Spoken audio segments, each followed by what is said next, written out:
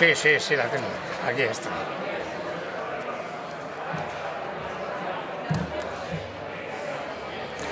Buenos días. Café y todo después de la foto, me lo pienso. Joder.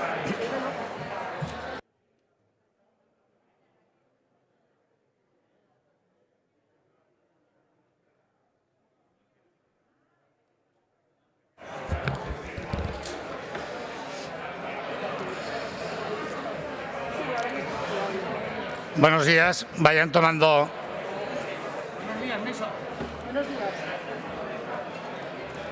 sus escaños.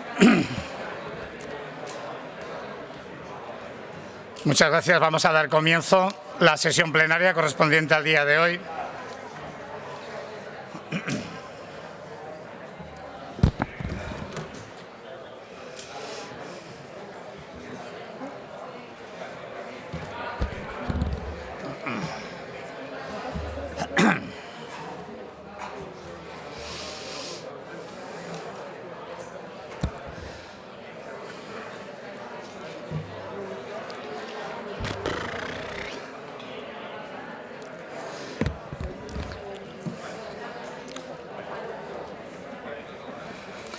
Gracias.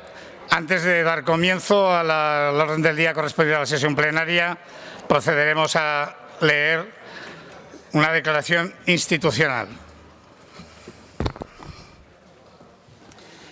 Propuesta de declaración institucional que la Mesa y Junta de Portavoces elevan al Pleno sobre la obesidad infantil. La Mesa y Junta de Portavoces de las Cortes de Aragón acuerdan elevar al Pleno de la Cámara la siguiente propuesta de declaración institucional sobre la obesidad infantil. La Comisión de Seguimiento del Pacto por la Infancia de Aragón considera que la obesidad infantil es uno de los grandes problemas de salud pública de Aragón.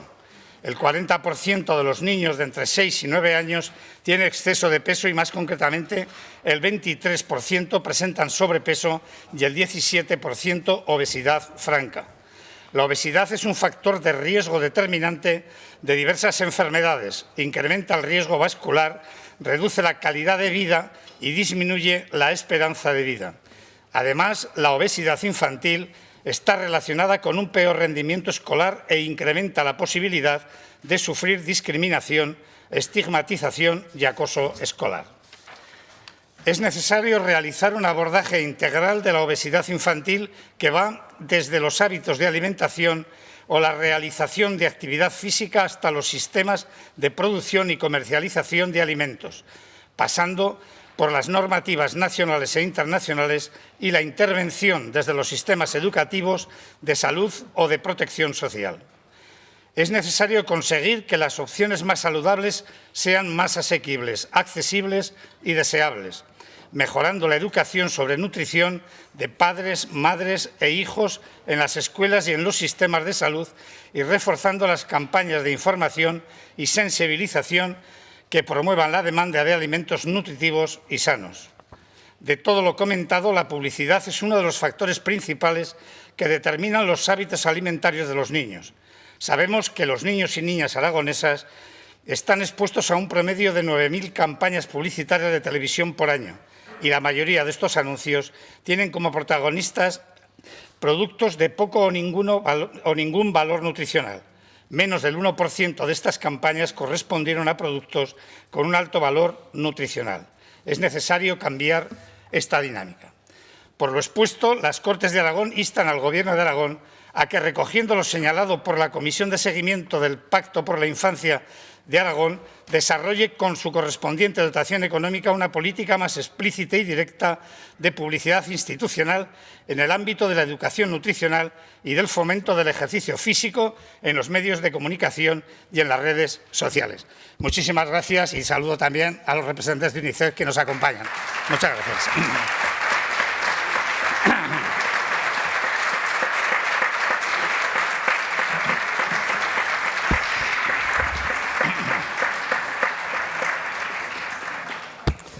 Muchas gracias. Vuelvo a saludar a los representantes de UNICEF, encabezados por el presidente de UNICEF Aragón. Y ya, ahora sí, procedemos a dar inicio a esta sesión plenaria, comentándoles antes de iniciar, que será un pleno con un carácter absolutamente ordinario, la votación después de cada una de las iniciativas y, por lo tanto, se hará una parada aproximadamente de hora y media para la comida. Por lo tanto, volvemos a la normalidad que ya habíamos seguido en diciembre.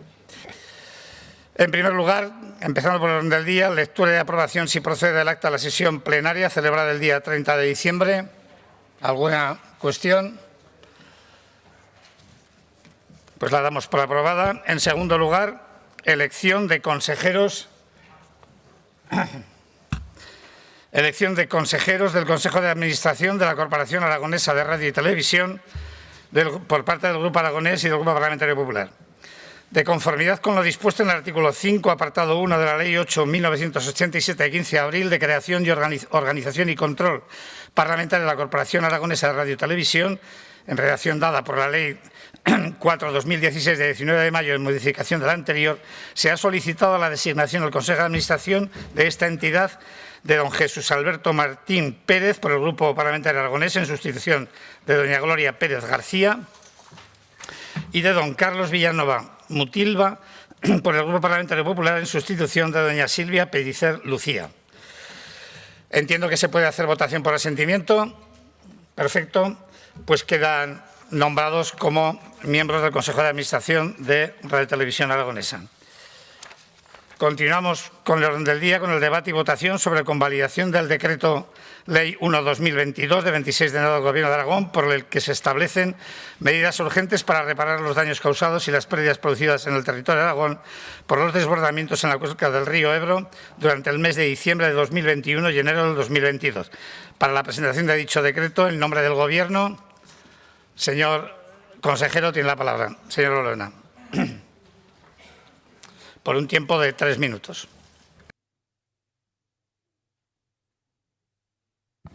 Gracias, señor presidente. Buenos días, señorías.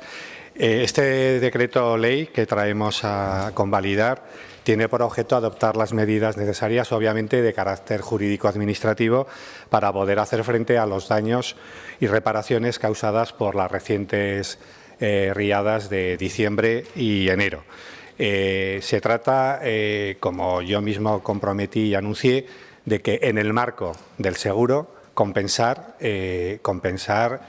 al propio seguro y dejando claro esta idea de en el marco del seguro agrario.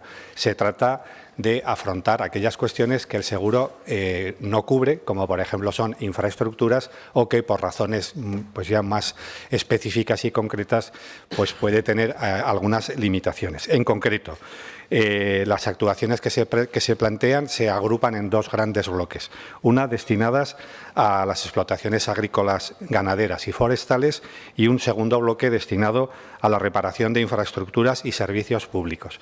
Respecto de del primer bloque de las explotaciones agrarias, contemplamos subvenciones para los daños en producciones agrícolas y ganaderos, subvenciones para la restauración de las explotaciones, incluyendo las explotaciones ganaderas, traslado de animales, manutención que los ganaderos hayan tenido que afrontar. Y aquí es donde incluimos una novedad, una cuestión, un nuevo enfoque que es, y quiero subrayarlo y que no quede ninguna duda, con carácter absolutamente voluntario. Y permítanme que subrayo voluntario, la posibilidad de, en aquellas parcelas, no cualquiera, sino que sufren de manera recurrente daños, se puedan sustituir los cultivos agrícolas por cultivos forestales. Y permítanme, insisto y subrayo, carácter voluntario y en aquellas parcelas que sufren daños recurrentes. Además de esto, también introducimos como novedad las subvenciones tanto de intereses como de costes financieros, con el propósito de que no haya coste financiero para el interesado, préstamos para hacer frente a los problemas de liquidez. El segundo bloque, medidas destinadas a las infraestructuras y servicios públicos.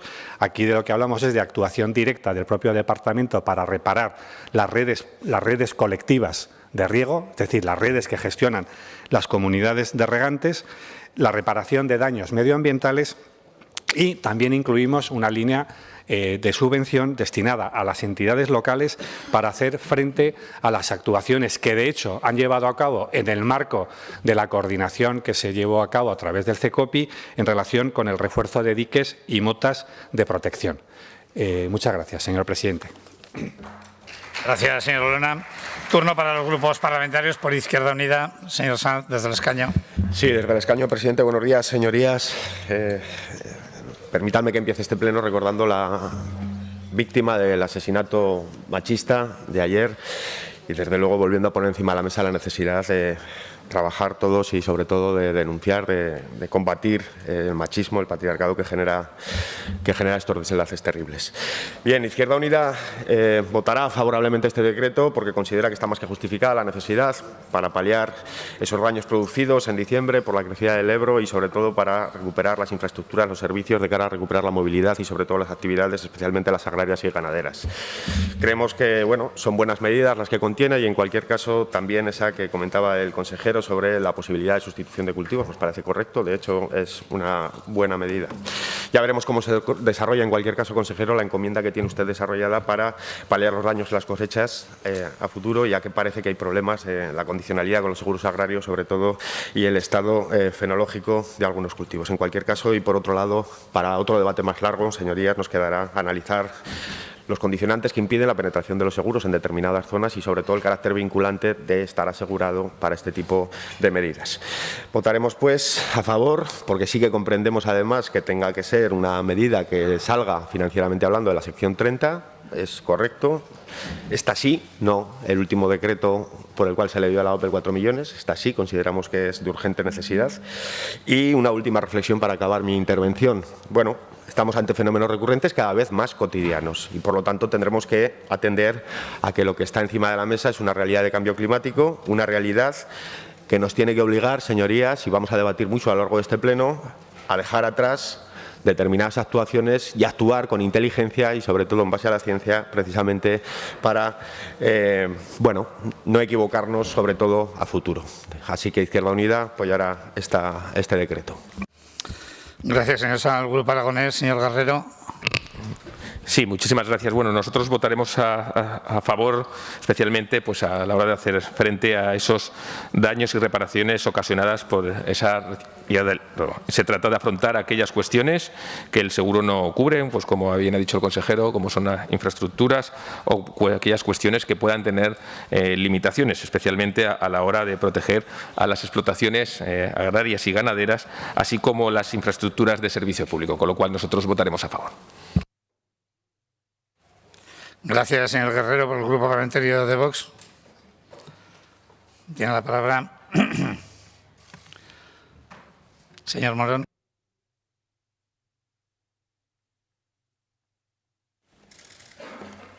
Gracias, señor presidente. Entre los días 12 a 16 de diciembre de 2021 se produjeron en Aragón importantes inundaciones que recordaban a las del 2015, si bien con un caudal muy inferior al registrado en ese año, 2.112 metros cúbicos por segundo frente a los 2.500 metros cúbicos por segundo del año 2015 a su paso por Zaragoza. Inundaciones originadas por las cuantiosas precipitaciones registradas fundamentalmente en los afluentes del río Ebro a nivel de Navarra y en menor medida en el tramo aragonés. Dado que las escasas actuaciones de prevención se habían realizado exclusivamente a nivel de los cascos urbanos, los daños en las explotaciones agroganaderas y en infraestructuras de titularidad pública fueron cuantiosos. Durante los días 11 al 14 de enero de 2022 también se produjo una avenida con caudales importantes que, si bien no llegó a tener carácter extraordinario, pues generó nuevos daños que agravó los daños ya producidos por la anterior avenida. Ante esta situación y las dificultades que se van a encontrar muchos ribereños para percibir indemnizaciones por las condiciones, estrictas condiciones que impone Agroseguro, valoramos positivamente la adopción inmediata de medidas adecuadas para el restablecimiento de los servicios, la reparación de los daños producidos y la vuelta a la normalidad de las zonas afectadas lo antes posible a través de este decreto ley. Consideramos que las medidas adoptadas son necesarias para compensar las pérdidas ocasionadas por la riada, tanto las explotaciones agrícolas y ganaderas como las infraestructuras de los municipios afectados. No obstante, queremos expresar nuestra preocupación por la indefinición de las condiciones que se exigirán para optar a las subvenciones por los daños producidos en las explotaciones, que se determinarán en el plazo de 45 días una vez convalidado este decreto ley. Subvenciones que, al igual que para la restauración de las explotaciones, se determinarán conforme a los criterios y módulos que establezca el Departamento de Agricultura, así como por las subvenciones de costes financieros de préstamos suscritos para hacer frente a los problemas de liquidez de las explotaciones, que esta también puede determinar en qué condiciones se harán. En cualquier caso, vamos a votar a favor de su convalidación, pero sí que queremos, antes de finalizar mi exposición, insistir nuevamente en la importancia de realizar labores de prevención en el cauce del río Ebro. Más allá de lo que se ha hecho hasta ahora, el refuerzo de motas y diques en localizaciones próximas a los núcleos urbanos. Y les recordamos que, según las estimaciones facilitadas por la Asociación de Afectados de las Rías del Río Ebro, ante la falta de actuación sobre este río, desde el año 1980, las pérdidas por inundaciones ascenderían solamente en el tramo aragonés a 760 millones de euros. Como se suele decir, mejor prevenir que cuidar. Muchas gracias. Gracias, señor Morón. Por el Grupo Parlamentario de Chunta, señora Martínez, desde el escaño. Gracias, presidente. Buenos días, señorías. Señor consejero, gracias por las explicaciones que nos ha dado y decirle que puede contar con el voto favorable de Chunta Aragonesista. Poco más que añadir a lo que ya ha dicho el consejero, esta línea de subvenciones que viene a paliar los efectos causados por las riadas hace muy pocas fechas, y esto sí que quiero resaltarlo, por la celeridad que ha tenido el traslado de este decreto ley a estas Cortes para su convalidación. Estamos hablando de unas afecciones que se produjeron en el mes de diciembre y en el mes de enero de este mismo año, y en el mes de febrero ya disponemos de este decreto que sometemos ahora a debate para su posterior publicación. Consideramos adecuado que tiene que haber líneas de ayudas en cuanto es a la afección a las explotaciones agrícolas, tanto a particulares como también las que son de carácter de reparación de infraestructuras y servicios públicos, y por otro lado también vemos adecuado esa otra línea de ayudas que se establece para los ayuntamientos en aquellos casos que hayan realizado y financiado actuaciones de refuerzo. Por nuestra parte, poco más que añadir, solamente decirle que puede contar, como ya he dicho al principio, con el voto favorable de Chunta Aragonesista y con nuestra disposición para seguir mejorando las posibles afecciones que puedan ocurrir con un río de aluvión y un río mediterráneo como es el río Ebro, que creo que ese es el debate que también tenemos que tener en cuenta y ser conscientes de que estos sucesos, tanto por avenidas ordinarias como extraordinarias, se pueden dar. Muchas gracias. Gracias, señora Martínez. Por el Grupo Parlamentario de Podemos, señor Escartín.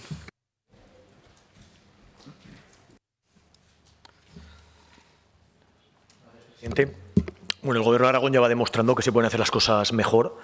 Ante las riadas, siempre lo hemos dicho, lo primero, prevención, coordinación de todos los elementos, servicios y profesionales de protección civil, protección de las personas, de los seres vivos, de los municipios y reparación inmediata y urgente de los daños. Y lo demostramos con la convalidación del primer decreto ley del Gobierno de Aragón, el 1/2022, que se hace gracias al plan de contingencia que recoge la sección 30 de un presupuesto de Aragón de 2022 aprobado en tiempo y forma de estas Cortes de Aragón. A diferencia de otras comunidades autónomas, el Gobierno de Aragón dispone ya de unas cuentas aprobadas por el Parlamento, por lo tanto, puede articular las medidas urgentes y necesarias para ayudar a paliar los daños de los 34 municipios ribereños afectados por unas riadas, por unas crecidas extraordinarias del Ebro. Señorías, no es normal que el 12 y 16 de diciembre de 2021 se desborde el río Ebro. No es normal. Ya estamos dentro de fenómenos climáticos extremos. Estamos ya ante la alerta de una sequía en Aragón. Llevamos un mes y medio que no llueve, pero es que hace un mes y medio teníamos riadas extraordinarias. No es normal que antes del deshielo de las nieves pirenaicas ya se nos desborde el río en los municipios zaragozanos. Y el Gobierno de Aragón ha demostrado que se pueden hacer las cosas mejor con respecto a la anterior gestión de febrero de 2015 del Gobierno del Partido Popular. Se ha activado ya en los sucesivos años el Plan Especial de Protección Civil de Emergencias ante el riesgo de inundaciones, porque de lo que se trata es de sacar los animales a tiempo, proteger los municipios siempre que se pueda, las casas y, sobre todo, evitar la pérdida de vidas. Y esto se ha conseguido una vez más. Y, sin embargo, tenemos todavía inundaciones y afecciones a sistemas de riegos, a caminos y algunas casas que hay que repararlo. Además, tuvimos el 11 y 14 de enero otra crecida que no fue tan grave en cuanto a sus afecciones, pero al estar tan concentrada en el tiempo, pues lógicamente agudizó y agravó los daños ya producidos. Por lo tanto, vamos a votar sí a la convalidación de este decreto ley, vamos a apoyar al Gobierno de Aragón para que ayude en la reparación de las infraestructuras, para que apoye a las explotaciones ganaderas y agrícolas afectadas, para que refuerce aquellas protecciones que hayan sido afectadas, para que favorezca esto que es muy importante que ha dicho el consejero, que es que de forma voluntaria haya una transformación de algunas parcelas que son reiteradamente afectadas por las inundaciones y, en definitiva, creemos que hay que seguir en esta línea de coordinación de todos los elementos que tenemos a nuestra disposición en los municipios, en las entidades locales, en el Gobierno de Aragón y, sobre todo, en coordinación con la CHE y el Gobierno central. Muchas gracias y a seguir trabajando así. Gracias, señor Escartín. Por el Grupo Parlamentario de Ciudadanos, señor Domínguez.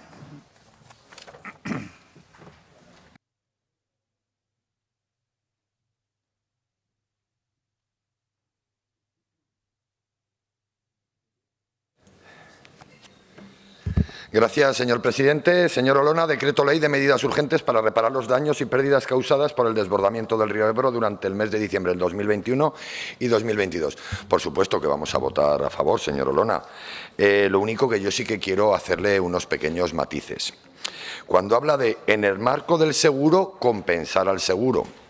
Usted sabe que el seguro ya ha dicho que en los campos de cereal que no tenga la tercera hoja no lo va a cubrir. No es que lo diga yo. ¿Esto qué es? Se ha inundado muchísimos campos de cereal y están podridos, están ahí para verlos. Ya empezamos con el seguro y ahora tenemos que darle al seguro para que lo cumpla. Yo espero, usted lo dijo en unas declaraciones en la radio, que dijo que donde no llegara el seguro, llegaría el Gobierno de Aragón. Así que le tomo nota y, por supuesto, espero que esto quede en el diario de sesiones de que esas infraestructuras y todos esos campos de cereal que por un casual no tengan la tercera hoja, pues desde luego sean compensadas. Nos ha hablado de dos bloques, el bloque de infraestructuras, tanto para redes de riego y a las entidades locales darles la ayuda para que hagan diques, motas y en este caso también caminos. Me parece perfecto. Y con las explotaciones ganaderas y agrícolas le digo exactamente lo mismo. Luego ha nombrado usted que es voluntario el tema de hacer cultivos forestales en determinadas tierras de cultivo que están siendo muy afectadas cada vez que hay una riada. Yo no lo veo mal y que sea voluntario, pues oye, eso lo decidirá el propietario. Pero que tengamos que utilizar unas tierras fértiles, no. Lo siguiente, para producción de alimentos, para forestal, que reforzaremos esa zona que está tan pegada al río Ebro, me parece muy bien, pero que tengamos que poner pinos en vez de cereal, o en vez de soja, o en vez de alfalfe, esto es retrógrado, esto es ir para atrás, esto es ir para atrás. Lo que se tiene es que solucionar. Yo cuando decía el señor de Izquierda Unida, el cambio climático tiene parte de culpa, pero otra parte de culpa la tiene de que no hemos hecho lo suficiente a la hora de la limpieza, tanto de orillas como de cauce, que ese es el problema, como de cauce, que el cauce en situaciones excepcionales se puede limpiar. Nosotros estamos en la Unión Europea y en el Parlamento Europeo intentando que esto se generalice. Usted, señor Olona, ¿se acuerda de las famosas riadas de Valencia? El Turia, cuando se desbordaba el Turia, pues pusieron solución. Y aquí es que cada 2 o 3 años un verdadero dineral, 780 millones, decía el señor de Vos, 760, bueno, prácticamente es lo mismo, 780 millones de euros desde los años 80. Pero por favor, señor Olona, tenemos que poner medidas. No puede ser que cada 3 años estemos invirtiendo un pastón de los impuestos para un problema que poco a poco se le puede ir dando solución. Así que todo nuestro apoyo, pero señor Olona, estos matices espero los tenga usted en la cabeza y empecemos a tomar medidas de verdad. Si no, dentro de 2 años estaremos aquí en las mismas. Y ojalá sea dentro de 2 años y no sea el año que viene. Muchas gracias. Gracias, señor Domínguez. Por el Grupo Parlamentario Popular, señor Celma.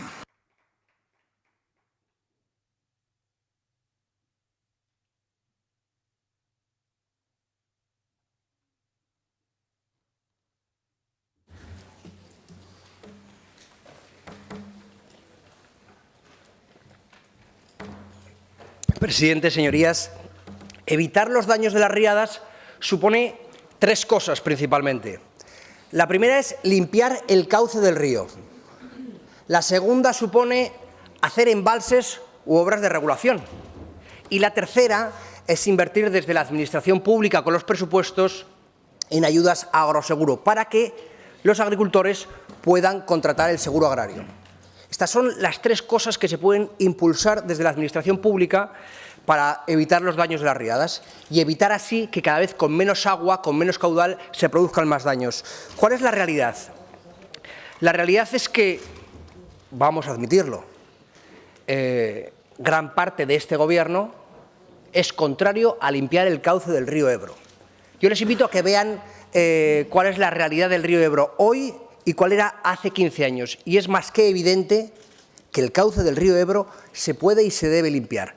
Pero más importante todavía, gran parte de este Gobierno que preside el señor Lambán está en contra de las obras de regulación, está en contra de los embalses. ¿Qué ocurriría en una riada como la que tuvimos en diciembre si no estuviese el embalse de Yesa o el de Itoiz? Embalses que, si fuese por parte de miembros de este Gobierno, no se hubiesen realizado. Han laminado más de 1.000 metros cúbicos por segundo. ¿Qué ocurriría si no existiesen esos embalses?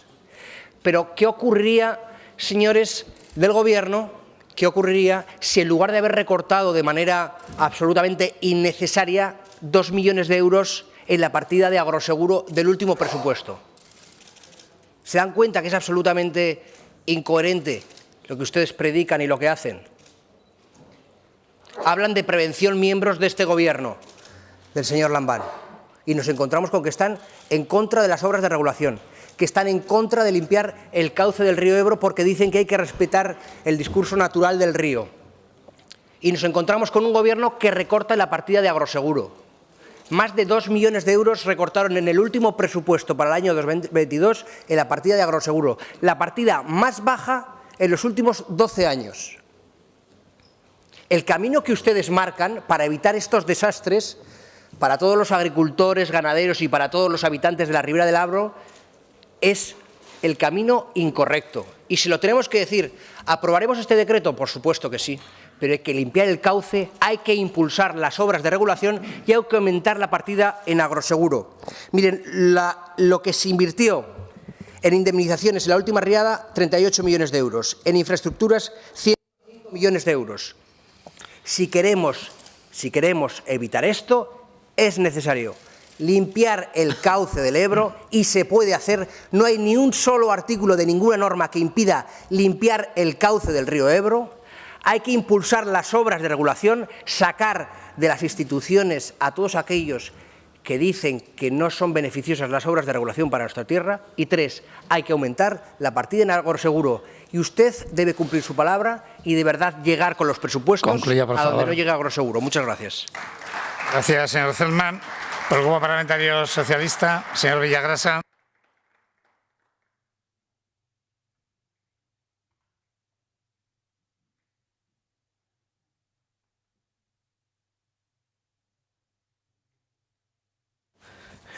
Buenos días, señorías. Buenos días, señor Olona. Usted ha venido a hablar del decreto de convalidación de unas actuaciones desde el punto de vista del Gobierno que responden de manera seria, de manera rápida y de manera eficaz a los daños producidos por la crecida del Ebro. Digo de manera seria y de manera eficaz, lo primero porque todos ustedes, todo el Gobierno encabezado por el presidente Lambán, en los días más críticos, cuando había problemas y era necesario estar de la mano de los alcaldes, de los municipios, de los ganaderos, de los agricultores y de Aragón, el Gobierno estuvo presente en los municipios. El Gobierno cumplió con seriedad, el Gobierno cumplió estando cerca de la gente que lo estaba pasando mal, el Gobierno cumplió activando la emergencia especial de protección civil y el Gobierno cumplió también con medidas jurídicas que hoy traemos a convalidar, como es el decreto. Señor Celman, no se preocupe por los embalses, aquí tiene un embalse andante. Señor Celman, no se preocupe por las la seriedad y por la formalidad de este Gobierno. Este Gobierno responde y es contrastable no a los tuits, no a los vídeos con música épica, es contrastable respecto de los hechos. Este Gobierno, la presencia también del presidente del Gobierno de España, este Gobierno también entiende las necesidades que existen en el Ebro. Este Gobierno es el primer Gobierno que ha realizado actuaciones de limpieza y de trabajos en el cauce del Ebro. Algunos han estado muchos tiempos en responsabilidades gubernamentales, incluso con mayorías absolutas, y hechos son amores y no buenas razones. Algunos de los que ahora reivindican Yesa e Itoiz están algunos insignes parlamentarios en la bancada socialista que les podrían dar alguna clase magistral, pero los socialistas, los y las socialistas, encabezados por el presidente Lambán, hemos estado cerca de la gente de Alagón, Alborge, Alcalá de Ebro, Alfajarín, Alforque, Boquiñeni, Cabañas, Cinco Villas, El Burgo, Figueruelas, Fuenterdebro, Gallur, Gelsa, La Puebla de Alfindén, La Zaida, Luceni, Novillas, Nue de Ebro, Osera, Pastriz, Pedrola, Pina de Ebro, Pinseque, Pradilla, Quinta, Remolinos, Sástago, Sobradiel, Tauste, Torres, Utebo, Velilla, Villafranca y Zaragoza. Porque nuestro partido defiende a Aragón, no defiende exclusivamente los intereses de un determinado término municipal. Cercanía, rapidez, efectividad, compromiso, señor Olona, a través de este decreto ley y sobre todo también con un presupuesto aprobado en tiempo y forma que con los fondos de contingencia se puede dar solución, presupuestos que algunos denigraron y no quisieron votar a favor. Pero usted, señor Celma, hablaba de tres cosas. Yo también digo que en política hace falta dos fundamentales. Uno, el cumplimiento de la palabra dada, el Gobierno de Aragón, y lo segundo, la seriedad y la formalidad cuando somos Gobierno y cuando somos oposición. Y no quería despedirme sin decir que efectivamente votaremos a favor la convalidación del decreto ley y que quizás de los recuerdos de esta crecida del Ebro quede un cuento muy parecido al que Charles Perrault escribió allá por el siglo XVII, solamente que en vez de animales estaríamos hablando del parlamentario con botas. Muchas gracias y buenos días. Gracias. Pues vamos a pasar a votar la convalidación de dicho decreto ley.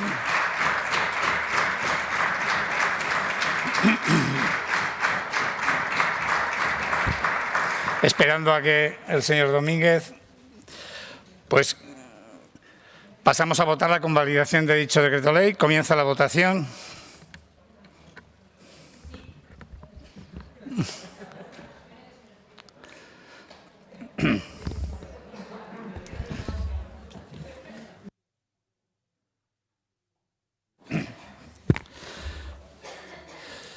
Finaliza la votación. 65 presentes, 65 emitidos, votos a favor 65, ningún voto en contra, ninguna abstención.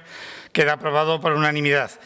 Explicación de voto. Izquierda Unida, Grupo Aragonés, Grupo Parlamentario de Vox, Xunta Aragonesista, Podemos, Grupo Parlamentario de Ciudadanos, ¿no? Perdón, sí. Perdón, un momentito antes de que tome la palabra, porque me ha quedado una cuestión. Entiendo que, desde luego, algún grupo va a solicitar su tramitación como proyecto de ley. Entiendo que no. Perfecto, pues continuamos con la explicación de voto. Por el Partido Popular, señor Celma, tiene la palabra. Gracias, señor presidente. La realidad a veces no solo supera la ficción, sino que a algunos les puede parecer demagógica. Y la realidad dice que de esos embalses que dice apoyar el PSOE, dice apoyar, que siempre hay una gran diferencia entre lo que dice y hace, ahora mismo se acaba de aprobar el plan hidrológico de la cuenca del Ebro. 30 embalses que van a dejar de hacerse en nuestra comunidad autónoma, 30 embalses que cuando se produzcan riadas se lo recordarán a los socialistas, al señor Lambán, 30 embalses que dejaron de hacerse porque este Gobierno dejó de defender los intereses de nuestra tierra por mantenerse en el sillón un rato más, un año y medio más, para no perder el apoyo de Podemos, para no perder el apoyo de Xunta Aragonesista. Es decir, que lo siento mucho, porque quizá en su corazón o en su manera de interpretar la vida se cree un embalse andante, pero la realidad es que si de verdad se lo cree y en conciencia, usted está mal sentado en esa bancada. Porque su partido hace tiempo que dejó de defender los embalses y las obras de regulación. Segundo, Agroseguro Agroseguro, que es la gran herramienta de los agricultores para cubrirse ante determinadas incertidumbres, desde que gobierna el señor Lambán, no ha dejado de bajar las partidas económicas. 2 millones en el último presupuesto. ¿Hicieron caso a las enmiendas del Partido Popular para aumentar la partida de Agroseguro? No, señor. ¿Por qué? Porque ustedes creen que poniendo un tuit, que haciendo declaraciones rimbombantes, eso cubre la realidad. Pero ¿sabe qué pasa? ¿Sabe qué pasa? Que los agricultores, esos de los que usted habla, y los ganaderos de Boquiñeni, de Pradilla, de Pina, no son tontos. No son tontos. Ustedes se creen que los habitantes de nuestros pueblos son tontos, pero no. Y saben que ustedes han votado en contra de los embalses, que no apoyan a Agroseguro y que no están a favor de limpiar el cauce. ¿Y sabe por qué? No porque no se lo quieran, sino porque se lo condicionan sus socios de gobierno. Muchas gracias. Muchas gracias, señor Celma. Señor Villagrasa. Gracias, señor presidente. Pues menos mal que hemos estado todos de acuerdo en que el Gobierno de Aragón ha actuado rápido, de manera eficaz y jurídicamente, y en el primer pleno que hemos tenido se ha convalidado el decreto ley que da solución a los daños que se han producido. Tiempo atrás queda para la memoria esa riada del año 2015, esa visita en la Expo del presidente Rajoy, esos daños. Señor Olona, ¿se acuerda que fue de lo primero que hubo que pagar con el gobierno del señor Lambán nada más llegar en el año 2015, incluso algunas cosas fuera de presupuesto? Pero si hay muchas cosas, señor Celma, yo no me he equivocado de bancada. Yo soy un chico del medio rural zaragozano, orgulloso de ser pro embalser, de ser pro regante y de ser pro desarrollo de Aragón. ¿Y sabe el qué? ¿Sabe quién es el gobierno que más hectáreas ha modernizado en las últimas décadas? 46.000. El gobierno del señor Lambán. ¿Sabe quién ha puesto más dinero para la modernización de regadíos? El gobierno del señor Lambán. ¿Sabe usted dónde se han hecho las grandes transformaciones agrarias y esos embalses que dice usted tanto defender? Con gobiernos del Partido Socialista Obrero Español. Cualquier día que quiera nos sentamos, tomamos un café, ponemos en común los datos y hacemos frente común por el Aragón de todos, y no solo el Aragón que algunos dicen defender desde un único término municipal. Muchas gracias. Muchas gracias. Señor Villagrasa, continuamos con el orden del día del Pleno, con la comparecencia del presidente del Gobierno de Aragón a petición propia, al objeto de informar sobre la situación de la candidatura a los Juegos Olímpicos de Invierno. Señor Lambán, tiene la palabra.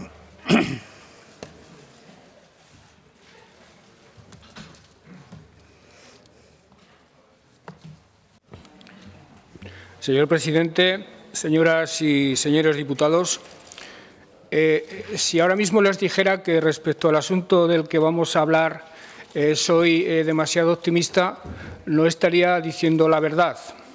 Lo cierto es que ayer en el Parlamento de Cataluña el Gobierno de la Generalitat volvió a poner de manifiesto que desconoce hechos absolutamente claros, como el de que una candidatura de los Juegos de 2030 solo la puede liderar el Comité Olímpico Español, y de que las reglas del juego las marca el Comité Olímpico Internacional. Y sin respetar esas reglas, que hoy por hoy el Gobierno de Cataluña no respeta, la candidatura está abocada al fracaso. No obstante, creo en el proyecto, lo defiendo con convicción. Voy a seguir trabajando porque salga adelante, contra viento y marea, me da la impresión, y como presidente de Aragón asumo que este es un proyecto que trasciende al Gobierno que presido, que trasciende de largo a esta legislatura. Ni siquiera tendrían lugar los Juegos en la próxima, sino en la siguiente, y por tanto hay que tratar por todos los medios de concitar los máximos apoyos, los máximos consensos posibles. Y me parecía oportuno venir esta mañana aquí a las Cortes a fijar mi posición y a esperar que de una manera formal, de una manera expresa, se pronuncien el resto de los grupos parlamentarios. Y para ello les hablaré de tres cuestiones.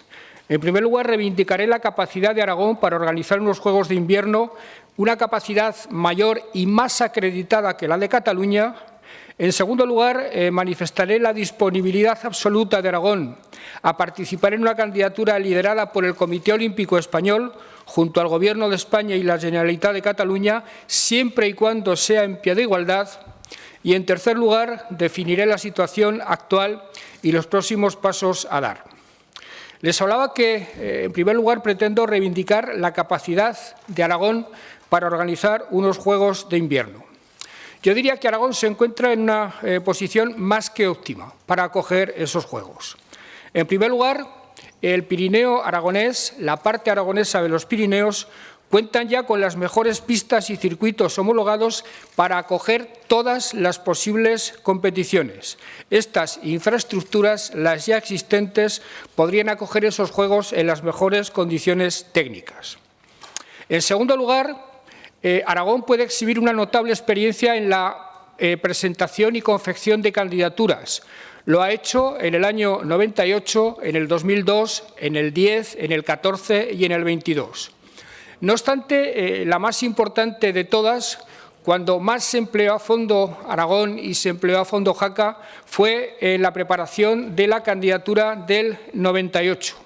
Jaca 98 tuvo que superar lo que entonces se llamaba corte para competir como candidatura junto a otras que pudieran presentarse, o sea que tenía que recibir el aprobado del proyecto por parte de los técnicos del Comité Olímpico Internacional y recibió ese aprobado.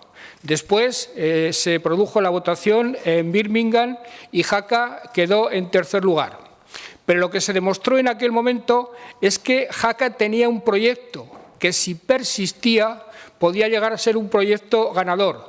Pero, por unas razones u otras, ni Aragón ni el Comité Olímpico Español se emplearon después con la misma firmeza y con el mismo entusiasmo que lo hicieron en aquel momento. En tercer lugar, Jaca atesora una gran experiencia en la organización de eventos deportivos de invierno de primer nivel. En el año 81, justamente pocos días después del golpe militar, tuvo lugar la Universiada, con más de 600 deportistas de 28 países distintos. En el año 95, Jaca volvió a organizar otra Universiada, en la que participaron ya 1.500 deportistas de 44 países y que produjeron unos beneficios de en torno a 6 millones de euros. En febrero del 2007, Jaca acogió el Festival Olímpico de la Juventud Europea, con más de 1.300 deportistas y técnicos de 43 países. Y otras competiciones se han organizado también en Formigal, Campeonatos del Mundo Junior, Copa de Europa de Damas, finales de Copa de Europa, etcétera, etcétera. Y en cuarto lugar, Aragón, Jaca en particular, cuenta con deportistas de nivel para competir en los Juegos. Se ha impulsado hace 6 años las escuelas de tecnificación deportiva en el IES Pirineos de Jaca, donde se realizan especialidades olímpicas como hockey sobre hielo, curling o biatlón. Además, Jaca se sitúa también el Centro Especializado de Tecnificación Deportiva de Invierno y existen varios programas de tecnificación de esquí alpino, de esquí de fondo o programa autonómico de biatlón. En definitiva, y esto es lo que quería decir con toda rotundidad, si hubiéramos de competir Aragón y Cataluña, una contra la otra o una frente a la otra, por la organización de los Juegos, o si una tuviera que asumir el liderazgo frente a la otra, yo no tengo ninguna duda de que ganaría Aragón. Pero lo cierto, señoras y señores diputados, es que la cuestión no se plantea en esos términos. Les iba a hablar, en segundo lugar, y voy a hacerlo, de la manifestación de disponibilidad absoluta de Aragón a participar en una candidatura liderada por el Comité Olímpico Español, junto al Gobierno de España y la Generalitat de Cataluña, siempre y cuando sea en pie de igualdad. Les tengo que decir que la primera vez que se me participó de la idea de que Aragón se integrara en esta candidatura fue justamente cuando se estaba discutiendo, cuando se estaba hablando de la investidura que dio lugar a este cuatripartito en el verano del año 2019. El presidente del Comité Olímpico Español me planteó esa posibilidad de una candidatura liderada por el COE de una candidatura que necesariamente tenía que acoger a todo el Pirineo y en la que tenían que estar Aragón y Cataluña. Y por mi parte ya entonces planteé con absoluta claridad que esa candidatura tenía que ser una en la que Aragón participara absolutamente en pie de igualdad con Cataluña. El presidente del COE me dio su conformidad absoluta y ya empezamos a trabajar en esa candidatura. La COVID, como otros muchos procesos, interrumpió de la elaboración de la candidatura, se reanudó en el año 2021 y tuvimos un primer problema, un primer encontronazo con la Generalitat de Cataluña, cuando pactamos una carta, el presidente del Gobierno de España, el presidente de la Generalitat y yo mismo, para decirle al COI que aspirábamos a presentar una candidatura y el presidente de la Generalitat incumplió su compromiso y redactó esa carta en términos distintos a como lo hicimos Pedro Sánchez y yo mismo. Reaccioné de manera inmediata y dije que si no se respetaban las reglas del juego, Aragón no participaría en la candidatura y, por tanto, no habría ni candidatura ni juegos.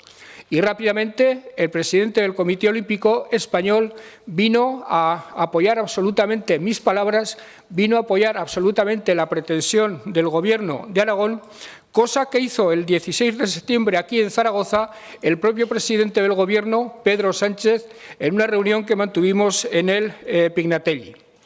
Después, el día 26 de noviembre, el presidente del COE, Alejandro Blanco, se reunió aquí en el Pignatelli con empresarios de la comunidad.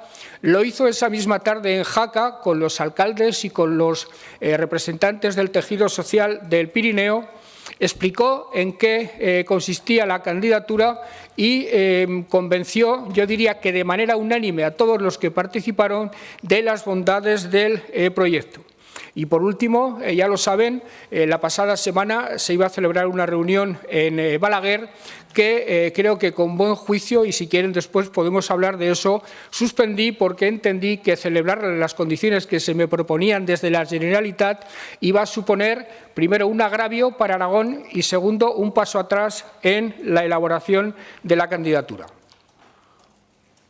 La situación actual es la de un impasse en lo que se refiere a las relaciones institucionales, pero de progresión en lo que se refiere al trabajo de los equipos técnicos designados por el Gobierno de Aragón, por la Generalitat de Cataluña y por el COE y el Gobierno de España. Ya hubo una primera sesión constitutiva después de muchos contactos previos. El pasado 21 de diciembre, insisto, de los equipos técnicos, una segunda reunión el día 13 de enero y, por último, en cuanto a lo más notable se refiere del trabajo de estos tres grupos técnicos, el pasado 18, 19 y 20 de enero, representantes del COI visitaron Aragón, visitaron la ciudad de Zaragoza, visitaron otros emplazamientos de la comunidad para valorar los distintos espacios que nosotros estamos proponiendo para la celebración de los Juegos.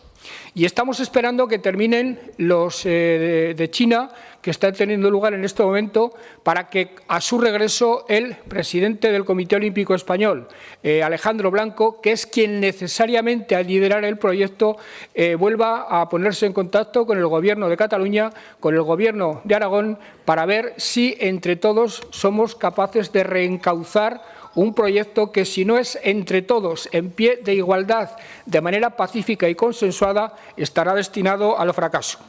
Los Juegos, señoras y señores diputados, los quieren los municipios del Pirineo, todos sin excepción.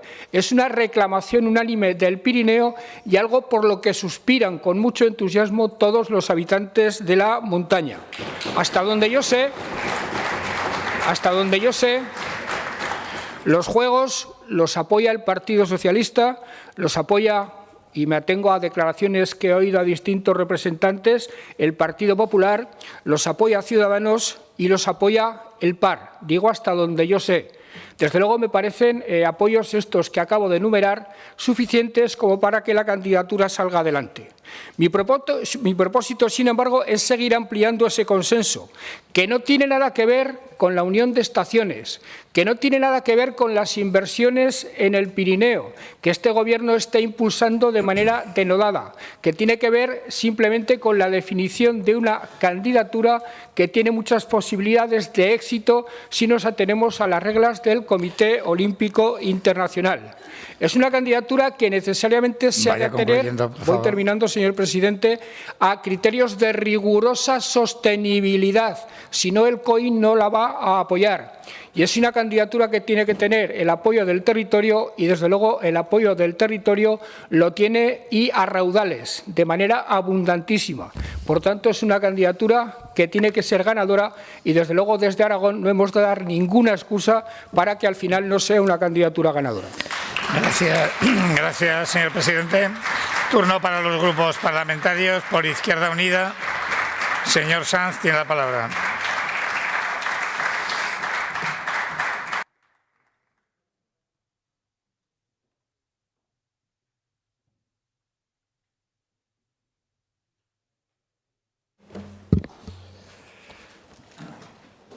Buenos días, señorías. Buenos días, presidente, señor Lambán. La pregunta es si esta propuesta se apoya o la apoya la razón. Esa es la pregunta. Izquierda Unida lamenta profundamente la deriva, a nuestro juicio incluso absurda y contraproducente, que está adquiriendo este enésimo episodio del empeño histórico para la celebración de unas Olimpiadas de invierno en nuestros Pirineos.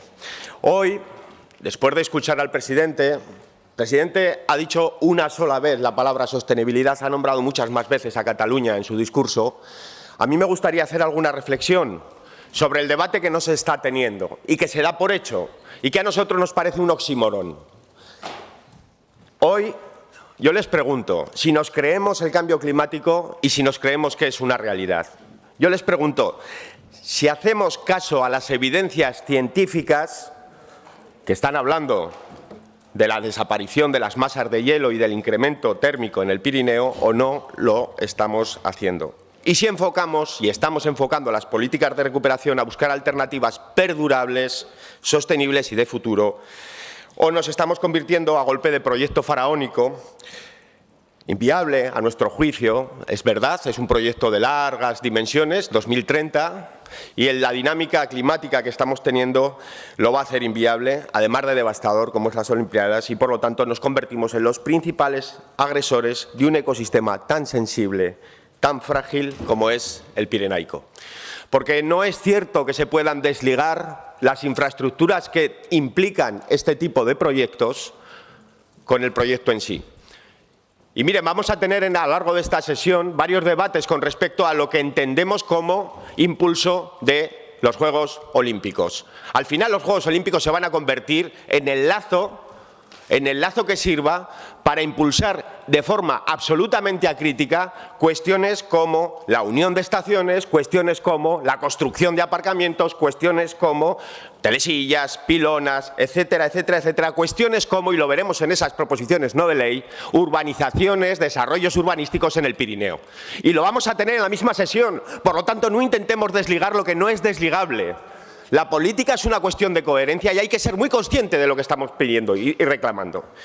Por lo tanto, señorías, a juicio de Izquierda Unida es inaudito, y empezamos ya por allí, que se facilite, que se impulse y que se pretenda alimentar este tipo de proyectos ya en el año 2020 con fondos europeos, nada más y nada menos que destinando 26,1 millones de los 30,7 que están previstos para la sostenibilidad del turismo en destino. Nos parece muy preocupante.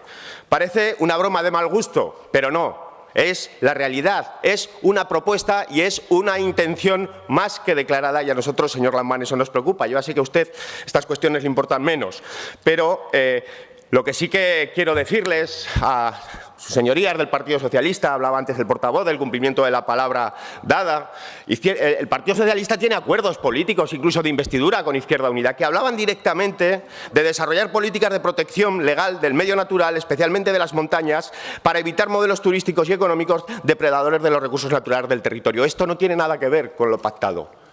No se está cumpliendo, señorías. No se está cumpliendo. Tampoco se está cumpliendo lo que dice el punto 32 de esa estrategia aragonesa de recuperación. Tampoco se está cumpliendo. Entonces, ¿de qué estamos hablando? Pero es que además tampoco hay transparencia. A mí me gustaría saber qué proyectos son los que van a sustentar esta candidatura y que estamos reclamando fondos europeos para ello. ¿Qué proyectos son?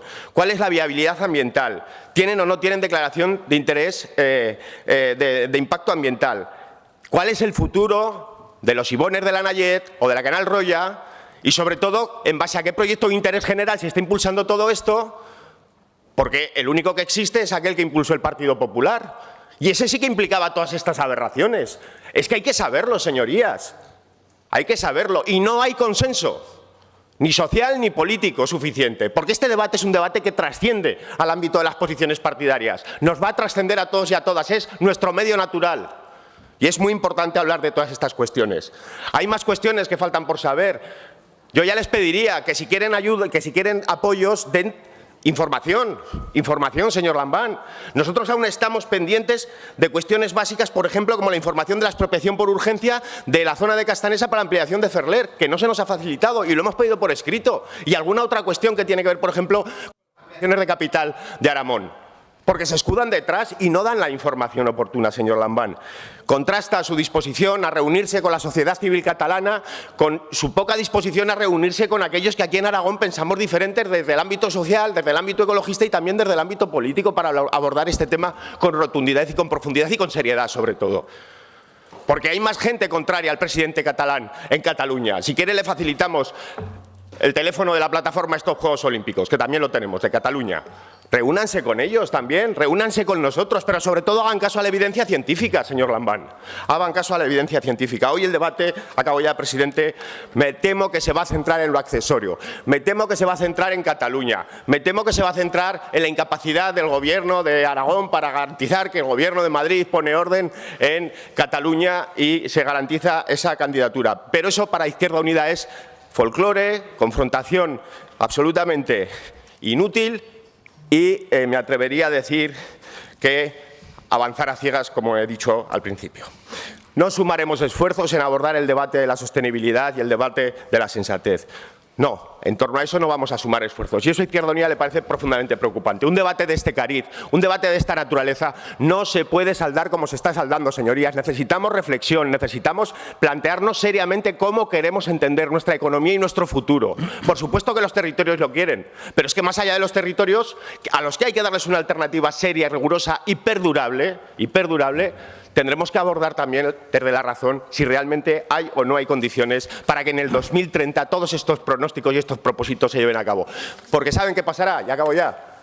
Que hasta entonces ya estará hecho el daño, ya habremos cometido los errores que no teníamos que haber cometido y habremos hecho un daño irreparable a un ecosistema hipersensible como es ese, pero sobre todo habremos demostrado un fracaso como sociedad y un fracaso político como país, como Aragón. Gracias, señor Sanz, por el Grupo Parlamentario Aragonés. Señor Guerrero.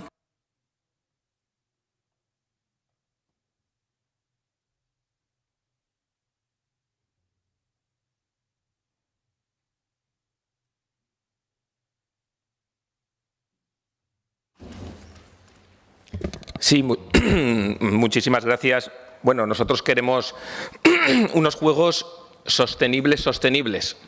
Lo digo dos veces porque antes aludía el portavoz de Izquierda Unida que solo lo había comentado una vez el presidente. Pues bueno, nosotros de momento ya llevamos dos veces que hemos dicho que queremos que impere también el criterio de sostenibilidad.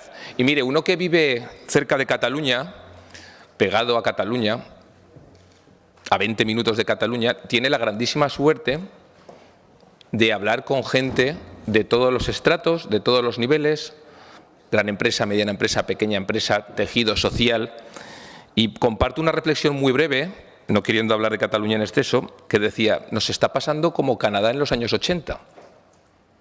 En los años 80, en Quebec, hubo un referéndum de independencia y a partir de ahí el PIB empezó a bajar en comparación con Toronto y con otros territorios dentro de Canadá.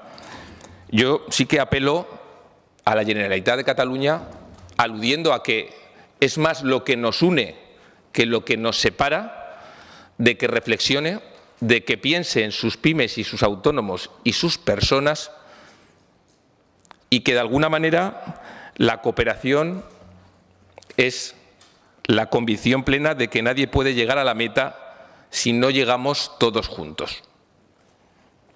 Es importante intentar ir unidos en algo trascendental, no para los intereses políticos, sino para los pymes, para los autónomos, para las personas que viven en los territorios, en aras a trabajar una candidatura de unidad para poner en valor no solo España, sino también los territorios en los que vivimos cada uno, y especialmente las personas que viven en el medio rural y que viven en nuestra tierra.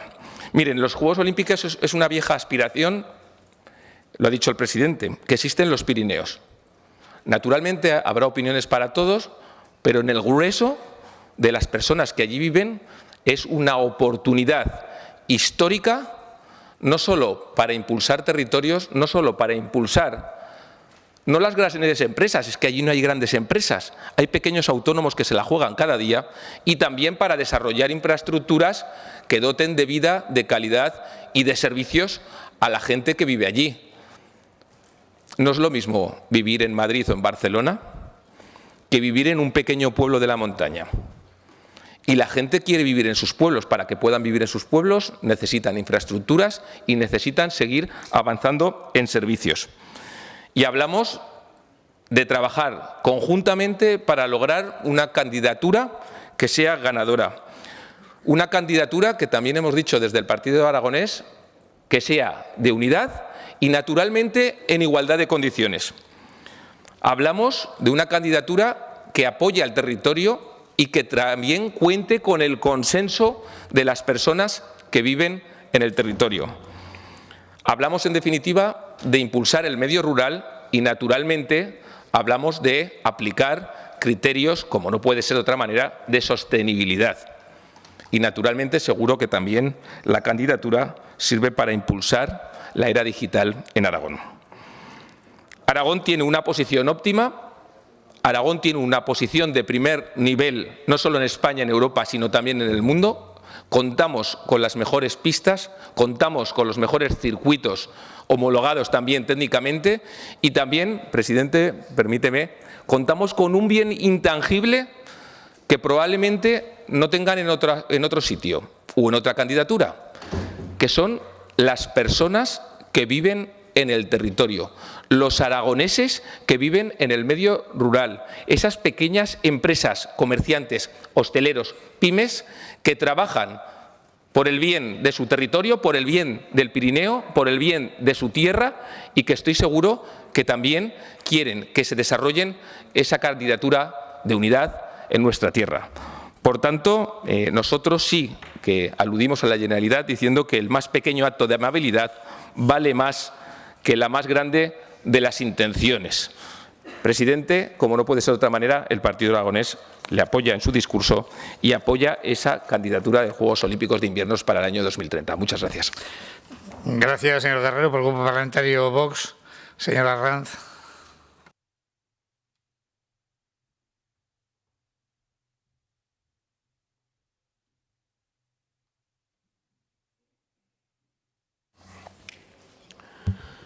Gracias, señor presidente. Buenos días, señor Lambán. Una vez más, en España demostramos no poder o no querer o no saber remar todos juntos en la misma dirección para conseguir un bien último, un bien común. Otra vez, las disputas internas nos debilitan y retratan como nación. Se vuelven a poner en evidencia los intereses particulares, egoístas y espurios de una comunidad, de una región que fantasea con ser un país independiente. Una Generalidad de Cataluña presidida por un hombre que se apellida además Aragonés, para más inri suyo, que de nuevo aprovecha la coyuntura para apartarse del objetivo y sentido mismo de la celebración de un evento de esta magnitud, como unos Juegos Olímpicos y Paralímpicos de invierno para el año 2030, para tratar de vender en el mundo un falso relato y su pretendida superioridad de Cataluña frente a Aragón y frente a España. Lo que debería ser un proyecto nacional español, una oportunidad, una ilusión que se materialice y organice por los españoles con un presupuesto que no olvidemos que proviene de los impuestos de los españoles, Un hito deportivo que ponga a España en el mapa como referente y para la admiración de todo el mundo.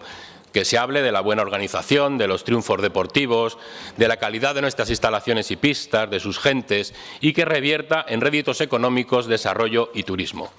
Especialmente para Aragón y para Cataluña, para el Pirineo, para sus valles, para el Alto Aragón y el Pirineo catalán, su hostelería, su comercio, y para el sector del esquí y los deportes de invierno, que tan mal lo han pasado en estos años con la crisis del COVID y las restricciones. Todo este potencial, desde la Generalidad de Cataluña, lo convierten y lo pervierten en otra oportunidad para enarbolar irresponsablemente su bandera separatista y para dañar la imagen y los intereses de España. España que somos todos, Aragón y también Cataluña. Estamos en una fase muy embrionaria, anunciando una simple candidatura, que habrá que competir con otras tres, que ellos sí que harán su trabajo bien, con Canadá, con Japón, con Estados Unidos, nada menos. Pero ya cojeamos al inicio de la salida de esta carrera por hacernos con las Olimpiadas de invierno. Mostramos desunión, división, debilidad y anunciamos problemas y tensiones políticas. Eso no gusta. Por un lado, la ofensiva separatista catalana y, por otro, todo el abanico de partidos de extrema izquierda que ya hemos empezado a escuchar aquí, que miran el proyecto con argumentos y dogmas del ecologismo radical. Para Vox no hay ninguna duda en que ha de tratarse de un proyecto de primer nivel, de una cuestión de Estado, de una candidatura española que se desarrollará como candidatura conjunta de Aragón y Cataluña, con una participación y protagonismo en condiciones de igualdad, con respeto y colaboración mutuas. Esperamos de usted, señor Lambán, que defienda los intereses de Aragón y que no pueden ser otros que los intereses de España, que no permita ningún tipo de subordinación o falta de respeto de la Generalidad de Cataluña a Aragón y que no permitamos que se utilice una oportunidad de desarrollo para nuestra tierra con la excusa de hacer una campaña independentista con proyección internacional por parte de Cataluña o que se pretenda dar voz a todo tipo de contenidos ideológicos controvertidos, Agenda 2030, ideología de género, alarmismo climático, que nada tienen que ver con el deporte y menos con esta candidatura de Juegos Olímpicos. Desde luego, la Generalidad de Cataluña no ceja en sus traiciones a España y en su deriva independentista. Lo último que ha llegado, que nos hemos enterado, es que incluso abraza a Sarajevo como socio de la candidatura, una alegoría de su pretendida balcanización de España. Nos costó menos reconstruir los puentes derribados en Móstar por el Regimiento de Pontoneros de Zaragoza que lo que nos va a costar reconstruir los puentes de entendimiento y colaboración con el separatismo catalán. Téngalo por seguro. Vox, desde luego, estará al lado de todo proyecto de deporte, de todo proyecto de candidatura española de Aragón y Cataluña y siempre con todo proyecto que revierta en desarrollo, dinamización y crecimiento para España. No tengan ninguna duda. Muchas gracias. Gracias, señor Arranz, por el Grupo Parlamentario de Chunta. Señor Palacín.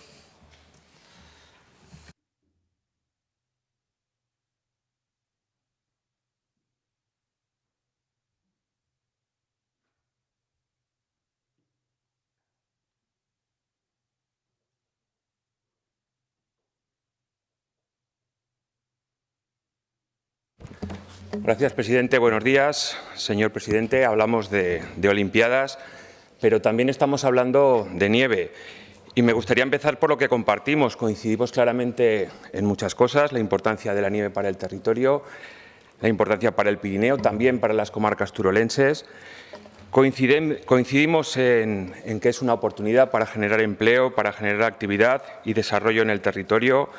Coincidimos en que hay que dedicar recursos, que hay que dedicar esfuerzos para potenciar e impulsar el sector y también, ¿por qué no?, para hablar de su futuro.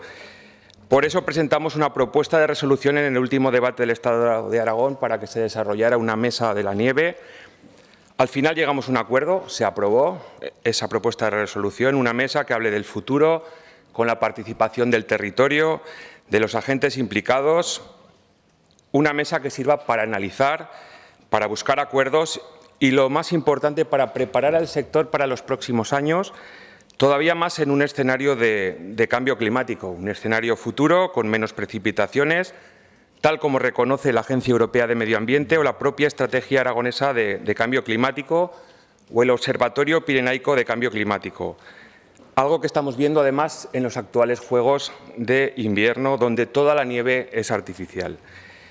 E incluso el tercer informe sobre el cambio climático de Cataluña, elaborado por el Govern, también avisa en la misma línea que todos estos informes. Por eso hay que preparar la nieve para el futuro, para que siga siendo el motor de desarrollo que supone para Aragón. Ahora bien, para poder mejorar el futuro del sector, no creemos que la mejor forma sea a través de grandes eventos como es una Olimpiada y que ésta sirva para preparar el futuro del esquí en el escenario actual y en el escenario futuro. Hubo un tiempo en que las ciudades se enfrentaban para organizar los Juegos Olímpicos, tanto los de verano como los de invierno suponían un motor económico. Poder organizar unos Juegos Olímpicos era un sinónimo de grandeza, de recursos, pero todo eso ha cambiado en los últimos años. Existen numerosos estudios que además van en esa línea. El último ejemplo son las Olimpiadas de 2026, en las que hemos visto como territorios donde han celebrado Olimpiadas o territorios donde la nieve es muy importante para su desarrollo, como puede ser Suiza, como puede ser Austria, como puede ser Calgary, se han retirado por el poco apoyo que tuvieron en el propio territorio. Los Juegos Olímpicos han dejado de ser atractivos, tanto para las pequeñas como para las grandes ciudades, y la principal razón es que el esfuerzo económico que se tiene que hacer es muy importante para el beneficio que al final deja. La organización de estos Juegos supone prácticamente más gastos que beneficios. Ser sede olímpica requiere restaurar, requiere acondicionar instalaciones, requiere preparar estadios para poder desarrollar determinados deportes que componen el programa de los Juegos.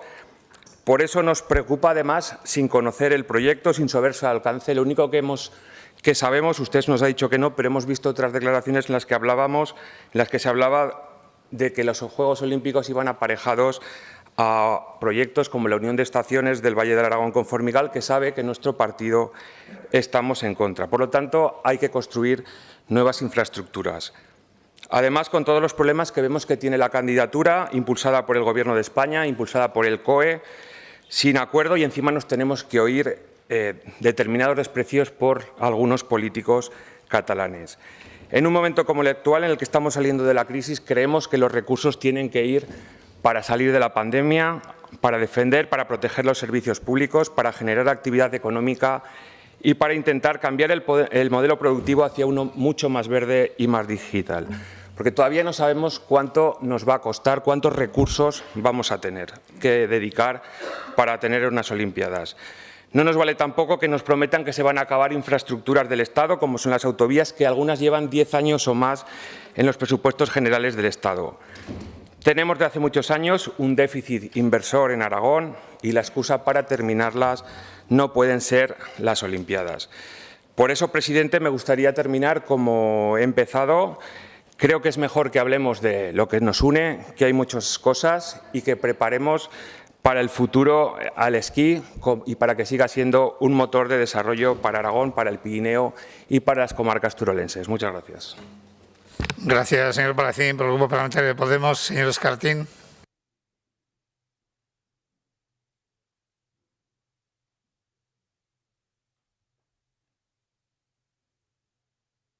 Gracias, presidente. Buen día, señorías, presidente. Beijing 2022 son los primeros Juegos Olímpicos de la historia 100% realizados con nieve artificial. 350 cañones de nieve, salas de máquinas, estaciones de bombeo, 51 bombas de presión, 9 torres de refrigeración, kilómetros y kilómetros de tubería para un trasvase de agua sin los cuales serían imposible para llevar 2.000 millones de litros que se necesita al ladico del desierto de Gobi, una de las zonas de China donde menos llueve, donde se han gastado 60.000 millones de dólares para celebrar 15 disciplinas deportivas en apenas una semana, 10.100 kilovatios de energía gastados. Y mi pregunta es, ¿son para ustedes, presidente, señorías, unos Juegos Olímpicos sostenibles? Porque esta es la realidad que tenemos en todo el mundo, no solamente en China. Ahora mismo, la tendencia desde Rusia, desde los Juegos Olímpicos de Rusia, donde se utilizó el 80% de nieve artificial, es que en Corea del Sur fue el 90% y ya finalmente en China el 100%, es que los deportes de nieve solamente se sostienen con nieve artificial. Y esto es muy fácil de entender, porque nieva menos y porque suben las temperaturas. Si queremos salvar los deportes de nieve, como algunos queremos, porque son muy buenos para Aragón y para el Pirineo, señorías, nos tenemos que centrar en cumplir los acuerdos de París. Como la temperatura suba 2 grados, como están previendo todos los científicos y la comunidad científica, no va a haber nieve natural. Y no se van a sostener ni siquiera las estaciones de esquí con nieve artificial, que es lo que está pasando en China. Tienen que invertir muchísima agua, muchísima energía y muchísimos recursos para 6 líneas de nieve, que es lo que tienen. Y además hay fotos aéreas que lo pueden ver ustedes perfectamente. Eso es demencial, señorías. ¿Eso es sostenible? Nosotros creemos que no. Una sola pista de esquí necesita 186.000 metros cúbicos para hacer nieve artificial. Un habitante de la zona de Beijing, donde se están celebrando los Juegos Olímpicos de China, vive con aproximadamente 200 metros cúbicos de agua, según las Naciones Unidas. ¿Les parece justo? ¿Les parece sostenible desde el punto de vista social? Se utiliza nieve artificial porque no cae nieve natural, como ahora mismo en Castanesa. No nieva. En la alta montaña no está nevando como nevaba antes. Y además las temperaturas son más altas. Hemos tenido un mes de enero con más incendios forestales en Aragón de los que ha habido en los últimos años. Señorías, el cambio climático ya está aquí, no lo podemos negar. Así que yo creo que nos deberíamos centrar en el cumplimiento de los acuerdos de París para dar estabilidad y seguridad a las personas que sí que queremos que practiquen deportes de nieve. Y nadie duda de la capacidad de Jaca ni de las gentes del Pirineo para organizar eventos deportivos maravillosos. ¿Cómo vamos a negar algo así? Claro que tenemos capacidad humana y capacidad logística. Pero si sigue calentándose el mundo, los deportes de nieve no se van a salvar, ni aquí ni en ninguna parte. El acuerdo de gobernabilidad y de investidura, señor Lambán, en el punto 80, es muy claro. Deportes de nieve sí, en Aragón, pero siempre sostenibles. Así que tenemos que responder a la pregunta que les hacía. Este proyecto de Juegos Olímpicos para España, para Aragón, para Cataluña, para el Pirineo, no es un proyecto de Aragón, de la comunidad autónoma, no es un proyecto tampoco de Cataluña, es un proyecto del COE, del Comité Olímpico Español. Es un proyecto del que no tenemos ni un solo documento, del que no sabemos nada y no vamos a comprar una casa sin planos. Tenemos que saber exactamente de lo que estamos hablando, porque ya son muchos cantos de sirena, muchas candidaturas en Aragón que no han pasado los primeros cortes siquiera. Nosotros no vamos a firmar cheques en blanco, sobre todo cuando la sombra de la Unión de Estaciones de Esquí está también en Aragón, y eso sí que claramente es un proyecto insostenible porque afectaría a un territorio muy vulnerable de alta montaña como es la Canalroya, y además se haría para unir 2 estaciones que son privadas, que son Astú y Candanchú con Formigal. Y creemos que lo que hace falta es proteger las zonas más frágiles de nuestros ecosistemas, de nuestro territorio, para sí pensar en proyectos turísticos sostenibles que atraigan gente, que permitan la práctica de actividades sostenibles, desestacionalizadas y que sí que promuevan y atraigan inversiones y fondos para mejorar las infraestructuras que sabemos que necesitan los municipios pirenaicos. Y para eso son los fondos de recuperación, para una salida social, ecosocial y digital después de estos terribles años de pandemia. Y creo que en Aragón tenemos un montón de proyectos compartidos.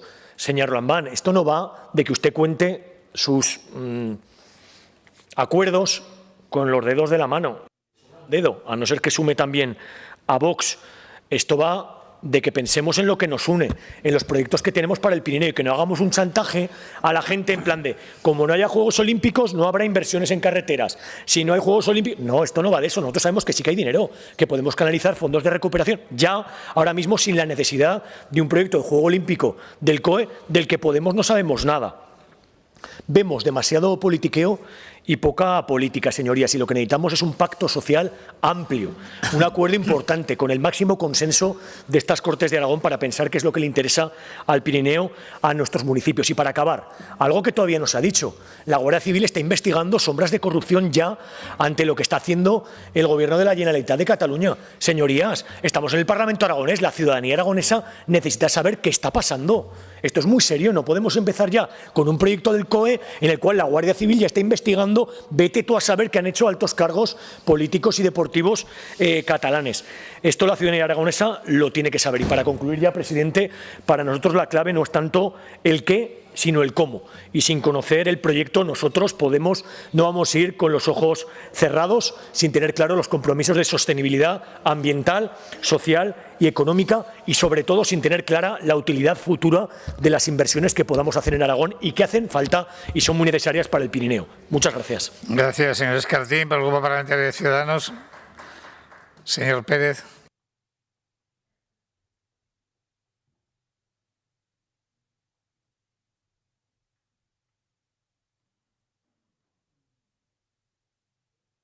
Gracias, presidente.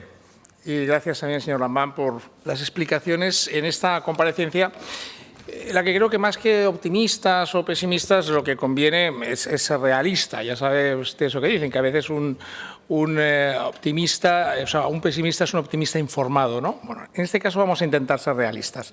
Porque, mire, el punto de partida es bueno. Además, la inmensa mayoría de los aragoneses representados en esta Cámara lo apoyamos. Pero el viaje es muy largo y para llegar a puerto es fundamental contar en todo momento con el respaldo y la unidad de quienes vivimos en esta tierra. También aquellos que representan los partidos integrados en su gobierno que están en contra de este proyecto. Hace falta colaboración pública y privada y, por supuesto, hace falta el apoyo de las principales instituciones y organismos de España y de la Unión Europea, porque en ningún momento debemos perder de vista que este es un proyecto de Aragón y Cataluña, pero ante todo es un proyecto para España y un proyecto, podemos estar orgullosos de decirlo, también para Europa, con los Pirineos como punto de encuentro para esa gran fiesta de la unidad y de los valores a través del deporte. Precisamente por eso, porque estamos hablando de un proyecto de país, es fundamental acertar a la hora de elegir a los compañeros de viaje para esta nueva aventura olímpica. Hacerlo junto a una comunidad como Cataluña, con la que compartimos no solo la cordillera pirenaica, sino también siglos de vecindad, de identidad y de historia, es sin duda un acierto a la hora de armar una candidatura potente, sólida y muy complementaria para poder albergar esos Juegos de Invierno. Un evento de estas características nos permitiría conseguir en apenas una década inversiones que difícilmente conseguiríamos en 3. Podríamos soñar y quedarnos cortos, como le ocurrió a la Barcelona del 92 o como le ocurrió por distintos motivos a la Expo de Zaragoza en 2008. Fíjese que al utilizar los verbos lo hago en modo condicional. No lo hago con tono ilusionado. No digo tendríamos, nos permitiría. ¿Sabe por qué? Pues porque también ese condicional es absolutamente escéptico. Sencillamente, señor Lambán, por quien esta loable iniciativa se nos ha colado en el puente de mando el peor compañero de viaje para una iniciativa de este tipo. Y no me estoy refiriendo a Cataluña, ni mucho menos a los catalanes, sino a quienes hoy siguen llevando a la deriva a esa comunidad desde el gobierno independentista que preside Pere Aragonés. Tenemos un problema, presidente. Nos hemos enfrascado en un gran proyecto para España en el que necesitamos, tal y como está planteado, contar con el respaldo de quienes quieren romper España. Áteme usted esa mosca por el rabo. Al señor Aragonés, a la señora Borràs, a la señora Vilagrà, al señor Roger Torrent, les entra ictericia cuando visualizan el Pirineo con banderas de España ondeando. Un Pirineo, el Pirineo aragonés, el Pirineo catalán, que es tan español como es el Pirineo aragonés, nuestro Pirineo. A lo máximo que ellos aspiran, fíjese en esta aventura, es a conseguir una nueva inyección millonaria, que sin duda Pedro Sánchez está dispuesto a darles, para luego coger la pasta y si te he visto no me acuerdo. Eso de que ellos quieren liderar el proyecto no es más que una estrategia para ganar tiempo y tirar la pelota hacia adelante. ¿Qué problema hay en una candidatura conjunta en igualdad de condiciones? Luego ya veremos cómo repartimos las pruebas o hacemos que todo quede de la mejor manera posible. No hay ningún problema, pero lo que no hay tampoco es voluntad. ¿Se imagina usted por un momento la cara del señor Aragonés cuando le digan que la presidencia de honor de la candidatura debería ostentarla Su Majestad, el jefe del Estado y Rey de España, Felipe VI, nuestro gran embajador, nuestro primer embajador mundial? Ese día habría que tener a mano un desfibrilador. Aspirar a una candidatura olímpica implica ante todo crear y construir. Y el nacionalismo es lo más contrario a crear y a construir. El nacionalismo destruye todo lo que toca, es un cáncer. Rompe a las familias, fractura a la sociedad, arruina la economía y enfrenta a los territorios. ¿De verdad cree, señor Lambán, que va a ser posible llegar a un acuerdo con el actual Gobierno de Cataluña para que el Comité Olímpico Español lidere esa candidatura de manera conjunta y en igualdad de condiciones? Ya vio usted el desprecio supremacista que le había preparado el señor Aragonés el pasado día 28 en Balaguer. Por cierto, le felicité entonces por no acudir a esa cita y lo vuelvo a hacer aquí en sede parlamentaria, porque mire, cuando desde cualquier institución se insulta o se intenta humillar al presidente de Aragón, a quien se insulta y a quien se humilla es a todos los aragoneses, voten al partido que voten y tengan la ideología que tengan. Y he dejado para el final un apunte no menos importante en forma de pregunta. ¿Qué papel está jugando el Gobierno de España ante este amagar y no dar, como dicen los catalanes, fer la puta y la ramoneta? Por un lado digo una cosa, por otro lado digo otra, ¿no? Esa ambigüedad calculada o a veces descaradamente manifestada. A mí no me queda claro qué piensa el señor Iceta, sabe moverse también perfectamente en la línea tangencial. Y tampoco he escuchado al presidente del Gobierno, al señor Sánchez, retomar el discurso del septiembre, cuando se presentó en el Pinatelli y le ofreció unos juegos en igualdad de condiciones, sin duda para resarcir de alguna manera el haber participado el día anterior en la mesa de la vergüenza con la que fue a renovar el contrato de alquiler del Palacio de la Moncloa. Mire, señor Lambán, como usted no lo va a decir, lo voy a decir yo. Pera no es de fiar, pero Pedro tampoco. Presidente, Citius Altius Fortius, más rápido, más alto, más fuerte. Tiene usted todo nuestro apoyo para seguir adelante con ese espíritu olímpico, con ese lema, con esta iniciativa. Ojalá tuviera también el respaldo de todos los partidos que integran su Gobierno, pero como usted dice, esto no es cuestión de esta legislatura y el año que viene, afortunadamente, habrá cambio. Es una iniciativa que es buena para Aragón y para España, pero le ruego que sepa identificar ese momento en su lucha, ese momento preciso, ese instante, como diría Javier Cercas, en el que uno ve, también parafraseando a Ortega, que los esfuerzos inútiles solo conducen a la melancolía.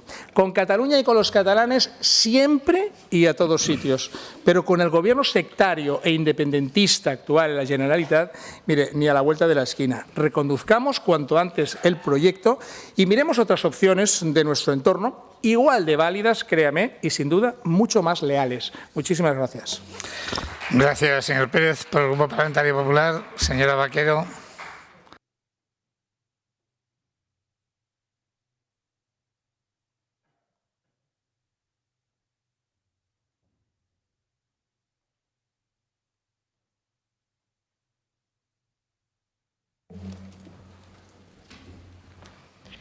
Gracias, señor presidente. Buenos días, señorías. Señor Lambán, casi 40 días después volvemos al Parlamento y usted ha vuelto a emplear la tribuna durante 10 minutos para decirnos algo que ya todo el mundo sabe. Dicho de otra manera, una vez más, los representantes políticos legítimos de todos los aragoneses han sido los últimos a los que usted se ha dirigido, no solamente sobre la candidatura olímpica, sino suele ser habitual. Su Gobierno, de hecho, se ha convertido ya en un experto en esquivar el Parlamento, cada vez que puede, es decir, siempre. Y que sepa usted que desde el Grupo Parlamentario Popular no vamos a dejar de recordárselo. No solamente porque sea una falta de respeto a las instituciones, sino porque además es un flaco favor a lo que usted representa, a su obligación de rendir cuentas. Y le voy a decir una cosa, un tic más propio de regímenes autoritarios, pensar que el Parlamento puede ser un lodazal cuando se hace oposición, y ya le digo también, y se lo advierto, que desde mi grupo parlamentario no vamos a renunciar a hacer oposición y usted no va a conseguir amordazar el debate ni sedar al Parlamento. Y hoy, pues también lo vamos a hacer sobre la candidatura olímpica. Se trata de un proyecto de país, de un proyecto del conjunto de la sociedad, un proyecto que es tan importante que no puede estar solamente en las manos de usted, ni siquiera de sus intereses, ni de su criterio, ni de sus necesidades, ni de la necesidad de salvaguardar su imagen política. Esta candidatura es un proyecto de todos aquellos que creemos en él y que queremos impulsar juntos. Y para ello es necesario que se defienda, lejos del individualismo que usted suele practicar y que le consienten sus socios. Esta candidatura puede también no ser posible por el comportamiento de Cataluña y, sobre todo, si usted no defiende la imagen de Aragón, si no defiende a los aragoneses y si no defiende las condiciones de igualdad. Pero además también es una candidatura que puede no ser posible si se refugia en el aislamiento, en el no diálogo y en la soberbia con la que usted a veces también ha afrontado, como otros temas, este. Señor Lambán, usted lo ha dicho, este proyecto trascenderá a esta legislatura. Estamos seguros de que no será este Gobierno el que tenga que participar en la organización de esos Juegos Olímpicos. Además, lo están diciendo todas aquellas gentes de los valles, de las instituciones, de los ayuntamientos y de las comarcas en las que tiene que realizarse. Es un proyecto de todos, del conjunto de la sociedad. Y mire, usted tiene 3 grandes retos, que para nosotros van a ser 3 propuestas que le hacemos y que puede contar además con ellas con el Partido Popular. El primero de esos retos es defender a Aragón, defender la imagen de Aragón, los intereses de todos los aragoneses, que hasta ahora no lo ha hecho donde tiene que defenderlo, y que es en Cataluña. Se lo hemos oído decir en Twitter, se lo hemos oído decir ante los micrófonos, pero todavía no se lo hemos oído decir en Cataluña, que son los representantes del Gobierno catalán quienes menosprecian y tratan de humillar a los aragoneses.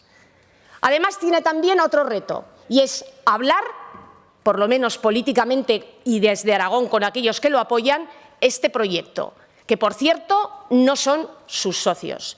Y tiene también un tercer reto que creo que para usted está demostrando que es el más difícil, y es trasladarle el deseo, el anhelo, la aspiración de todos los aragoneses a Sánchez y convencerle que apoye este proyecto.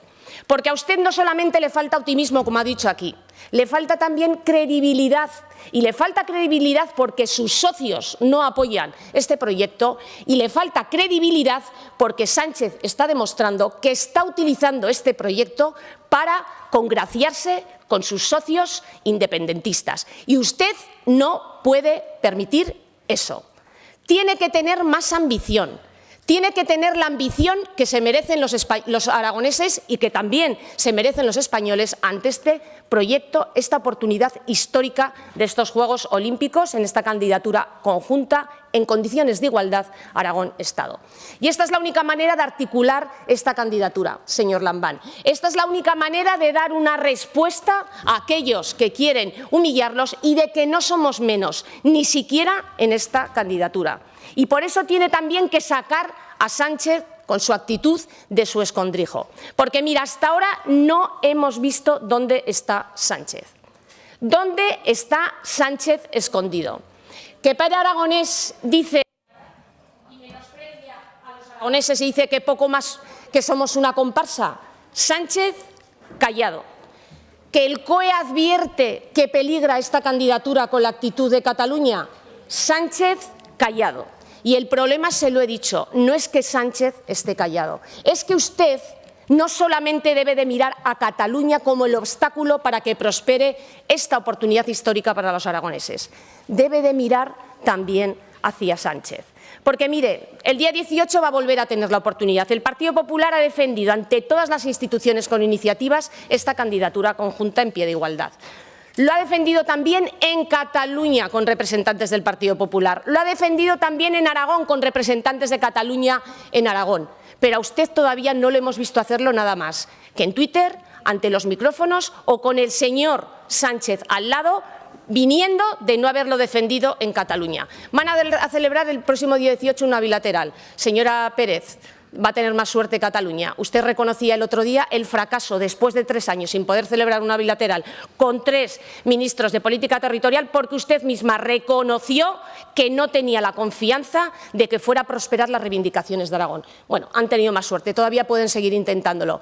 Pero, señor Lambán, tiene que convencer también a Sánchez. Usted no solamente no tiene optimismo, tiene falta de credibilidad y tiene falta de ambición, la que merecen los aragoneses y la que esperan de un presidente del Gobierno de Aragón. Muchísimas gracias. Gracias, señora Vaquero. Por el Grupo Parlamentario Socialista, señor Guillén.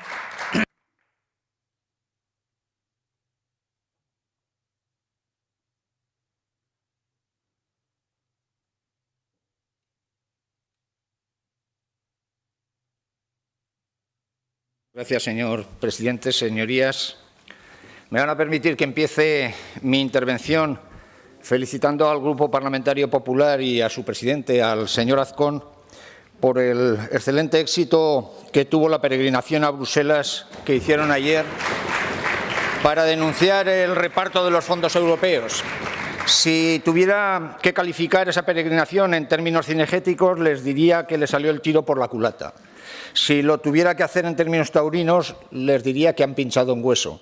Y si lo tengo que hacer en términos religiosos, les aconsejo que para la próxima peregrinación vayan ustedes a Lourdes, que allí por lo menos encontrarán la iluminación de la Virgen de Lourdes. Por lo demás, y entrando en materia, quiero decirle a la señora Vaquero algo.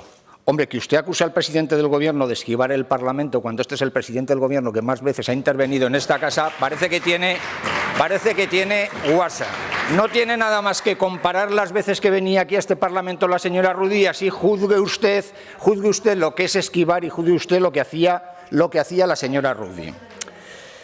En fin, señor presidente, quiero lo primero transmitirle en nombre del Grupo Socialista nuestro apoyo para todas aquellas actuaciones que está realizando en nombre del Gobierno de Aragón con el objetivo de conseguir unos Juegos de Invierno para los Pirineos. Todas ellas, desde nuestro punto de vista, llenas de sentido común, de templanza y de trabajo callado.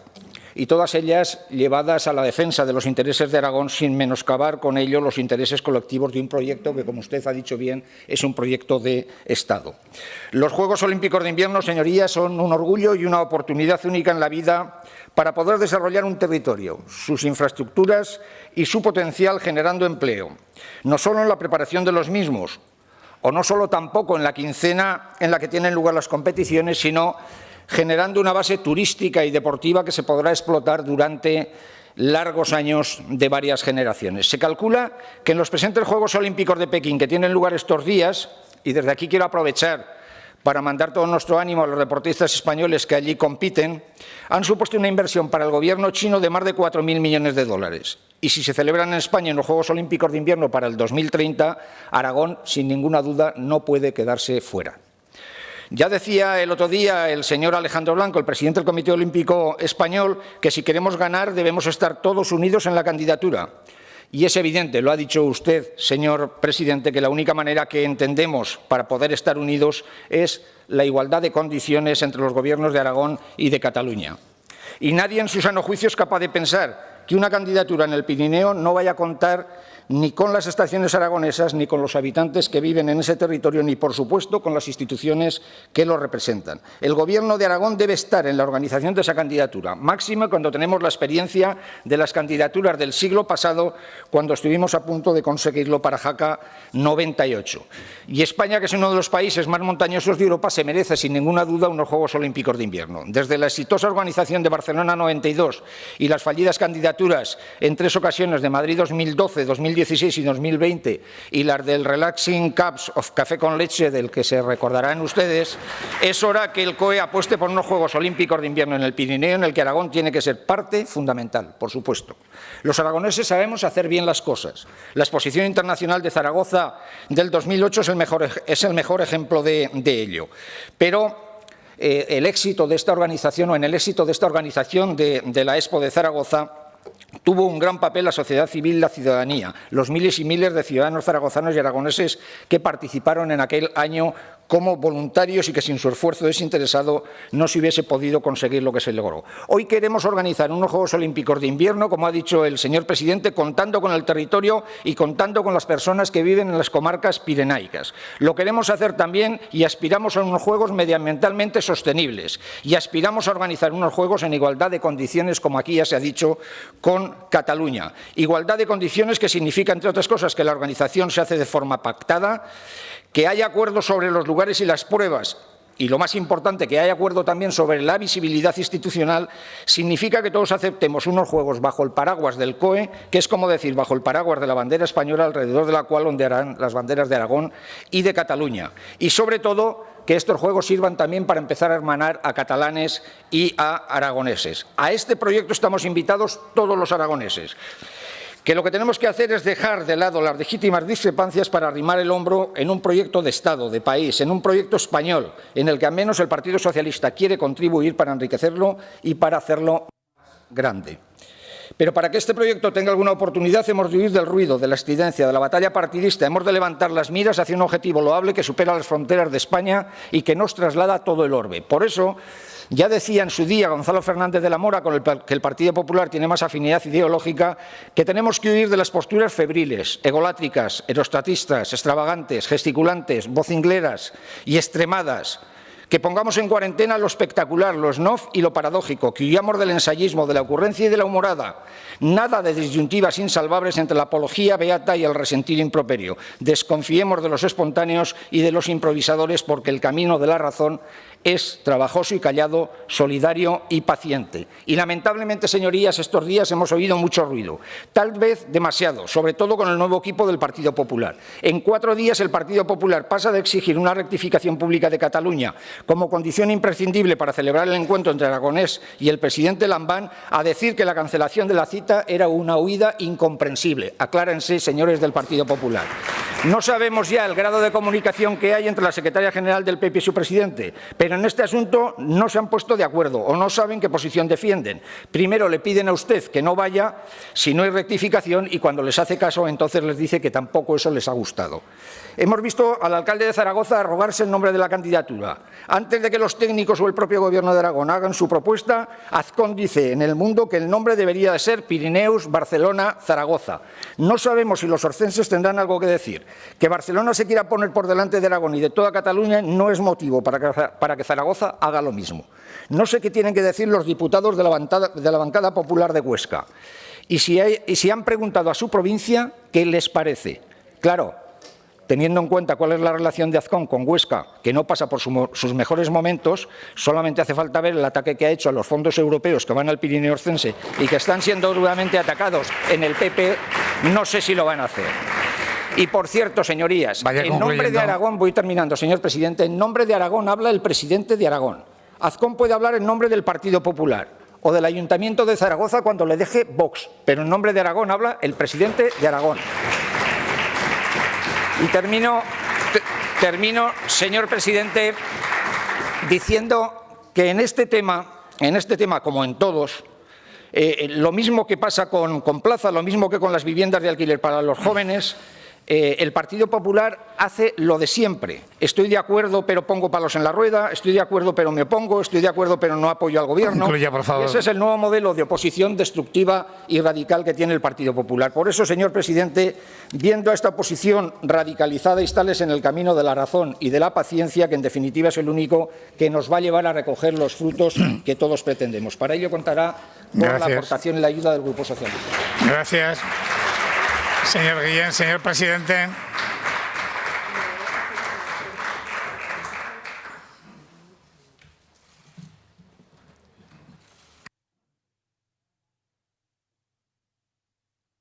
Gracias, señor presidente. Señor Sanz, hay una frase de Goya magistral, como todo lo que hizo el genial pintor de Fuendetodos, que decía que el sueño de la razón produce monstruos. Lo digo porque empezaba usted hablando de la razón. No se sabe bien si Goya quería decir que cuando la razón duerme surgen monstruos o que cuando hay un exceso de razón surgen monstruos. Usted ha utilizado la palabra razón de una manera que me da pie a mí a una reflexión no exactamente igual, pero sí concordante de alguna manera. La razón, cuando solo la tiene uno, y se la arroga, es excentricidad.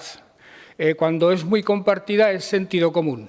La razón de usted es permanentemente excentricidad absoluta. Usted está instalado en posiciones, señor Sanz, que aparte de profundamente agotadoras, al menos en lo que a mí se refiere, cuando habla de este tipo de cuestiones son profundamente demagógicas y se identifican con un ecologismo doctrinario de salón, inútil e improductivo. Por tanto, en un debate de esta naturaleza no me sirven absolutamente de nada y lo mejor que puedo hacer por el respeto personal y político que le tengo es obviarlo de manera totalmente rotunda.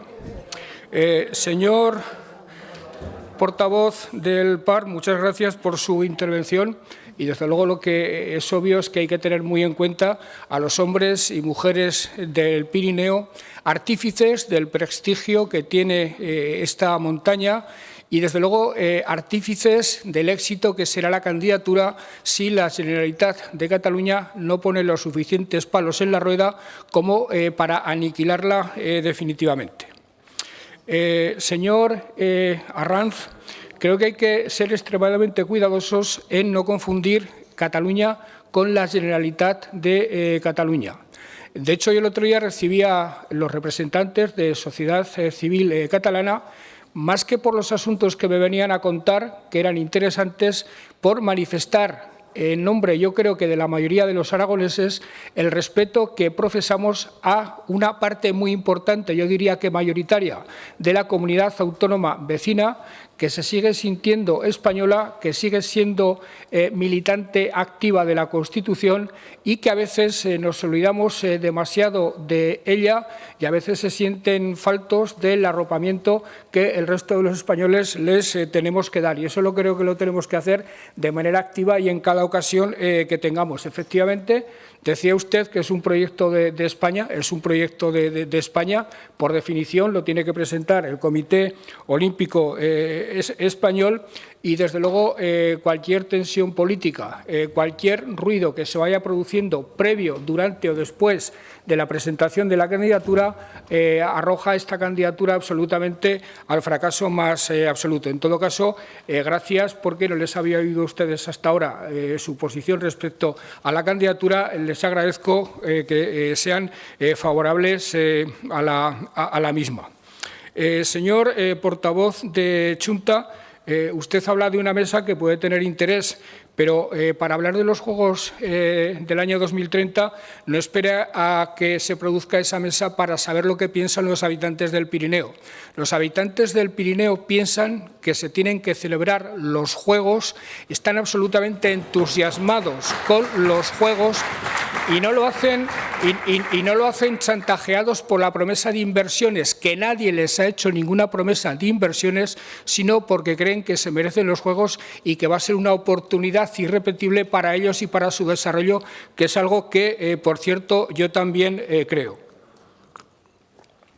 Señor portavoz de Podemos, evidentemente no estoy de acuerdo en absoluto con los argumentos que usted ha utilizado, pero se lo digo sinceramente, al igual que ocurre con Xunta, no renuncio a que, con datos encima de la mesa, cuando tengamos la candidatura pergeñadas que en este momento se está elaborando en el ámbito técnico, no renuncio sobre papeles concretos a convencerlos a ustedes de que lo de los Juegos es algo que merece la pena apoyar. En cualquier caso, y concluidas las intervenciones de los grupos parlamentarios, es obvio que en esta Cámara hay 58 diputados, 58 a favor de la presentación de la candidatura y de la celebración de los Juegos, a favor de los Juegos, y eso garantiza que en las próximas legislaturas, pase lo que pase en las elecciones, aquí habría una mayoría muy amplia a favor de los Juegos Olímpicos, lo cual a mí me anima a seguir defendiéndolos de manera absolutamente incondicional, con alguna duda respecto a lo que vaya a pasar al final por la actitud de nuestros vecinos, pero con decisión y con convicción. Señor Pérez, es obvio que es un proyecto de España y que, por serlo de España, es difícil que Esquerra Republicana lo acabe aceptando y se acabe incorporando, pero creo que por todos los medios hay que intentar que eso al final ocurra. En cuanto al papel del Gobierno de España, yo no tengo ninguna duda, y así lo manifestó el presidente del Gobierno el pasado mes de septiembre, yo no tengo ninguna duda que la posición del Gobierno de España es exactamente la misma que la del presidente del Comité Olímpico Español, es de apoyo a esos Juegos por razones económicas, por razones de oportunidad del territorio, por razones políticas también, porque si al final hubiera una candidatura conjunta aceptando las reglas del COI, eso querría decir que estábamos dando pasos hacia adelante en la reconexión de los territorios y, desde luego, tanto pública como en privado, el presidente del Gobierno no me ha manifestado ninguna duda en ese sentido, sino justamente lo contrario. Señora portavoz del Partido Popular, yo he venido aquí siempre que he sido requerido, absolutamente siempre. Ustedes dicen que no van a renunciar a hacer oposición y hacen bien. Nosotros tampoco vamos a renunciar a gobernar. Y, desde luego, para valorar la credibilidad que podamos tener, no vamos a aceptar las distribuciones que ustedes hagan de credibilidad, porque ustedes de credibilidad carecen absolutamente, por tanto, no pueden ser los suministradores de credibilidad de absolutamente nadie. Dice usted que tengo que defender con rotundidad las condiciones de igualdad de Aragón y Cataluña y que no he sido rotundo hasta ahora. No haga el ridículo diciendo esas cosas, porque toda la sociedad aragonesa tiene con absoluta claridad las ideas absolutamente nítidas respecto a cómo lo he defendido. Ustedes se contradicen permanentemente. Me dijeron que no fuera a Cataluña si no se disculpaba antes Pere Aragonés. No se disculpó Pere Aragonés, no fui a Cataluña y me acusaron de no ir a Cataluña. ¿Saben cuál es en el fondo su problema? Que están dispuestos a convertir la oposición en una negativa absoluta de todo lo que haga el Gobierno, porque ustedes prefieren Aragón arruinado antes que gobernado por el Partido Socialista. Y porque en el fondo,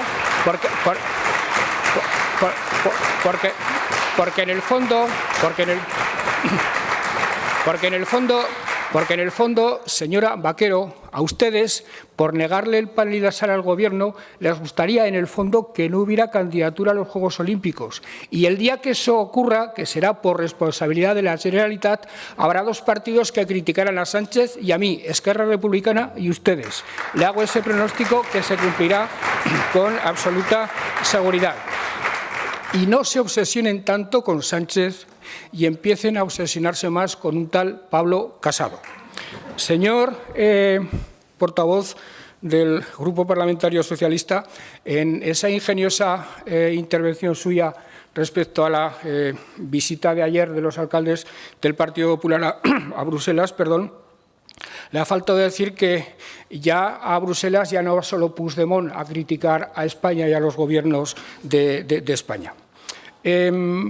Voy a terminar esta intervención pidiéndole un poco de magnanimidad al presidente de la Cámara, creo que poca, señor Sada, hablando de algunos datos que el presidente del COE nos dio cuando estuvo aquí, cuando estuvo en Jaca, respecto a qué pueden significar los Juegos Olímpicos de Invierno numéricamente, con datos.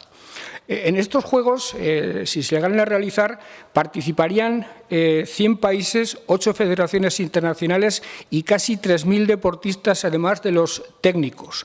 La celebración duraría 17 días para 100 pruebas en 16 disciplinas distintas. Luego, unos días después, habría unos Juegos Paralímpicos con 569 deportistas, con una duración de 10 días y con 50 países participantes. No se van a construir macroinstalaciones y, desde luego, la sostenibilidad del proyecto va a ser lo primero que va a exigir el COI para concederle a lo que nosotros presentamos la condición de candidatura ganadera para la celebración de los Juegos en el Pirineo. El presupuesto organizativo operativo es de 1.400 millones de euros. El COI aporta 900 y el resto surge de patrocinadores, medios de comunicación, entre otras entidades, que llegan a cubrir el total de los gastos, sin generar ni un euro de déficit ni obligar a las administraciones participantes a destinar ni un solo euro a la financiación en la parte organizativa operativa. Y como grandes instalaciones no se van a hacer tampoco, me da la impresión de que para Aragón, si se llegaran a realizar, serían un negocio desde cualquier punto de vista.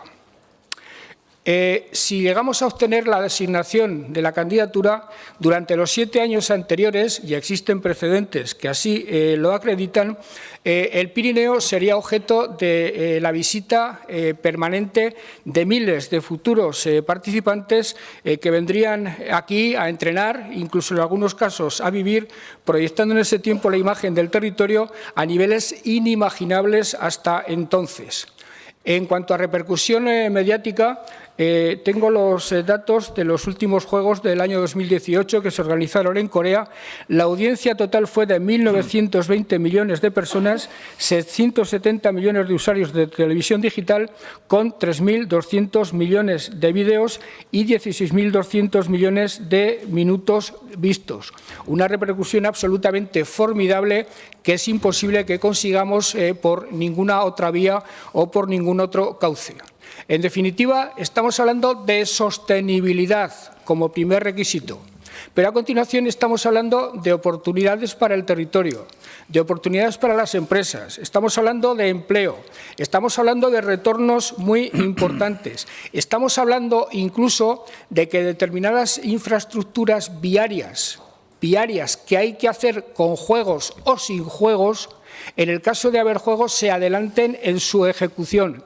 Estamos hablando, por tanto, de algo que desde el punto de vista de la excentricidad se podrá rechazar, pero desde el punto de vista del sentido común es absolutamente irrechazable. Gracias, señor presidente. Continuamos con la comparecencia de la consejera de Sanidad a petición del Grupo Parlamentario Popular al objeto de informar sobre la situación provocada por el COVID-19 en la séptima ola sufrida en nuestra comunidad autónoma y las medidas que el Gobierno de Aragón ha implementado para minimizar su impacto y reducir su afección. Para su defensa, señora Marín, tiene la palabra.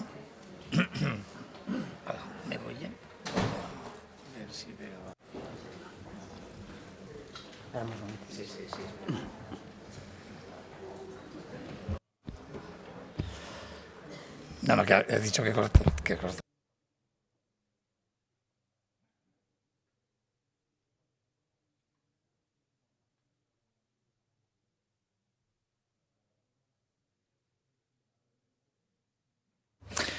Cuando quiera, señora Marín.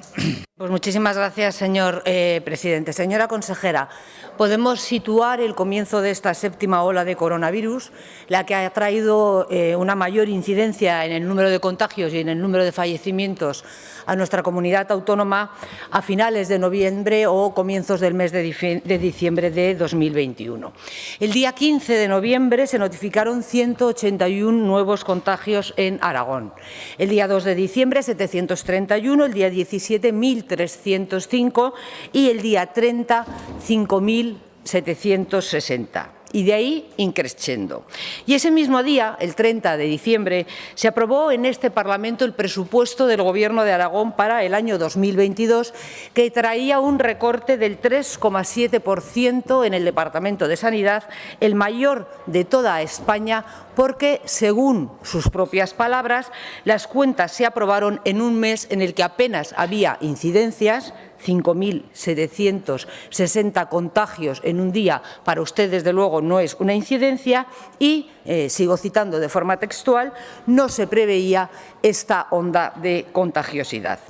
Así que ustedes recortaban el presupuesto de sanidad casi un 4%, porque en diciembre apenas había incidencias, 5.760 contagios en un solo día, y no preveían lo que podía pasar.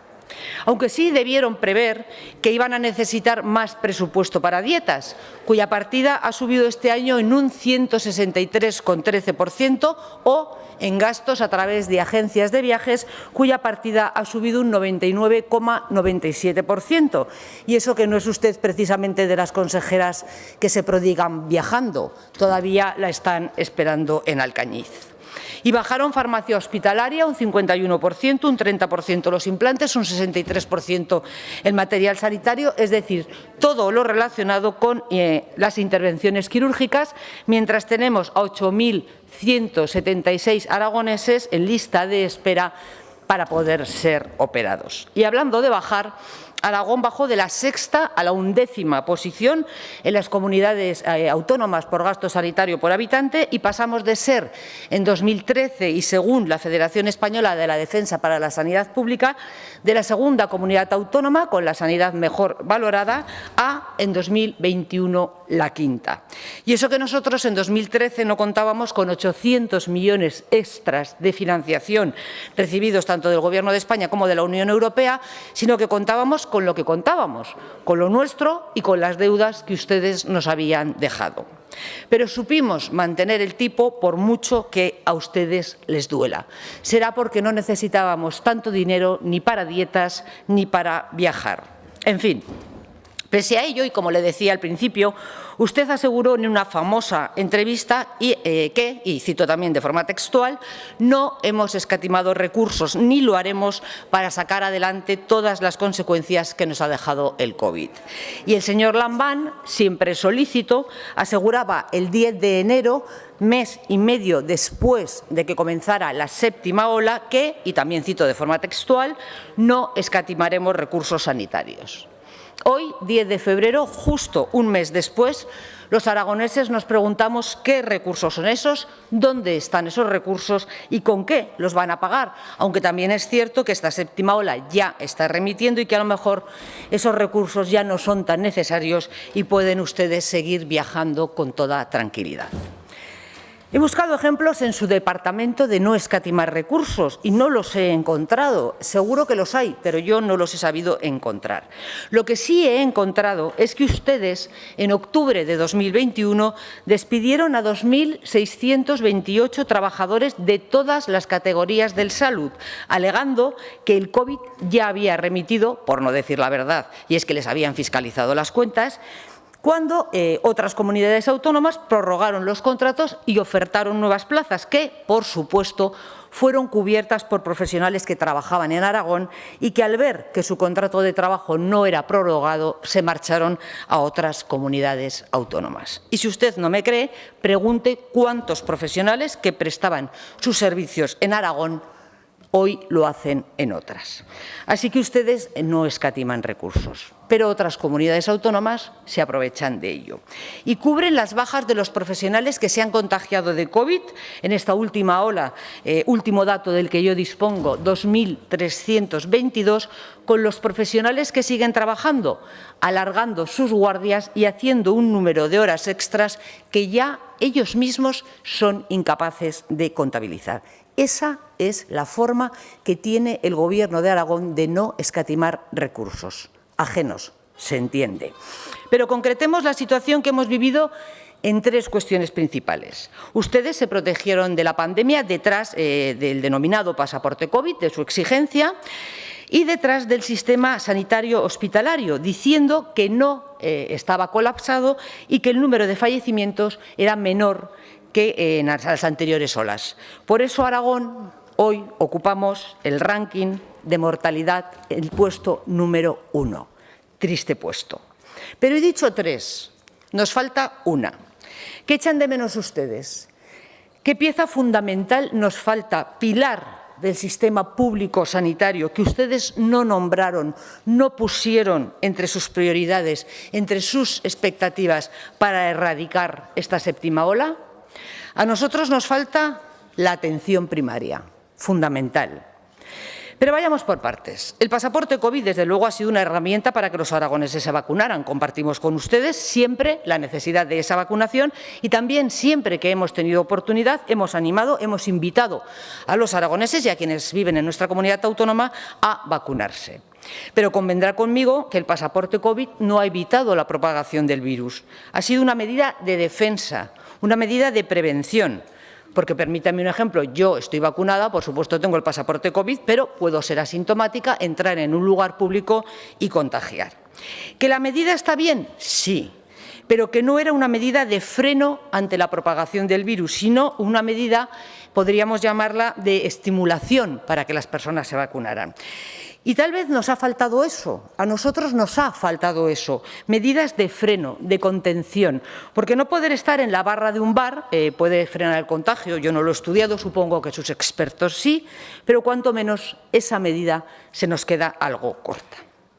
Pasemos ahora a la atención hospitalaria, esa defensa que ustedes han hecho a lo largo de toda esta séptima ola de que el sistema hospitalario no estaba colapsado y que eso era bueno, y lo era, desde luego que sí, hasta que se colapsó.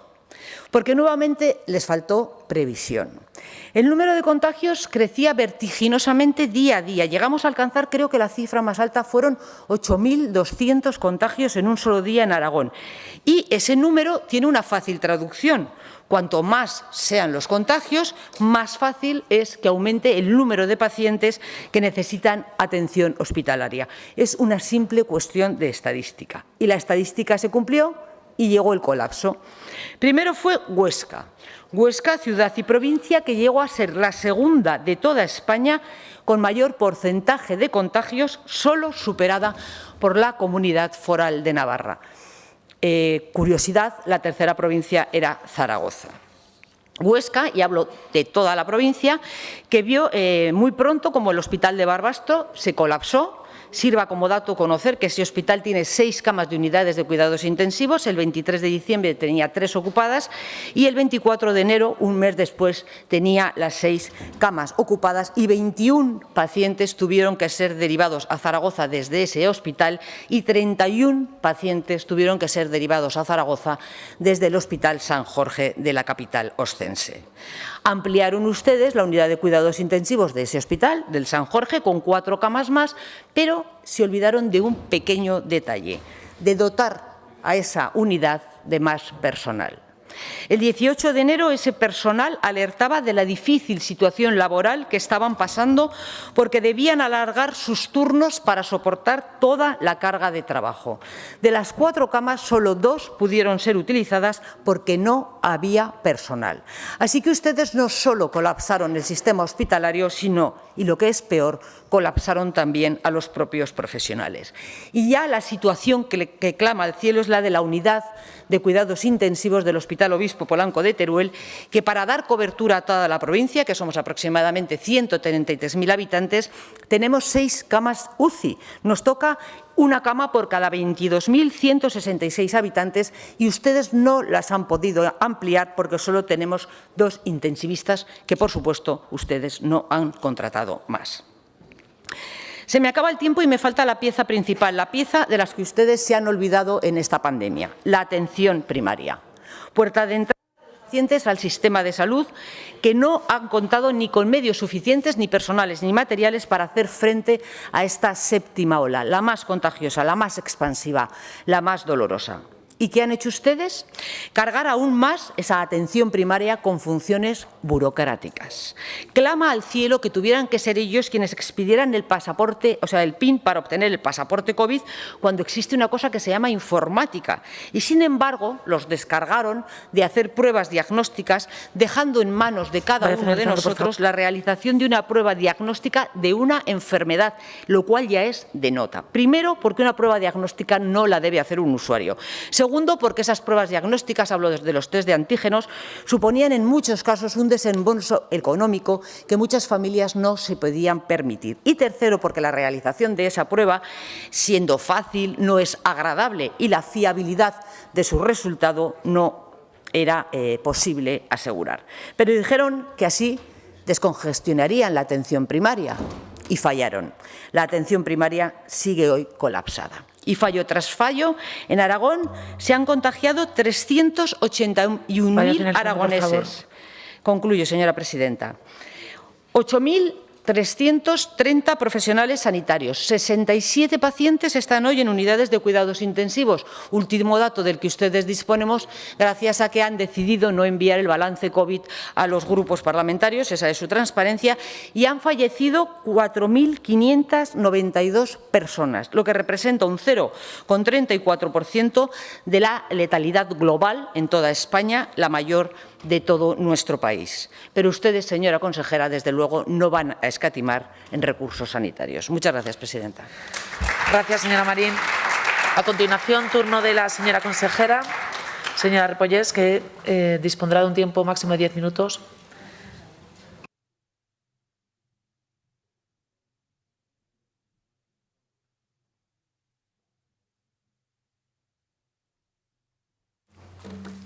Gracias, presidenta. Señores diputados, comparezco en teoría aquí hoy para informar de la gestión de la séptima ola pandémica. Señora Marín, no me puedo reprimir de hacer un comentario sobre sus interpretaciones simplistas, tanto en el gasto de presupuesto en dietas, que evidentemente no hemos ejecutado ni el 10% de lo que teníamos previsto para dietas y evidentemente son mayores que las 2020, que les recuerdo que estábamos confinados y estaba prohibido viajar absolutamente a nningún sitio. O sea que difícilmente podríamos haber tenido unas dietas superiores en el año 2020 que 2021. No creo, podría usted decir la cuantía, de lo cual sacaremos pecho, efectivamente, de la cuantía que el Departamento de Sanidad, en una situación de pandemia y de crisis, ha conseguido no gastar en dietas de viajes que, como usted bien ha dicho, no me he prodigado. Cosa que han hecho otros ayuntamientos o otros que están liderados o gobernados por ustedes, que nos han prodigado en hacer gastos superfluos en otras circunstancias que no son objeto de esta comparecencia. ¿Faltó previsión? Bueno, ya estamos, como siempre, cuanto mejor, peor. Si nosotros ponemos medidas de restricción, mal. Si no ponemos medidas de restricción, peor. Ustedes lo que quieren es que la cosa vaya cuanto mejor, peor, para ustedes sacar rédito político de algo que yo no voy a entrar. Respecto a la mortalidad, otra interpretación simplista. Es obvio que no todos volcamos igual la mortalidad. Siempre Aragón ha tenido honestidad, transparencia y coherencia en el volcado de los datos. Y, de hecho, un organismo independiente y técnico como es el Carlos III nos ha felicitado porque los datos de la mortalidad de Aragón son los únicos que coinciden con los que declara Carlos III. Por ejemplo, Madrid declara 5.000 muertos menos. Es obvio que no todos declaramos igual. Pero bueno, yo creo que no es objeto de esta comparecencia porque en 6 ocasiones, desde el día 1 de diciembre, he comparecido para explicar cómo se ha transcurrido esta ola pandémica y las medidas que nosotros hemos tomado para contener y corregir esta onda pandémica. Efectivamente, el 21 de octubre, con una incidencia de 30, tengo que recordar, se levantan las medidas de restricción, pero en noviembre ya empezamos a ver un cambio de tendencia. La predominante cepa en este momento es la cepa Delta. Desde el 23 de noviembre se solicita el certificado COVID, que, como usted bien ha dicho, ha incentivado la vacunación y ha conseguido que incrementemos la franja de vacunación en aquellas edades que efectivamente estaban menos propicias a instalarse en una tercera dosis. A las puertas del Puente de la Constitución y con gran interacción social, vimos que estas franjas de edad tenían una gran incidencia de contagios y ampliamos el certificado COVID que pasó a ocuparse, a solicitarse en más espacios a partir del día 10 de noviembre. A partir del día 20 de diciembre y de una forma muy abrupta empezamos a tener los primeros casos de Ómicron. Esto hizo que la curva de contagios subiese exponencialmente y conjuntamente con otras comunidades autónomas en una fechas tan comprometidas como eran las fechas de Navidad y la fecha de Nochebuena, con gran movilidad social y gran interacción social y familiar, conjuntamente con otras comunidades autónomas y al mismo tiempo decidimos tomar una serie de medidas correctoras de restricciones sociales que considerábamos que eran necesarias especialmente para las fechas que se avecinaban. Así pues, el 28 de diciembre anunciamos las medidas de restricción que han tenido lugar han estado en vigor hasta las fechas actuales, a partir del 3 de enero, en que empezamos a incorporar los resultados positivos de autotest. Usted también ha dicho en este momento una interpretación muy simplista que hemos tenido que hacer que las familias se solicitasen y se comprasen los test de antígenos. En ningún momento se han dejado de hacer test antígenos en la sanidad pública. La población decidió unilateralmente hacerse un screening masivo en aras a proteger a sus familiares en fechas tan comprometidas. Y nosotros lo que decidimos fue dar por válido para liberar al sistema sanitario la posibilidad de que estos autotest positivos, en un escenario de alta contagiosidad y con gran valor predictivo positivo de los positivos, es decir, que era difícil que no fueran así, incluirlos en nuestras bases de datos y así aliviar la presión de atención primaria. Tengo que recordar que esto fue un acuerdo de la interterritorial del día 29 de diciembre que solo cumplimos 3 comunidades autónomas. Un acuerdo que solo cumplimos 3 comunidades autónomas. Insisto en la transparencia y la coherencia de nuestros datos. Posteriormente, el 3 de enero empezamos a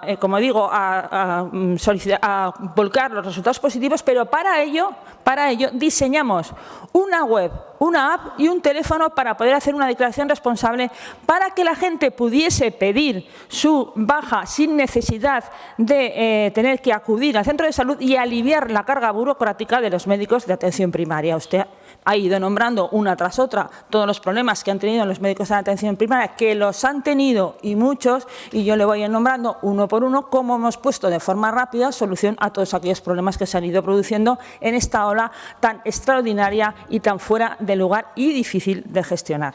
Posiblemente, evidentemente, ha sido difícil de gestionar por tres circunstancias. Primero, por la intensidad de los contagios. Segundo, por las fechas. A nadie se le escapan las fechas tan comprometidas en las que nos hemos encontrado con esta séptima ola para Aragón. Y en tercer lugar, porque sobre la población corría esa sensación de que todo estaba superado y que de nuestras Navidades iban a ser mejor. Con lo cual, la gestión tuvo que ser absolutamente diferente y muy compleja por estas señaladas fechas en las que nos encontramos. Así, con el propósito de proteger la salud de la ciudadanía y el sistema sanitario en particular a la red de atención primaria, durante este pico epidémico pusimos en marcha las siguientes medidas. Primero, adaptamos el protocolo de vigilancia en un escenario de alta contagiosidad, con lo cual se disminuyeron los rastreos y solamente se dejaron rastreos en personas vulnerables. Incorporamos los autotest positivos al sistema de reflejo que revolcamos en el Ministerio, insisto, como dice la interterritorial, que solo hacemos 3 comunidades autónomas. Elaboramos un formulario y habilitamos un teléfono para que la gente pudiese recomendar o decir su resultado positivo. Diseñamos un verificador de certificados COVID aragonés que solucionaba el problema de las terceras dosis.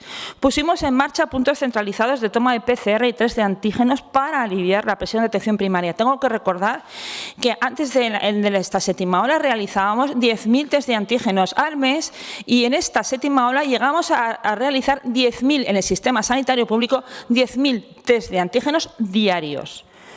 Pusimos puntos centralizados de vacunación, ya que estábamos comenzando, además, concomitantemente con todo esto, con la vacunación de los niños. Simplificamos el procedimiento de incapacidad temporal de manera que se podía dar la baja y el alta en el mismo acto administrativo, que tengo que decir que es un acto médico. Para ello, contratamos a médicos que podían hacerse cargo de este tipo de circunstancias, ya que, insisto, es un acto médico y en ningún momento ha sido un acto voluntarista por parte de cada una de las personas que declaraban su autotest positivo. Solicitamos los equipos móviles sanitarios militares para la vacunación. Pusimos en marcha la ampliación de la UCI y el mando único, de manera que todas las UCIs de Aragón tenían un mando único y cualquier paciente podía derivarse a cualquier UCI de Aragón todos los días porque tuvimos un mando único. Reorganizamos los servicios hospitalarios de manera que modificamos los protocolos de ingreso y modificamos los protocolos de ingreso de urgencias, desde urgencias. Revisamos los criterios de ingreso de los servicios de urgencias hospitalarios de todos los hospitales periféricos y los criterios de derivación. Redistribuimos las tareas de todos los trabajadores en atención primaria, dedicando a cada uno de ellos a aquellas tareas que eran más importantes en ese momento. Y contratamos a los profesionales jubilados mediante una resolución que nos permitió el Ministerio y que hizo posible que estos ayudaran en estas labores administrativas que en este momento estaban tan incrementadas por el gran volumen de contagios. Todo esto, insisto, en unas fechas tremendamente comprometidas, con gran incidencia de contagios también entre los sanitarios y una gran cantidad de ellos pendientes de sus vacaciones y sus días de permiso. Todo un reto al que, de nuevo, nos tuvimos que enfrentar. Posteriormente le explicaré nuestra política de recursos humanos en esta séptima ola. Muchas gracias, señora consejera. Turno ahora de réplica de la señora Marín por un tiempo de 5 minutos, cuando quiera.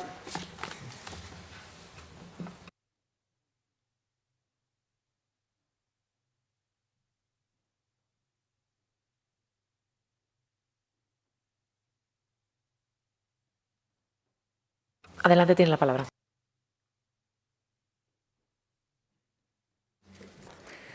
Muy bien. Muchísimas gracias, señora presidenta. Señora consejera, ¿cómo cambia su discurso cuando lo trae escrito, cuando lo trae preparado? No dudo que con su colaboración, junto con la de sus asesores, o cuando lo hace de forma relajada, libre, en un despacho, a través de una entrevista, 2 entrevistas, para ser exactos, y entonces dice realmente lo que piensa y en las que demuestra que juega usted con 2 barajas, la que le impide salirse del guión y en la que no tiene guión. Y si no, pregúntele usted a los jueces. Mire, le voy a dar un dato muy simple y espero que usted sea capaz de profundizar en él. Y muy simple de por qué, además, Aragón ha pasado de ser la quinta comunidad autónoma con un gasto por habitante a ser, en este caso, la 11ª. Un 4%, ese es el dato. Porque un 4% es siempre un 4%, sea en viajes o sea en lo que sea. Y, por cierto, señora Repollés, sea usted valiente y no se quede a medias y diga dónde hemos viajado los miembros del Partido Popular. A lo mejor es que hemos viajado a apoyar a nuestros alcaldes y a nuestros concejales al territorio, a defender la sanidad pública al territorio. Eso que usted hace cerrando 13 consultorios locales en una sola comarca y quitando 15 ambulancias convencionales del medio rural. A lo mejor ahí hemos estado viajando los miembros del Partido Popular. Y ustedes, señoría, han fallado, se lo he dicho antes y lo vuelvo a decir ahora, han fallado en muchas cuestiones muy significativas, pero quizás la más importante de todas ellas ha sido la previsión y la gestión. No puede ser que una consejera de Sanidad en un momento crítico como el que estamos pasando en este momento alegue que esa 7ª ola les ha sorprendido por su contagiosidad, cuando países de nuestro entorno a quienes ya afectó la variante Ómicron antes que nosotros nos había alertado. Pero cuando le preguntan en esas famosas entrevistas si habrá 8ª ola, que la habrá, porque después de la Ómicron vendrá la sigma o la tau o cualquier otra letra del alfabeto griego, usted dice que estaremos más preparados, lo cual es reconocer que no lo estaban. Falta de previsión, falta de gestión, desorganización, improvisación y, por si no cabe más, dejadez política. Usted hablaba de la atención primaria. Despidieron a 2.628 trabajadores en octubre y cuando dice lo que piensa, no lo que trae escrito, añade. Porque los contratos COVID acabaron en octubre porque estaban justificados solo para cuando hubiera un elevado número de casos. Y después añade, sí, debo hacer autocrítica respecto a si deberíamos haber contratado antes, si se deberían haber prorrogado los contratos. En aquel momento tomamos esta decisión, no lo vimos como algo negativo, sino bajo el paraguas de una gestión eficiente. Despedir a 2.628 personas en plena pandemia, ¿usted lo define como gestión eficiente? ¿De verdad se cree usted eso?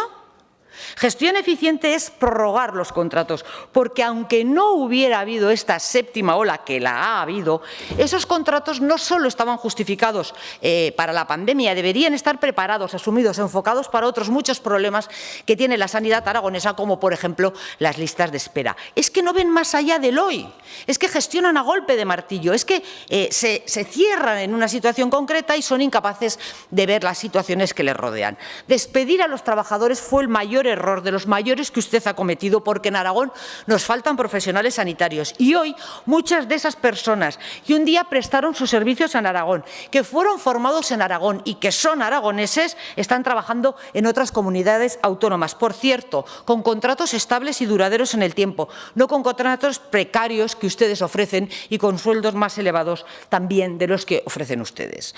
Dos ejemplos muy rápidos y muy significativos. Ustedes han llegado a ofrecer en un hospital de Zaragoza a una enfermera un contrato de 17 días, del 31 de diciembre al 17 de enero. Y si usted no me cree o lo pone en duda, cuando salgamos yo le dejo el teléfono de esa persona y usted puede llamarla personalmente. ¿Y así pretenden ustedes conseguir profesionales, estabilizar plantillas, atraer a esos profesionales a Aragón? ¿De verdad esa es su idea, esa es su forma de gestión? Por ese motivo hemos perdido endocrinos. Una endocrina del Servet se fue a Soria. Cirujanos, un cirujano del Clínico a Tudela, otra cirujana a Andalucía, 3 internistas en menos de un año a Cataluña, una neumóloga del Servet a Calahorra. Y todos lo hicieron porque allí los contratos se los hacían indefinidos y aquí de mes en mes. Los últimos en irse 5 médicos del Hospital Miguel Servet y una internista. ¿Quiere usted la solución a la falta de profesionales en Aragón? Ahí la tiene, se la acabo de poner en bandeja. ¿Todavía mantiene usted su afirmación hecha en este mismo plenario, desde esta misma tribuna de oradores, que un médico se va a otras comunidades por razones personales, no por un contrato mejor? Señora consejera, se me ha acabado el tiempo y me he dejado muchas cosas en el tintero, pero sí me permitirá decirle dos cosas. En primer lugar, que se ha equivocado con la gestión de esta séptima ola. Hay que prever, hay que gestionar, hay que atraer profesionales sanitarios, no despedirlos, hay que mimar la atención primaria, hay que vigilar la atención hospitalaria y ustedes han hecho todo lo contrario. Y le voy a pedir un favor, que no se olvide usted del medio rural, porque cerrar 13 consultorios locales en un solo día es un récord difícil de superar, un récord que tiene usted. Esa es su gestión de la séptima ola de coronavirus. Ese es el testigo que usted deja en Aragón de su trabajo. Gracias, presidenta. Gracias, señora Marín. Turno ahora de dúplica de la señora consejera. Señora Repollés, tiene usted la palabra.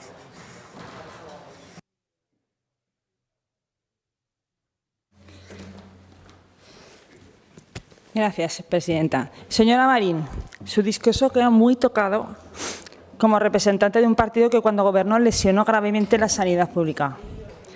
¿Qué hizo el PP en la legislatura en la que gobernó? Y no solo voy a hablar de recursos humanos, porque usted ha hablado de todo.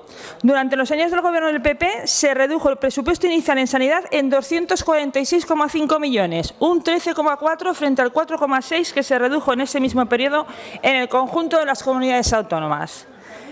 Vaya, el PP no hizo ninguna convocatoria de oferta pública de empleo en su legislatura, ni una. Solo anuló y volvió a convocar las hechas en 2011 que correspondían a ofertas de 2010 y 2011. Hablando de recursos humanos. Durante la legislatura del PP se amortizaron un total de 75 plazas de atención primaria en Aragón, la mayoría de médicos de atención continuada, que son los que realizan la asistencia de urgencias en los núcleos rurales y los que sustituyen a los médicos de familia en sus bajas o vacaciones. Se paralizó la posibilidad de la prolongación de la jubilación de médicos, más de 500 médicos se tuvieron que jubilar sin tener la opción de prolongar su vida laboral. El Supremo ha dado la razón a los que recurrieron a esta decisión del PP y su indemnización supondrá un coste millonario para la comunidad autónoma. Impuso un sistema de abono del copago farmacéutico que obligaba a los pensionistas a adelantar toda la factura de sus medicamentos para luego devolverles la cantidad adelantada.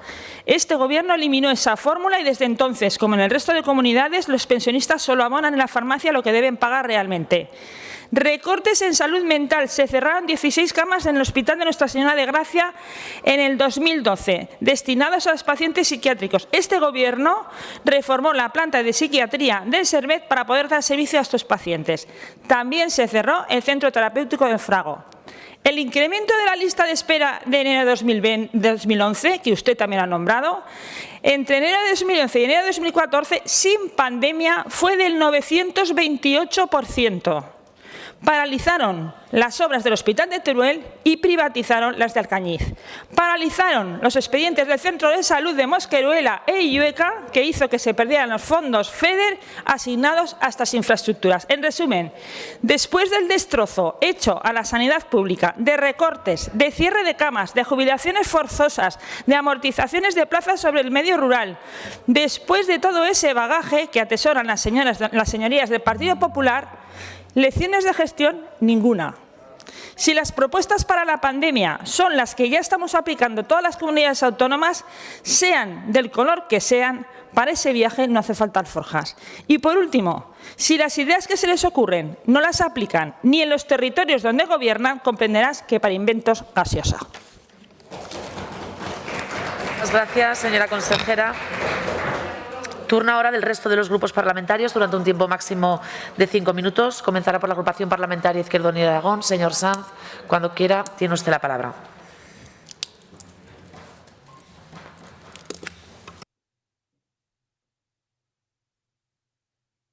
Señorías, señora consejera, pues yo puedo compartir con usted que la nefasta gestión del Partido Popular no hizo otra cosa que debilitar la sanidad pública, porque nunca se lo creyeron, y afectar a nuestra capacidad para hacer frente a uno de los mayores retos sanitarios y también sociales y, bueno, como comunidad que hemos vivido en las últimas décadas.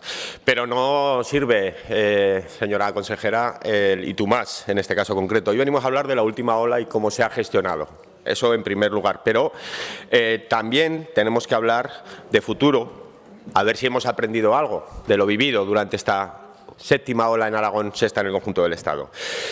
Mire, una reflexión primera. Seguimos dejando todo en manos de la vacunación y así se lo hicimos saber también en el debate de presupuestos, que Izquierda Unida no apoyó precisamente porque consideraba que estaban anteponiendo criterios netamente economicistas, anteponiendo la recuperación económica al fortalecimiento de los servicios públicos en materia especialmente sanitaria y al refuerzo precisamente del dispositivo público para seguir haciendo frente no solo a la COVID, que seguía viva como nos lo ha demostrado, sino también al futuro, a la necesidad de aprender de esta pandemia y sobre todo de retrotraer aquello que usted ha criticado ahora mismo, que es lo que hizo el PP. Pero es que están volviendo a la misma senda y a nosotros eso nos preocupa. Miren, seguimos dejándolo todo, como decía, en manos de la vacunación, obviando que las reinfecciones tienen efectos que colapsan el sistema, no solo ya la hospitalaria, es verdad que hay menos personas en UCI, pero la atención primaria está como está y también el resto de patologías que necesitan y requieren de atención hospitalaria. ¿Se han suspendido o no se han suspendido las intervenciones quirúrgicas? ¿Cómo vamos a responder al incremento de listas de espera? En fin, señora consejera. Porque sobre la gestión de la ola, Izquierda Unida pues tiene muchas críticas, objetivamente. Ya se lo dijimos en el momento en que decidió prescindir de los refuerzos contratados. Ya le exigimos que se mantuvieran esos refuerzos para garantizar mucha más solvencia del sistema, abordar lo pendiente y, sobre todo, dar salida a futuros episodios como el vivido.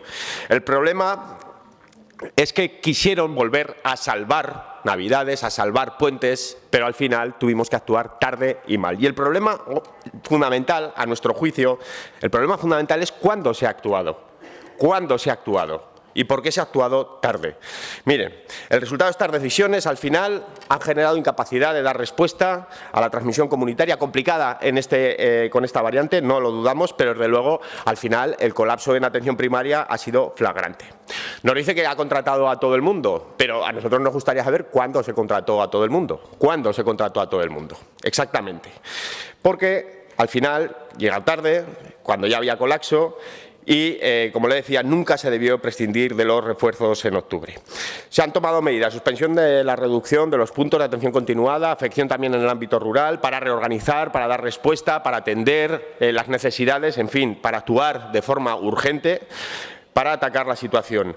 Incremento de horas de profesionales, incremento de agendas, incremento también en buena medida de jornadas laborales y sobre todo, pues al final, ¿qué pasa con los crónicos? ¿Qué pasa con la atención continuada? ¿Qué pasa con las agendas imposibles? En fin, señoría, una suerte de problemas que debemos abordar. PCRs, pues pasó lo mismo. Yo ya le pregunté por qué se había prescindido, por ejemplo, del refuerzo del IACS. Yo le pregunto qué pasa con los pliegos de mantenimiento 24 horas de los aparatos para hacer de los utensilios para las PCRs, porque una avería colapsó y puso en espera multitud y miles de pruebas. ¿Por qué no se contrató a personal de laboratorio en su día, en su momento? Porque había personal dispuesto y posible para contratar y reforzar la capacidad diagnóstica. Claro, cuando no tenemos esa capacidad diagnóstica nos vamos al autodiagnóstico y entonces aparecen otros problemas. ¿Qué pasa con las bajas laborales? ¿Qué pasa con las contradicciones flagrantes también? Protocolos para unos ámbitos de la sociedad en unos sentidos, protocolos para el ámbito productivo en otro sentido.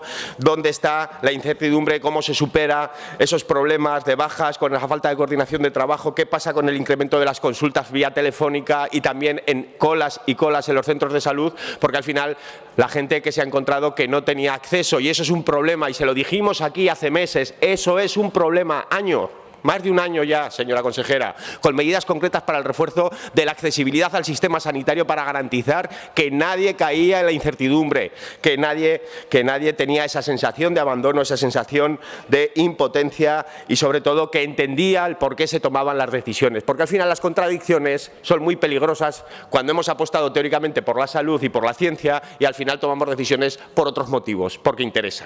En definitiva, ¿qué hacer? De ahora en adelante intentaré ser muy breve, señora presidenta. Refuerzo estructural y estable del sistema, con medios humanos, no prescindiendo de esos refuerzos, manteniéndolos a largo plazo, materiales, teléfonos, líneas de teléfono. Y espero que, aunque solo sea eso lo que usted se comprometa, que se comprometa. Comenzar con la reestructuración de la sanidad aragonesa, el incremento de la atención primaria en recursos. Volvemos a proponérselo otra vez, la gerencia propia, la atención comunitaria en condiciones dignas, el medio rural fundamental. ¿Vamos a avanzar o no vamos a avanzar en esta dirección?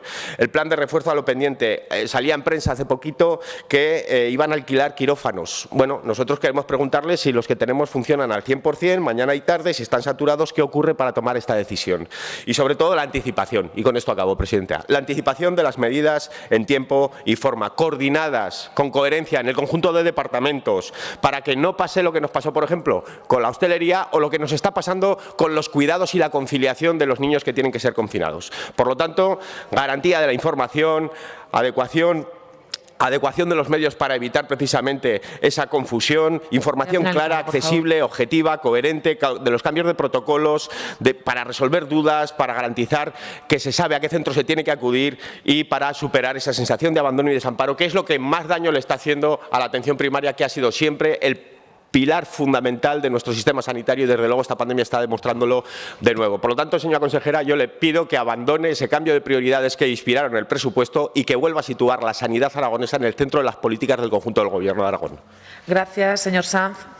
Turno ahora del Grupo Parlamentario Aragonés. Señora Peirat, cuando quiera, tiene usted la palabra.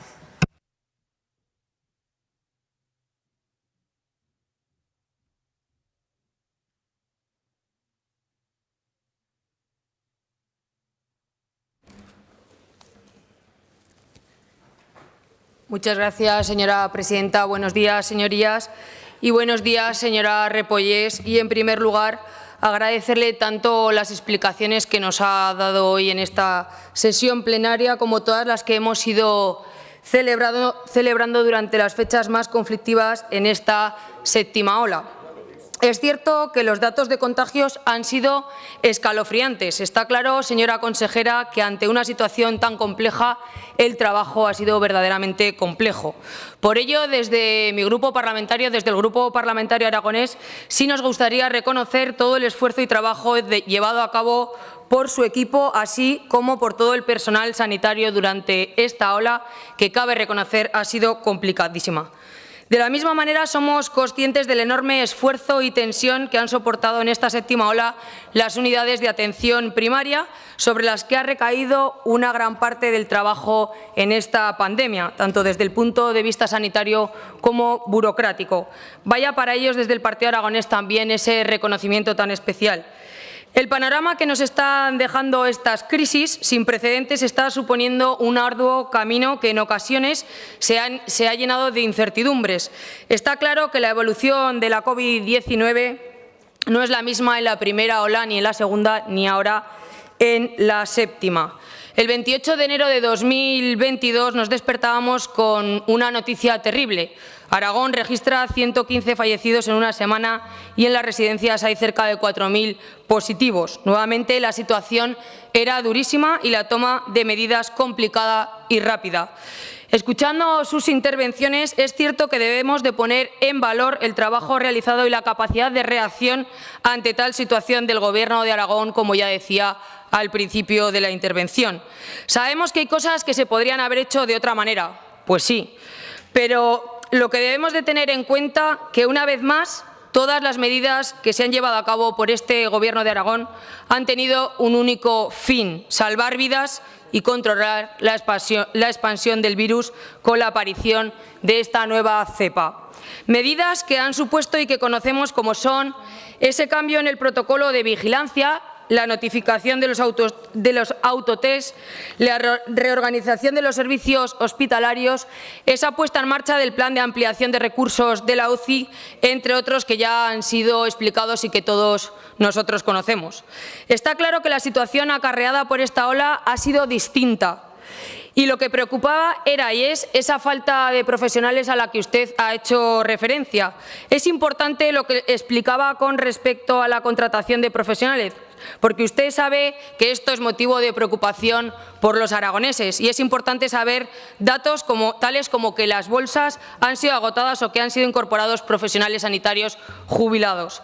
Ahora la situación epidemiológica parece ir en descenso con una disminución del 60% de la incidencia y que, por tanto, existe un descenso de la presión asistencial. Hablaríamos de ese periodo de transición al que ya hemos hecho referencia en otras ocasiones. Y algo que escuchaba atentamente es ese aprendizaje, lo llevo escuchando durante todas sus reuniones, ese aprendizaje al que todos nos hemos visto sometidos sin dejar de recordar que esto ha sido algo nuevo para todos.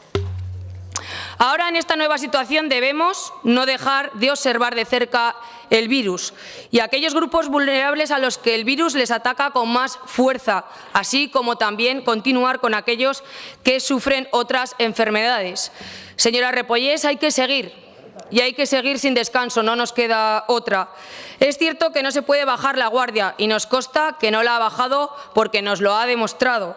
Por lo que cuente con nuestro grupo parlamentario para lo que sea necesario, porque si algo tenemos, creo, todos los grupos en común, es la ocupación y preocupación por la salud de nuestros aragoneses. Muchas gracias, presidenta.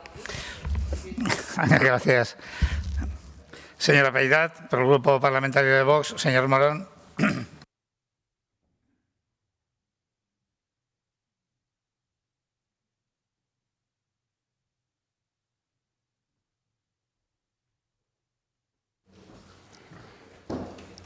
Gracias, señor presidente. Señora consejera, su gestión de esta séptima ola ha sido un despropósito. Y la consecuencia de la misma ha sido la saturación de los servicios de urgencia, los hospitales y de los centros de salud. Y además, nuevamente, la estrategia que ha utilizado su departamento ha sido la de criminalizar a la hostelería y al ocio nocturno, cuando en este último caso han estado durante 450 días cerrados. Sin embargo, usted le sigue responsabilizando de la expansión de la enfermedad. Lo cierto es que nos ha reforzado convenientemente la atención primaria y fruto de ello es el caos que se ha generado en muchos centros de salud. Algunos facultativos han llegado a haber hasta 100 pacientes. Y su consejería, siendo consciente de esta situación, no ha sabido reaccionar y poner los medios necesarios. Ante la falta de profesionales, no ha sabido reorganizar la asistencia relacionada con la COVID, implicando a otros profesionales, como por ejemplo a celadores, administrativos, técnicos en cuidados auxiliares de enfermería, para liberar, por ejemplo, a las enfermeras en los circuitos de vacunación o en la realización de pruebas diagnósticas, como reclamaban los colegios profesionales de enfermería, o externalizar los puntos de vacunación de una forma más ágil y evidentemente, en todos los centros de salud, y agilizar las labores burocráticas, como reclamaban también los sindicatos médicos. No ha sabido reaccionar, no ha reaccionado a tiempo. En cuanto a la relajación de las restricciones de horarios y aforos que están vigentes desde el día 5 de febrero, queremos destacar que todavía, a día de hoy, se siguen exigiendo la presentación del certificado COVID para acceder a residencias y hospitales y se permite la exigencia del mismo también en los locales de ocio, basándose en el derecho de admisión. Certificado COVID, que siempre hemos nosotros defendido su falta de eficacia para el control de la transmisión. Ahora parece que se nos va haciendo un poquito más de caso en algunos foros científicos, incluso algunos otros partidos políticos, que ha enfrentado a los ciudadanos, que ha generado ciudadanos de primera y ciudadanos de segunda y cuya exigencia, como bien sabe, hemos recurrido ante el Tribunal Superior de Justicia de Aragón. Y nosotros nos preguntamos ¿hasta cuándo va a seguir usted confiando en estas estrategias, en este tipo de medidas que no han mostrado ninguna efectividad? No me voy a extender en la relación que ha mantenido el Gobierno de Aragón y especialmente usted misma con el Poder Judicial, cuestionando sus decisiones por motivos ideológicos, pero sí le recordaré que el Grupo Parlamentario Vox en Aragón no permitiremos que pisoteen los derechos de los ciudadanos aragoneses, como se suele decir, tirando por la calle del medio y siempre nos tendrán enfrente. Finalizaré mi intervención realizándole algunas preguntas que espero que me pueda contestar. En primer lugar, ya han hecho referencia a algún otro portavoz. Sería interesante que nos comentara si se ha podido mantener en esta séptima ola el normal funcionamiento de la cirugía programada o en qué medida ha sido afectado. ¿Cuál es el nivel de absentismo en estos momentos de los profesionales? ¿Cuál es el protocolo que se está siguiendo en la actualidad para su retorno a la actividad? Y también, un poco en línea también con otras preguntas que han realizado, ¿cuál va a ser el futuro de los contratos de enfermería realizados con motivo de la pandemia todavía vigentes? Porque, efectivamente, se despidió a un porcentaje muy importante, a 2.600 enfermeras. Se han renovado algunos contratos. Pues interesaría saber qué se va a hacer con las nuevas contrataciones y si estas contrataciones se van a prolongar. También nos sorprende el elevado índice todavía de ocupación de camas hospitalarias y de UCI. Evidentemente, es un porcentaje pequeño en proporción con los contagios, pero es verdad que este virus es mucho menos letal. Y queríamos preguntarle cuál es el criterio utilizado a nivel hospitalario para considerar un paciente COVID. Es decir, los pacientes que contabilizan como hospitalizados COVID son pacientes que ingresan por una patología respiratoria relacionada con el COVID o son pacientes que ingresan por cualquier otro motivo y son diagnosticados de COVID en el hospital. Nos interesaría también que nos pudiera aclarar esta situación. Otra cuestión que sí que le queremos plantear, creo que también está un poco en boca de muchas personas, es cuál es la posición que va a mantener su departamento en el Consejo Interterritorial respecto a la posibilidad de endemizar, o como se suele decir también coloquialmente, gripalizar el COVID. La verdad es que la situación actual nos parece razonable, o no parece muy razonable seguir con las estrategias de rastreos y sí mejorar la información que tienen que recibir los ciudadanos, la información médica. Pero nosotros nos preguntamos, ¿está la atención primaria en estos momentos preparada para asumir la carga asistencial que le va a suponer esa gripalización de la COVID? En cuanto al tema de la atención primaria, pues como sabe, mañana le voy a interpelar, por lo tanto no voy a hacer más referencia a la situación que se está viviendo. Y la última pregunta que le voy a plantear es si se está estudiando alguna medida en relación con el tema que le planteaba antes para liberar las funciones administrativas o no puramente asistenciales a médicos y enfermeras en atención primaria. Muchas gracias. Gracias, señor Morón. Por el Grupo Parlamentario de Chunta. Señora Las Obras.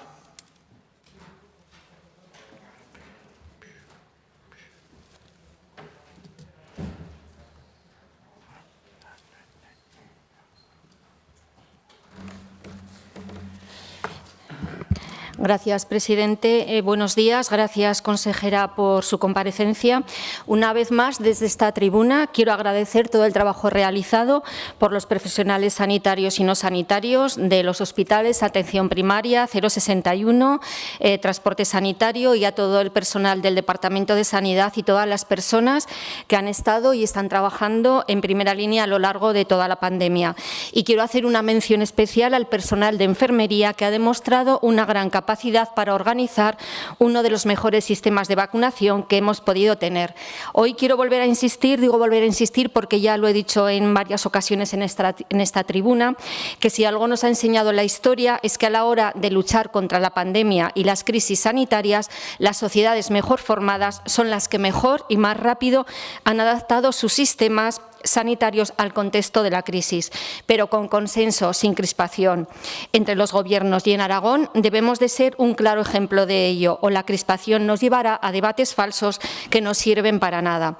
La crisis sanitaria provocada por la COVID-19 ha puesto a prueba nuestras democracias, nuestras economías y nuestras sociedades, y de la rapidez con la que hemos sido capaces de reaccionar y el sentido de la responsabilidad ha dependido la eficacia del control sanitario y el alcance de los efectos efectos económicos, sociales o educativos. Desde noviembre del 2021, que apareció la variante Omicron y se expandió rápidamente en todos los países del mundo, generó cifras de contagio récord debido a una transmisión comunitaria muy elevada. Y en Aragón nos encontramos con la séptima ola. Y en este momento lo que más precisamos es la colaboración entre los distintos gobiernos, el apoyo sin reservas a la investigación científica, una información basada en datos oficiales con transparencia en los acuerdos y, sobre todo, insistir en la concienciación social, porque la realidad está demostrando que lo que sí sirve para atajar la pandemia es el compromiso colectivo, porque vivimos en una sociedad y todos nuestros comportamientos afectan a los demás. A lo largo de las diferentes olas, todas las decisiones que se han tomado por parte del Gobierno de Aragón han tenido como objetivo acabar con la pandemia y sus repercusiones en materia social, económica, educativa, dentro del marco existente. Y ha sido gracias a esa cogobernanza por lo que se ha podido avanzar más rápido que si hubiéramos tenido un modelo más centralista.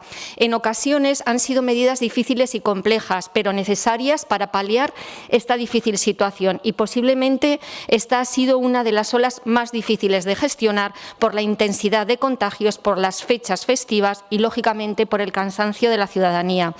Pero también es cierto que la pandemia nos ha servido para replantearnos algunas cuestiones, desde el modelo de residencias, las ayudas a la vulnerabilidad social, pasando por el medio ambiente, la precariedad laboral, la vivienda o el modelo productivo. No son problemas nuevos, pero el coronavirus los ha hecho aflorar. También el efecto de la pandemia ha puesto de manifiesto que hay que realizar una transformación de los sistemas de salud para centrarnos en la resiliencia en las personas y en combatir las desigualdades de salud. El sistema sanitario fue creado hace años para una sociedad distinta, donde la ciudadanía tenía una asistencia uniforme en vez de una atención médica personalizada como la tenemos hoy. Y el grupo de ancianos también constituía una franja menor de población. A día de hoy ha habido cambios significativos, como el envejecimiento de la población, el predominio de enfermedades crónicas, que es un fenómeno universal y con múltiples repercusiones en aspectos de la vida. Hay que tener en cuenta de cara al futuro que para prestar estos servicios de sanidad, así como otros como educación o servicios sociales, partimos de un déficit de financiación por parte del Gobierno de España. En el informe de la Cámara de Cuentas sobre fiscalización en el 2019, el sistema de financiación autonómica aportó unos ingresos de 450.000 millones de euros a las comunidades autónomas, garantizando 2.146 euros por habitante ajustado, pero en Aragón, para el gasto de sanidad, educación y servicios sociales, según la Cámara de Cuentas, necesitamos 2.593 euros por habitante ajustado, lo que supone un déficit de 447 euros para prestar todos estos servicios. Así, calcula que se hubieran sido necesarios 628 millones de euros adicionales. Ante estos datos de la Cámara de Cuentas, desde Chunta Aragonesista consideramos que es necesario decidir que ahora estamos en un momento clave para poder reformar el todavía vigente sistema de financiación autonómico, porque cada día que pasa en Aragón aumenta sus problemas para financiar adecuadamente la sanidad pública que necesitamos y merecemos todas las personas en todos los lugares de Aragón. Hay que seguir trabajando, sobre todo para atajar cuanto antes esta crisis sanitaria, económica. Gracias, presidente. Gracias, señora Sobras. Por el Grupo Parlamentario de Podemos, señora Cabrera.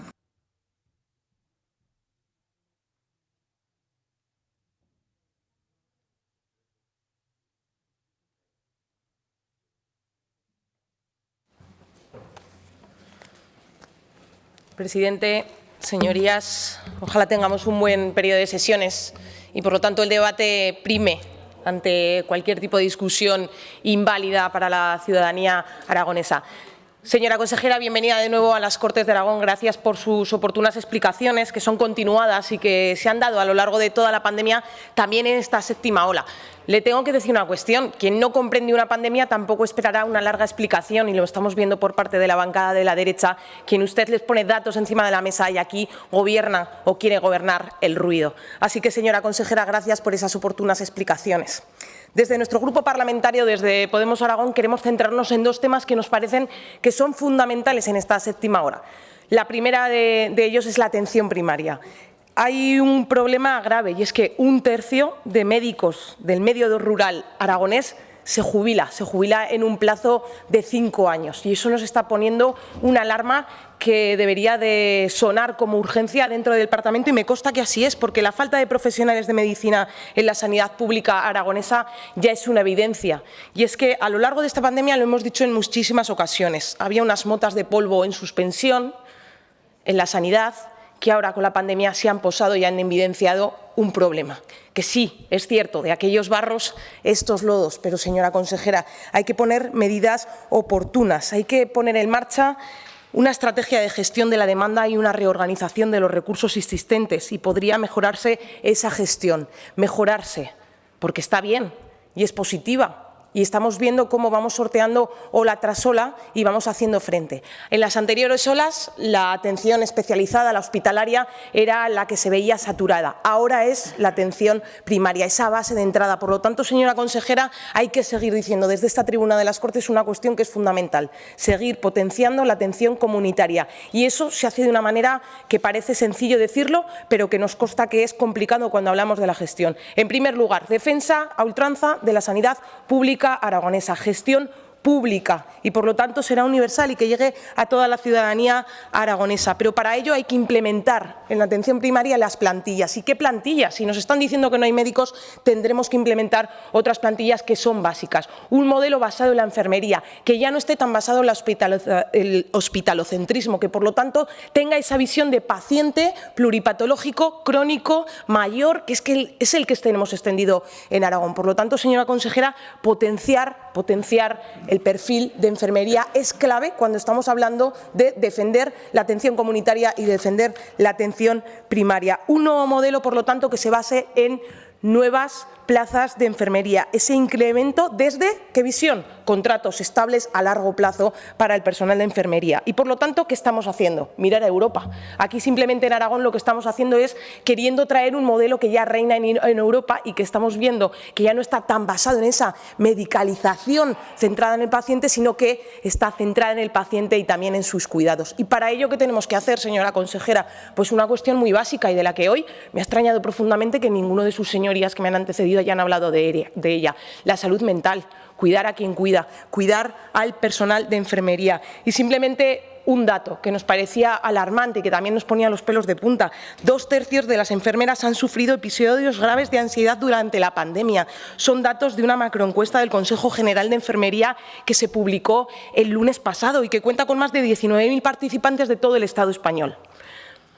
Señora consejera, esto es alarmante. Hace falta una cuestión urgente y es que la Ley de Salud Mental que presentamos Unidas Podemos en el Congreso se ponga en marcha y, por lo tanto, podremos tener una atención primaria fortalecida, pero también una sociedad que no solo piense en la sanidad de manera física, sino que también tengamos y atendamos a lo que es la salud mental. 2 retos, por lo tanto, señora consejera, 2 retos únicamente. Por una parte, implementar el marco estratégico de atención primaria acordado, abordado, firmado y que, por lo tanto, ahora solo hace falta que este marco se ponga en marcha también en nuestra comunidad autónoma. Y, por otra parte, apoyar y aprobar esa ley de salud mental que, por lo tanto, no solo incrementará las plantillas de psicólogos, psiquiatras, sino de todas aquellas personas que están trabajando en pro de la salud mental, porque también pongamos unas cifras. El ratio en Europa es de 18 psicólogos y psicólogas por cada 100.000 habitantes y cuando nos vamos al Estado, 5 por cada 100.000. Por lo tanto, ola tras ola se evidencia cuáles son las necesidades para tener un nuevo sistema que piense en el paciente, pero que también piense en las y los trabajadores, en la salud física, pero también hasta la salud mental. Así que, señora, atención primaria, salud mental y mucha fuerza para todo el ruido que quieren imponer en estas Cortes de Aragón. Gracias, señora Cabrera. Para el Grupo Parlamentario de Ciudadanos, señora Gaspar.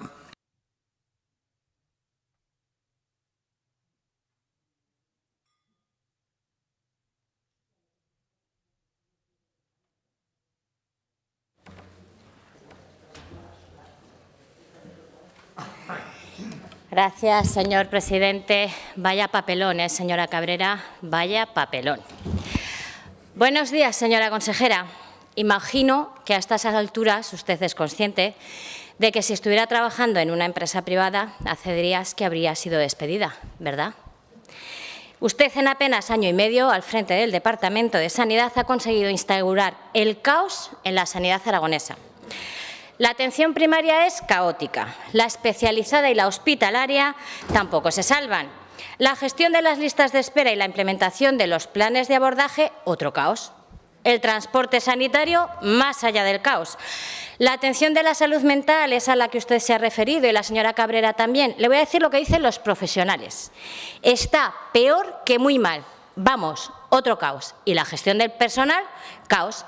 Es que no se salva nada. Usted ha sumido a la sanidad aragonesa en el más absoluto caos. Y la gestión de la séptima ola de la COVID en Aragón ya es la gota que colma el vaso. Da la sensación de que usted, desde el Gobierno de Aragón, da por perdida la batalla frente al virus, que ha tirado la toalla.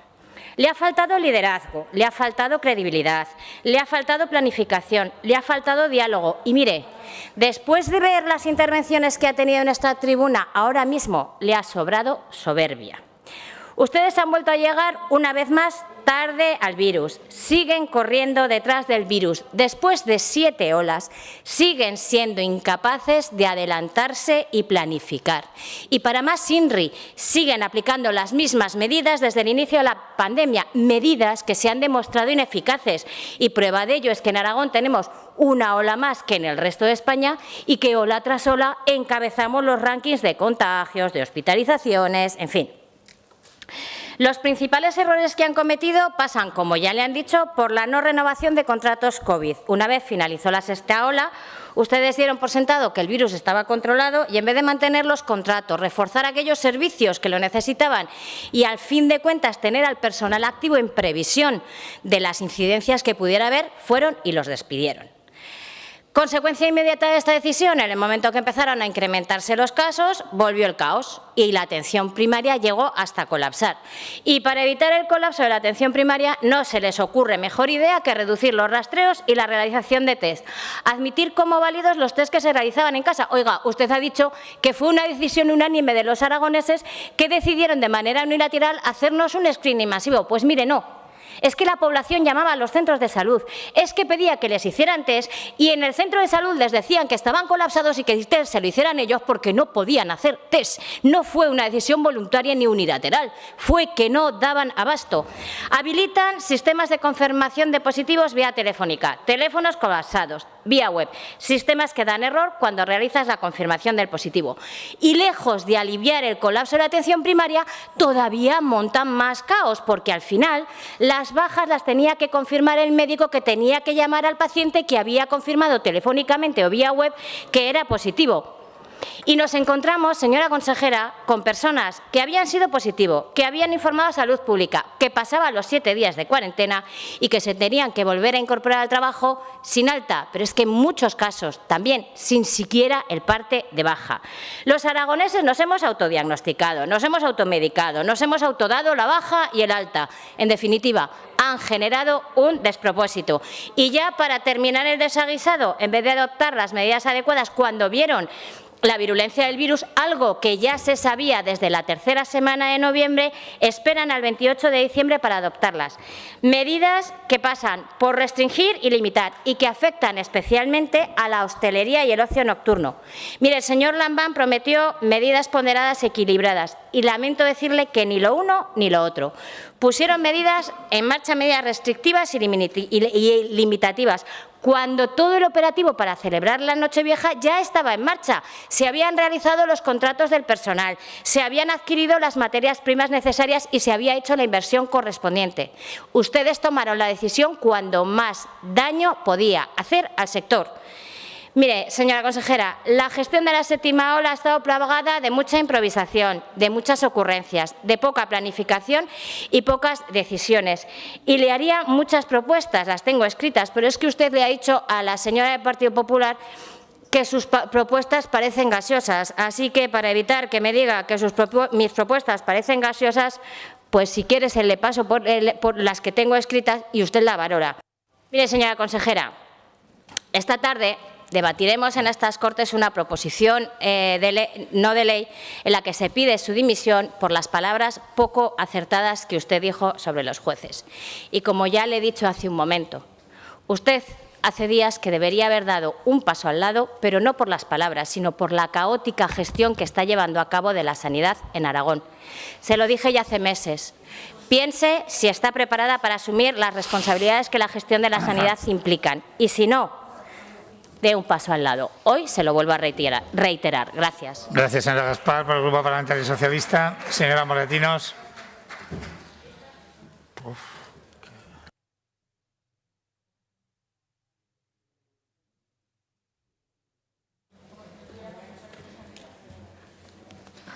Gracias, presidente, y gracias, consejera, una vez más por su accesibilidad para recabar información, por su transparencia a la hora de facilitar datos y protocolos en esta Cámara, pero también ante los medios de comunicación y ante los propios ciudadanos. Ya querríamos todos que los representantes públicos de los partidos de la bancada de la derecha actuaran con esta transparencia y coherencia en las instituciones en las que gobiernan, cuando lo que hacen realmente es transmitir una cosa aquí y otra allá. Y, por cierto, consejera, de despidos nada, fuerza para aguantar a estos cenizos de la derecha y, por supuesto, todo nuestro apoyo.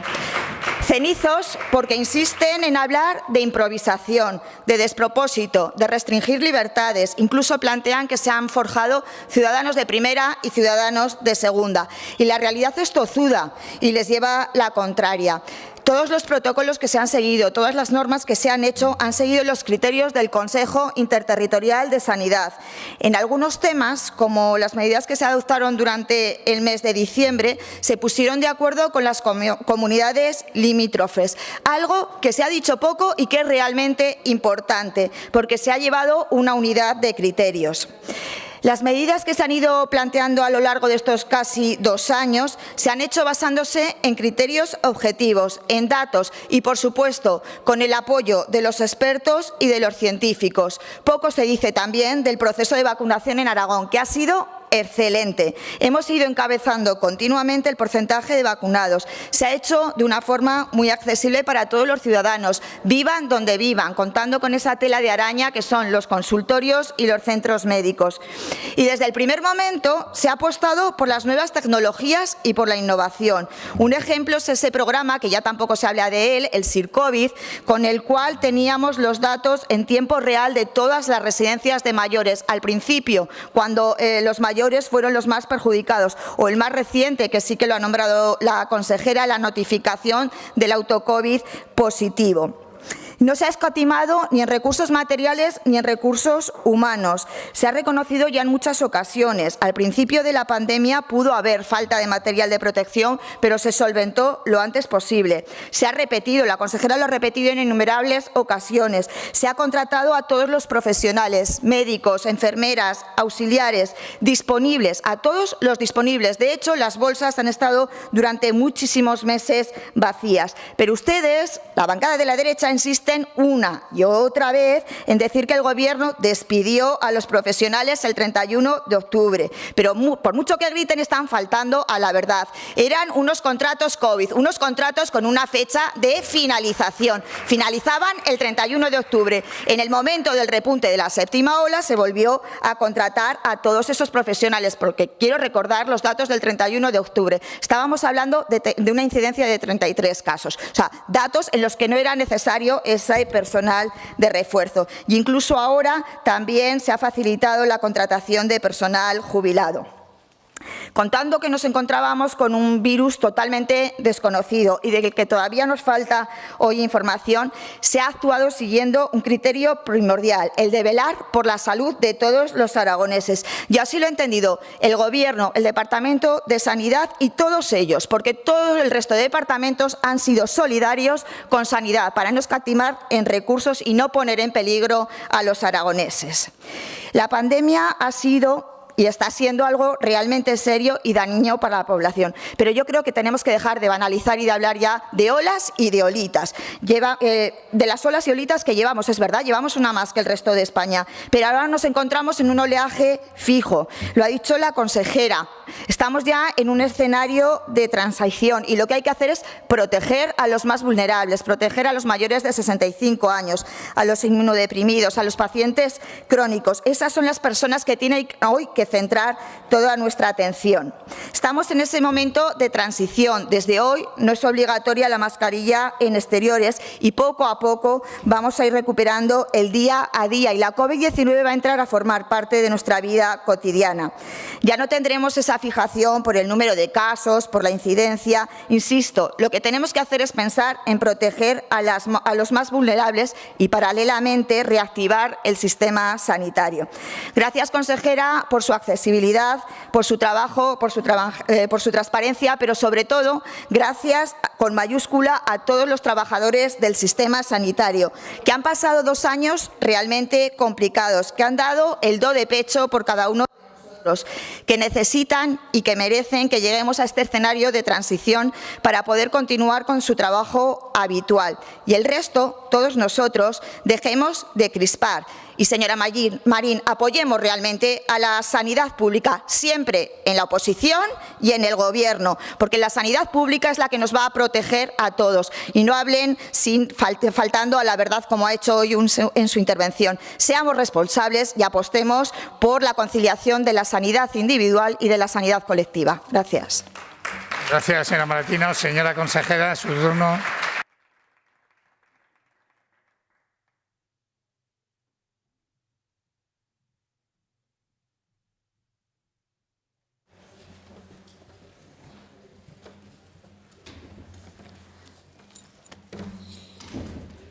Bueno, gracias. Se ha hablado de contrataciones, de despidos, de falta de previsión. Bueno, creo que yo lo he dicho en muchísimas ocasiones, hoy lo vuelvo a repetir. En esta séptima ola hay que decir que desde el pasado mes de septiembre y coincidiendo con la finalización del periodo vacacional, como todos los años, fueron venciendo numerosos contratos de sustitución habituales en el Salud todos los años. Fueron venciendo y hay que tener en cuenta que en ese momento la situación de la incidencia de casos hasta mediados del mes de noviembre estaba en nuestra comunidad autónoma en nivel de riesgo 1. No despedimos a nadie, no despedimos a nadie. Esos contratos finalizaron y no se renovaron, porque la situación epidemiológica lo permitía. Sin embargo, ante la explosión de casos de esta nueva ola, en cuanto hubo necesidad de refuerzo en los centros, se procedió a la nueva contratación de efectivos. Insisto, se contrataron 2.200 personas al sistema sanitario, más de 800 enfermeras, más de 500 auxiliares de enfermería y más de 200 celadores. Además de incorporar los profesionales jubilados. Se autorizó la incorporación al servicio activo de los profesionales jubilados de medicina y de enfermería con un total de 53 profesionales, 31 médicos de atención primaria, 20 enfermeras y 2 de otras especialidades que todavía hoy están trabajando. Se han destinado mayoritariamente a descargar a los centros de salud de tareas burocráticas, fundamentalmente la gestión de bajas por IT y consultas telefónicas, en el caso de los facultativos, así como a reforzar labores de vacunación en el caso de las enfermeras. Creo que esto lo preguntaba el señor Morón. Asimismo, se consideró necesario prorrogar el periodo de disfrute de las vacaciones y días de libre disposición hasta el 30 de abril de 2022, autorizándose además a que pudieran llevar a cabo las compensaciones por exceso de jornada correspondientes al año 2021 a lo largo de todo el año 2022. En el comienzo de la séptima ola, activamos por tercera vez la operación Baluarte y que desde el pasado 29 de noviembre cuenta con un nuevo dispositivo con 20 efectivos para las mencionadas labores de rastreo y de vigilancia. Y a la vez se incorporaron 8 equipos móviles con 2 personales sanitarios para poder proceder a la vacunación por todo el territorio. Y es importante señalar que en el ámbito de la atención primaria, el Departamento de Sanidad, consciente de las dificultades para encontrar profesionales médicos de familia y pediatras fundamentalmente, ha tomado una serie de medidas que persiguen favorecer estas contrataciones. Se ha prolongado la edad de jubilación desde el año 2018, permitiendo en este momento que los profesionales voluntariamente puedan continuar trabajando hasta los 70 años. Se ha aumentado notablemente la oferta de formación sanitaria especializada en medicina de familia y enfermedad familiar y comunitaria, más de un 15% en la última convocatoria.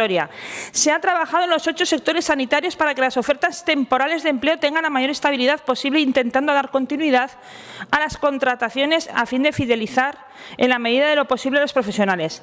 Se ha valorado de forma adicional los baremos de méritos de bolsa de empleo y oposiciones en el trabajo de los denominados centros de difícil cobertura para incentivar el desempeño de estos.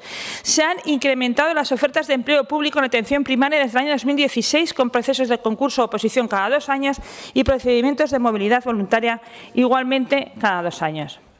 Señora Gaspar, todas las comunidades estamos haciendo lo mismo, todas las comunidades autónomas. Juanma Moreno, presidente de la Junta de Andalucía, líder popular del Sur, que a finales del mes de diciembre decía en el Parlamento que el sistema sanitario está absolutamente tensionado porque tenemos un pedazo de pandemia y añadía que da igual cómo se llame el presidente, todas las comunidades autónomas tienen los mismos problemas. Y no quiero decir nada de Castilla y León porque estamos en campaña electoral, pero créame, siempre hemos tenido una relación fluida con Sanidad y hemos trabajado para tomar decisiones coordinadas y conjuntas, y usted lo sabe. Y le voy a descubrir algo. Quienes hemos puesto talante en esta pandemia hemos hecho prácticamente lo mismo, reducir la movilidad y la interacción social mediante la restricción de horarios y aforos. De ahí que cuando Ciudadanos dice que las restricciones castigan injustamente a la hostelería, titular del Heraldo de Aragón del 28 de diciembre, supongo que esto lo han hablado en las reuniones nacionales a las que a lo mejor usted no ha asistido, señora Gaspar. Bueno, pero se lo cuento para que tenga usted información de que todas las comunidades autónomas están haciendo lo mismo y su partido también. Así que una de dos. O proponen actuaciones que no aplican donde gobiernan, de tal forma que el resumen sería, de nuevo, consejos vengo, que para mí no tengo, o peor, que no se hablan con los suyos, en cuyo caso tienen un verdadero problema, señora Gaspar. En fin, cuando se refieren a una gestión caótica deben de referirse a la que hacen ustedes en otros sitios o ustedes incluso cuando gobernaron aquí, algunos otros. En la situación actual en que nos encontramos, en varias semanas de descenso, el pico lo tuvimos el 13 de enero, hemos disminuido más del 80% de la incidencia, hemos disminuido la letalidad global, hemos descendido la presión asistencial, hay un gran porcentaje de casos leves asintomáticos, un alto porcentaje de vacunación, hay una protección adicional casi completa de las personas más vulnerables mayores de 65 años y se ha recuperado la actividad quirúrgica gracias a la disminución de la presión asistencial. Así que nos encontramos en un escenario de transición. Entramos en un escenario de transición en el cual probablemente tendremos que pasar a una situación de endemia. Si aceptamos ese diagnóstico, evidentemente, habrá que valorar si la intensidad de las medidas en política sanitaria implementadas hasta este momento son adecuadas para conciliar la salud de las personas con COVID, de las personas que sufren otras enfermedades y necesitan atención y el desarrollo de los sectores productivos. Con esto, ¿qué quiero decir? Que evidentemente las medidas que se establecieron en los primeros tiempos de la pandemia, cuando no había vacunación, no tienen nada que ver con las medidas que probablemente tendremos que establecer a partir de este momento. Pero no eso consiste la gestión y la gestión de una pandemia. La gestión de una pandemia que nos lleva a la delantera. La gestión de un virus que vamos conociendo poco a poco y la gestión de una situación en la cual tendremos que barajar otros escenarios o escenarios de transición. Se ha acusado de disminuir el rastreo. Evidentemente, el aprendizaje de esta última ola nos ha enseñado que el conjunto de medidas utilizadas en otras ocasiones para mitigar su impacto, el impacto de la pandemia, como es la identificación temprana de los casos, la identificación de los contactos estrechos y los aislamientos o cuarentenas, no han resultado tan efectivas como fueron en el pasado. Por eso, el Comité Interterritorial, a instancias de la Comisión de Salud Pública, estableció un documento el día 29 de diciembre que se llama Adaptación de la vigilancia epidemiológica del COVID-17 en situaciones de alta contagiosidad, donde ya recomendaba que no se realizaran cuarentenas a los contactos, donde ya recomendaba que no se hicieran rastreos y donde ya recomendaba que se reducieran las cuarentenas a 7 días. Y donde ya recomendaba, evidentemente, que los test de autodiagnóstico en este escenario de alta contagiosidad deberían de darse como positivos sin necesidad de verificación e incluirlos en el sistema, sanitario como casos confirmados. Insisto, no hemos hecho ningún invento. Hemos hecho lo que la comunidad científica ha considerado que se tenía que hacer en todos los momentos.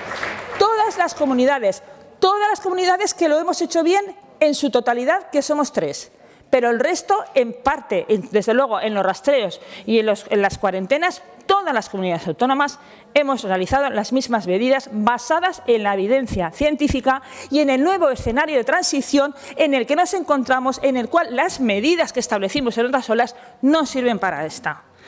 Por otra parte, la extraordinaria diferencia en la severidad de los casos, del cual todos hemos sido testigos, hemos tenido más de 8.000 personas positivas en algún momento y el sistema sanitario ha aguantado, aunque ha estado muy tensionado, y especialmente atención primaria, la extraordinaria disminución de la severidad de los casos hace que también, efectivamente, nos tengamos que replantear qué escenario es el que tenemos que visualizar a partir de este momento y qué tipo de control tendremos que realizar, a la vez que tenemos la mayoría de población vacunada y a la mayoría de la población vulnerable con su tercera, incluso con su cuarta dosis, que ya hemos empezado a poner a las poblaciones extremadamente vulnerables del grupo 7.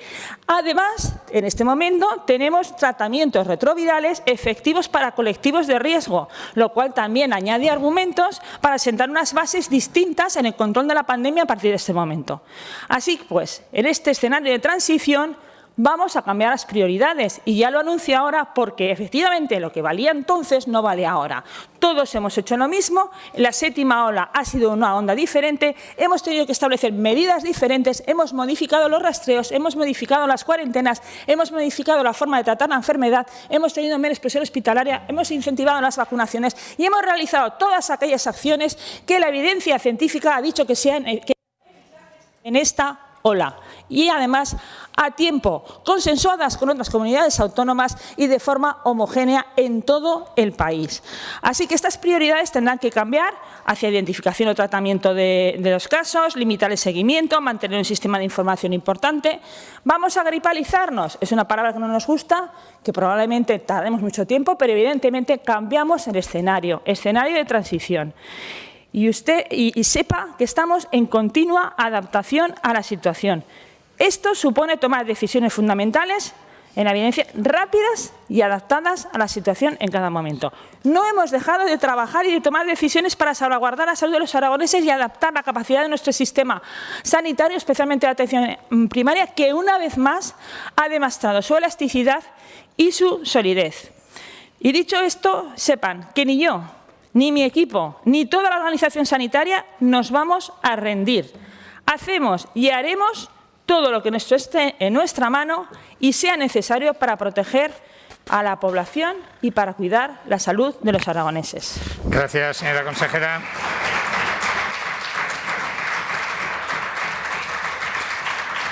Antes de continuar con el siguiente punto, les anuncio que, so pena que vaya muy rápida la siguiente comparecencia, depende cómo vaya de rápida, a mitad de comparecencia anunciaremos si se deja la primera PNL para la tarde, ya que no hay turnos de comida, lo haríamos todos a la vez, o no. Pero apuesten casi seguro a que la dejaremos probablemente para la tarde, pero si se agiliza esta comparecencia la podríamos meter. Comparecencia de la consejera de Economía, Planificación y Empleo a petición del Grupo Parlamentario de Ciudadanos, Partido de la Ciudadanía, al objeto de informar sobre la posición del Gobierno de Aragón en relación a la reforma laboral presentada por el Gobierno central, acordada con los agentes sociales y su repercusión en la economía y el empleo en Aragón. En nombre del Partido de Ciudadanos, del Grupo Parlamentario, señor Martínez, tiene la palabra. Muchas gracias, señor presidente. Yo reduciría un poco el planteamiento de esa comparecencia. Nosotros lo que queremos es saber no solo cuál es la posición del Gobierno de Aragón con respecto a la aprobación de esa reforma laboral, sino cómo piensa o qué piensa hacer el Gobierno de Aragón, ¿verdad, señora consejera?, para aprovecharla al máximo, que creo que es lo que hay que hacer en estos momentos. Mire, la verdad es que Ciudadanos en este momento, que ya tenemos esa reforma laboral, no ha podido ser una reforma liberal, nos hemos tenido que conformar con la reforma laboral que se ha aprobado en este momento. Tenemos que decir que nos hemos sentido más orgullosos de nunca. Y nos hemos sentido más orgullosos de nunca porque nos ha permitido demostrar cuál es nuestra forma de hacer política, algo que no han demostrado los demás. Nos ha permitido demostrar que la política que practica Ciudadanos es aquella en la que lo que predomina es el bien común y no el bien de los partidos en cada momento. La verdad es que el espectáculo ha sido dantesco, lo tengo que decir. O sea, ha sido un espectáculo dantesco. Yo creo que nos lo podíamos haber ahorrado, sobre todo con una reforma del calado y la importancia que tiene esta. Porque atacaba aquello de lo que hemos hablado siempre, llevamos muchísimos años hablando y que sufren muchos aragoneses y muchos españoles, que es la precariedad en sus contratos, la precariedad de los puestos de trabajo que tienen en este momento. ¿Qué es lo que sucede? Mire, nosotros tomamos aquella decisión por varios motivos. El primero de todos es porque creíamos que era una reforma que suponía un avance. Repito, no era el avance que habríamos querido, era un pequeño avance, pero al fin y al cabo creemos que todo consiste en avanzar. Al mismo tiempo conseguimos otra cosa adicional, y es que los independentistas, dicho claramente, no pudieran jugar su juego, no pudieran conseguir lo que siempre intentan conseguir. Y es que hubiera trabajadores de un tipo en Cataluña y en el País Vasco que tuvieran unas condiciones y que en el resto de España las condiciones fueran completamente diferentes. Y la segunda parte yo creo que era la más interesante, obviamente con la ideología que cada uno trata de mantener o profesar, era parar el modelo de izquierdas, el modelo comunista, que en muchas ocasiones se intenta imponer cuando se plantean este tipo de reformas y sobre todo cuando lo hace una ministra de Podemos como es la señora Yolanda Díaz.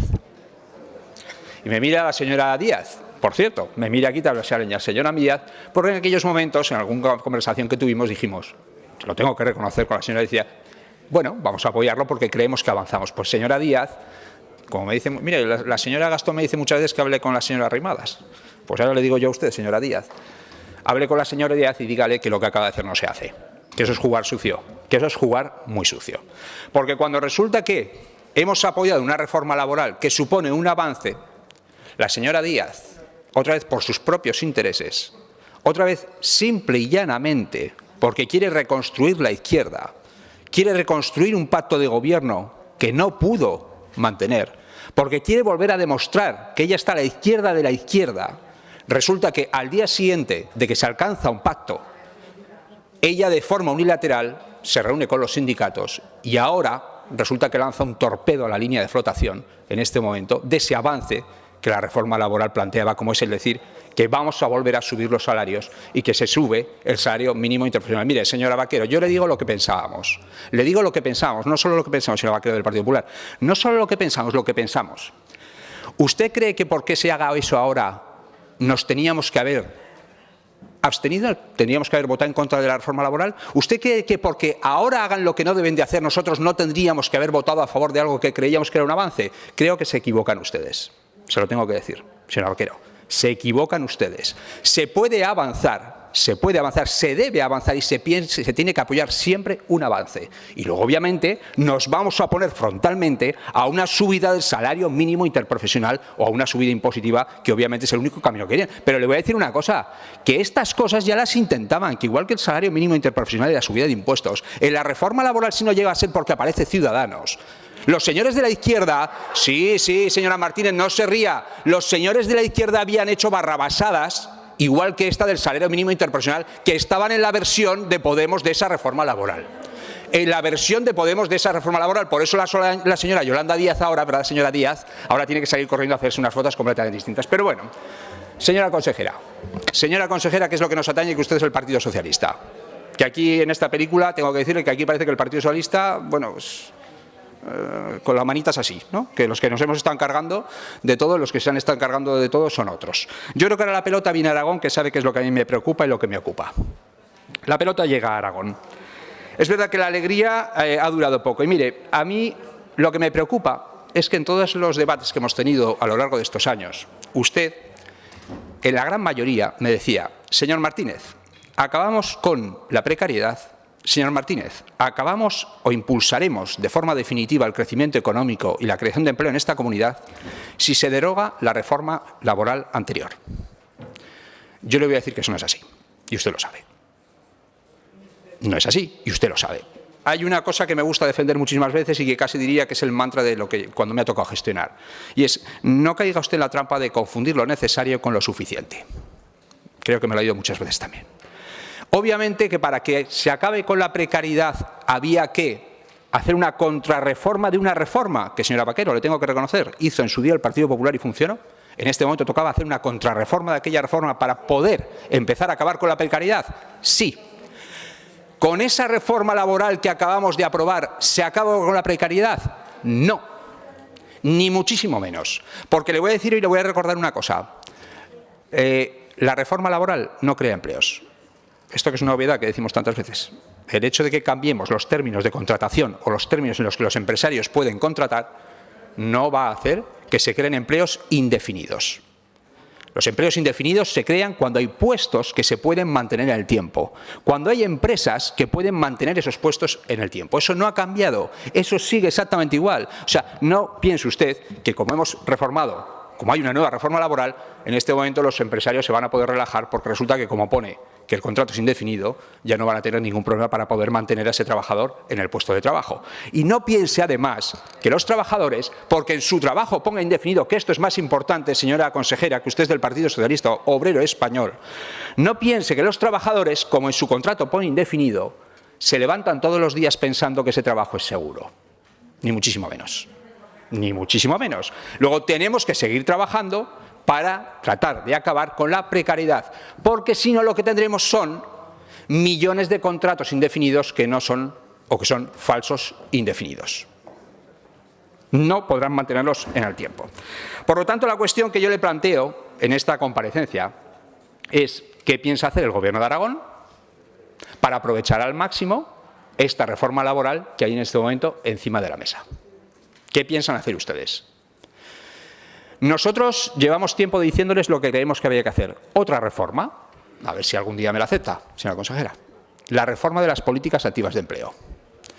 Tenemos una reforma laboral que va a cambiar el panorama en muchos aspectos. Tenemos una reforma laboral que va a cambiar las condiciones en muchos aspectos.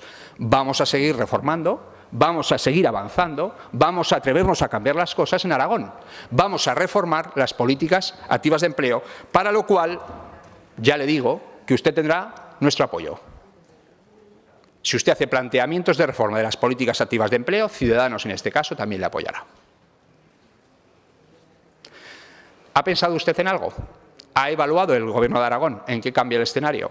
¿Ha evaluado cuáles son las posibilidades que se abren en este momento? ¿Cuáles son las opciones que tienen ustedes para que esas políticas activas de empleo sean más efectivas? Yo lo que creo es que cuando se le pide un esfuerzo como el que se le ha pedido, porque esto es cierto, ¿vale?, a los empresarios en este momento, cuando se les dice que en uno de los peores momentos, pues bueno, hay que hacer una reforma, por muchos motivos, no vamos a entrar a discutir aquí si es porque obviamente teníamos que hacer reformas, si queríamos hacer a fondos europeos o cosas por el estilo, pero lo cierto es que el esfuerzo se les ha pedido a los empresarios. Lo mínimo que tenemos que hacer desde las instituciones y obviamente desde la institución del Gobierno de Aragón es realizar el mismo esfuerzo. Si ellos se las van a tener que ingeniar para poder mantener los puestos, si ellos se las van a tener que ingeniar para que esos contratos indefinidos lo sean de verdad, nosotros creo que el Gobierno de Aragón y usted, señora consejera, tiene que dar un paso adelante y tiene que ingeniárselas para ayudarles de otra forma. Les hemos cambiado las modalidades de contratación, les hemos cambiado las condiciones. ¿Vamos a cambiar la forma en la cual les ayudamos? Porque nosotros creemos que es completamente necesario. Desde luego, de esto es de lo que vamos a hablar y en lo que voy a centrar mi segunda intervención. Sabe que le planteamos cambios en muchísimos aspectos. Eso es lo que queremos saber en este momento, porque si no, señora consejera, sinceramente, ni reforma laboral ni nada por el estilo. Nos encontraremos ante un escenario muy, muy preocupante. Muy, muy preocupante. Y máxime con un partido como es Podemos, con una ministra como es la señora Díaz, que en este momento, vuelvo a repetir, ha lanzado un torpedo a la línea de flotación de las empresas. Sí, señora Díaz, ¿no me vuelvo a mirar así? Vamos a ver. Que la señora Calviño les está diciendo que es mucho más grave que todo eso, Es mucho más grave que todo eso, porque ustedes están jugando, no voy a entrar en términos económicos, pero ustedes están jugando a un juego muy peligroso. En este momento tenemos un problema de inflación, me van a permitir el apunte técnico. Tenemos un problema de inflación enorme, enorme. Es en este momento el gran peligro que sufren las empresas y los trabajadores. La señora Calviño, del Partido Socialista, les ha dicho, no jueguen con los sueldos. Pues la primera en la frente. La primera en la frente. Lo primero que hacemos es jugar con los sueldos e inyectar más dinero al sistema. Yo creo que el esfuerzo lo vamos a tener que hacer entre todos. Mire, señora Díaz, hagan ustedes el esfuerzo de no intentar ser tan de izquierdas. Vamos a ser un poquito consecuentes. Y, señora consejera, dígame usted cuáles son los esfuerzos que plantea hacer el Gobierno de Aragón. Muchas gracias. Gracias, señor Martínez. Señora consejera.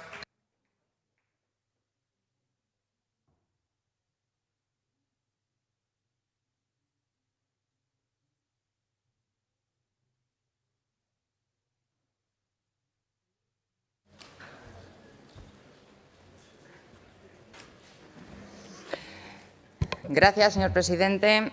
Señor Martínez, creo que la comparecencia me la solicitaba a mí, ¿no? Le contestaré yo. Interpele a la señora Díaz cuantas veces quiera, pero ¿qué le vamos a hacer? Me la ha solicitado a mí. Hablamos de la reforma laboral, de la posición del Gobierno de Aragón respecto a la reforma laboral, y para ver esa posición, que entiendo que sobreentenderá, no hoy, sino ya hace mucho tiempo, cuál es nuestra posición, habría o cabría hacer un análisis del mercado de trabajo actual.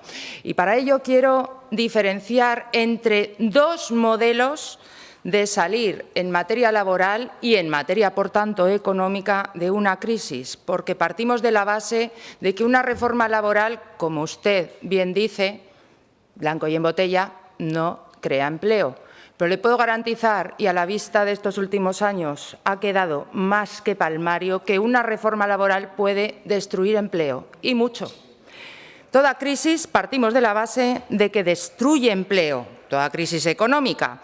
La importancia y eficacia de ciertas herramientas que han tenido lugar como protagonistas a lo largo de estos últimos meses dejan patente que hay un modelo de salir de la crisis en el ámbito laboral muy distinto al que hemos visto, basado en despidos y en devaluaciones salariales. Y hay otro modelo que tira de herramientas laborales, sociales y económicas, como son los ERTE y las prestaciones por cese de actividad, que pretenden un equilibrio más justo dadas las circunstancias y evitan destruir empleo.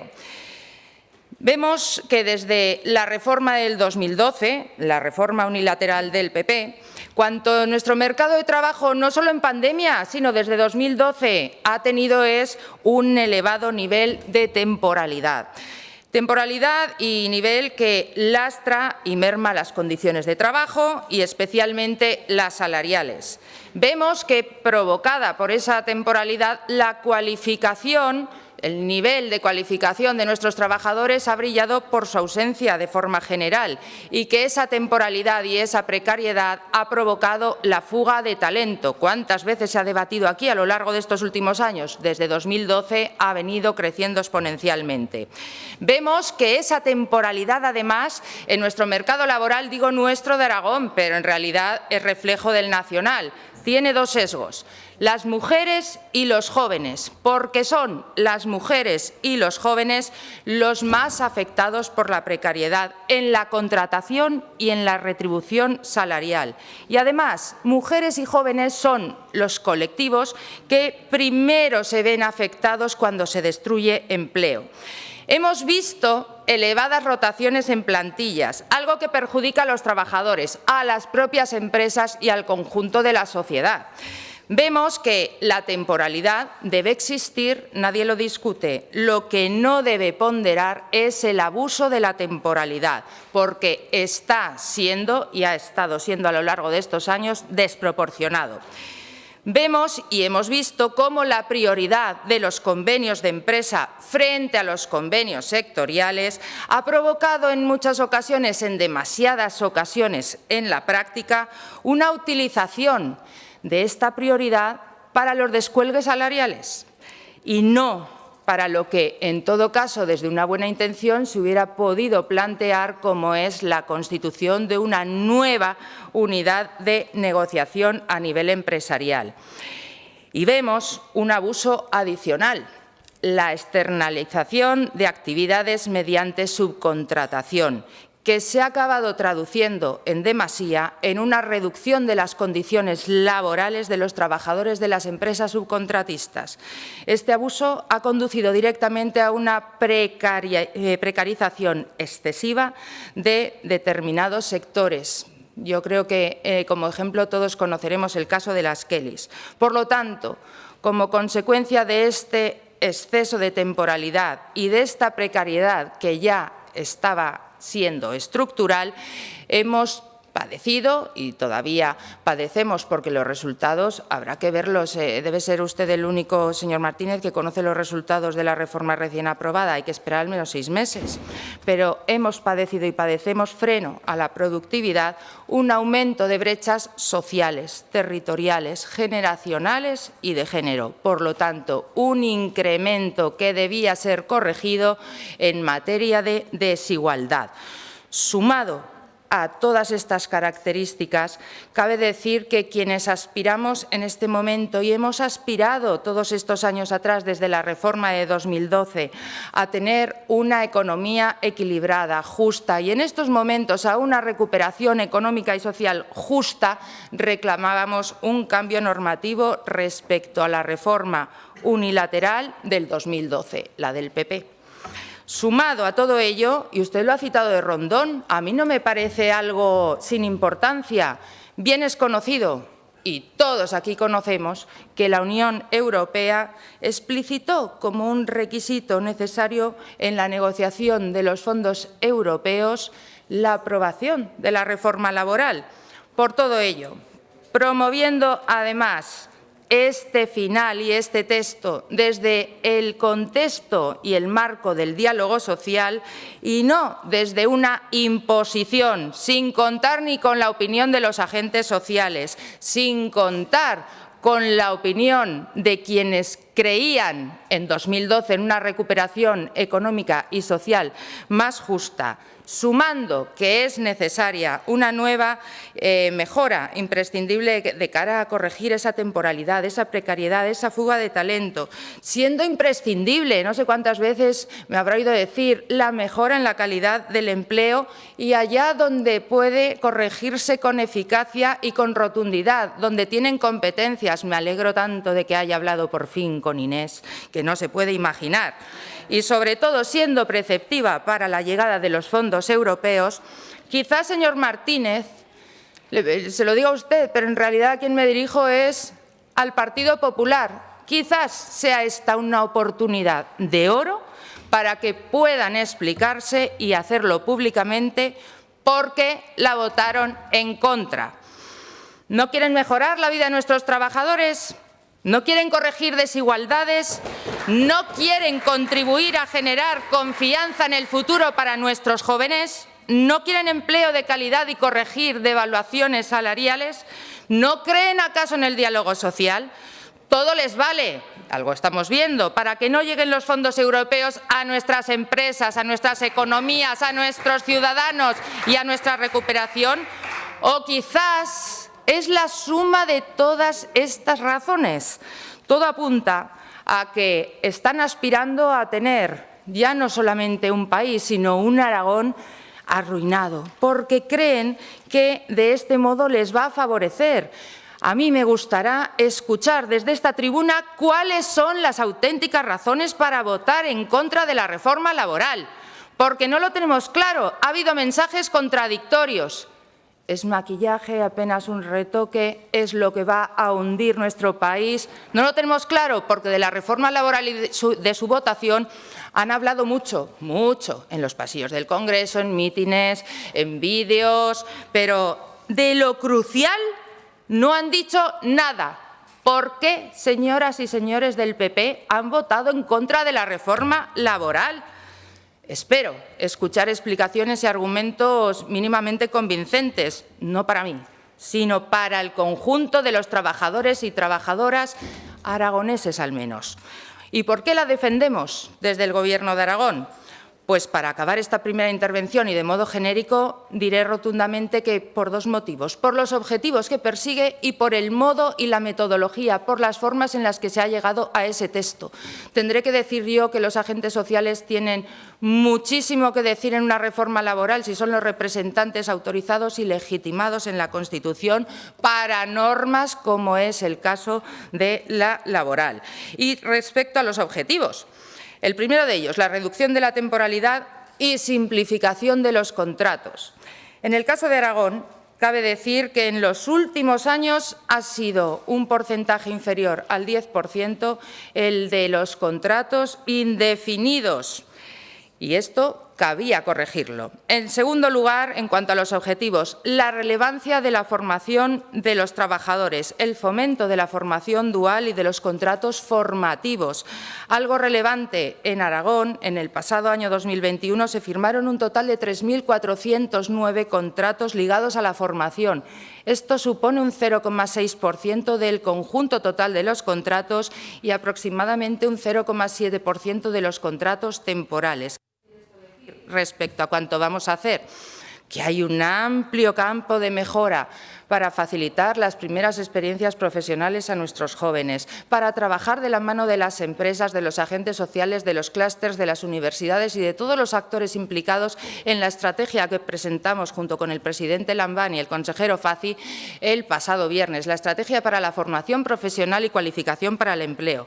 Tercer objetivo, mejora de los salarios, con un relevante aspecto respecto a la subcontratación, recuperando la ultraactividad y derogando la prevalencia salarial de los convenios de empresa. El cuarto de los objetivos, el mantenimiento y la potenciación de la flexibilidad empresarial, evitando el recurso al despido como argumento fundamental mediante una crisis económica o situación de dificultad y facilitando con el mecanismo RED la posibilidad de que el escudo social, que también ha sido utilizado durante la pandemia y todavía lo sigue utilizando, dé posibilidades para no destruir ese empleo, para no destruirlo. Políticas activas de empleo, hablaremos de nuevo cuando quiera, pero no diga que las que hemos puesto en marcha no han funcionado, porque le recordaré, si quiere, los datos, los de la EPA y los del paro registrado. Y verá cómo Aragón puede, no el Gobierno de Aragón, Aragón como comunidad, puede lucir y sacar cierto pecho en cuanto a la comparativa. No confunda esto con triunfalismo. Le digo, no es del Gobierno de Aragón. Tenemos claro quién crea el empleo, pero tenemos claro quién contribuye con estabilidad, con confianza, con todo el trabajo y con políticas activas de empleo a que ello sea posible. Y créame, la reforma laboral contribuirá a generar esa confianza, esa estabilidad y ese escenario óptimo para que no solamente haya más empleo, sino que sea, por fin, de mayor calidad. Gracias, señor presidente. Gracias, señora consejera. Su turno de réplica, señor Martínez.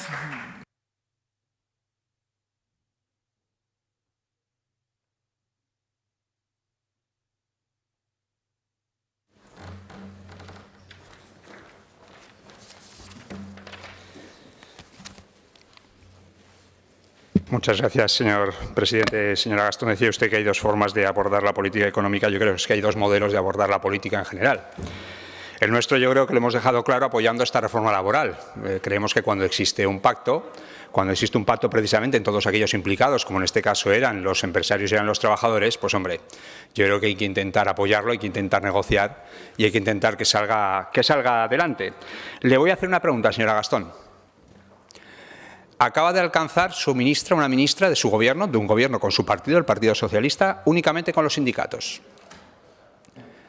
¿Va a apoyar el Partido Socialista esa medida? ¿Va a apoyar el Partido Socialista esa subida del salario mínimo interprofesional a la que únicamente se han apuntado los sindicatos? ¿O va a intentar el Partido Socialista volver a hacer lo que ya se ha hecho con la reforma laboral, que es intentar conseguir un pacto? Se lo digo porque entonces ustedes estarían jugando como Partido Socialista a un juego muy peligroso, a un juego descarado. Y es al juego de cuento con quien quiero, cuando me interesa, pero no me interesa el interés general precisamente, es que las cosas se hagan bien. Luego ya le digo, señora Gastón, es que me viene al dedo la comparecencia, me lo va a permitir, hablábamos de la reforma laboral, pero lo que le planteo es si el Partido Socialista, además, va a intentar buscar un pacto para esa subida del salario mínimo interprofesional y va a intentar sentar en una mesa tanto a los empresarios como a los defensores de los trabajadores para llegar a un acuerdo como se ha hecho esta vez. O lo que va a hacer es dejarle a la señora Díaz el campo libre, porque la señora Díaz tiene que recuperarse, ¿verdad, señor Escartín?, de ese rapapolvo o de este pequeño contratiempo para la izquierda, en este momento la izquierda radical en este país. Si ustedes consiguen un pacto, pues nosotros nos replantearemos la posición contra su subida del salario mínimo interprofesional. Desde luego en este momento ya le digo que no, porque es un torpedo en la línea de flotación. Y yo creo que usted va a ser, me lo va a permitir, de las que va a defender que hay que sentarlos a todos, porque usted siempre ha aludido a que el diálogo social es la piedra angular de cualquier recuperación económica. Pues bueno, váyase usted, hable con el señor Sánchez, igual que me dice a mí con quién tengo que hablar, ya le digo yo a usted. Hable usted con el señor Sánchez y diga al señor Sánchez, hay que sentar a los empresarios y hay que sentar a los trabajadores para intentar pactar esa subida, si es que es posible, que nosotros creemos que es imposible, no es la mejor medida en este momento, del salario mínimo interprofesional. Independientemente de todo eso, yo lo que le voy a proponer es una reforma liberal, no una laboral. Yo le voy a proponer una reforma liberal. Sí, señora consejera, sé que la estaba esperando. ¿Verdad que la estaba esperando? Pues aquí la tiene. Muy bien. Usted ha dicho que lo verdaderamente importante en este momento, lo verdaderamente importante es la formación. Tanto es así que cuando uno lee cuáles son los cambios que se producen con esta reforma laboral, casi todos obviamente son los modelos de contratación, en la modelo que se establecen los convenios, pero hay uno muy interesante que está en el mecanismo red. Está en el mecanismo red, que dice nada más y nada menos que, bueno, pues podrán acogerse a medidas de reducción de las cotizaciones de la Seguridad Social de entre el 20 y el 60% nada menos, incluso aquellos sectores o sectores completos, cuando sea necesario realizar una recualificación o una transición profesional de sus trabajadores. Esto que deja muy claro, y esto nos parecía muy interesante, deja muy claro la importancia que tiene la formación en este momento. Y yo lo que le propongo es una reforma liberal. Liberalice usted parte de los fondos que en este momento se están utilizando para mejorar o para aportar formación a los trabajadores, para que las empresas, no, otra vez no, señora consejera, que se lo dije anteayer en la Comisión de Economía, otra vez no, una y mil veces. A ver si nos ponemos de acuerdo de una vez. Una y mil veces. Claro que se lo diré, una y otra vez, hasta que usted lo tenga en cuenta, usted se lo crea o tenga simplemente a bien analizar la posibilidad, vuelvo a repetir, de que se liberalicen parte de los fondos de formación que hay en este momento y que se puedan utilizar por parte de las empresas de forma quirúrgica, de forma que formen a sus trabajadores en aquello que realmente necesitan. Ya sé que me va a hacer usted otra vez con que es el cheque de formación. Mire, que si quiere nos sentamos e intentamos buscar medidas más creativas, medidas que se acomoden a la situación que en este momento ha producido, los cambios que ha producido en este momento la reforma laboral. Si de una reforma laboral sacamos una reforma liberal, yo creo que hemos avanzado el doble, así se lo digo. Así se lo digo. Mire, hay una cosa que creo que tenemos que tener clara. No sirve de nada una reforma laboral en la que se dice que los trabajos tienen que ser indefinidos desde el primer día, sí. Cuando una empresa quiere contratar a un soldador de forma indefinida, no hay gente preparada para soldar. Cuando un trabajador que trabaja en una empresa con un contrato indefinido y se dedica a programar Python en este momento para IoT, para Internet de las Cosas, resulta que en 3 meses puede formarse en Go para poder programar en el metaverso y no puede formarse en Go, no puede recualificarse. No tendrá ningún sentido que en el contrato ponga indefinido, porque la empresa no podrá mantener el puesto y el trabajador no podrá mantenerse en ese trabajo. Dará igual lo que ponga en el papel. Este es el campo en el que hay que actuar. Este es el campo en el que más millones se destinan en políticas activas de empleo. Señora consejera, ¿vamos a reformarlo? Hágame caso. Vamos a intentarlo. Queda menos de un año. Le dije el otro día que creo que sería uno de los grandes logros de sus 2 legislaturas, una reforma de esas políticas activas de empleo. Vamos a liberalizar fondos, vamos a dejar que las empresas decidan con mayor facilidad, con mayor agilidad y con mayor libertad cómo forman a sus trabajadores, porque le aseguro que de esa forma avanzaremos muchísimo más y aprovecharemos al máximo esta reforma laboral que hemos aprobado entre todos los que creemos que para avanzar hay que estar siempre en primera línea. Muchas gracias. Gracias, señor Martínez. Su turno de dúplica, señora consejera.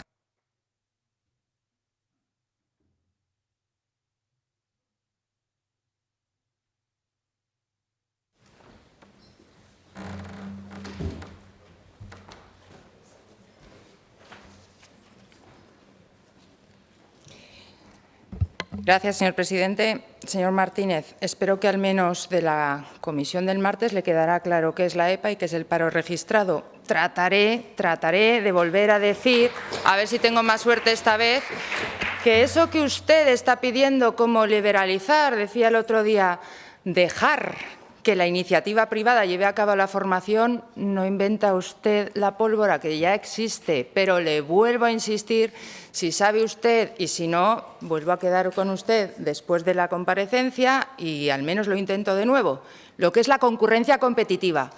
Señor Martínez, que no se puede a dedo coger ni iniciativa privada ni pública y endosarle, dicho con cariño, parte de los fondos de una convocatoria. Pero es más, es que los fondos que vienen provenientes de los MRR, de los Next Generation, me habrá escuchado usted alguna vez decirlo, en materia de empleo al menos, vienen finalistas con convocatorias que hay que adaptar con bases y la propia convocatoria a cada una de las comunidades autónomas, y dejamos todos que entre la iniciativa privada quien quiera a formar, pero bajo la normativa legal imperante, concurrencia competitiva. Mire, la reforma laboral dice no sirve de nada si no se forma al personal para cualquier necesidad. Podemos estar de acuerdo en que tenemos que continuar formando hasta aquellos que creen que no se tienen que formar más a lo largo de toda la vida laboral. Me habrá escuchado usted muchísimas veces decirlo. Pero le voy a decir para qué va a servir la reforma laboral. ¿Para qué sirve? Para que a esos trabajadores, cuyos ejemplos usted acaba de decir aquí, sean las propias empresas las que los formen también y los cualifiquen. Y los propios trabajadores, sabiendo que van a tener una estabilidad y no una rotación o unos contratos de 5 días, de 30 días, ahora vete y luego vuelve, ahora te vas porque no queremos pagar las vacaciones en ciertos sectores que usted ha citado aquí y te retomamos el contrato pasadas las vacaciones. Esos trabajadores no solamente estarán más motivados para formarse, se cualificarán, se perfeccionarán, tendrán experiencia que le vendrá bien a la productividad y competitividad de la empresa, sin duda alguna, pero todos ganarán, los propios trabajadores y la propia empresa. En eso sí va a contribuir la reforma laboral. Decía en la primera intervención que eran 4 los objetivos fundamentales. Podríamos desgranar aquí unos cuantos dentro de cada objetivo. Sí me gustaría, al finalizar esta segunda intervención de la comparecencia, contestar a algo que apuntaba en la primera el señor Martínez. ¿Qué va a hacer el Gobierno de Aragón ahora que tenemos la reforma laboral? Bueno, pues verá, yo partiendo de la confianza, y no es nada nuevo, de que va a tener una positiva repercusión en la economía, en el empleo, tanto a nivel nacional como, por supuesto, en Aragón, aspiro a que se reduzca la temporalidad, a que se reduzca la desigualdad, a que tengamos, con la contribución también de sus propuestas cuando proceda, de la formación dual y de los contratos formativos, a que se incremente y apoye este impulso a la empleabilidad y empleo joven, a que se reduzca la tasa de paro juvenil y no suframos nuevas fugas de talento, a que con todo ello aporte al crecimiento de la economía aragonesa, a que se sigan manteniendo el escudo de los ERTE, que es el relevante sostén de las rentas familiares y que reduce además incertidumbre de cara a potenciales futuras crisis, que las habrá. Esperemos que sea lo más lejos posible, pero volver a verlas, a que tengamos esa revisión bianual de la evolución de la contratación temporal en las empresas, a que se refuercen acciones por parte de la Inspección de Trabajo para verificar que la normativa se está cumpliendo, a que ese estatuto del becario, cuyo compromiso para iniciar dentro de 6 meses tenga no solamente un contenido interesante, sino que sirva también como normativa aplicable, y de cara a exprimir, como usted al menos citó a los medios, y así lo pude leer hace unos días, creo que cuanto cabe en primer lugar es poner en valor el acuerdo en el marco del diálogo social. Lo defendí, lo defiendo y lo defenderé, señor Martínez. Pero el compromiso para que el salario interprofesional suba es algo que no ha salido de antes de ayer, que estaba desde el inicio de legislatura. Y defiendo que el salario mínimo interprofesional pretenda que los trabajadores huyan de algo que permitió la reforma laboral del PP de 2012, la pobreza laboral. Por lo tanto, defender el diálogo social es plenamente compatible con la subida del salario mínimo interprofesional. Yo no tengo que votar el salario mínimo interprofesional, pero desde luego le garantizo que es lo ideal personalmente, pero lo idóneo personalmente hubiera sido que viniera de la mano del diálogo social, si voy a ser coherente siempre, en esto también. En Aragón, con los agentes sociales mantendremos una reunión específica para llevar a cabo acciones concretas fruto de la reforma laboral. Podremos extender, acabo enseguida, pedagogía, resolución de dudas, acciones y oportunidad, desde la empleabilidad joven hasta la propia formación dentro de la estrategia. De forma inmediata, todas las políticas activas de empleo vamos a adaptarlas. Ya no va a tener sentido ese incentivo a la conversión de temporal a indefinido. Y, desde luego, llevaremos a cabo en esa reunión con los agentes sociales y desplegaremos de forma conjunta con la Inspección de Trabajo y Seguridad Social todo cuanto esté en nuestra mano para informar, sobre todo de pedagogía, antes que lo que en último recurso acabaría y no querríamos hacer, que es sancionar. Confiamos en la estabilidad que aporta el diálogo social, la norma y en las perspectivas positivas que sin duda traerá para Aragón. Gracias. Muchas gracias, señora consejera. Bueno, ya parece claro de que no se va a ahorrar mucho tiempo, por lo tanto, para que ya se organicen, las PNL las dejaríamos por la tarde. En cuanto termine, haremos la hora y media, esta comparecencia haremos la hora y media de parada para comer. Turno para el resto de los grupos. Señor Sanz, su turno por la agrupación parlamentaria de Izquierda Unida. Gracias, presidente. No puedo resistirme, señor Martínez, en comentar sus 5 primeros minutos de intervención. Lo cierto es que ha sido un elogio, es digna de elogio su acrobacia para justificar que, bueno, que lo que ha sido objetivamente cierto, que es que han encontrado un hueco de utilidad y ahí que se han metido, lo cual a nosotros nos parece objetivamente bien, porque, como bien decía Unai Sordo, señor Martínez, esta reforma laboral se parece a su mochila austriaca como un huevo a unas castañas, exactamente lo mismo. Pero bien está que usted intente hacer equilibrios en esta tribuna para intentar, bueno, pues llevar un debate a donde, desde luego, Izquierda Unida no quiere llevarlo. No queremos hablar del quién votó, queremos hablar del qué se votó. Y no queremos hablar del cómo, queremos hablar del por qué se votó. Miren, en este país tenemos un problema endémico que se llama precariedad. Pero la precariedad viene derivada de un modelo productivo en el que la devaluación salarial ha sido el elemento de competitividad del mundo empresarial. Y eso ha venido refrendando desde el año 1984 con la primera reforma del Estatuto de los Trabajadores, un modelo en el que los trabajadores perdían derechos, perdían capacidades para su conquista y, por lo tanto, la centralidad del mundo del trabajo se desplazaba en favor de otras lógicas liberales, neoliberales, que, como bien decía Joao Pérez Estivil, el líder del MST, no es otra cosa que la nueva libertad que necesita ese capitalismo feroz, que al final abocaba a esa triste realidad que se llama trabajadores pobres, trabajadoras pobres. Por lo tanto, y fíjese que incluso el sector productivo, la empresa, el mundo de la empresa, entendía que era necesario abordar el objetivo fundamental de esta reforma laboral, que era atajar, cercenar las causas que generan esa precariedad. Por lo tanto, había que empezar a actuar y actuar allí. Obviamente,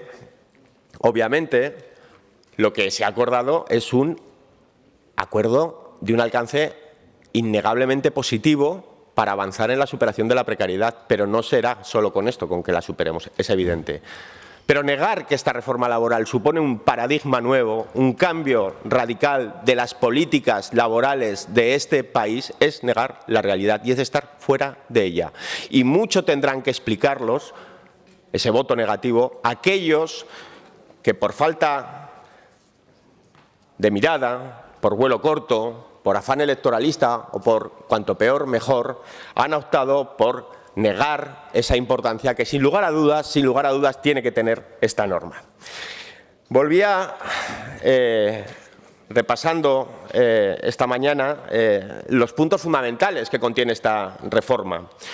Bueno, lucha contra la temporalidad como eje fundamental para acabar con la misma. Acabamos con los contratos por obra y servicio tal y como se concebían y, sobre todo, con su uso absolutamente desmedido que ha hecho que aquí en Aragón, por ejemplo, un tercio de la contratación se fundamentase en este tipo de prácticas o incluso más. Se pone límites a la subcontratación que a partir de ahora, señorías, a partir de ahora tiene que ser un mecanismo de especialización, no un mecanismo de ahorro salarial, no un mecanismo de externalización de costes y, por lo tanto, de devaluación y de precarización. A partir de ahora, la subcontratación tiene que servir para otra cosa. Se crea ese mecanismo RE, recogiendo los aprendizajes de los ERTE, sobre todo para buscar alternativas al despido. Alternativas que tienen que pasar por la flexibilidad y que tienen que pasar por la reducción de jornadas. Y, sobre todo, es la autoridad laboral la que tendrá que autorizar este tipo de mecanismos. Es decir, recuperamos esa centralidad del trabajo y resolvemos también, con una de las medidas que a nosotros nos parecen más importantes, el desequilibrio que había en las relaciones en el ámbito del mundo del trabajo entre patronal y clase trabajadora y sindicatos, recuperando también, equilibrando la negociación colectiva. Quizá esto sea lo que a muchos les quema, que los trabajadores y las trabajadoras puedan y tengan más capacidad para seguir conquistando justicia social y, por lo tanto, reparto de la riqueza. Y no nos olvidemos que esto tiene un trasunto automáticamente, con un reflejo automático en el ámbito de la economía, porque seguimos en un país como el nuestro dependiendo de la devaluación, de la demanda interna, para que las cuentas no salgan. Y usted hablaba de los 1.000 euros a los que ha subido el salario mínimo interprofesional, 3,6% del IPC, cuando el IPC ahora mismo está alrededor del 7%. ¿Le parece mucho? ¿Le parece mucho? Esto también se llama repartir la riqueza cuando se genera. Esto también es igualdad y esto también es hacer que las rentas del trabajo asuman el peso específico que tienen que asumir en el ámbito del total del reparto de la tarta de la riqueza global. Por lo tanto, es importante. ¿Cómo recuperamos ese papel de la negociación colectiva? Se ha dicho ya, recuperando la ultraactividad de los convenios, imprescindible, y sobre todo la prevalencia de los convenios sectoriales para que ningún convenio de empresa pueda precarizar lo que marca la norma sectorial. Por lo tanto, volvemos otra vez al inicio y decimos que es importante esta reforma porque devuelve al trabajo a la centralidad política, que no al centro. No nos confundamos, a la centralidad política.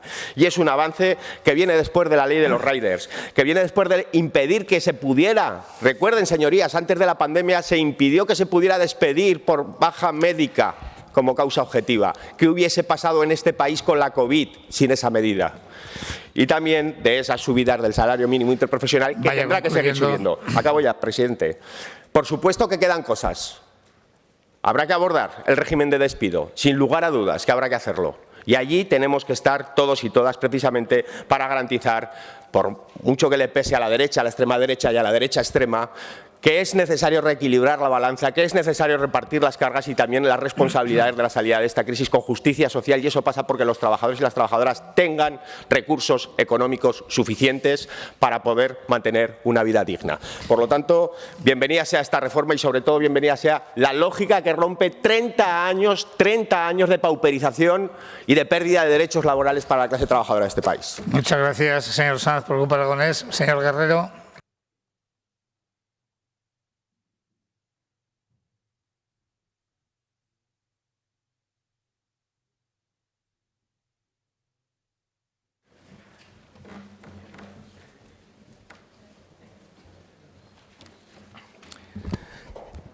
Sí, muchas gracias.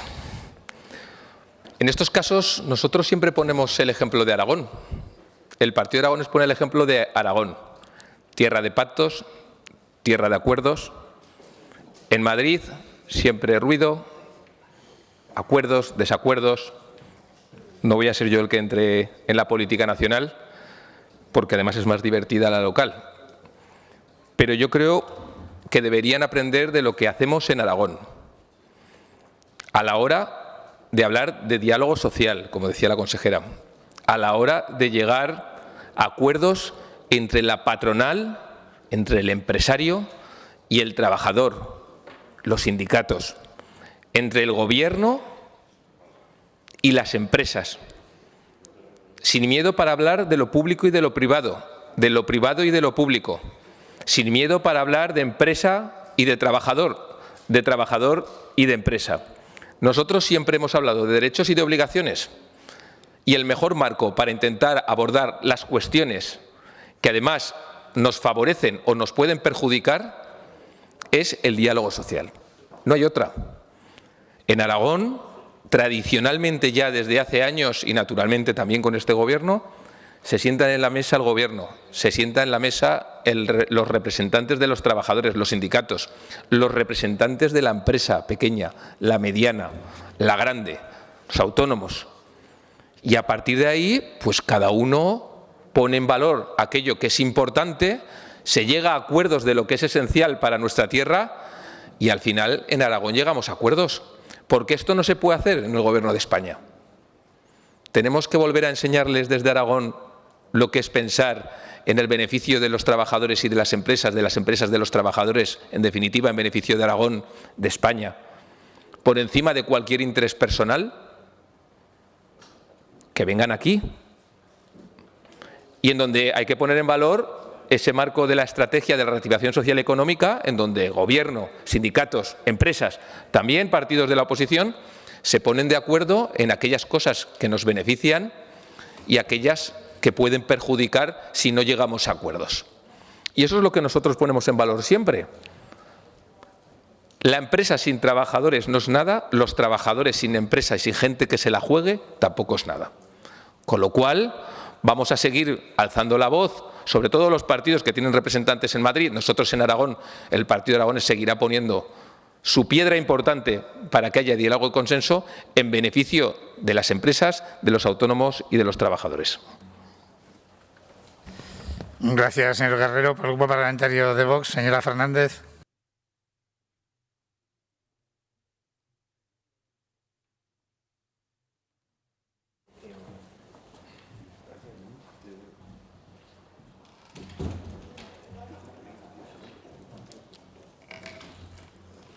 Gracias, presidente. Buenos días, señorías. Hoy comparece la consejera de Economía, Planificación y Empleo al objeto de informar sobre la posición del Gobierno de Aragón en relación con la reforma laboral aprobada de manera muy dudosa y veremos si legal por el señor Sánchez en colaboración con la señora Batet. Dicha reformilla ha sido aprobada conjuntamente, entre otros, por los comunistas y también, no entendemos, por los liberales de Ciudadanos. Reformilla, como decimos, de dudosa legalidad que afecta a todos los trabajadores de España y, por ende, de Aragón. Y en Aragón, la señora consejera ha sacado rédito a las buenas cifras de contratación de las que hablábamos el otro día en la Comisión de Economía, pero voy a decir que hablamos de una contratación de baja calidad y de una precariedad del empleo creado. Estamos hablando de una creación de empleo donde más del 90% de los contratos realizados son temporales y menos del 10% indefinidos. Esta es la realidad y es consecuencia de, por un lado, de las incertidumbres que generan las volubles políticas de los gobiernos socialistas y comunistas y, por otro, del expolio y el saqueo fiscal al que los gobiernos, tanto populares como socialistas en alternancia desde hace años, han sometido a los trabajadores, pero también a los pequeños empresarios y autónomos. Porque la realidad es que un trabajador que cobra 2.000 euros en realidad se lleva al bolsillo 1.000 euros. Y cuando lo demás son impuestos y cuando los gasta, esos 1.000 euros que le quedan, le da el 21% al mayor comisionista, que es el Estado, para sufragar en la mayor parte gastos ineficaces e ineficientes en asesores, ministerios o, como en el caso de Aragón, vicepresidencia, consejerías, direcciones generales y chiringuitos varios, y esta penosa realidad la seguiremos diciendo cuantas veces sea necesario. Esta reformilla de la reforma del Partido Popular a quienes beneficia realmente es a los sindicatos de clase y a las grandes corporaciones del IBEX, que desde hace mucho tiempo están conchavados con esos sindicatos de las mariscadas y vendeobreros, ampliamente regados con subvenciones. Y yo me pregunto sobre estos sindicatos, ¿dónde están los defensores de los trabajadores? ¿Creen que los trabajadores autónomos, pequeños empresarios, están contentos? Porque saben que no. ¿Por qué no salen a la calle a manifestarse en defensa de los derechos de esos a los que representan? ¿Dónde está esa flexibilidad de los despidos de la que hablaba la señora consejera? ¿Qué flexibilidad en los despidos se ha conseguido o se quiere conseguir? Ese diálogo social del que habla gobiernos, empleadores y trabajadores, ¿dónde quedan los trabajadores? Con esta reformilla seguirá perpetuado, por un lado, el actual status quo laboral que perjudica la creación de empleo, obviando los requerimientos lógicos de las pymes y autónomos, que son los verdaderos creadores de empleo. Y, por otro, la precariedad de los trabajadores, porque en realidad de lo que se trata es de cambiar el nombre de los contratos de trabajo sin incidir para nada en la precariedad y la temporalidad real, es decir, maquillaje de cifras. Y esta reformilla laboral, en un escenario de escalada de precios, subida de impuestos, cotizaciones sociales a las empresas y crecimiento exponencial del coste de los suministros de las empresas, es, en definitiva, puro maquillaje propagandístico. La reforma socialista y podemita de Sánchez y Yolanda Díaz, que hace cosas súper chulis, tiene fundamentalmente una doble característica. Presentar, en primer lugar, a la Unión Europea unos datos oficiales donde aparentemente baja la temporalidad, modificando simplemente los nombres de los contratos para que parezcan indefinidos cuando mantienen su naturaleza temporal. Y, en segundo lugar, perpetuar la reforma laboral del Partido Popular, que no aborda los grandes problemas de nuestros trabajadores, que son, como siempre, un mercado frágil, enormemente dependiente, desindustrialización, precariedad del empleo, cifra estructural de paro superior al 10%, sueldos bajos debido a la elevada presión fiscal y a la inflación. Para Vox, la verdadera reforma laboral debe de poner el foco en la subida generalizada de los salarios, especialmente los más bajos, sin que ello conlleve destrucción de empleo, con medidas como, en primer lugar, reduciendo drásticamente el gasto político y el despilfarro autonómico para poder aliviar las cargas sobre las empresas y la regulación abusiva que perjudica a la generación y mejora de las condiciones del empleo. En segundo lugar, promocionando el empleo estable, duradero y de calidad mediante la reducción de las cotizaciones a las empresas. Adoptando medidas para la reindustrialización y relocalización de empresas, y adoptando medidas orientadas al cuidado del medio ambiente que partan del sentido común, la responsabilidad y la protección de nuestra economía sin imposiciones globalistas que lo que han provocado ha sido la asfixia del sector primario, la competencia extranjera desleal o el encarecimiento del precio de la luz. Y, por último, actualizando nuestro marco jurídico y laboral para adaptarlo a las circunstancias de teletrabajo y promover la conciliación familiar, que además tanto teletrabajo como conciliación familiar puede servir para que muchas familias salgan de los grandes núcleos urbanos y vuelvan a sus pueblos y ciudades, repoblando la España rural. Muchas gracias, señora Fernández. Por el Grupo Parlamentario de Chunta, señora Martínez.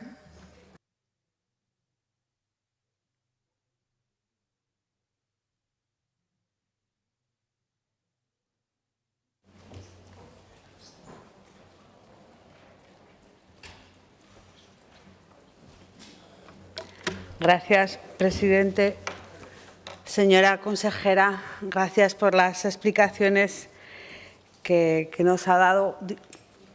La verdad es que me parece un poco complicado empezar este debate si no me refiero a la reforma que hizo el Partido Popular. Fue en el 2012 una reforma que le hizo en un tiempo récord, 50 días después de la toma de posesión del señor Rajoy, aprueban una reforma. Claro, yo ya entiendo que ustedes valoren poco lo del consenso, señorías del Partido Popular, lo entiendo perfectamente, porque claro, que se ha llegado a lo que se ha llegado, y luego ya me profundizaré un poco más, solamente ha costado 9 meses. Ustedes, lo del consenso, evidentemente, no es algo que lo valoren, es que no va con ustedes. Dicho esto, ¿qué es lo que produce la reforma laboral del 2012 para que todas las fuerzas progresistas llevemos en nuestros programas electorales que hace falta una modificación, una derogación de esa reforma laboral?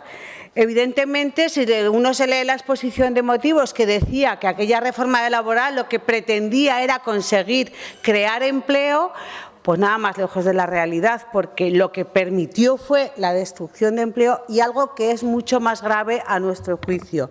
Lo que permitió fue precarizar a los trabajadores y trabajadoras de este país, porque esa reforma laboral lo que permitió y lo que produjo en muchas ocasiones es que la gente trabajadora, los trabajadores y las trabajadoras, algunos de ellos no llegaran a final de mes. Así pues, es que me parece totalmente importante y urgente que cualquier gobierno progresista decidiera que había que cambiarlo. Pero además, claro, aparece la COVID y aparecen medidas para salir de la crisis social y económica que estaba produciendo la COVID. Unas medidas que vienen de Europa a través de unos fondos europeos que exigen y que ponen como exigencia que se debe abordar la reforma laboral y que debe ser por consenso con los agentes sociales. Con lo cual, había dos motivos para pretender esa reforma laboral. Se llega a un acuerdo con los agentes sociales, pero yo quiero hacer aquí un lamento, porque era una cuestión un poco enrevesada y un poco difícil de alcanzar un consenso, sí, pero no hay que olvidar que le tenía que dar el beneplácito el Congreso de los Diputados, porque estamos hablando de una ley. Y competencialmente no tienen la capacidad los agentes sociales de aprobar las leyes, con lo cual me parece un poco una posición de abuso y una posición de chantaje la que adoptó la patronal, en la que dijo que no aceptaba que se moviera ni una coma del acuerdo alcanzado. Y claro, bueno, es verdad que yo creo que en esta exigencia de aprobar por consenso es por lo que no se alcanzan las expectativas que se generaron con la reforma o con la llamada reforma laboral. Corría mucha prisa lo de Europa, pero toda la reforma que se requería no se hizo. Y en esto, las exigencias de Europa, pues yo creo que ahí está aquí de la cuestión de por qué el Partido Popular no ha aprobado esta reforma. No lo van a decir en público, probablemente, pero los vemos. Los vemos en sus constantes idas y venidas a Europa, a Bruselas. Veíamos como ayer mismo el alcalde de la ciudad de Zaragoza también iba con poco éxito. Yo creo que además de intentar afear la labor del Gobierno de España, lo que están consiguiendo o lo que pueden llegar a conseguir es empeorar la imagen de España y, por supuesto, ellos quedar un poco en ridículo. Digo esto porque no sé si es muy patriota lo que están haciendo, pero de cualquier forma yo creo, señora consejera, que hay que seguir avanzando en la reforma laboral. ¿Se han conseguido cosas importantes? Sí. ¿Se puede atajar la temporalidad? Sí.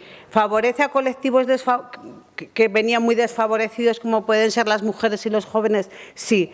Pero esta reforma laboral no ha abordado cuestiones que a nosotros nos parecen importantes y que tienen que seguir siendo una reivindicación por parte de las fuerzas progresistas y que las tenemos que llevar a cabo.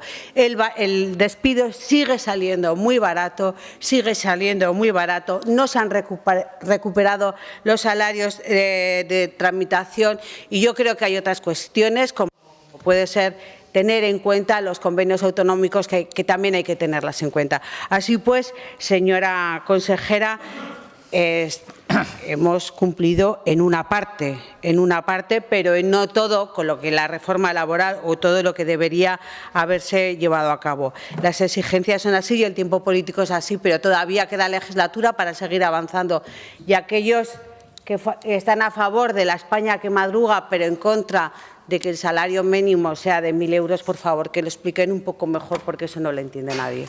Gracias, señora Martínez. Por el Grupo Parlamentario de Podemos, señor Escartín.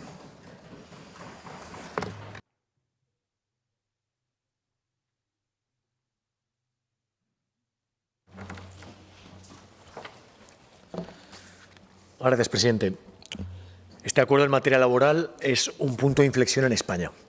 Llevamos varias décadas de recorte tras recorte de derechos sociales cada vez que había un acuerdo o una imposición por parte del Gobierno y de repente con esta reforma laboral gira la flecha y se marca una nueva orientación que va hacia la línea de la estabilidad del trabajo, el mejorar los derechos laborales y el poder adquisitivo de los trabajadores. Y esto es importante.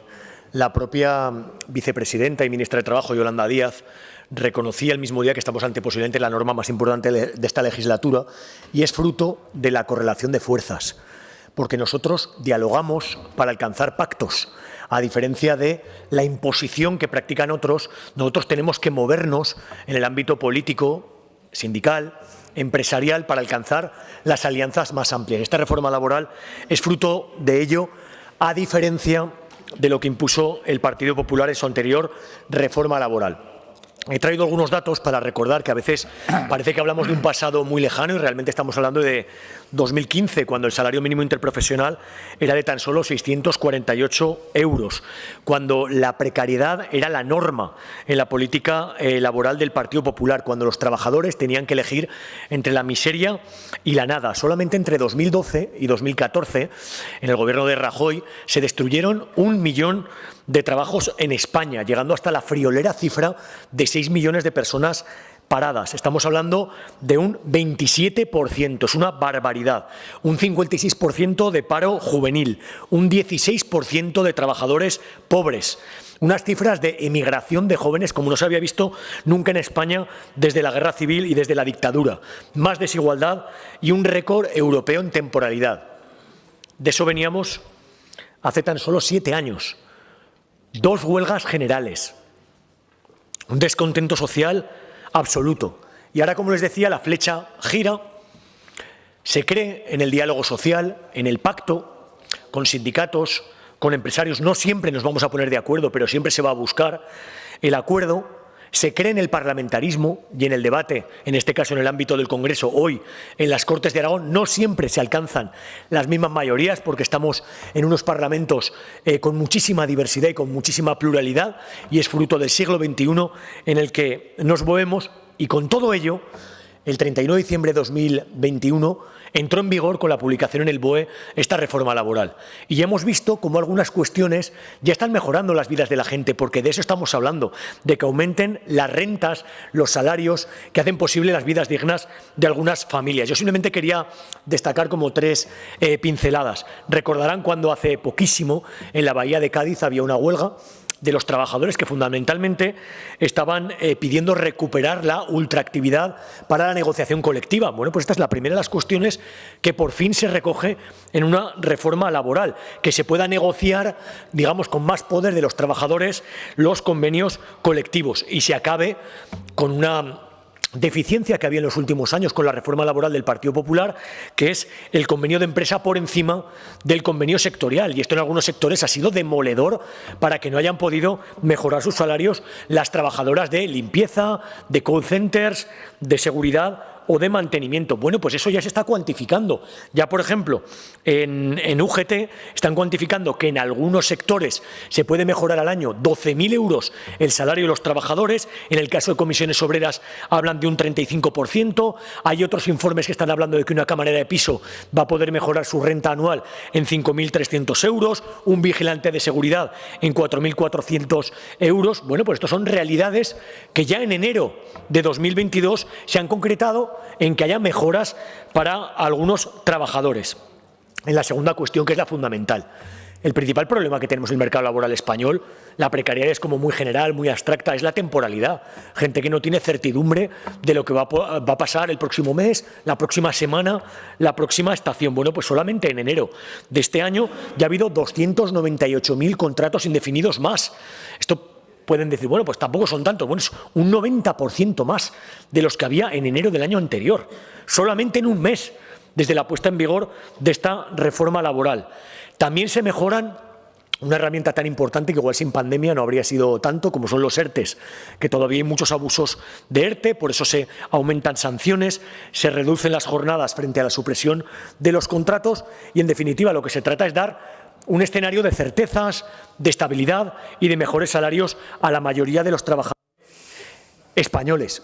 Y por eso no nos extraña que Partido Popular y Vox intentaran detener con todas sus tretas estos avances para la mayoría de los trabajadores, en algunas ocasiones de forma miserable y terrible, que nos recuerda a algunas épocas de sus peores prácticas corruptas y políticas. Por eso nosotros políticamente creemos, desde aquí, desde Aragón, que es importante cuidar la mayoría que hay en el Congreso del bloque de la investidura, porque a veces cuando cuentas con determinados partidos, no solamente en esta reforma laboral, lo hemos visto muy claro, pues nos podemos encontrar con intentos de tamayazos, con estrategias que critican y cuestionan directamente el contenido y el funcionamiento de las instituciones, y creemos que el Gobierno de España, igual que el de Aragón, tiene que estar muy por delante de ese ruido y de esas polémicas infértiles, porque de lo que concluya, por favor. Sí, acabo ya, presidente. De lo que estamos hablando es de la mejora, sobre todo, de jóvenes, de mujeres, que son las que más afectadas están por la precariedad. La subida del salario mínimo interprofesional va a ser otro avance más, que ya veremos con ese aumento de 1.000 euros en 14 pagas. Y hoy mismo la Comisión Europea, y aquí sí que me refiero a Ciudadanos, en su último informe de hoy mismo, de esta mañana, está diciendo que España se va a recuperar muy por encima de la media europea. Así que esto es la Comisión Europea. Igual es menos de lo que está augurando el Gobierno de España, pero es claramente más de la media de todos los países europeos. Así que mientras digieren y leen ese estudio, el Gobierno de Aragón y el Gobierno de España sigan empujando y sigan ampliando los derechos de todos los trabajadores. Muchas gracias. Muchas gracias, señor Escartín, por el Grupo Parlamentario Popular. Señor Campoy.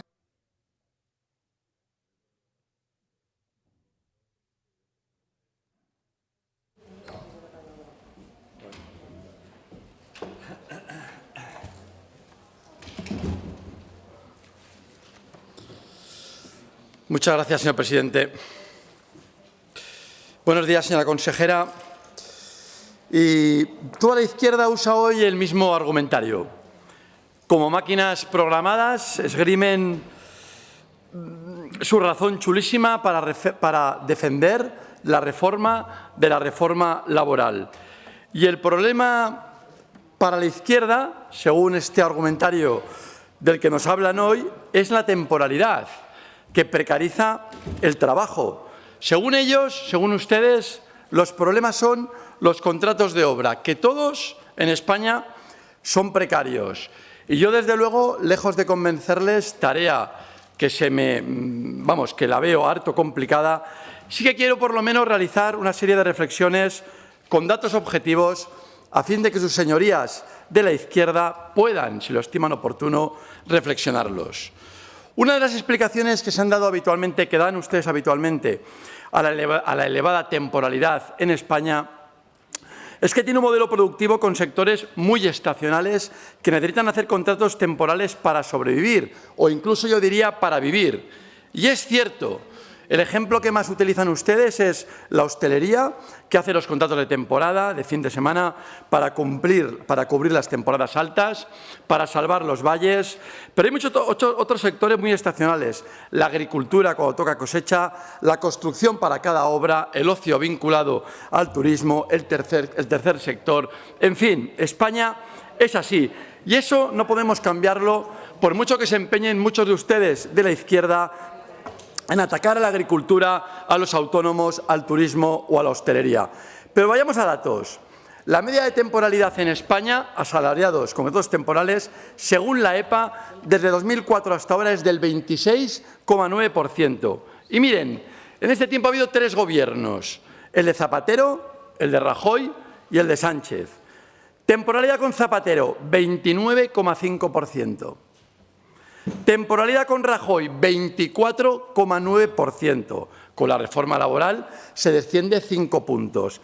Temporalidad con Sánchez, 25,4%, aplicando la misma legislación, no gracias a sus políticas, sino a la de Rajoy. Miren, a esto hay que incorporar una variable importante. La temporalidad, que hoy por hoy está creciendo, es la del sector público. ¿O sí? La del sector público. En el último trimestre de 2001, último dato de EPA, la temporalidad en el sector público de España era del 31%, frente al 23% en el sector privado. En Aragón, que somos unos catacracks, la temporalidad del sector público del 41,7%. En el privado, del 19%. Aquí gobierna el cuatripartito y somos más cracks que en el resto del mundo. Señorías, a la vista de los datos, que no mienten, podemos extraer una conclusión obvia. Lo que fomenta la temporalidad no es la legislación laboral de 2012, que la redujo claramente. Hoy no se puede discutir. Lo que fomenta la temporalidad es la gestión de gobiernos socialistas, podemitas y comunistas, que aumentan la temporalidad en España con sus políticas y con su gestión. Y cuidado, hasta en el sector público, que hay que ser cracks. Porque ese es otro dato. Las administraciones públicas en España y en Aragón hoy están abusando de la contratación, según ustedes, precaria, más que el sector privado. Y de eso ustedes ni una palabra. En Aragón, el 41,7%, y hay que escucharles hoy, es que se lo tienen que hacer mirar, el 41,7%. Miren, estos mismos socialistas, podemistas, comunistas, que van diciendo que con la reforma laboral, lo han dicho aquí ya hoy, se ha reducido la temporalidad porque han aumentado los contratos indefinidos, esto no se puede sostener de ninguna manera seria en un Parlamento. Es falaz. Es como comparar peras con manzanas. La temporalidad no se puede medir con los contratos que se hacen cada mes, porque los que ya tienen contrato indefinido no se cuentan cada mes. Para eso hay que medirla como hace la EPA, a través de cuántas personas tienen contrato temporal o indefinido en un momento concreto. Y termino ya. Miren, que se ríe mucho la consejera, le debe hacer mucha gracia. La reforma laboral de 2012 fue un acierto y ha sido buena para España. Y hoy eso es un hecho constatado por todo el mundo, por todas las instituciones y hasta por el Gobierno actual. Llevar al mercado de trabajo solo por intereses partidistas y no pensando en el mercado de trabajo o en España va a ser malo para todos, pero fundamentalmente para los trabajadores españoles. Yo se lo voy a decir, quieran o no, las cifras son tozudas. Líderes absolutos del paro en Europa en general y en particular en paro juvenil europeo, donde duplicamos la tasa media de la Unión Europea, al margen de soportar que 3 de cada 10 parados de la eurozona son españoles. Eso gracias a sus políticas y a su gestión. Y eso, señorías, es cualquier cosa menos chulísimo. Muchísimas gracias. Gracias, señor Campoy. Por el Grupo Parlamentario Socialista, señora Sánchez.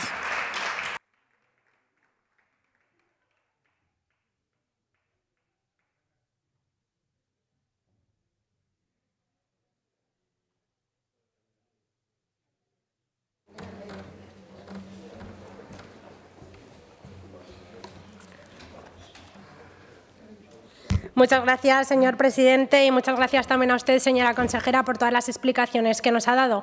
Desde el Grupo Socialista, como no puede ser de otra manera, coincidimos con cada una de sus afirmaciones, porque para nosotros esta es una buena reforma. Es la reforma que nuestro país necesitaba, porque corrige y enmienda la reforma impulsada por el Partido Popular en 2012, que a golpe de mayoría absoluta nos impuso su modelo de relaciones laborales. Pero este texto no impone el modelo de nadie.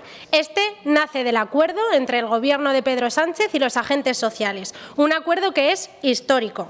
Por ello, un texto que cuenta tanto con el apoyo de la patronal como del apoyo de los sindicatos no puede ser un mal texto, sino todo lo contrario. Esta nueva reforma laboral es una buena reforma para el país, es una buena reforma para los empresarios y es una buena reforma para los trabajadores y por ende lo es para Aragón y lo es también para los aragoneses.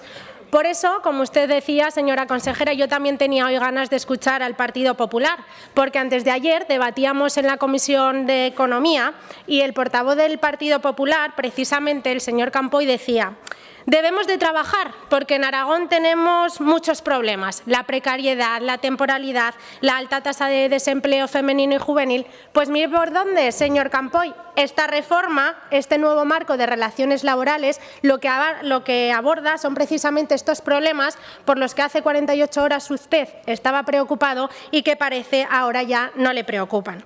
Y es que no tiene ni pies ni cabezas el espectáculo que están dando desde su bancada. Pueden decir una cosa y la contraria en menos de 48 horas, como le ha pasado hoy a usted. Con esta reforma ganamos todos, porque mejora la calidad del empleo y beneficia a jóvenes y a mujeres. Es buena también para las empresas, porque mejora y da dotación jurídica. Pero es que además responde a las recomendaciones que desde los organismos internacionales nos están pidiendo. Responde a aquello que nos pide Europa. Sí, Europa, allí por donde la derecha se pasea mostrando su deslealtad y su traición a España y a los españoles. Poniendo palos en la rueda, zancadilla tras zancadilla. Aunque es verdad, todo hay que decirlo, que en esa última excursión del señor Azcón y sus amigos a Bruselas, pues mucho caso no les han hecho. Ustedes, señorías del Partido Popular, anteponen su interés político al interés general. Ustedes ya no trabajan por mejorar la calidad de las condiciones de vida de las personas, de la mayoría de españoles que trabajan y reciben un sueldo por ello, porque se podrían haber abstenido en la aprobación de una reforma que no supone un cambio radical a la que ustedes impulsaron, pero que, sin embargo, sí supondrá un gran cambio en la vida de miles de trabajadores. Así lo dejan claro que su única preocupación ya no es ni Aragón, ni los aragoneses, ni España, ni los españoles, porque con su no también dijeron no a la llegada de miles de millones de euros de fondos europeos a nuestro país. Pero ¿qué podemos esperar de un partido que antes de conocer el texto ya se había pronunciado y había dicho que iba a votar que no? Lo mínimo era que por lo menos se hubiese leído, ¿no?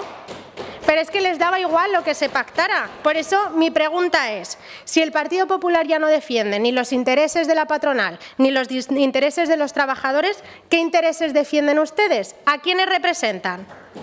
A los señores Garamendi y Botín no, porque ellos están a favor, pero es que a los trabajadores y asalariados tampoco. Nosotros, los socialistas, representamos el progreso y el futuro, porque esta reforma laboral mira al futuro, porque esta reforma da solución a los tres principales problemas que tiene nuestro mercado laboral: la temporalidad de los contratos, la precariedad y el elevado paro estructural. Lo que sin duda, como decía la señora consejera, será algo bueno para España y por ende lo será también para Aragón. Y es que en definitiva hay dos formas de gestionar una crisis: o se avanza o se retrocede.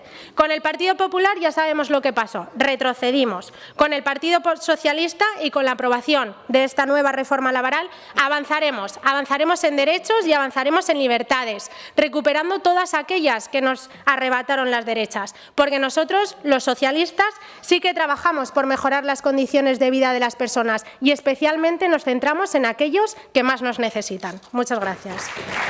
Gracias, señora Sánchez. Señora consejera, su turno para responder a los distintos grupos.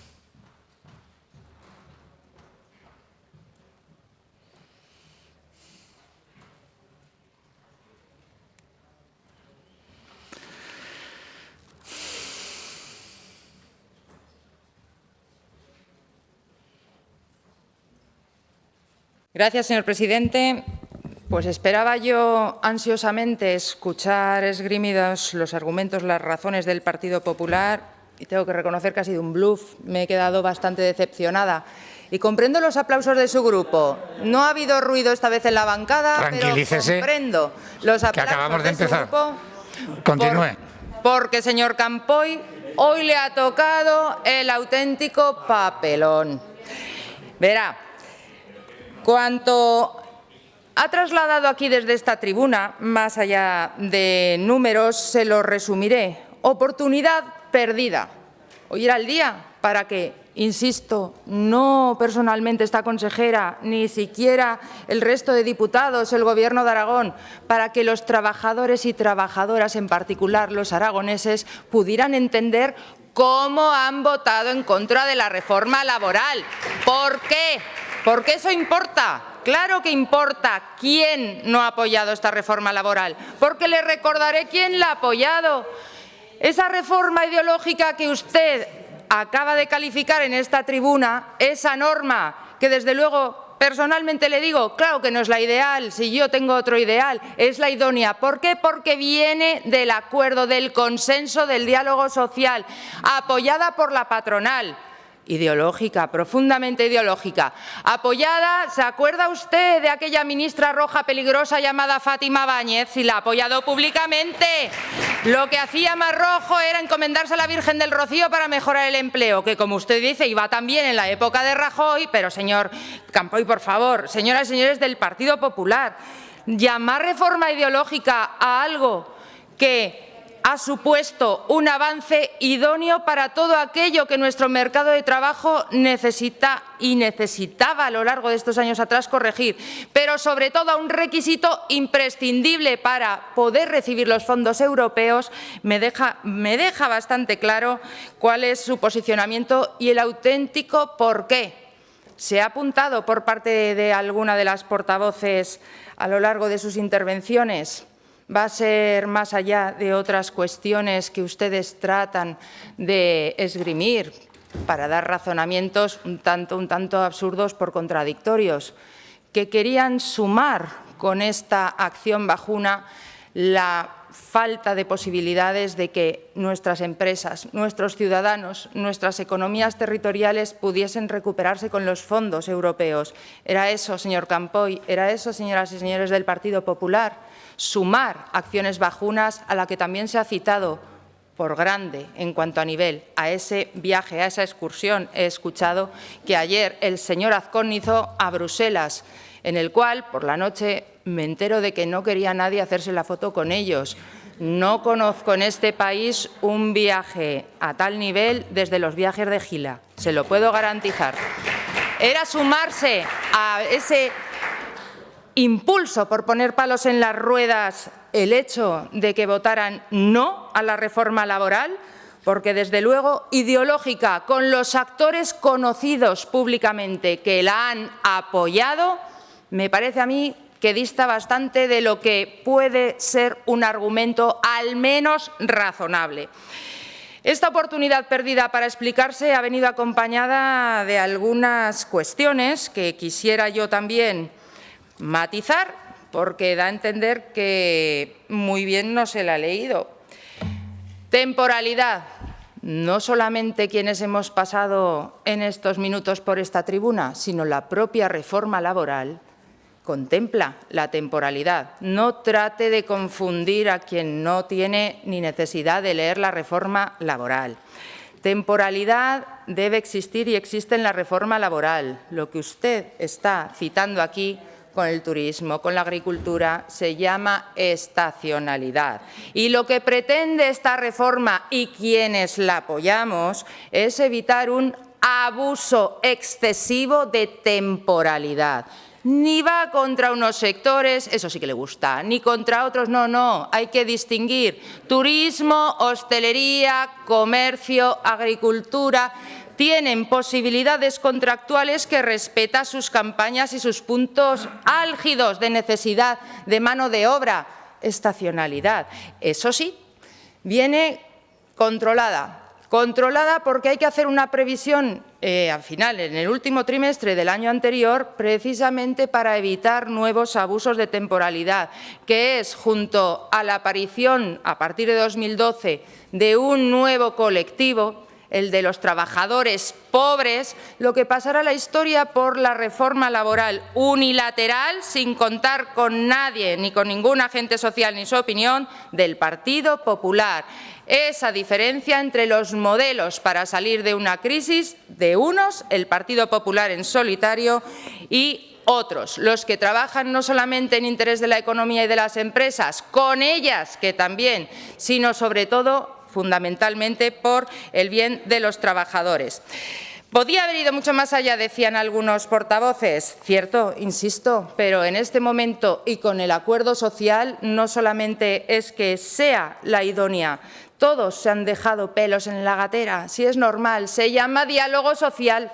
Y a quienes creemos en el diálogo social, eso nos consta. Pero es que el diálogo social, más allá de dejarse los actores pelos en la gatera, aporta auténticas fortalezas, estabilidad, confianza.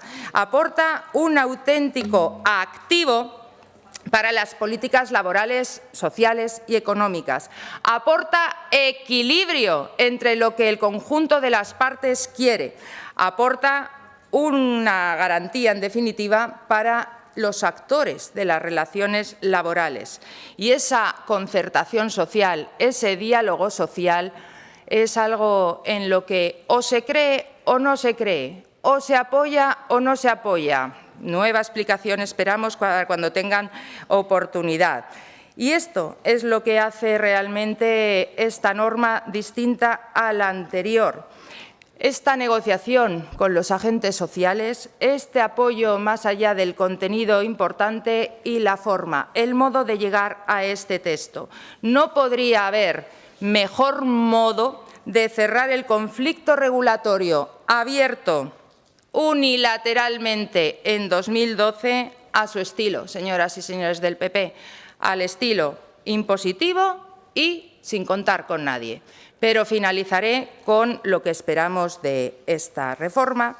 Finalizaré trasladando, desde luego, la confianza en la que tenemos para que el conjunto de nuestra economía y, en particular, el mercado laboral mejore, recordando, porque es cierto, eso sí es cierto, señor Campoy, que las administraciones públicas tienen una elevada temporalidad. Le voy a recordar a otro rojo peligroso. ¿Se acuerda de Montoro y la tasa de reposición? ¿Lo recuerda, señor Campoy? Ahí empezó la temporalidad en las administraciones públicas. La señora Susín quiere interpelarme también, pero yo le recuerdo cuándo empezó la temporalidad y le recuerdo al señor Montoro ese rojo peligroso.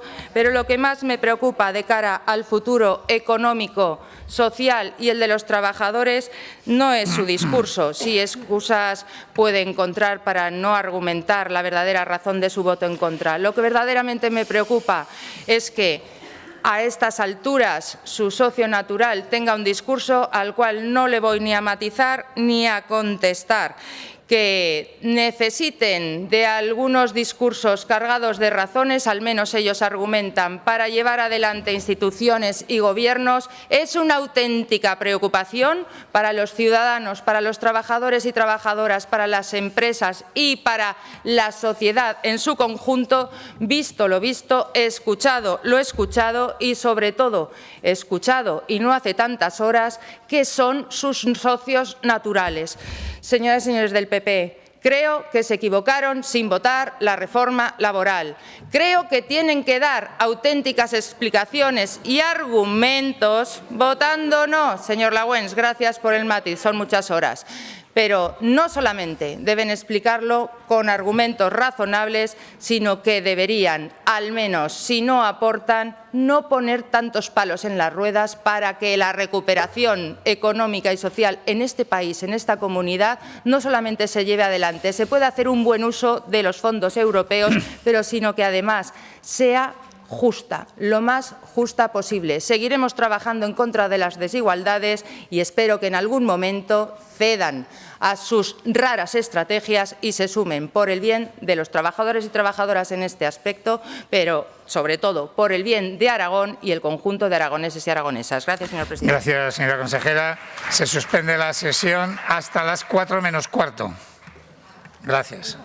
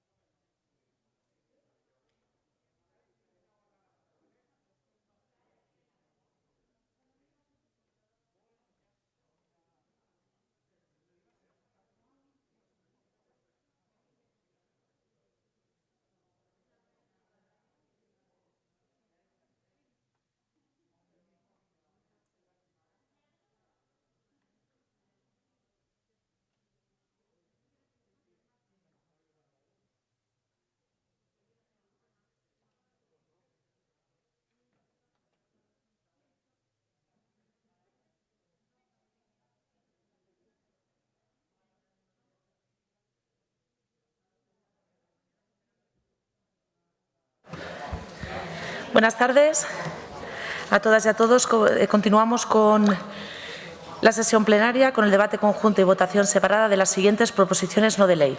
Proposición no de ley número 5/22 sobre la dimisión del ministro de Consumo presentada por el Grupo Parlamentario Popular. Proposición no de ley número 9/22 sobre la defensa del sector agroganadero y la industria cárnica presentada por el Grupo Parlamentario Ciudadanos, Partido de la Ciudadanía. Proposición no de ley número 10/22 sobre la defensa de nuestro sector ganadero y nuestros productos, presentada por el Grupo Parlamentario Vox en Aragón. Y proposición no de ley número 25/22 sobre la defensa y protección del modelo social y familiar de ganadería, presentada por la Agrupación Parlamentaria Izquierda Unida Aragón. Para su presentación y defensa comenzarán los grupos parlamentarios, en este caso el Grupo Parlamentario Popular. Señor Celma, por un tiempo de 5 minutos.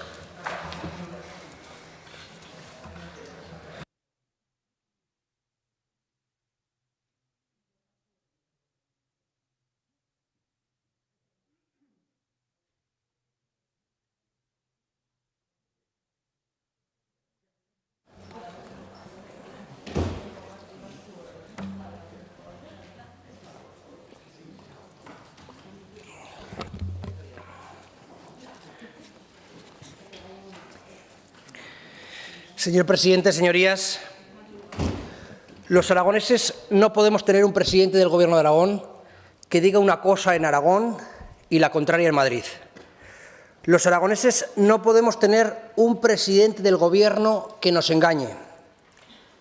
El señor Lambán tiene hoy la oportunidad de mostrar a todos los aragoneses que es una persona con palabra, que la expresa de manera clara, sin rodeos y sin excusas.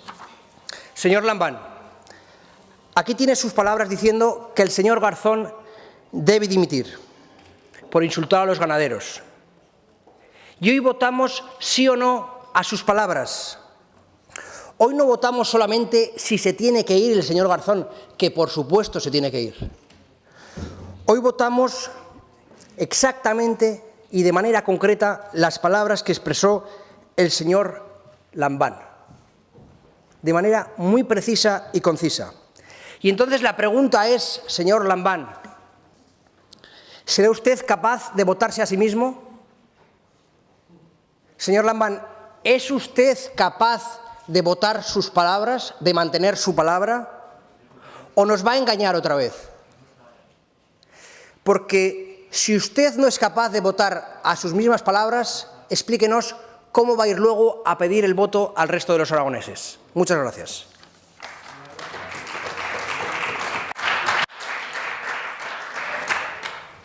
Gracias, señor Celma. Turno ahora al Grupo Parlamentario Ciudadanos, Partido de la Ciudadanía, para la presentación de su propuesta. Señor Ramírez, tiene usted la palabra.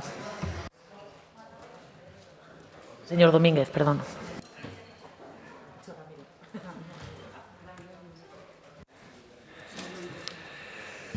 Muchas gracias, señora presidenta. Pues nosotros hemos presentado una proposición no de ley de apoyo al sector cárnico español después de las lamentables declaraciones del ministro de Consumo, el comunista Garzón, y desde luego pedimos su reprobación y en este caso también en otros grupos parlamentarios pues piden el cese.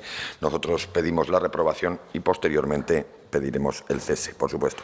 En la revista Guardian, unas declaraciones lamentables donde hablaba de que la carne en España era de mala calidad y estaba basada en el maltrato animal. Unas declaraciones verdaderamente vergonzantes y unas declaraciones que dañan a un sector puntero de lo que es la economía española. El sector cárnico tiene un 2,4% del PIB español.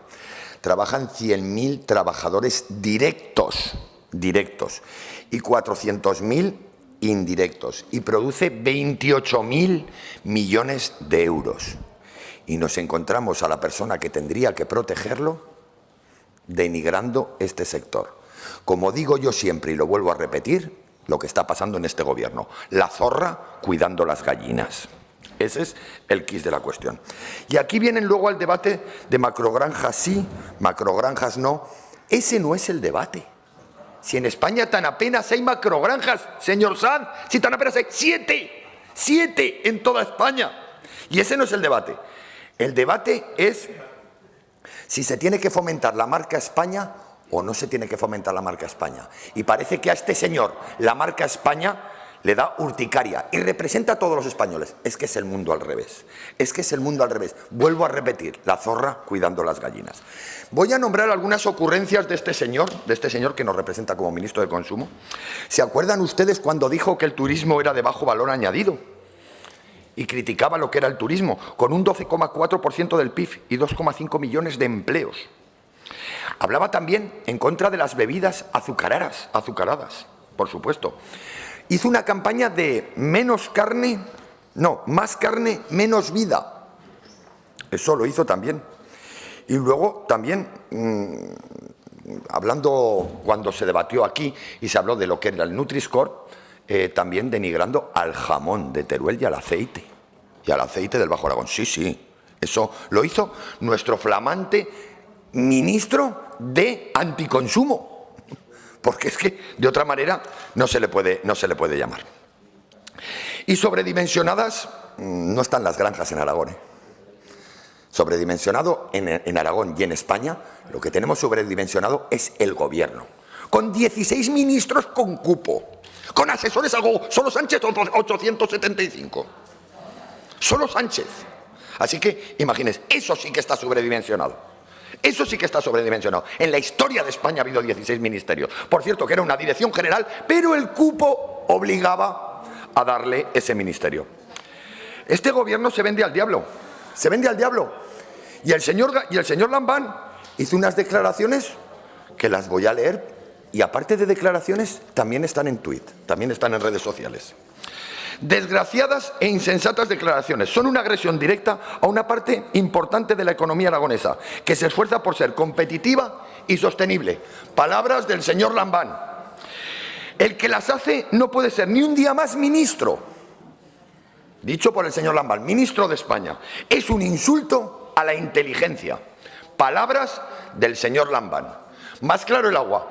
¿Qué va a hacer el Partido Socialista en esta proposición no de ley? ¿Va a seguir al secretario general o va a seguir peloteando a los que les ponen en el gobierno y a mantener toda esta macro instalación que tenemos de políticos y de asesores? Y a mantener el gobierno. Esto lo ha dicho el señor Lambán, ¿eh? Esto no lo he dicho yo. A ver qué hace el Partido Socialista en esta proposición no de ley.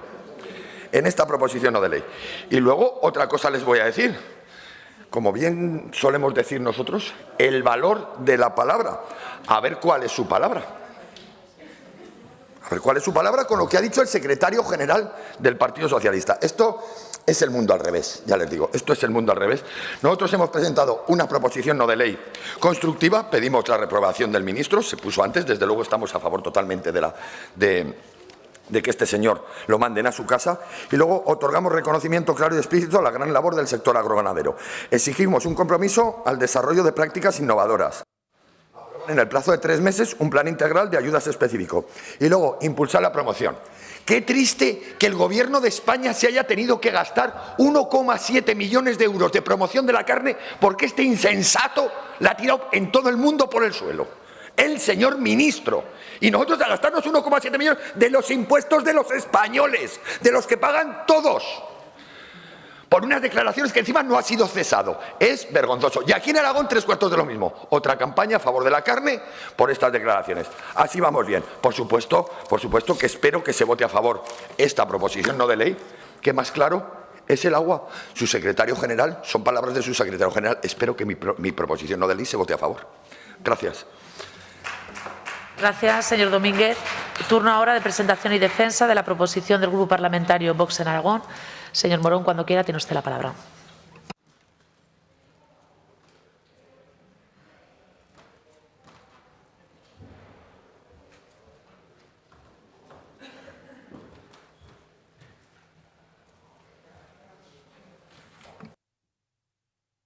Gracias, señora presidenta. Señorías, el sector primario aragonés, así como el español en general, amenaza en ruina. Los objetivos de desarrollo sostenible recogidos en la Agenda 2030, encaminados a la imposición de una transición ecológica abrupta, culpabiliza a agricultores y ganaderos de la emisión de gases de efecto invernadero, con políticas cada vez más restrictivas que están llevando a la asfixia vía impuestos y vía regulaciones a nuestro sector primario y al desmantelamiento vertiginoso también de nuestra industria. A pesar de que las críticas al ministro se han lanzado desde muchos sectores de la política española, resulta muy preocupante que las declaraciones vertidas por el señor Garzón sobre el consumo de carne coincidan exactamente en su contenido y objetivos con los postulados de la Agenda 2030 en materia de gestión de alimentación, sostenibilidad y transición ecológica. Agenda 2030 y Pacto Verde Europeo, que por cierto son apoyados en Europa con gran entusiasmo tanto por el bloque socialista como por el bloque popular. Una de las grandes promotoras de la Agenda 2030, Population Matters, por ejemplo, al tratar el Objetivo de Desarrollo Sostenible Hambre Cero, afirma literalmente que la agricultura ya es una de las principales causas de la degradación ambiental y una mayor conversión de la tierra para fines agrícolas tendrá consecuencias devastadoras para la biodiversidad y nuestro clima. De esta forma, se va estigmatizando la producción de alimentos en Europa, pero a la vez se favorece la entrada de producción extracomunitaria en condiciones desiguales y desleales para con nuestros productores. Productos que en muchos casos no están sometidos a las mismas regulaciones y normativas que deben cumplir los productos españoles, como por ejemplo el respeto a los derechos de los trabajadores, y que no solamente pueden suponer el riesgo para el consumidor, sino que además abaratan los precios y hunden el mercado nacional. Este acoso permanente al sector primario español y este intento de desprestigio y criminalización a nuestros ganaderos por parte de las agendas globalistas debe ser condenado por los representantes públicos que entendemos la ganadería, la agricultura y la pesca como garantes de la prosperidad y custodios del medio natural y de un modo de vida en el que se debe de vertebrar en gran medida las soluciones al grave problema que tenemos en España, que no es otro que el de la despoblación. Sirva como ejemplo que de las 4.000 explotaciones actuales de porcino de Aragón, un 58% están instaladas en municipios de menos de 1.000 habitantes, significando una apuesta clara por el medio rural y la fijación de población en sus entornos. Gracias a nuestros agricultores y ganaderos, los aragoneses podemos disfrutar de productos que garantizan unos estándares de calidad envidiables en nuestra mesa. Productos que cumplen con las más estrictas reglas sanitarias y de bienestar animal, por lo que las declaraciones del ministro suponen una deslealtad a nuestros ganaderos que han asumido los esfuerzos de adaptar sus explotaciones a una normativa en ocasiones férrea y que merecen mucho más que los ataques provenientes de un ministro incapaz de cumplir con sus más estrictas funciones de defensa y representación exterior de los sectores que de él dependen. En definitiva, no podemos aceptar ni una declaración más de un miembro del Gobierno, ni una agenda que ataque a un sector del que dependen miles de familias y que alimenta a millones de personas, tanto en España como en el resto del mundo. Por todo ello, el Grupo Parlamentario de Vox en las Cortes de Aragón presentamos la siguiente proposición no de ley. Primero, que las Cortes de Aragón muestran su apoyo explícito a los ganaderos de Aragón, en particular, y a los de España en general, ante los continuos ataques a los que se ven sometidos por parte del Gobierno de España. Segundo, las Cortes de Aragón desaprueban los contenidos que se encuentran recogidos en la Agenda 2030 y que son contrarios a los intereses de los ganaderos españoles. Y tercero, las Cortes de Aragón muestran su apoyo a los productos de nuestros ganaderos de Aragón y de toda España. Muchas gracias. Gracias, señor Morón. Turno ahora de presentación y defensa de la proposición presentada por la Agrupación Parlamentaria Izquierda Unida de Aragón. Para su defensa tiene la palabra el señor Sanz por un tiempo de 5 minutos.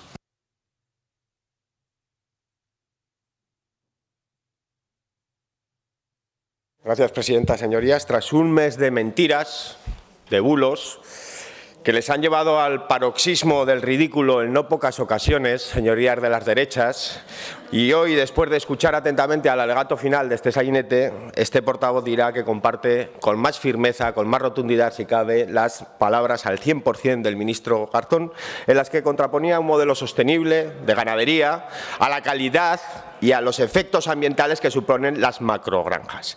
Es decir, señorías, para aquellos que no sepan inglés, yo no lo sé, pero me empeñé en que lo tradujesen, aquellas que superan las 4.000 o 10.000 cabezas de ganado bovino de vacas, que es lo que exactamente dijo el ministro en esa entrevista.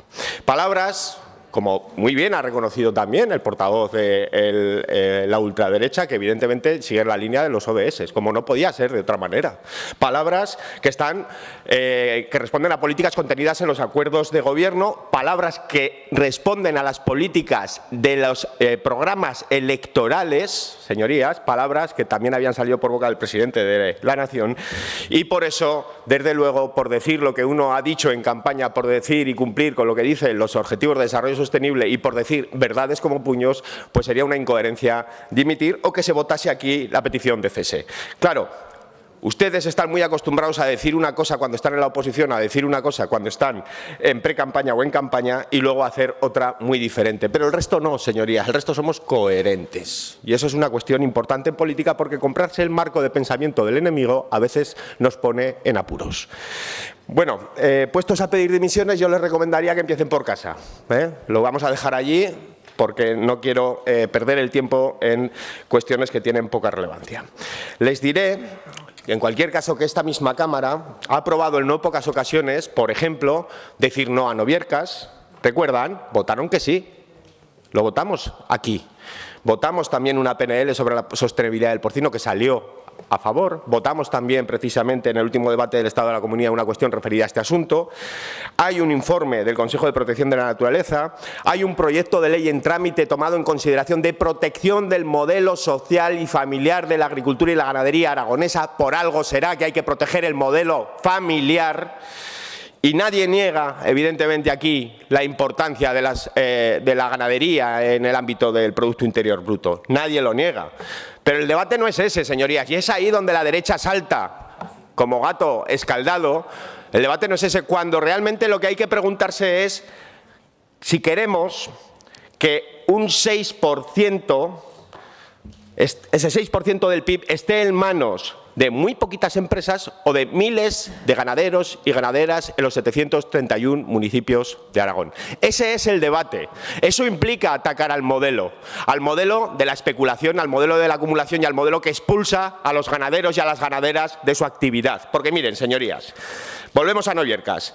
23.500 vacas. En Aragón hay un censo de 16.700 cabezas de lecheras, de vacas lecheras. ¿Saben cuánto supondría de pérdida? ¿Saben cuánto supondría de pérdida que se instalase esta macrovaquería en Noviercas? 600 explotaciones. 600 explotaciones. Ustedes están defendiendo eso, que se expulsen a 600 ganaderos y ganaderas, en favor de una macroempresa, una macrovaquería, la de Noviercas. En eso consiste el debate. Por supuesto que está ahí el debate. Miren, señorías, en España hay 1 millón de explotaciones agrarias, el 93,4% de ellas con titular físico, el 6,6%, que tiene ya casi 42% del valor total de la producción, está en manos de empresas. ¿Ustedes a quién defienden? ¿A ese 6,6% o a ese 94%? ¿A quién defienden? Están defendiendo precisamente a los poderosos que expulsan a nuestros ganaderos y ganaderas de la actividad productiva. Y la ganadería es mucho más clara en ese sentido, porque los procesos de integración vertical son mucho más agresivos y hacen mucho más inviable el modelo social y familiar. Y ustedes lo saben, pero ustedes representan intereses de clase y por eso no pueden aguantar que alguien desde un ministerio diga las cosas claras, diga que hay que proteger a la ganadería social y familiar, que es lo que Izquierda Unida trae hoy a este pleno. Eso es lo que deberíamos de debatir, no tanta demagogia. Hablan de calidad. ¿Es que es lo mismo el ternasco de Aragón que la carne producida en una macrovaquería? Díganme, ¿es lo mismo? Porque si no es lo mismo, entonces no hay debate. Es lo que dijo el señor Garzón. Están de acuerdo con el señor Garzón. Y si dicen que es lo mismo, ¿para qué estamos defendiendo labeles de calidad? ¿Para qué estamos defendiendo una mejora en los precios? Entonces, ¿de qué estamos hablando? ¿Van a ir a Borja a pedir un vino Don Simón, por ejemplo, y pagarlo como si compraran una garnacha centenaria de secano? ¿O no lo van a hacer? Por lo tanto, obviamente es peor la calidad. Obviamente es peor la calidad. ¿De qué estamos hablando? Demagogia pura y dura. El problema es que les ha salido mal el tiro. Les ha salido el tiro por la culata. Y al final esto ha servido para que la sociedad debata sobre en qué términos se producen los alimentos y quién los produce. Y sí, señorías, se han confundido. Algo positivo ha traído este debate, pero también ha traído algo negativo. Y lo vivimos en Lorca el otro día. Un atentado a la democracia que yo espero que en su explicación de voto Y lo espero y lo exijo también, ustedes condenen. Gracias, señor Sanz. Turno de intervención para los grupos no enmendantes y que no presentaban la iniciativa. En primer lugar, Grupo Aragonés, señora Peirat.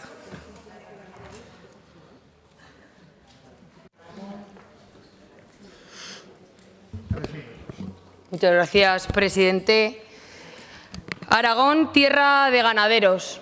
Aragón, tierra de agricultores y Aragón, tierra de agroindustria.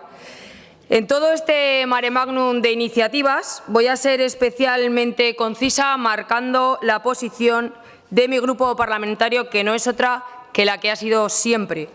Para el Grupo Aragonés, el sector primario es un sector estratégico y fundamental para Aragón, y solo por este motivo mostramos nuestro apoyo incondicional al sector. Así como entendemos que es un sector que fabrica carne de excelente calidad comparada con las mejores del mundo, que se basa en la economía familiar y que tiene vocación de excelencia en todo lo que inspira su actividad productiva, ya sea en sostenibilidad, digitalización o calidad alimentaria. Entendemos que los agricultores y ganaderos son los abanderados por excelencia de la lucha contra el cambio climático, la defensa del medio ambiente y la sostenibilidad de la economía. Todos conocemos la opinión de los agricultores y ganaderos sobre el consumo de carne. Cabe recordar que en España es el tercer país más longevo del mundo sobre el consumo de carne, y esto responde fundamentalmente a la dieta mediterránea seguida en nuestro país. Además, es que todos sabemos lo que repercute esta en el turismo, haciendo de este un sector atractivo. Y hablando de despoblación, tema del que tanto se habla y que al final es que los hechos son amores y no buenas razones, en zonas afectadas, ¿quién hace frente a este gran problema que nos afecta en todo Aragón? Pues ellos, nuestros ganaderos y nuestros agricultores. Los ganaderos producen alimentos de máxima calidad para ser consumidos dentro y fuera de nuestras fronteras, al tiempo que luchan contra el cambio climático, mantienen limpio el monte y aprovechan los recursos de forma sostenible. Y esa es la realidad de la ganadería en España. Y esto no lo digo yo o el Grupo Parlamentario Aragonés, que también. Esto lo dicen los sindicatos y asociaciones agrarias, entidades que verdaderamente representan a nuestro sector primario. Muchas gracias, presidente. Gracias, señora Peirat. Por el Grupo Parlamentario de Chunta, señor Palacín.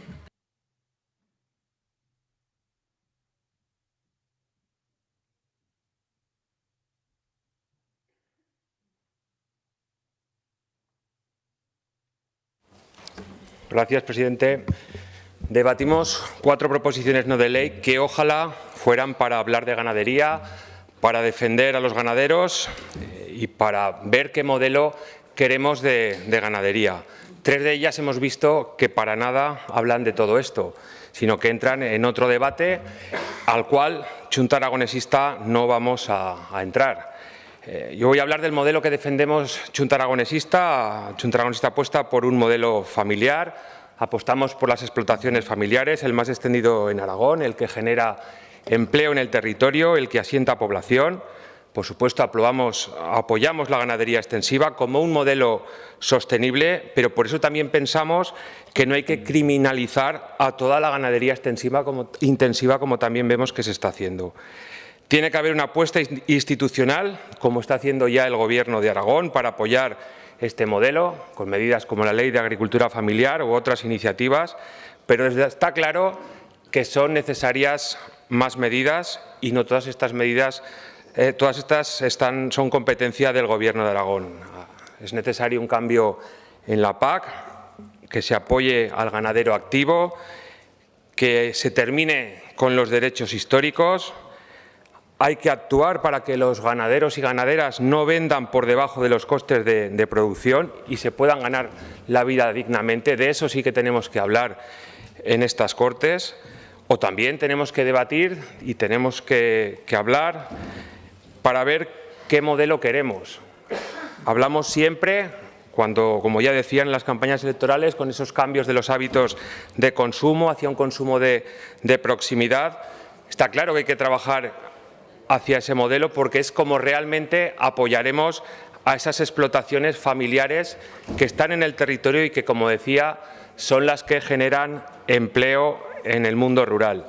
En cuanto a las iniciativas, ya se pueden imaginar, no vamos a apoyar la iniciativa del Partido Popular, ni la de Ciudadanos, ni la de Vox, y sí que votaremos a favor de la iniciativa de Izquierda Unida, por lo que decía, no vamos a entrar en un debate donde creo que no tenemos que entrar en estas Cortes, y sí en uno que hable de modelo y de defensa del sector ganadero aragonés. Muchas gracias.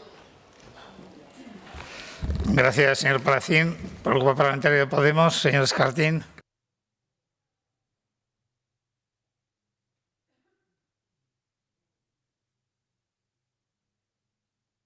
Presidente, buenas tardes, señorías.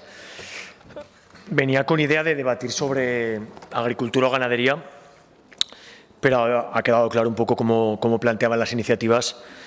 Partido Popular, Vox y Ciudadanos básicamente sigue una estrategia dentro de un marco político muy claro, eso que ustedes a veces han teorizado como batalla cultural, que no acaba de ser una búsqueda de chivos expiatorios, que en el caso del campo es muy evidente. Yo lo llamaría como la boxorización de los discursos en el campo, en los cuales intentan siempre utilizar alguna declaración más o menos acertada. Yo hago autocrítica de todo lo que hacemos y decimos, pero siempre intentando buscar un sujeto que suele ser algo lejano. Si estás en el campo, pues que sea alguien de ciudad. Si eres una persona, digamos, tradicional de pueblo, pues que sea un ecologista, como parezca que está en una facultad, en una universidad lejana, que desde allí dictan, con sus agendas globalistas, desde Europa, desde lugares muy lejos de tu pueblo, lo que tienes o no tienes que hacer. Pero, señorías, esa no es la realidad. Estamos en el Parlamento aragonés y aquí estamos tramitando una ley de agricultura familiar que precisamente lo que busca es defender el modelo que este Gobierno de Aragón y también el Gobierno de España está intentando apoyar y beneficiar en un contexto muy complicado, en el que llevamos muchas décadas en las cuales los agricultores y los ganaderos estamos siendo expulsados por un modelo de economía, llámalo neoliberal, llámalo uberización, que está haciendo que con mucha gente trabajando en el campo se produzcan muchos más alimentos. Y esto está suponiendo un grave problema para la vida en nuestros pueblos. Y yo, después de escucharles, digo, ¿para qué voy a entrar a defender las palabras de Garzón si ustedes no pretenden eso? ¿Para qué voy a entrar en escuchar sus propuestas si no han hecho absolutamente ninguna? Pues yo únicamente voy a intentar sintetizar en 3 partes cosas que estamos haciendo en Aragón y que creo que si algún ganadero nos está escuchando, ojalá nos escuche alguno o no, porque a veces dudo de si nos interesa que nos escuchen o no, por la gran desafección que generan estos debates. Al menos que se quede con que este Parlamento trabaja para mejorar la viabilidad de su trabajo y trabaja para que la gran mayoría de estas Cortes trabajemos para que esta gente pueda seguir en nuestros pueblos, que creo que es lo que la mayoría queremos más allá de estos debates.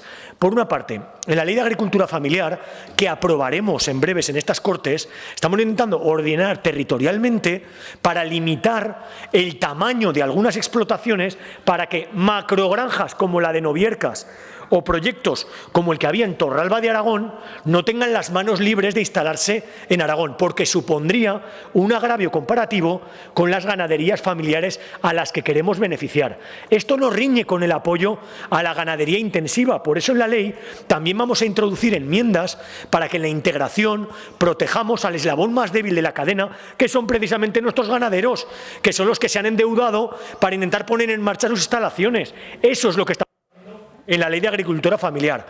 También estamos intentando que Aragón, además de ser granero, seamos la despensa, es decir, que manufacturemos, que queremos más valor añadido, como vemos en nuestros vecinos riojanos, navarros, catalanes, franceses, que aquí en Aragón haya más industria de transformación de alimentos. Y en tercer lugar, esas alianzas entre el campo y la ciudad, que están en las antípodas de sus discursos, que se concreten en cooperativas, no solamente en el campo, sino también en la ciudad, que fomenten el consumo de los productos excelentes que producen nuestros agricultores y ganaderos.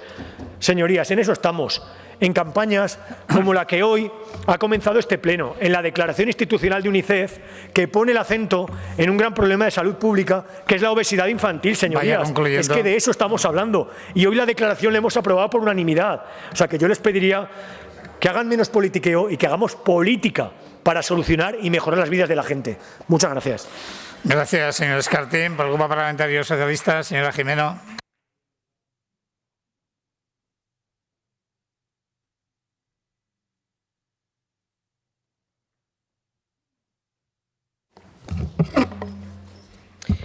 Gracias, presidente. Muy buenas tardes ya, señorías. Y créanme que he escuchado muy atentamente cada una de sus exposiciones. Es cierto que podemos estar de acuerdo en algunos puntos, en algunas propuestas, pero también es evidente que el único objetivo de algunos de ustedes es, sin duda, el mantener viva la polémica, el continuar echando leña a un fuego del que tan apenas quedan ya rescoldos. Porque ustedes, señorías de la derecha, por más que insistan, no velan por los ganaderos y ganaderas de nuestra comunidad. Mienten cuando dicen que los apoyan, mienten cuando dicen que los respaldan. Pero no se dan cuenta, ustedes lo que quieren hacer es desestabilizar a este Gobierno y no se dan cuenta, o sí, que el daño real lo están haciendo al sector, creando incertidumbre entre los ganaderos. Mientras, desde esta tribuna y en representación del Grupo Parlamentario Socialista, suscribo las palabras de nuestro presidente, el señor Lambán, cuando en numerosas ocasiones ha declarado el total e incondicional apoyo al sector ganadero aragonés, que cumple estrictamente la legislación vigente y aporta productos de excelente calidad al mercado. Y, desde luego, obvia decir la contribución a nuestra economía, puesto que es uno de los sectores básicos, punteros y más competitivos de Aragón. Dicho esto, yo les pregunto, ¿ha existido algún Gobierno que haya trabajado tan intensamente en esta dirección como el de Javier Lambán? La respuesta es contundente, no. Y les voy a citar solamente algún ejemplo. Líneas de ayudas que se convocan todos los años para la incorporación de jóvenes al sector y para la modernización de explotaciones. La normativa más exigente de toda España en materia de instalación de explotaciones ganaderas y gestión de purines para que el sector sea sostenible y respetuoso con el medio ambiente. Elaboración de una ley ya en tramitación que protege el modelo de explotación familiar.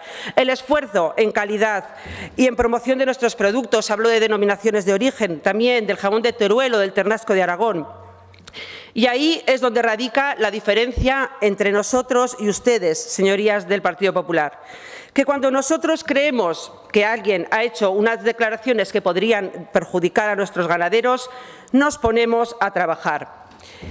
Este anuncio, publicado en The Guardian, lo han visto más de 1 millón de ingleses, que gracias al trabajo de nuestro presidente Lambán ahora conocen nuestros productos agroalimentarios y nuestros productos de Aragón. Y este otro anuncio, señorías, inunda la estación de Atocha en Madrid y la de Delicias en Zaragoza. Aragón, alimentos nobles, lo que ves es. ¿Y qué hacen ustedes, señorías del Partido Popular? Hacerse fotos en granjas, entre vacas, realizar declaraciones altisonantes para seguir crispando y no aportar absolutamente nada. Seriedad frente a su radicalidad, trabajo frente a sus intentos por destruir. Desde luego, Javier Lambán les definió con exactitud.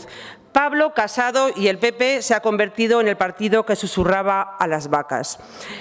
Termino reafirmando nuestro apoyo incondicional a la ganadería intensiva, a la ganadería extensiva, a la agroindustria, a las empresas cárnicas, motores de desarrollo en el medio rural y especialmente nuestro apoyo a las explotaciones familiares que generan empleo, tejido empresarial en nuestros pueblos y hacen posible que miles de aragoneses puedan vivir dignamente. No vamos a entrar en su juego perverso, en la dinámica de la derecha para erosionar sin aportar absolutamente nada. Y por eso votaremos en contra de sus PNLs. Seguiremos defendiendo a nuestros ganaderos, también a nuestros agricultores, y lo haremos con hechos y acciones, con ayudas en el BOA. Por favor. Ustedes, mientras tanto, sigan instalados en la dinámica del ruido, que así les va. Gracias, presidente. Gracias, señora Jimeno. Procedemos a votar.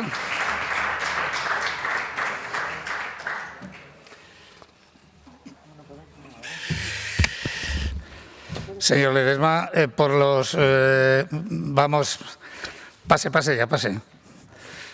Pero les recuerdo, habíamos avisado 3 veces por el timbre, que cuando se dice procedemos a votar, ya no se puede. Lo que pasa es que no hemos iniciado aún la votación.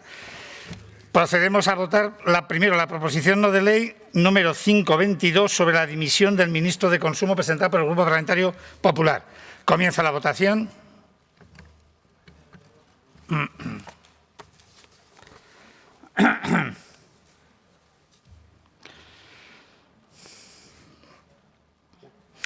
Finaliza la votación. Presentes 66, emitidos 66, votos a favor 34, en contra 32. Por tanto, queda aprobada dicha iniciativa. Pasamos a votar la proposición no de ley número 922 sobre la defensa del sector agroganadero y la industria cárnica, presentada por el Grupo Parlamentario Ciudadanos. Comienza la votación.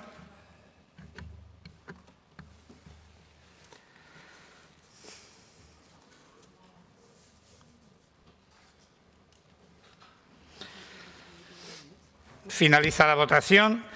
Presentes 66, emitidos 66, votos a favor 34, en contra 32, ninguna abstención.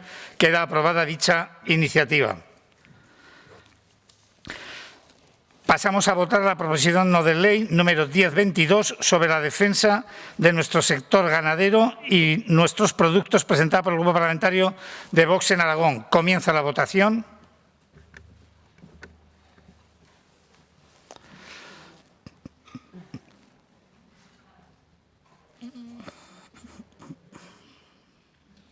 Finaliza la votación. 66 presentes, 66 emitidos, votos a favor 3, en contra 32 y 31 abstenciones. Por lo tanto, decae dicha iniciativa. Y por último, votamos la proposición no de ley número 2522 sobre la defensa y protección del modelo social y familiar de ganadería, presentada por la Agrupación Parlamentaria Izquierda Unida de Aragón. Comienza la votación.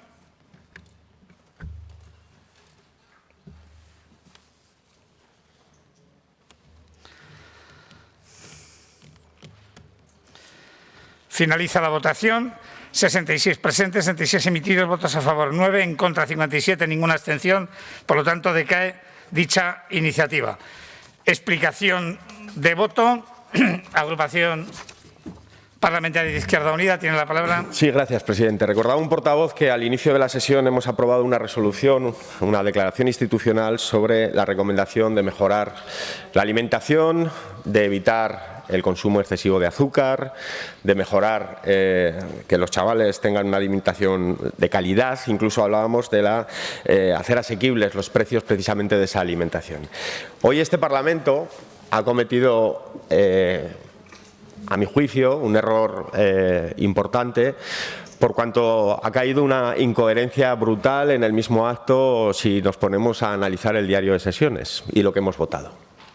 A mí me gustará leer esa declaración institucional, pero más allá de eso, lo que más me preocupa es la deriva, la peligrosa deriva que se está instalando también en este Parlamento de la política espectáculo, de la política mentira y sobre todo de los acuerdos tácitos bajo mano para facilitar votaciones como las vivirá hoy. Es increíble, señorías, que en el ámbito de la tramitación de una ley que dice proteger al modelo social y familiar, el Partido Socialista y el Partido Aragonés, miembros del Gobierno, voten en contra precisamente de lo que contiene esa ley. Es increíble que a 2 meses de haber tenido un debate del Estado de la Comunidad, o 3, no recuerdo exactamente, da lo mismo, en el que aprobamos una resolución precisamente que hablaba de la necesidad de regular la ley, de regular las relaciones contractuales entre integrado y ganadero, ustedes que votaron a favor entonces y ustedes que votaron a favor entonces, señorías del PAR, voten en contra. Yo lo puedo entender de las derechas, de los intereses que defienden las derechas, que evidentemente no son los de los ganaderos aragoneses y de las ganaderas aragonesas, son otros. Pero ustedes, que se compren el marco de pensamiento de las derechas, me parece lo más peligroso. Díganle a su presidente que a veces es mejor controlar las palabras porque luego uno es preso de las mismas. Y hoy hemos atendido precisamente a eso. Cuando se compra, vuelvo a decir, el marco de pensamiento del enemigo, se abre, volvemos a un símil agrario, una tajadera peligrosa de cerrar. Gracias, señor Sanz. Grupo Aragonés.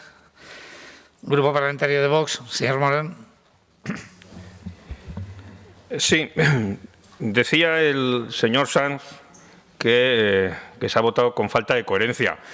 Mire, yo la única falta de coherencia que he visto es la del Partido Socialista. La única falta de coherencia, porque ahora va a resultar, señora Jimeno, que nos ha hecho un favor el señor Garzón con sus declaraciones. Nos ha hecho un favor a todos los aragoneses y a todos los ganaderos aragoneses. Nos ha hecho un favor, porque parece que se nos conoce más, aunque nos hayamos tenido que gastar unas pequeñas cantidades, ¿no?, en el periódico. Pero ahora parece, bueno, pues que ha sido una oportunidad pues qué bien nos ha venido, ¿no? ¿Verdad? Que hablaran de que nuestros productos pues, eran de mala calidad. Mire, señor Sanz, usted es un ecologista de salón. Me parece que eso lo han dicho en alguna ocasión, ¿verdad? Pues usted es un ecologista de salón.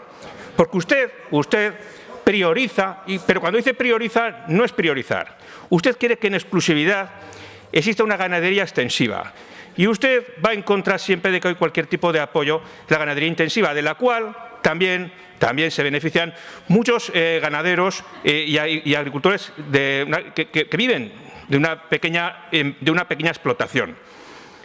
Usted lo que quiere es, y lo que va a conseguir, es que estos ganaderos acaben cerrando, no esas macrogranjas, sino la ganadería, los pequeños ganaderos, porque ustedes están promoviendo el que no se consuma carne. Lo acaba de decir hace escasos minutos.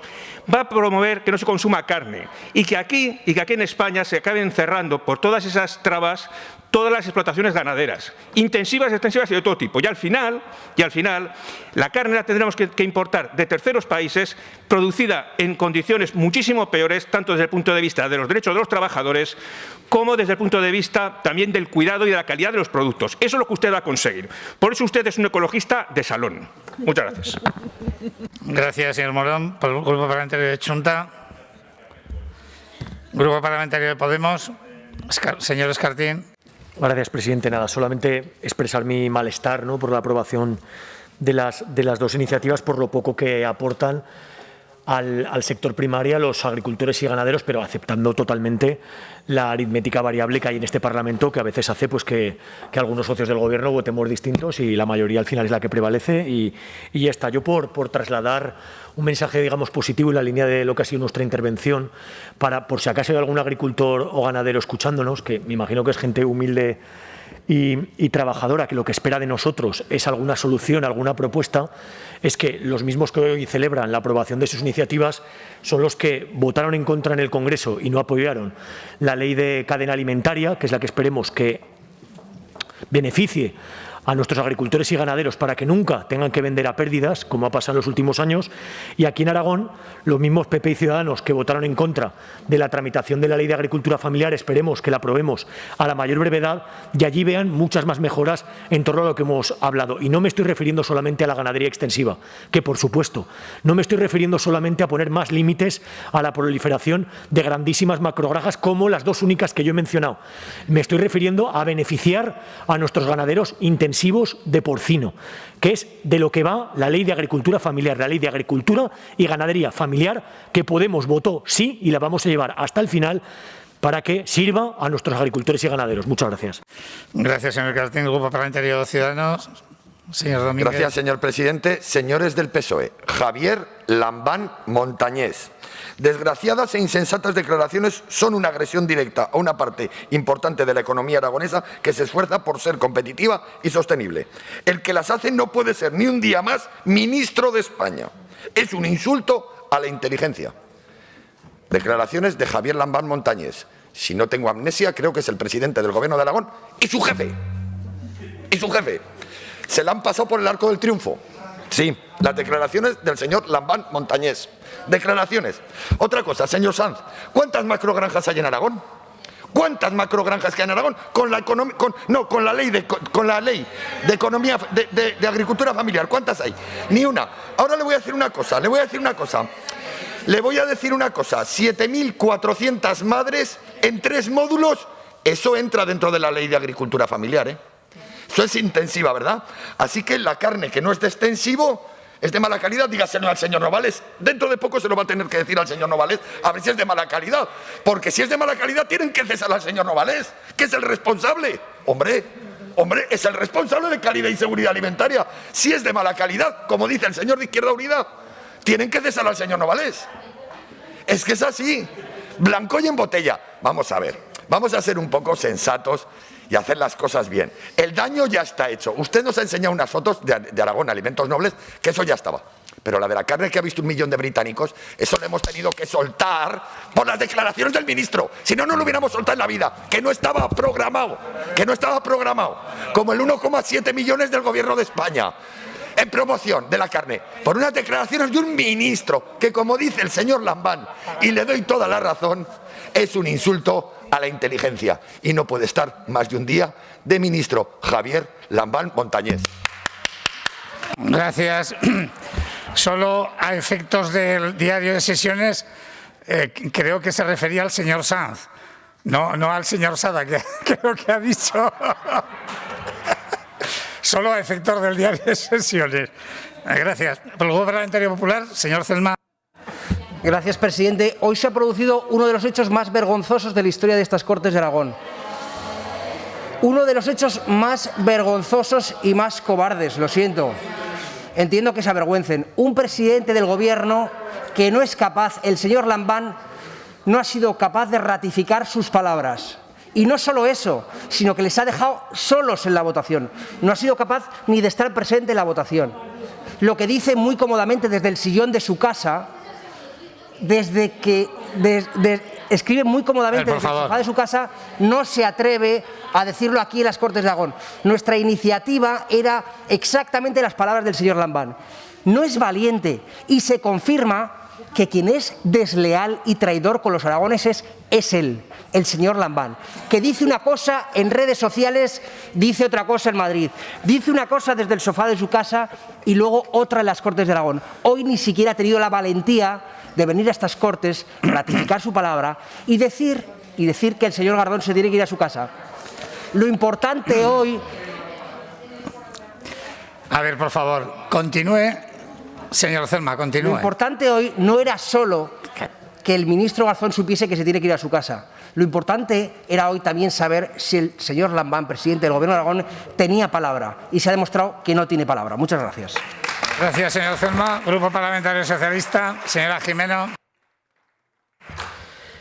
Gracias. ¿Cuánto le importan los ganaderos de esta comunidad autónoma? ¿Cuánto le importa al señor Celma? Ya lo vemos, ya lo vemos. Mire, señorías, dejemos las polémicas a un lado y nosotros estamos para trabajar, para buscar soluciones a los problemas. Lo importante es que los ganaderos sepan que en Aragón nadie les desprecia. Al contrario, se les respalda y se trabaja para que el sector afronte con garantías sus retos de futuro. Nosotros seguiremos trabajando porque el sector sea sostenible y promoveremos la calidad y la exportación de nuestros productos agroalimentarios, que responden a los más altos estándares a nivel internacional, abriendo nuevos mercados y apoyando la promoción de los alimentos aragoneses. Miren, en este debate conjunto de las 4 iniciativas que han presentado, se han retratado muy bien cada uno de ustedes. Unos lo han hecho proponiendo desde su ideología propia, que podemos o no compartir, y otros solo se han dedicado a malmeter, a insultar y a pedir dimisiones, como única medida de apoyo a ganaderos y productores de la carne. Qué grandes son ustedes, señorías del Partido Popular, vamos, qué grandes medidas proponen. Yo les diría que se miren al ombligo, porque la política que están llevando a cabo, la política entre comillas, deja mucho que desear, por no decir que es lamentable. Y un consejo, señor Celma, no intente parecerse tanto al señor Casado, vamos, que no todo vale para desgastar al Gobierno. Nosotros no caeremos en la estrategia faltona de ustedes para generar desafección. Nosotros seguiremos trabajando por los agricultores y los ganaderos como venimos haciendo hasta ahora y sin hacer comedias con un par de botas. Gracias, presidente. Gracias, señora Jimeno. Continuamos con el debate y votación de la proposición no de ley número 1622 sobre el cese inmediato de la consejera de Sanidad, doña Sira Repollés, presentada por el Grupo Parlamentario Popular. Para su defensa, señora Marín, tiene la palabra. Muchas gracias, señor presidente. Señorías, en primer lugar, tengo que lamentar que hoy no esté aquí presente en este salón de plenos la señora Repollés por la importancia que esta proposición no de ley tiene acerca de ella y porque, en fin, porque yo no soy de las personas que se esconden de lo que dice y me gustaría que ella estuviera hoy aquí para que pudiera entender el porqué de esta petición que les aseguro no es plato de mi gusto. Y se lo puedo asegurar. A ninguno de los que estamos sentados en la bancada del Partido Popular nos hubiera gustado tener que llegar hasta aquí, tener que someter a este plenario el cese de la consejera de Sanidad, porque entendemos que el momento que vivimos, que las circunstancias que nos han tocado vivir y que a ella le han tocado gestionar no han sido fáciles. Siempre lo he reconocido y hoy lo vuelvo a hacer. Pero de igual manera que reconocemos esto, También les digo que hay límites que nadie debe pasar, que son inaceptables en una democracia y que el sobrepasar esas líneas rojas, el tan solo pisarlas, debe ser causa para quien lo hace de parar, de sentarse a pensar, de valorar y después, si tanto le sobrepasa el trabajo, si tanto le colapsa la situación, tomar una decisión no en beneficio propio, sino en beneficio de todos los aragoneses. Pero paremos un poco el tiempo, retrocedamos en él y observemos la petición que hoy planteamos desde dos ángulos. Desde el de la actualidad, el de 2022, cuando la consejera de Sanidad de un gobierno autonómico en un país democrático cuestiona la imparcialidad de los jueces y les acusa de prevaricación ideológica. Cuando una consejera de Sanidad de un gobierno autonómico en un país democrático manifiesta abiertamente, sin presión, estaba en una entrevista de tú a tú en su despacho, que hay una mala relación entre ambos poderes por un, y cito de forma textual, exceso de celo en sus ganas de gestionar estas circunstancias de necesidad de imponer su criterio. Cuando una consejera de Sanidad de un gobierno autonómico en un país democrático manifiesta que esa relación es de a ver quién puede más y estamos en una situación de inferioridad. O cuando una consejera de Sanidad de un gobierno autonómico en un país democrático manifiesta que unos jueces de derechas deciden en contra de un gobierno de izquierdas. Y frente a esto obtenemos varias respuestas. Hay quien lo achacó a un error gramatical, señorías del PAR, confundiendo la democracia con las oraciones subordinadas o tal vez con la subordinación que a ustedes les ha tocado vivir en esta etapa. Hay quien lo defendió por la presión que sufre, olvidando la presión que sufren los trabajadores del ámbito sanitario todos los días. Señorías de Podemos, PAR, Xunta Aragonesista y Podemos, quienes aplauden mucho y ayudan poco. Incluso hay también quienes desde otro cargo del Gobierno defendieron estas manifestaciones declarando que se retuercen las mismas, cuando lo dicho, dicho está y escrito con meridiana claridad. Por no hablar de cuando le da por hacer TikToks más propios de una joven de 15 años que de una consejera de un Gobierno de Aragón. Y es que ahí radica el problema. Es que algunos de los consejeros del Gobierno de Aragón no saben dónde están ni lo que representan. No saben que son un poder del Estado, de los tres que conforman una democracia, porque asumen que ellos son el poder. No respetan la separación de poderes y cuando se les escapa piden perdón, pero no rectifican. Y definen nuestro sistema como un juego perverso. Pero no es un juego perverso, es un juego democrático que los españoles nos dimos a través de la Constitución de 1978 y en el que acordamos jugar todas las mismas reglas, bajo las mismas condiciones y bajo la misma perspectiva. Señorías, cuando un juez o un magistrado juzga, lo hace siempre fundamentando sus resoluciones en una ley. Siempre, nunca en una ideología, porque les aseguro, y sé de lo que hablo, que no hay nadie más objetivo en el ejercicio de sus funciones que los jueces, y porque además debo recordarles que según nuestra Constitución los jueces son independientes, inamovibles y sometidos únicamente al imperio de la ley. Y si el Poder Ejecutivo es incapaz de respetar al Poder Judicial, tenemos un problema grave, muy grave, que no se soluciona ni con la gramática ni con TikToks quinceañeros, sino con el respeto a la ley, a la separación de poderes, a la Constitución española y a la democracia que todos nos dimos hace ya más de 40 años. Les decía al comienzo de mi intervención que esta proposición no de ley no es plato de gusto del Partido Popular, pero también les decía que esta petición había que observarla desde dos ángulos diferentes, desde el actual, el de 2022, y desde el que hace 10 años utilizaban quienes hoy forman parte del Gobierno de Aragón. Desde el ángulo de quienes pedían la dimisión del entonces consejero de Sanidad por un problema en las listas de espera. En 2014, 3.363 personas. Hoy Hoy 8.176 personas en lista de espera para ser operados, señores de Chunta aragonesista, y yo no les he oído todavía pedir ninguna dimisión. O cuando en 2014 se criticaban los presupuestos para ese año y se pedía la dimisión del señor Oliván, lo recordará, señora Pérez. Pero cuando en 2022 han bajado los presupuestos de sanidad en un 4%, tampoco le he oído a usted decir nada. O cuando desde Izquierda Unida se pedía el cese inmediato de la consejera señora Serrat por su, y cito de forma textual, incapacidad para garantizar el derecho a la educación en condiciones de equidad. Hoy, señor Sanz, le pido que apoye esta proposición no de ley, ya no porque la consejera de Sanidad haya vulnerado la Constitución española. Concluya, por favor. Concluyo, porque no sé qué grado de afección tiene sobre usted, sino porque, como lo hicieron ustedes en 2013, su capacidad manifiesta para que todos los aragoneses tengamos una atención sanitaria de calidad.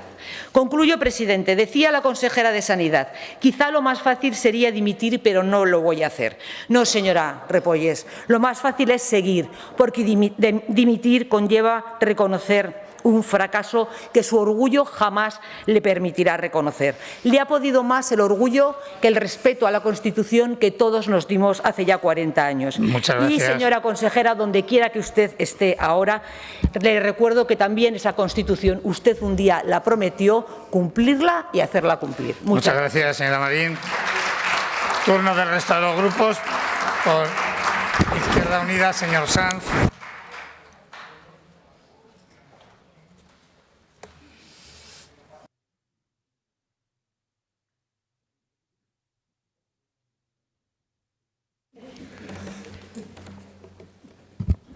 Hoy es la tarde de las dimisiones, ceses y sobre todo del tacticismo, del electoralismo o de la debilidad en las posiciones políticas. Una interesante iniciativa. La derecha viene y, rasgándose las vestiduras hipócritamente, señorías, porque si quieren empiezo a decirles todos los ministros y ministras que han pasado por la cárcel de su partido que no les he recordado en la PNL anterior, para los cuales ustedes jamás pidieron dimisiones, jamás reconocieron esa agresión al Estado de Derecho que implicaba nada más y nada menos la corrupción.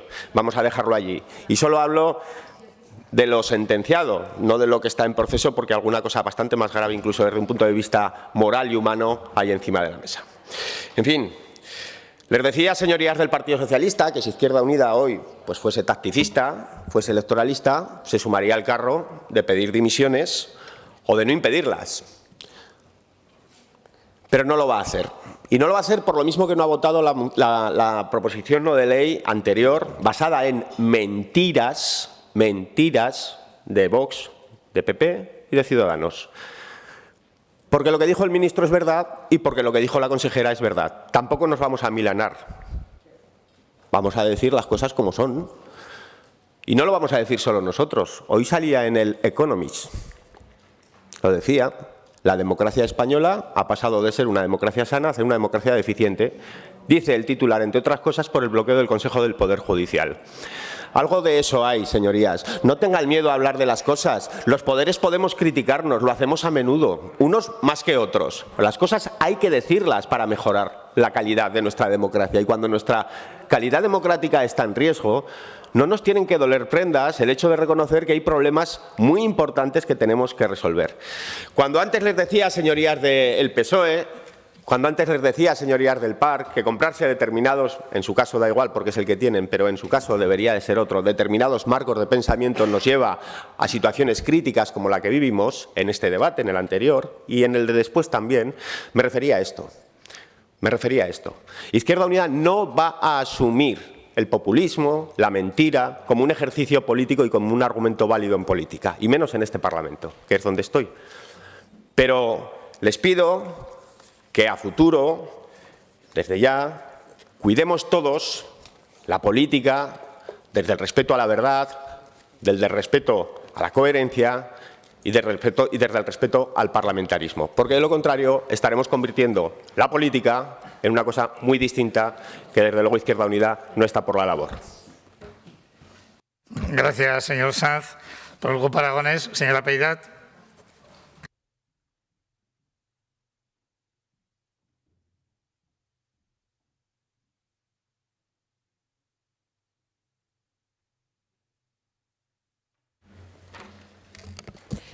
Muchas gracias, presidente. Voy a ser muy breve y con la misma brevedad para mostrar la posición de mi grupo parlamentario, que no es otra que el voto en contra de la iniciativa propuesta.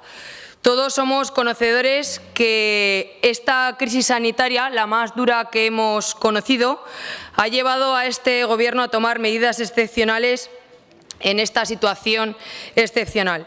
El presidente del partido aragonés, Arturo Aliaga, ya manifestó la posición del mismo y reconoció el trabajo impecable llevado a cabo por la señora Repollés en esta dura etapa de la COVID-19, posición que esta portavoz hoy corrobora. Seguiremos apoyando dicho trabajo encomiable en tiempos en los que la presión es brutal, tanto del Departamento de Sanidad como de la propia consejera, y no sus declaraciones. Máxime cuando la señora Repollés se disculpó de manera inmediata del error cometido.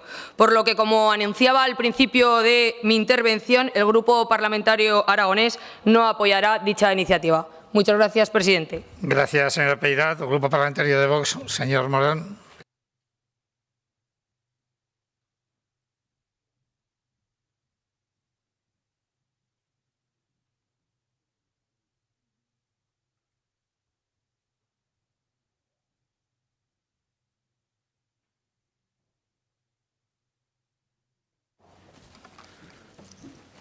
Gracias, señor presidente. Pues, señorías, Grupo Parlamentario Vox en Aragón, votaremos a favor de la solicitud al presidente del Gobierno de Aragón del cese de la consejera de Sanidad. Y lo haremos porque, tras sus graves y muy desafortunadas declaraciones cuestionando la independencia del Poder Judicial, no pueden quedar dudas de cuál es la posición que mantiene el Gobierno de Aragón.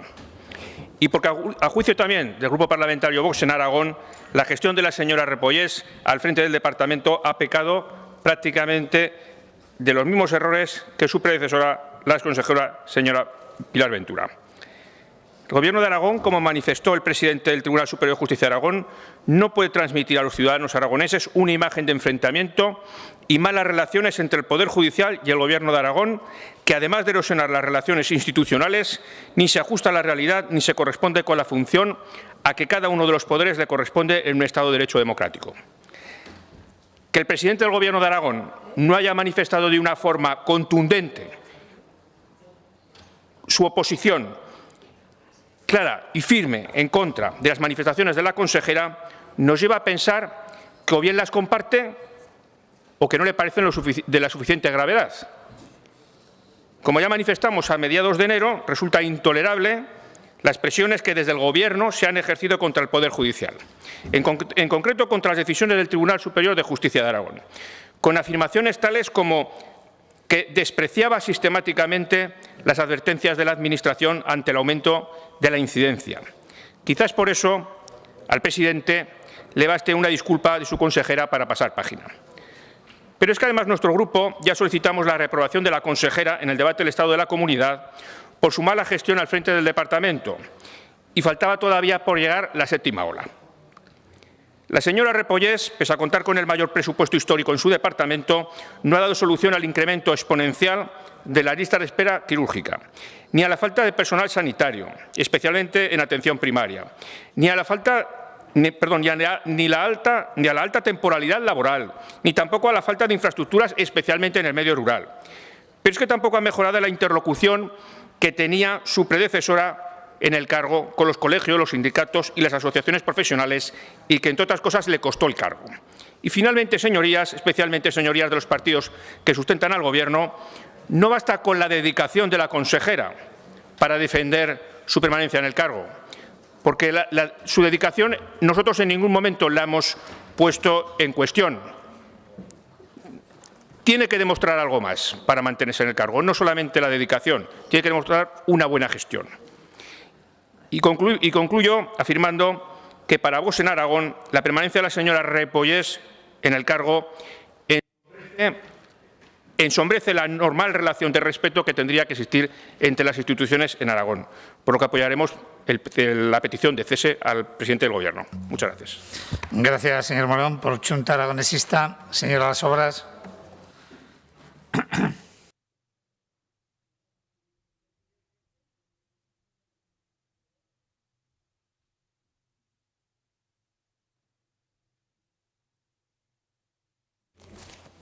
Gracias, presidente.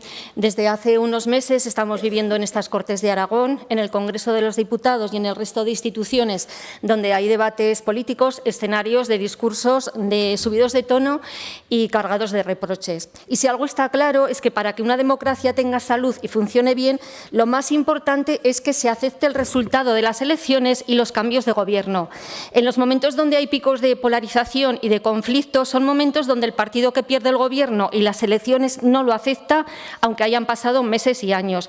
Y la crispación provoca desconfianza en las instituciones y aparca la solución de los problemas. Además, el rechazo al que piensa diferente también crece en la sociedad, haciéndoles creer que no hay límites y que el insulto o el reproche a alguien que pueda ser de otra ideología distinta está permitido.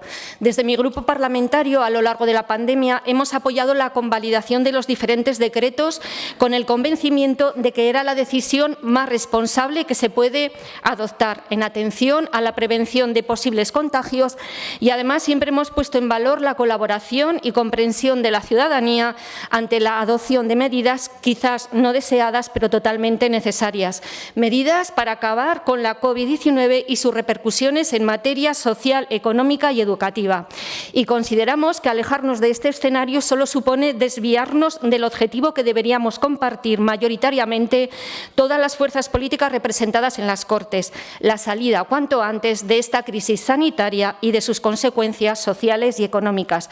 Por este motivo no vamos a apoyar su propuesta sobre la solicitud de dimisión de la consejera de Sanidad. De hecho, la propia consejera ya reconoció el mismo día que se publicaron sus palabras que cometió un error por el que pidió disculpas al presidente del Tribunal Superior de Justicia de Aragón, señor Bellido, quien las aceptó. Y esto le honra a la consejera, porque no todas las personas que se equivocan piden disculpas. Más es, algunas personas intentan desviar el error hacia otras personas o hacia otros partidos políticos. El Departamento de Sanidad ha demostrado tener una gran capacidad de trabajo. Creemos que hay que dejarlos trabajar en la gestión de la pandemia, sobre todo en este momento donde la curva de la séptima ola sigue a la baja, igual que el número de diagnósticos diarios, las hospitalizaciones y la cifra de personas ingresadas en unidades de cuidados intensivos. Quiero realizar una reflexión para el futuro. Quizás hubiese sido bueno repensar el modelo y el instrumento normativo adecuado para tener una legislación estatal que hubiese dado mejor cobertura a las decisiones de los gobiernos autonómicos para estas situaciones de salud pública. Una ley que concretase las competencias del Gobierno y las autonomías y, a su vez, qué decisiones se hubiesen podido adoptar sin más ratificaciones, evitando lo que hemos vivido, sobre todo a lo largo. Presidente. Gracias. Gracias, señora Sobras. Por el Grupo Parlamentario de Podemos, señora Cabrera.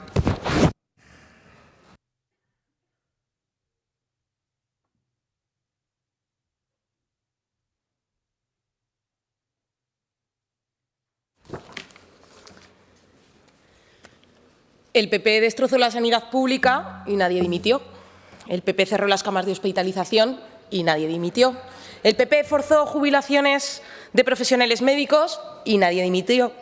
El PP redujo los presupuestos de sanidad en 15% y nadie dimitió. El PP no hizo ninguna convalidación de ofertas públicas de empleo en su legislatura y nadie dimitió. El PP amortizó un total de 75 plazas de atención primaria en Aragón, la mayoría médicos de atención continuada, que son las que realizan la asistencia de urgencias en los núcleos rurales y los que sustituyen a los médicos de familia en sus bajas y vacaciones, y nadie dimitió. El PP paralizó la posibilidad de la prolongación de jubilación de médicos y nadie dimitió. Y a ver si lo adivinan, el PP impulsó un sistema de abono de copago farmacéutico que obligaba a los pensionistas a adelantar toda la factura de sus medicamentos para luego devolverlos a las cantidades adelantadas, y nadie dimitió. Y les daba igual. Y hoy piden la dimisión de la consejera de Sanidad aquí en estas Cortes. El Gobierno está trabajando y ha trabajado duro para revertir aquello que hizo el Partido Popular cuando nadie dimitió y, por lo tanto, ahora se está haciendo frente a una pandemia a base de servicios públicos, a base de sanidad pública, a base de ciencia, y ahora no va a dimitir nadie. Porque, miren, aquí en estas Cortes lo que tenemos que pedir es más política y menos politiqueos, que es lo que les gusta a la bancada del Partido Popular cuando pide este tipo de dimisiones. Esta mañana debatíamos sobre la séptima ola de la gestión. Lo hacíamos desde nuestro grupo parlamentario, desde la seriedad, desde la solicitud que se defienda esa sanidad pública que no hizo el Partido Popular. Y mire, una cuestión muy sencilla. Yo no estaría aquí si ustedes no hubieran gobernado nunca, si la sanidad se hubiera defendido, si no hubiera existido todas aquellas cuestiones que destrozaron lo que era un valor y una joya para la ciudadanía aragonesa. Y vamos a entrar en el debate, vamos a entrar en el meollo de la cuestión. La consejera pidió disculpas, es cierto, y el presidente del Tribunal Superior de Justicia de Aragón lo aceptó.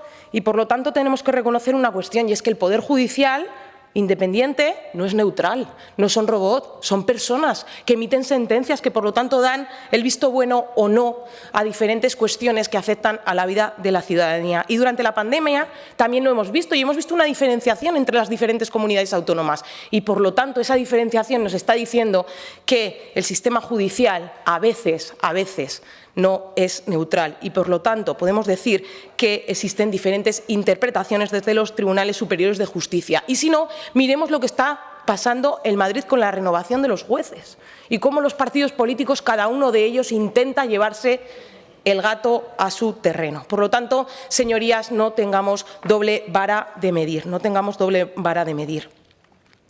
Como decíamos, más política, menos política. Por lo tanto, como decíamos, ahora mismo no va a dimitir nadie, porque cuando era necesario, nadie del Partido Popular tuvo agallas de dimitir. Muchas gracias, señor presidente. Gracias, señora Cabrera. Por el Grupo Parlamentario de Ciudadanos, señora García.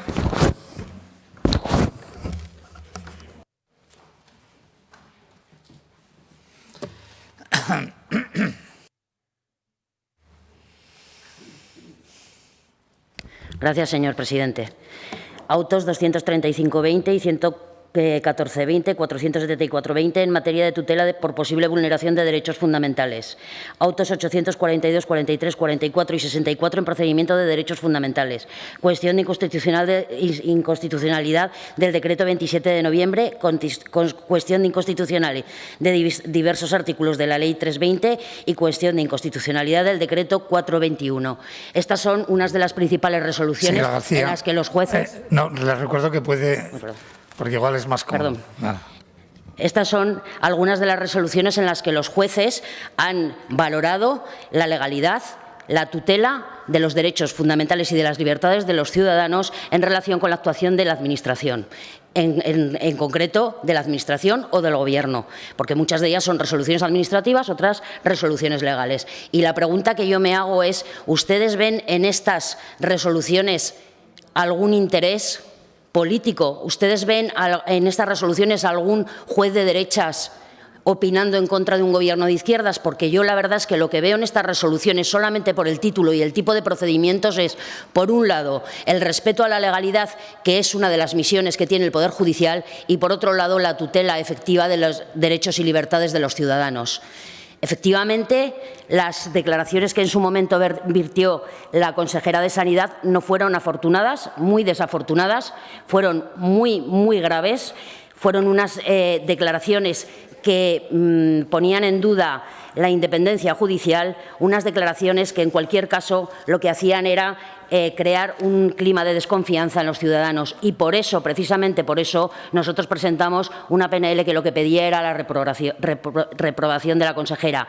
Es decir, nosotros estamos de acuerdo en lo que es el texto de la PNL. Es cierto, las declaraciones de la consejera fueron graves, vulneran el Estado de Derecho, vulneran uno de los pilares fundamentales del Estado de Derecho, que es la independencia judicial, pero la consecuencia, entendemos desde nuestro partido, que no puede ser la dimisión, sino la simple reprobación. Hablaba usted, señora Marín, de dos vertientes, y hablaba usted del año 22, el que nos encontramos, y hablaba de una serie de hechos que se han reproducido durante años anteriores en relación a distintas dimisiones de otros consejeros que se han pedido por otros partidos. Yo quiero también hablar de dos vertientes, la del año 22 y a partir de ahora. A partir de ahora, que cuestiones como estas nos hagan aprender que la justicia es independiente, que los jueces responden con rigor y responden de acuerdo a la legalidad y responden de acuerdo a la defensa de los derechos y libertades fundamentales de los ciudadanos, y, en definitiva, que la justicia no se toca, que la justicia es un poder fundamental y un pilar fundamental. y que en cualquier caso aprendamos que la justicia no se manosea, que no podemos elegir a los jueces en razón de por motivos políticos, sino que tenemos que mantener de todas las maneras posibles la independencia del Poder Judicial para que el Estado democrático de derecho siga adelante y sea realmente efectivo. Muchas gracias. Gracias, señora García. El Grupo Parlamentario Socialista, señora Zamora.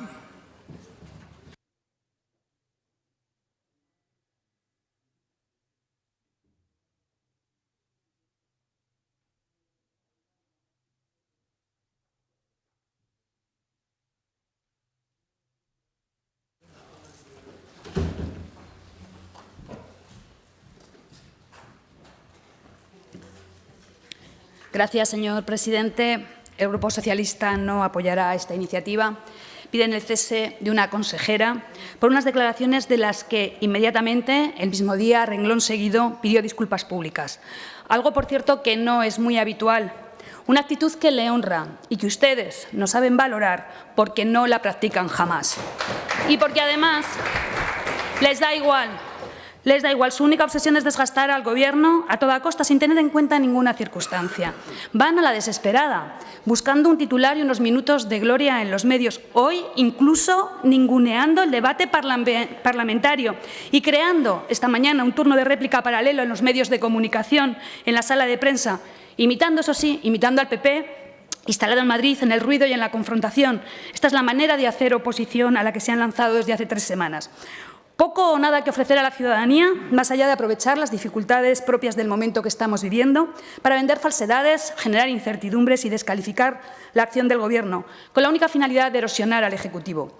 Piensan que cuanto peor, mejor, se lo han dicho esta mañana, y esto les sirve para los fondos europeos, para la reforma laboral y para la gestión de una situación tan dura como ha sido esta pandemia. La verdad es que no puedo nada más que sentir una profunda tristeza, creo que le ocurre a más ciudadanos, al ver que un partido que ha gestionado, un partido con vocación de gobierno, lejos de proponer soluciones alternativas o de sumar en la resolución de los problemas, solo está centrado en demoler, en destruir y en llegar al poder, sea como sea y a costa de lo que sea, para muestra el adelanto electoral y la campaña en Castilla y León. Y no, señorías, no todo vale. Señorías del PP, les recomendaría que practiquen la empatía, que sean un poco más respetuosos con el trabajo desarrollado. Creo que pueden imaginar las dificultades, la incertidumbre que han sufrido quienes han estado al frente de la sanidad pública en estos 2 últimos años. Pregunten a sus consejeros allí donde gobiernan.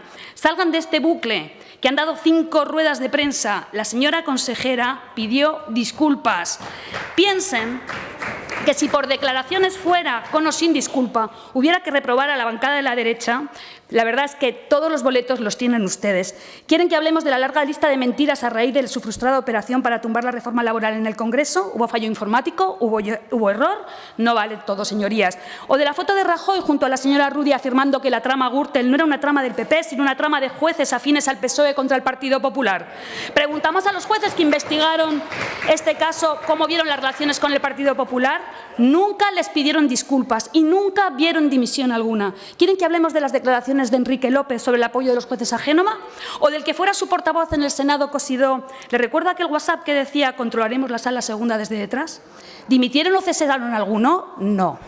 Pero tampoco lo hicieron ni cesaron por motivos de gestión de la sanidad pública. Miren, en Aragón dejaron la sanitario, cayó 246 millones de euros. Se inventaron un terremoto para no hacer un hospital nuevo en Teruel y querían privatizar el de Alcañiz. Jubilaron indebidamente a más de 200 médicos con el perjuicio que supuso las arcas públicas y no vimos nunca a la bancada de la derecha pedir el cese del responsable de tan nefasta gestión. Por cierto, un responsable, el señor Oliván, que la señora Marín lo recordaba, que no sabía cuánta lista de espera tenía porque no la publicaba. Ahora hemos visto que ustedes sí que tenían los datos. Por suerte, el cese vino de la mano de los aragoneses en las urnas de las elecciones de 2015. Desde el Grupo Socialista queremos reconocer a la señora Repollés su entrega, su vocación y su compromiso. El compromiso que demostró al asumir esta responsabilidad en medio de la mayor emergencia sanitaria de los últimos 100 años. Gracias. Reconocer su capacidad de gestión y la de su equipo y la de miles de profesionales de la sanidad que han trabajado con todas sus fuerzas para que la pandemia fuera lo menos dañina para Aragón. También reconocer su educación y su saber estar. Valoramos su capacidad para rectificar y pedir disculpas. Sabemos que no puede esperar nada constructivo de la oposición del Partido Popular. Termino ya, señor presidente. Gracias. Una oposición instalada en la mentira, incapaz siquiera de reconocer lo evidente, como que el presupuesto en sanidad hoy en Aragón es un 40% superior al que dejó Rudy, 642 millones más. Este es el nuevo Partido Popular en Aragón. Pues miren, ¿saben una cosa? Se lo he dicho, los ciudadanos se encargaron de cesarlos cuando gobernaban en 2015 y ratificarán esta decisión el año que viene en las urnas, porque no todo vale. Gracias. Señora Zamora, pasamos a votar dicha iniciativa. Comienza la votación.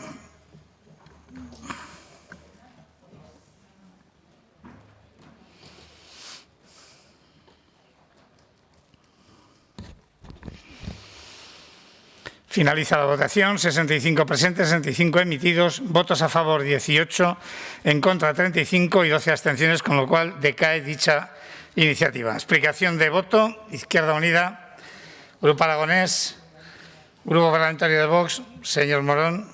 Sí. Decía el señor Sanz que hay que cuidar la democracia. No puedo estar más de acuerdo en sus declaraciones. Aunque, por cierto, usted, al poco de decir estas palabras, pronunciar estas palabras la señora Repollés, pues no tardó en hacerlas propias, en hacerlas suyas. Con lo cual, con su concepto de democracia, pues deja mucho que desear. Pero mire, señores del Partido Socialista, ustedes han estado esforzando, desde que dijo esas palabras desafortunadas la señora consejera, en intentar blanquear esas declaraciones. Declaraciones que no fueron fruto de un momento de tensión, sino de un momento de relajación, en las cuales el propio periodista le indica que más o menos hace ver que se está perfectamente convencida de lo que está diciendo, porque son declaraciones políticamente incorrectas. Y ella se reafirma en esas declaraciones. Hay que cuidar la democracia, hay que cuidar la democracia. Y mire, la señora Repollés ha tenido una oportunidad estupenda esta mañana, no solo para decir lo que ha dicho y para decir que va a seguir trabajando para proteger la salud de los aragoneses, sino que también podía haber dicho que sus decisiones a partir de ahora se iban a ajustar a la ley en cualquier caso, o que iban a ser respetuosas con las decisiones del Poder Judicial. Pero no lo ha hecho, no lo ha hecho. ¿Por qué? Porque ustedes nunca se equivocan, porque ustedes nunca saben pedir perdón. Lo justo para continuar en el sillón. Eso es así de claro. Y desde luego, pues hoy se ha ensombrecido un poquito más la democracia en esta comunidad autónoma. Muchas gracias. Gracias, señor Morón. Xunta Aragonesista, Grupo Podemos, Grupo Ciudadanos, Grupo Popular, señora Marín. Sí, muchas gracias, señor presidente. Señorías, que el Grupo Parlamentario Popular haya votado a favor de esta proposición no de ley, vaya de suyo porque era nuestra. Pero es que además, hoy el Grupo Parlamentario Popular, el Partido Popular, hemos votado sí a la Constitución española, hemos votado sí a la separación de poderes, a la independencia judicial, a la no injerencia entre poderes, al respeto entre esos poderes. En definitiva, hemos votado sí a la Constitución que todos nos dimos hace ya más de 40 años. Solo dos pequeñas puntualizaciones. Mire, señora García, yo no he sido capaz de entender su sentido de voto con el sentido de su intervención. Realmente no he entendido el porqué de su abstención después de lo que le he escuchado decir a usted en la tribuna de oradores. Y otra puntualización. A ver, tenemos a una consejera de Sanidad que cierra consultorios locales, que cierra puntos de atención continuada, que despide a 2.620 trabajadores en plena pandemia, que quita 15 ambulancias del medio rural, solo 8 en la provincia de Teruel, señora Pérez, 8 en la provincia de Teruel. En esta última semana ha habido 109 fallecidos, 104 la semana pasada. Hoy decía el señor Arnal que estamos volviendo a la normalidad. Me gustaría saber cuál es su concepto de normalidad. El 11% de las muertes de estos estos 2 últimos años se han dado en estas primeras 5 semanas del año 2022. Eso es lo que la consejera nos ha puesto encima de la mesa. Por cierto, señora Zamora, nosotros fuimos los que jubilamos a los médicos. Ustedes son los que están haciendo que los médicos se jubilen de forma anticipada por puro hartazgo. 36 médicos han pedido su jubilación de forma anticipada por puro hartazgo. Y pedir perdón no es lo mismo que rectificar. Pedir perdón no es lo mismo que rectificar. La señora consejera pidió perdón porque no le quedaba otra, pero no rectificó. Señora Zamora, no necesitan ustedes ayuda para desgastarse. Se desgastan ustedes solitos. Muchas gracias, presidente. Gracias, señora Marín. Grupo Parlamentario Socialista, señora Zamora.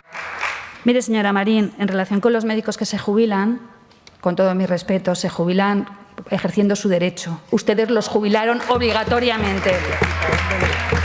Los médicos que se jubilan les cubre la seguridad social. A los médicos que usted jubilaron los tuvimos que pagar entre todos los aragoneses. Y dicho esto, y con todo mi respeto hacia los médicos y hacia los profesionales que han trabajado duramente siempre que han ejercido la profesión, pero que estos 2 años se han dejado muchos la piel por sacar y por cubrir en esta pandemia, proteger la salud de todos los aragoneses. Dicho esto, mire, señora Marín, no voté tanto, practiqué. Usted habrá votado hoy a favor de todos los derechos, de la separación de poderes, de la Constitución y de todo.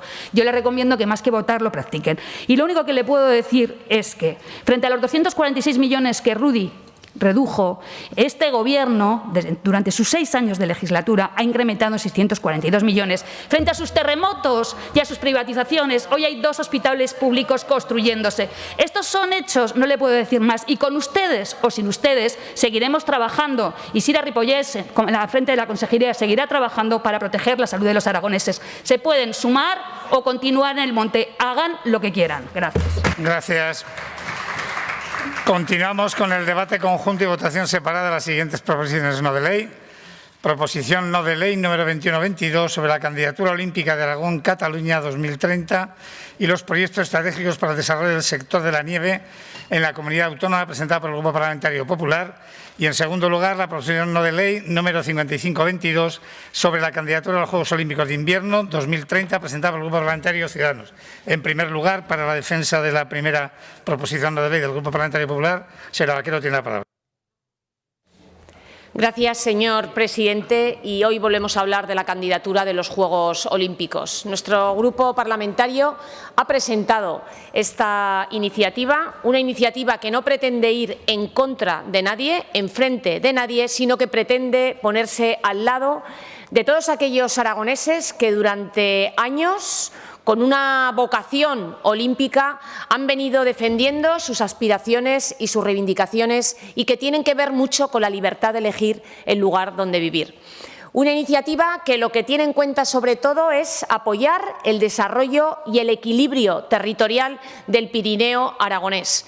Una iniciativa que tiene que ver con apoyar aquellas inversiones, aquellos proyectos estratégicos que han servido para potenciar una actividad económica asociada al desarrollo de los valles y que ahora tiene una oportunidad histórica con apoyar y con llegar a celebrarse estos Juegos Olímpicos, esta candidatura conjunta en condiciones de igualdad entre Aragón y Cataluña para 2020.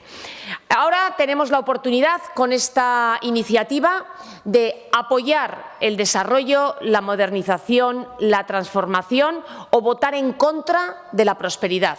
Tenemos la posibilidad de votar a favor de la libertad de las gentes del Pirineo, de quedarse a vivir en sus pueblos porque es lo que quieren, u obligarles a que tengan que marcharse fuera para emprender una vida, para emprender una actividad o para buscar una forma de vida. Tenemos la oportunidad de votar a favor de un modelo de prosperidad, de un modelo de crecimiento, de un modelo de desarrollo local que solamente puede desarrollarse en Aragón, o votar en contra precisamente del bienestar. Y tenemos la oportunidad de votar a favor de las aspiraciones, de los anhelos de los aragoneses con esa vocación, como decía, olímpica, o perseguir y conseguir la frustración de todas estas gentes. Nuestra iniciativa diferencia varios puntos que tienen que ver necesariamente con impulsar de forma inequívoca, y que es lo que debería de salir de estas Cortes, esa candidatura olímpica en condiciones de igualdad, y por otro lado apoyar, porque cómo no, tenemos que vislumbrar y tenemos que llevar a cabo este debate más allá del horizonte de los Juegos Olímpicos y pensar también en las inversiones que son necesarias. Unas inversiones que han apoyado todos los gobiernos y que solamente algunos grupos han estado en contra por prejuicios puramente ideológicos. Prejuicios ideológicos, señor Sanz, alejados precisamente de la razón, alejados precisamente de la libertad y del derecho de las gentes del Pirineo a vivir en su territorio, a vivir en sus pueblos, a defender una forma y un medio de vida, y eso es lo que también defendemos con esta iniciativa. Recuperar proyectos estratégicos, recuperar proyectos que han sido apoyados precisamente por las gentes de los valles donde se tienen que celebrar estos Juegos. La ampliación de Cerler, la unión de estaciones de Candanchú, Formigal y Astún. Apoyar también el que se garantice la financiación. No se pueden llevar a cabo esos proyectos estratégicos, el impulso a esa actividad económica que genera el desarrollo de estos proyectos si no hay financiación que se garantice. Por un lado, hemos conocido que van a tener financiación a través de esos fondos europeos y nos parece muy bien, pero sabemos que estos fondos europeos no cubren la totalidad de las inversiones que son necesaria, y por eso el Gobierno de Aragón, como han hecho otros gobiernos, tienen que comprometerse para impulsar estos proyectos. Esta es la iniciativa que presenta el Partido Popular, lo mismo que hemos defendido siempre, lo mismo que hemos defendido para los valles del Pirineo y sobre todo para el desarrollo y la prosperidad de esta zona de nuestra comunidad autónoma. Hoy veremos quién tiene la intención de obstaculizar este crecimiento, este desarrollo y, sobre todo, lo más importante y sobre todo en estos momentos en los que nos estamos jugando una candidatura olímpica, a ver quién juega aquí con estrategias para impedir que de aquí salga un pronunciamiento inequívoco y unánime de lo que tiene que ser un proyecto estratégico fundamental para el conjunto de nuestra comunidad autónoma. Muchísimas gracias. Gracias, señora Vaquero. Para la defensa de la proposición de ley de Ciudadanos, señor Pérez, tiene la palabra.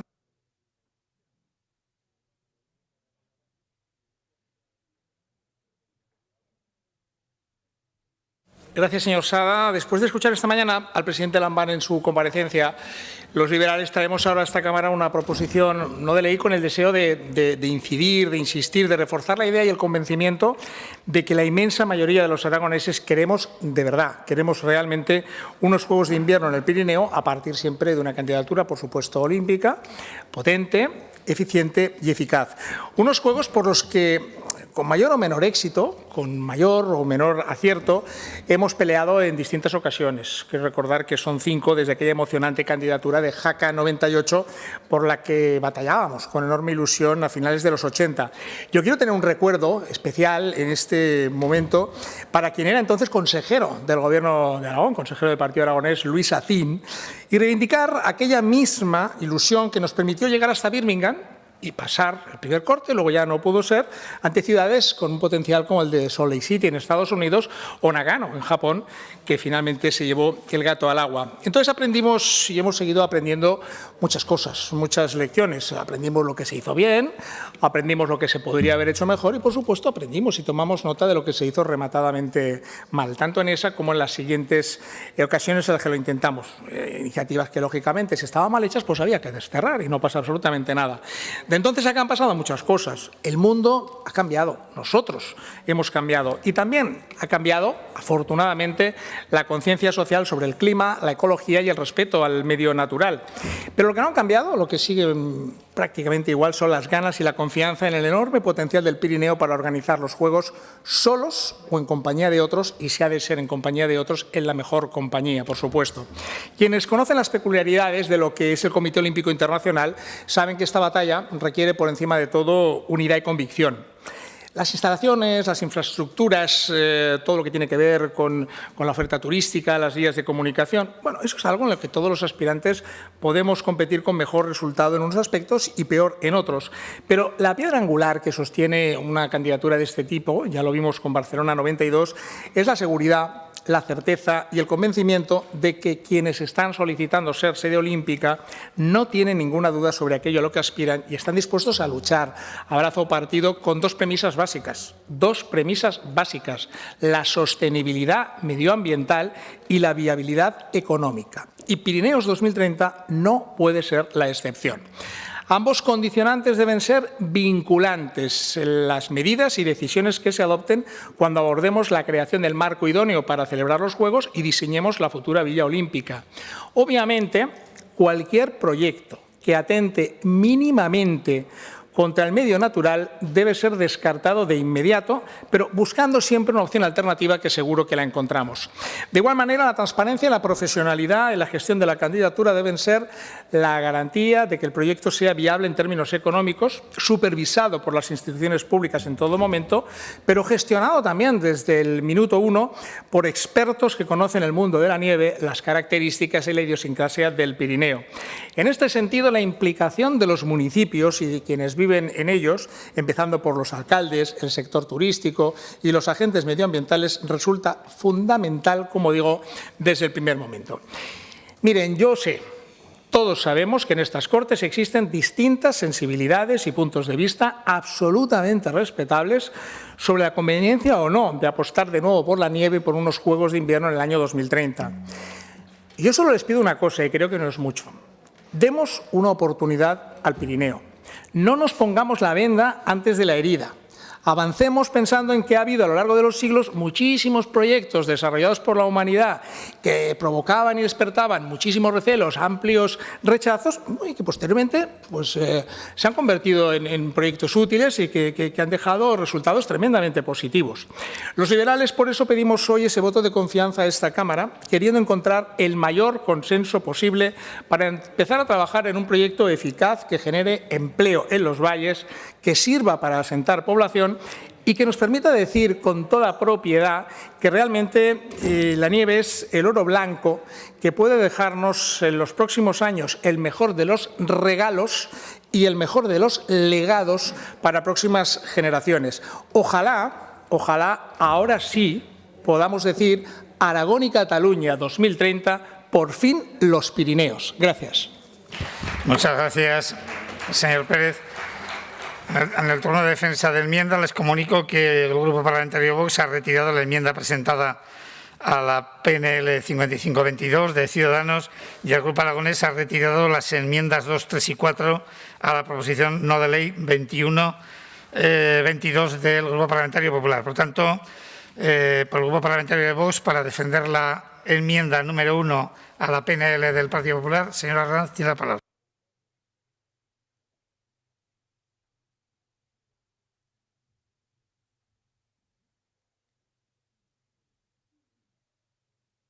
Muchas gracias, señor presidente. Señorías, sobre la candidatura olímpica española a los Juegos Olímpicos de Invierno, Olímpicos y Paralímpicos de Invierno de 2030, ya hemos hablado en la comparecencia anterior del señor Lambán.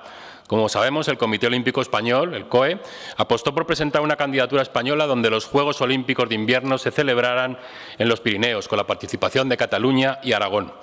Desde luego, Aragón, por tradición, por infraestructuras instaladas, por calidad de pistas, por recursos naturales, tiene todo el derecho a participar en unos futuros Juegos Olímpicos de Invierno impulsados por España, tal y como se refleja en las PNLs planteadas tanto por el Partido Popular como Ciudadanos.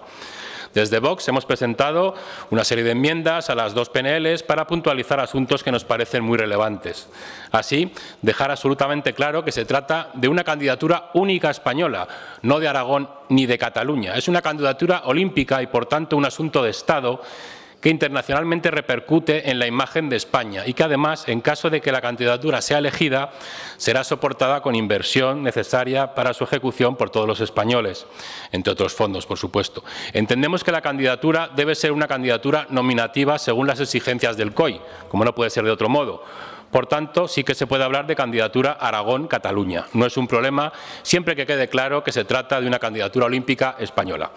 Para el Grupo Parlamentario de Vox en Aragón ha de ser el COE el que determine cuál debe ser la participación concreta y el protagonismo que debe tener cada uno de los valles pirenaicos y localidades del Pirineo aragonés y catalán. En este sentido, entendemos que el Gobierno de Aragón debería apoyar la estrategia marcada por el COE. Ahora bien, lo que sí hay que dejar claro es al Gobierno de España y al COE es que es imposible por parte del Gobierno de Aragón colaborar con la Generalidad de Cataluña y si lo que pretende es instrumentalizar el proyecto olímpico para promover la independencia, vender su relato de país que no existe a través del deporte y vender esas fantasías separatistas, tenemos que hacer una posición frontal. Y digo Generalidad de Cataluña y no Cataluña, porque es el Gobierno catalán actual el que defiende el separatismo y no Cataluña, que es una región maravillosa que forma parte de España. El COE se preocupará en que tanto Aragón como Cataluña puedan contribuir en tal proyecto común en condiciones de igualdad, de mutua cooperación y respeto. No cabe en modo alguno que la candidatura olímpica española se doblegue a intereses ajenos al deporte, ni tampoco que Aragón esté subordinada de alguna forma a los dictámenes del Gobierno independentista de la Generalidad catalana. Por otro lado, nos parece necesario para el desarrollo económico y social de los valles del Pirineo la ampliación de Cerler y el impulso a la unión de estaciones de Candanchú, Astún y Formigal. En ambos casos entendemos que tanto las inversiones que se tienen que realizar como la unión de estaciones, no solo real, sino también accionarial, se tiene que abordar con independencia de que fructifique o no la candidatura olímpica. Además, la unión de estaciones deberá realizarse conciliando también intereses como el respeto a la naturaleza y a todo el potencial paisajístico y desarrollo del turismo de la zona. Vox estará siempre con todo proyecto que desarrolle y dinamice nuestra tierra, nuestra economía y nuestra imagen o buena imagen nacional. Muchas gracias. Gracias, señor Arranz. Turno para los grupos no enmendantes. En primer lugar, Izquierda Unida, señor Sanz.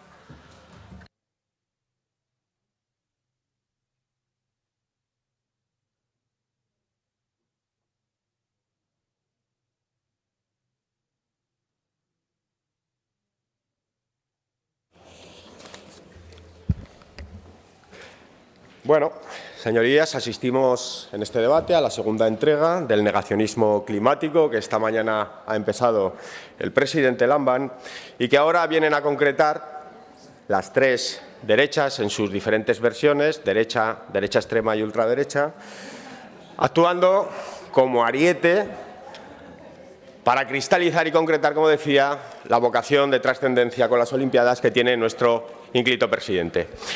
Señorías, en el debate de esta mañana nosotros hacíamos varias preguntas y las intervenciones de quienes han defendido y me han precedido en el uso de la palabra sus propuestas vienen a definir exactamente cuáles serán nuestros miedos, nuestras preocupaciones y evidentemente eso nos va a llevar al no.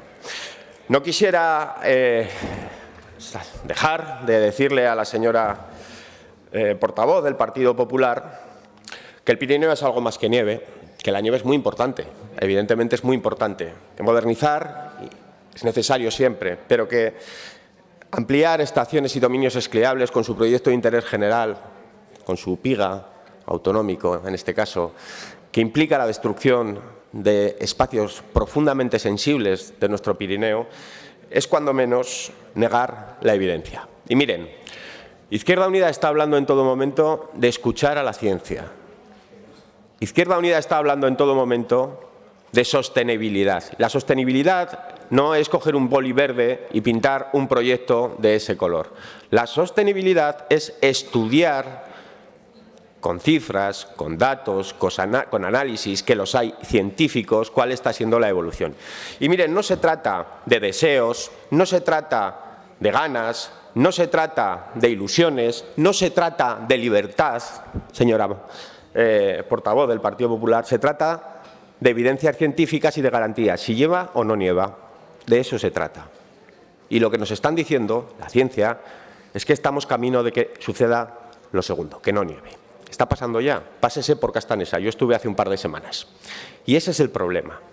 Y cuando a la ciencia se le cierra el paso, cuando a la ciencia se le cataloga de doctrinaria o de demagoga, estamos volviendo a etapas de hace 500 años, señorías. Estamos hablando de épocas medievales. De eso es de lo que deberíamos hablar. Claro, volvemos a la reflexión de otras PNLs, de otros debates que hemos tenido hoy en esta Cámara. Si al final no somos capaces de establecer rigor y sensatez en los análisis o, cuando menos, decisiones de este tienen un sustento técnico y un sustento analítico que la refrende, pues estaremos abriendo la puerta a otro tipo de discursos muy peligrosos que ya hemos vivido en esta tierra y que nos van a llevar a equivocarnos otra vez. Por lo tanto, alternativas, si son necesarias, por supuesto que sí. Diversificación, por supuesto que sí. Mejora de lo que hay, por supuesto que sí. Pero estamos hablando de lo que estamos hablando. Estamos hablando de unión de estaciones, estamos hablando de desarrollos urbanísticos aparejados a las mismas, porque así se conciben los proyectos actuales tal y como están definidos, señorías. Estamos hablando, y aquí se ha hablado también de villas olímpicas, de carreteras, de muchísimas cosas que tienen que someterse a impacto. Y eso es una cuestión que no podemos obviar, entre otras cosas si lo queremos financiar con fondos europeos, porque estos fondos, como bien sabe el consejero de Hacienda, no se van a gestionar como se gestionan otros, nos los van a estar revisando cotidianamente y lo peor que nos puede pasar es que al final tengamos que acabar devolviendo dinero. Gracias, señor Sanz. El Grupo Aragonés, señor Guerrero.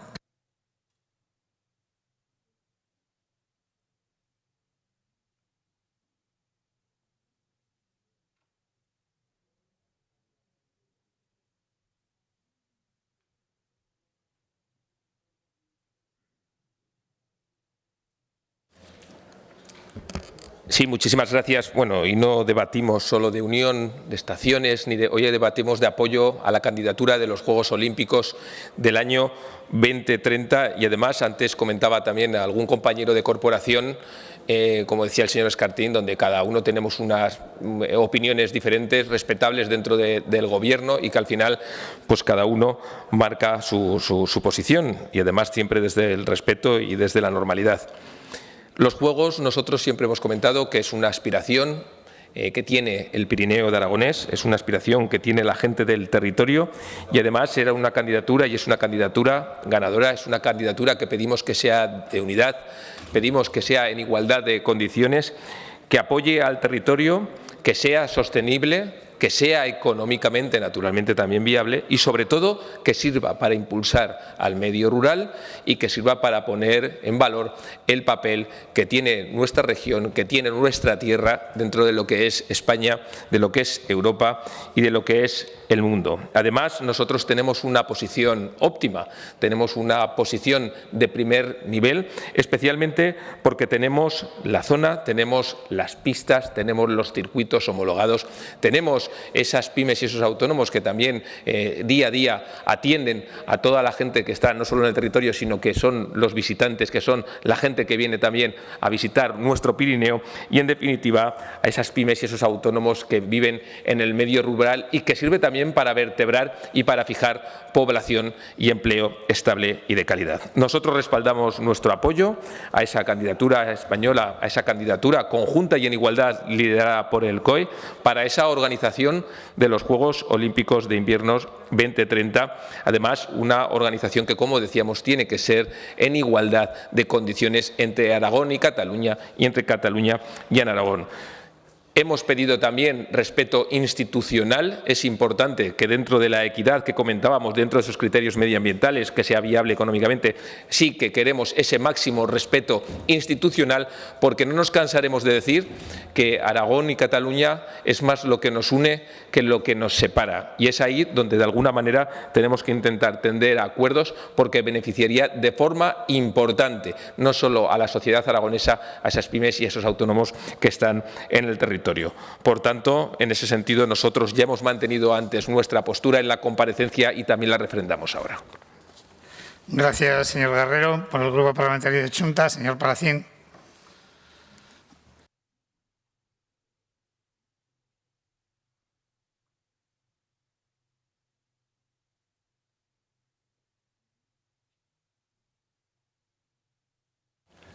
Gracias, presidente. Debatimos otra vez de Olimpiadas de nieve y la verdad es que hay veces que da la sensación que en el Pirineo solo vivimos de la nieve, pero también hay ganadería, hay agricultura, hay comercios, hay talleres, hay otros tipos de turismo, hay turismo natural, patrimonial, turismo activo. Está claro que la nieve es muy importante, que hay que apoyarla, pero no todo el mundo vive de ella. Yo creo que esta mañana ha quedado muy clara la posición de Chunta Aragonesista, una posición que no ha variado. Todo el mundo sabe cuál es nuestra posición con el tema de la nieve, con las nuevas infraestructuras, con las Olimpiadas. No estamos hablando en este debate de apoyar el esquí o no, sino de organizar unas Olimpiadas. Si hablamos de nieve, consideramos esencial sentarnos a hablar y ver el modelo de nieve que queremos para los próximos años, porque, por desgracia, estaba en riesgo. Los estudios así lo dicen y tiene que seguir siendo un motor de desarrollo de las comarcas pirenaicas y también de las turolenses. Hay gran cantidad de informes de la Agencia Europea del Medio Ambiente, del Observatorio Pirenaico del Cambio Climático, el tercer informe sobre el cambio climático de Cataluña, la propia estrategia aragonesa de cambio climático, con lo cual tenemos que sentarnos a analizar el futuro para que, como decía, pueda seguir siendo un motor de desarrollo la nieve. Las Olimpiadas ya no son lo que eran, no son ya tan deseadas por otros territorios. Esta mañana ponía diversos ejemplos de países como Suiza, como Austria, como Calgary en Canadá, que renunciaron a las Olimpiadas del 2026 por el poco apoyo que tenían. ¿Y por qué? Porque hay que hacer un esfuerzo económico muy importante y hay más gastos que beneficios, porque hay que modernizar, acondicionar instalaciones. La verdad es que conocemos poco del proyecto. Lo que conocemos del proyecto no nos convence, ya saben, y lo hemos dicho muchas veces en estas Cortes, hay infraestructuras que no compartimos. Podemos hablar de la unión de estaciones del Valle del Aragón con Formigal. Consideramos que lo necesario es modernizar las infraestructuras actuales y no ampliar y construir nuevas infraestructuras. Por eso, porque compartimos la importancia del esquí, pero no compartimos estos proyectos, estos grandes proyectos, ni compartimos los proyectos que llevan o que los acompañan, votaremos en contra de estas iniciativas. Muchas gracias. Gracias, señor Palacín. Por el Grupo Podemos, señora de Santos.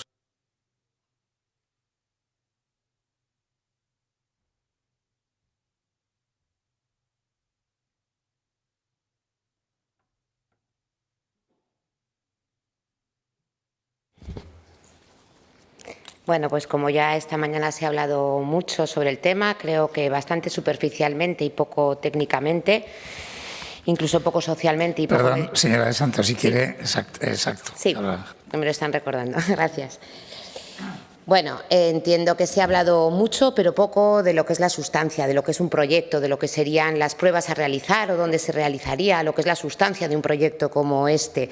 Es decir, en estas iniciativas vuelven a buscar vendernos humo y nos están proponiendo que nos casemos sin conocer al marido, ¿no? O nos están proponiendo que compráramos una casa sin ver los planos. Entonces, bueno, nos están proponiendo algo bastante etéreo, un concepto que además es la quinta vez y a lo largo de las distintas candidaturas hemos visto cosas muy diferentes, algunas absolutamente insostenibles, con lo cual, evidentemente, cautela y calma. Y esos grandes impulsos españolistas de esto nos apetece mucho, pues bueno, pues calma, calma. No hay gran cosa avanzada, creo que el presidente lo ha explicado perfectamente. Hay un equipo técnico trabajando que se ha juntado un par de veces, no se sabe apenas de lo que se está proponiendo como candidatura. Hay una serie de circunstancias que lo hacen complejo, complicado, pues tanto la calidad de otras candidaturas o el hecho de que Cataluña esté poniendo problemas, que eso sí que han quedado muy claro, ¿verdad? Porque parece que en el debate de las Olimpiadas o una candidatura olimpíaca se haya hablado mucho más de Cataluña que de lo que son las pruebas en sí o los emplazamientos o las infraestructuras que afectarían a Aragón, ¿no? A qué valles afectan, ni siquiera allí hemos entrado, ¿no? Entonces, bueno, pues sí, evidentemente Cataluña está haciendo cosas muy raras, bastante irregulares de hecho, que ya se están investigando y por tanto, bueno, pues la duda está allí desde el principio, ¿no? No se saben los contenidos, no se sabe qué va a pasar, no se sabe si va a pasar. Hemos dejado claro que no dudamos de la capacidad de Aragón de presentar una muy buena candidatura, de la capacidad de nuestros técnicos, de nuestros deportistas, de nuestras instalaciones, pero en ese sentido se debe justificar la sostenibilidad real, no teórica. Y de hecho el COE y el COI nos lo piden, ¿no? No existe la información ahora mismo necesaria para saber si es sostenible o no es sostenible, por mucho que se diga. Acerca de las infraestructuras necesarias para el Pirineo, que se ha dicho otra vez, parece ser que esto de las Olimpiadas es como una zanahoria que se pone ahí para entretenernos y que, bueno, hasta el 2020 ya no hace falta que se hagan, porque ya lo haremos si hay candidatura. Entonces yo lo que les pido unánimemente es que se pelee para que esas infraestructuras se hagan sí o no, se haga sí o no candidatura. Y creo que es en lo que deberíamos centrarnos, en que todas esas carreteras, esas comunicaciones se hagan ya, porque en un contexto post-COVID y con un dinero que es para recuperación económica, las economías, se les ocurre que lo prioritario es unir estaciones de esquí. De todo Aragón, eso es lo prioritario, eso es lo que se les ocurre.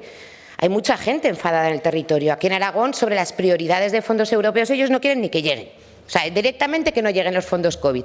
Pero del resto de Aragón hay mucha gente que cuestiona que la prioridad sea la unión de estaciones. Entonces, como en estas iniciativas lo que nos están planteando es que van indisolubles, la unión de estaciones con las Olimpiadas, de entrada, no. De entrada, eso no. Y por otro lado, con la cantidad de información que falta, es un momento demasiado prematuro para posicionarse con tanta alegría como veo que lo están haciendo. Muchas gracias. Gracias, señora de Santos. Para el Grupo Parlamentario Socialista, señora Moratinos.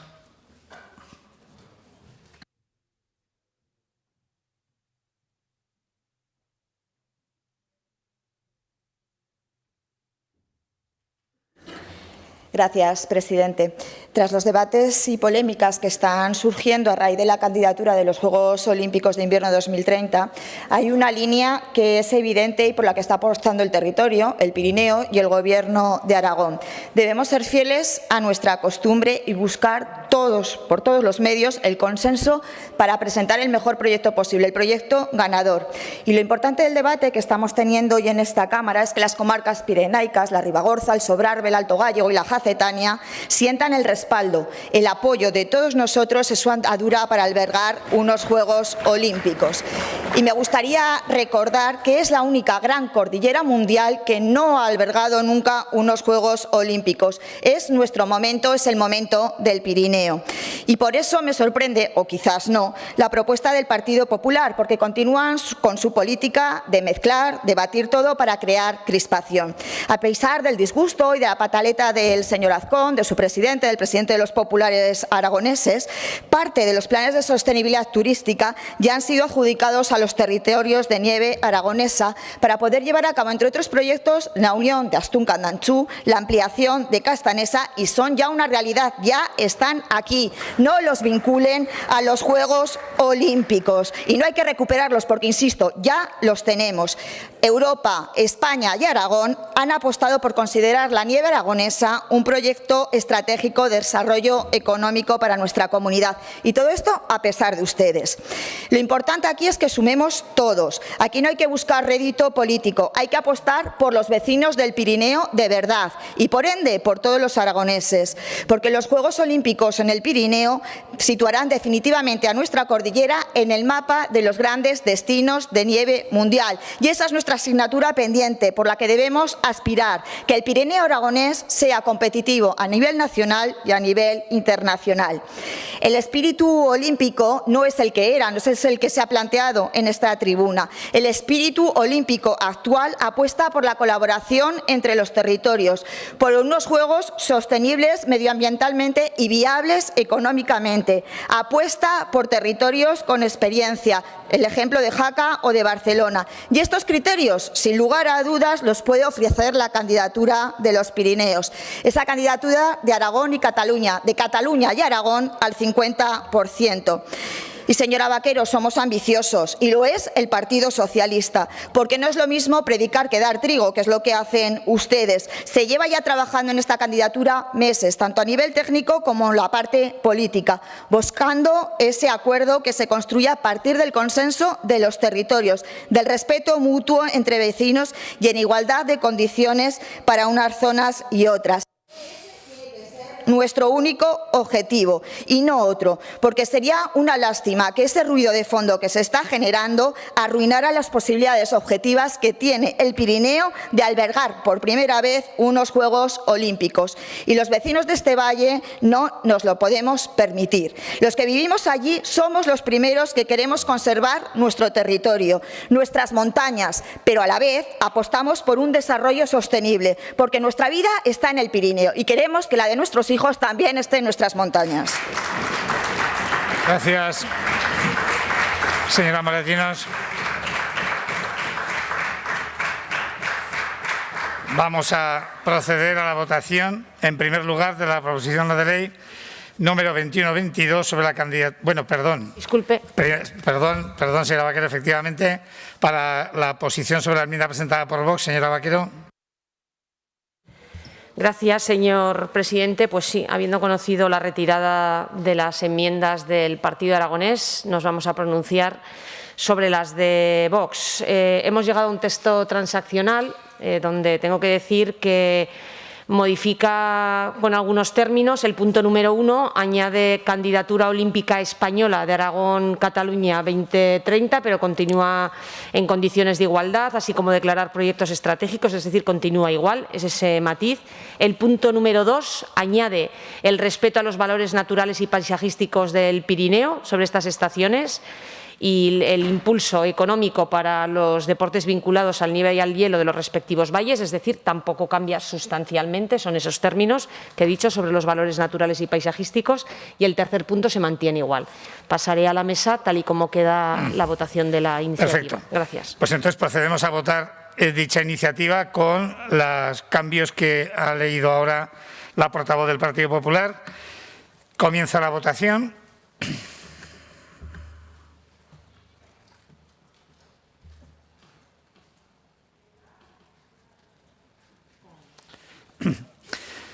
Finaliza la votación. 66 presentes, 66 emitidos, votos a favor 31, en contra 35 y ninguna abstención. Por tanto, decae dicha iniciativa.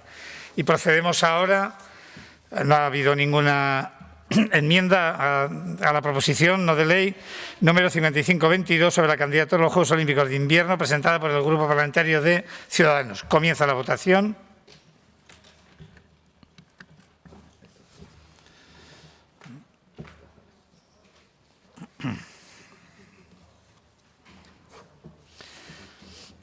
Finaliza la votación. Presentes 66, emitidos 66, votos a favor 57, en contra 4 y 5 abstenciones. Por tanto, queda aprobada dicha proposición no de ley. Explicación de voto. Izquierda Unida, señor Sanz. Creo que ha quedado clara cuál es la posición de Izquierda Unida con respecto al furor olímpico que vemos en esta sala y que nos preocupa sobremanera. Yo me queda simple y llanamente volver a redundar en la necesidad de escuchar a la ciencia, de avanzar con las evidencias científicas de la mano para entender de qué estamos hablando cuando hablamos de cambio climático, de alternativas de futuro y de taxonomía de la sostenibilidad en el ámbito de la financiación de las subvenciones y de las ayudas de los fondos del mecanismo de recuperación y resiliencia. Señorías, es muy serio lo que estamos impulsando sin reflexión y volvemos a exigir esa reflexión porque es nuestra obligación como parlamentarios, pero también como responsables públicos que son, en cierto modo, todos aquí lo somos, representantes del pueblo aragonés. Así que yo les pido, más allá de los furores, de los deseos, de las ilusiones, de las libertades y de lo que desea la gente que está en el territorio, les pido que actuemos con responsabilidad, que hagamos ese debate sereno, analítico, en base a la ciencia y que no nos dejemos llevar por cantos de sirena y por ilusiones infladas que acaban inflamando la razón y la lógica. Gracias, señor Sanz. Grupo Aragonés. Grupo Parlamentario de Vox, señor Arranz. Sí, gracias, señor presidente. En primer lugar, dar las gracias al Partido Popular por su talante al facilitar ese texto transaccional en el que hemos podido introducir pues, esos pequeños matices o esas aportaciones que entendíamos necesarias. Y, por otro lado, celebrar el resultado de ambas votaciones, de haber sacado adelante ambas iniciativas, porque en Vox siempre estaremos a favor de este proyecto que revierta en beneficios para España, desarrollo y dinamización de nuestra... Quiero decir, la que ha salido afirmativamente aprobada, perdón. Y que estaremos siempre a favor de todo proyecto que revierta en beneficio para el territorio, en beneficio para el Pirineo, el Alto Aragón, el Pirineo catalán, porque aquí se trata de sumar. Y eso es lo que muchos no están entendiendo. Y siempre son los mismos, son esa anti-España, que estamos hablando de separatistas, de la extrema izquierda, de los ecologistas radicales, que no apoyan todo proyecto que nos desarrolle y nos impulse como nación y desarrolle este territorio. En el fondo se contradicen, porque ellos son los que no son sostenibles. Muchas gracias. Gracias, señor Arranz. Chunta, Grupo Podemos, señora Santos. Gracias, presidente. Yo solamente un par de reflexiones al Grupo de Ciudadanos cuando usa la expresión demos una oportunidad al Pirineo.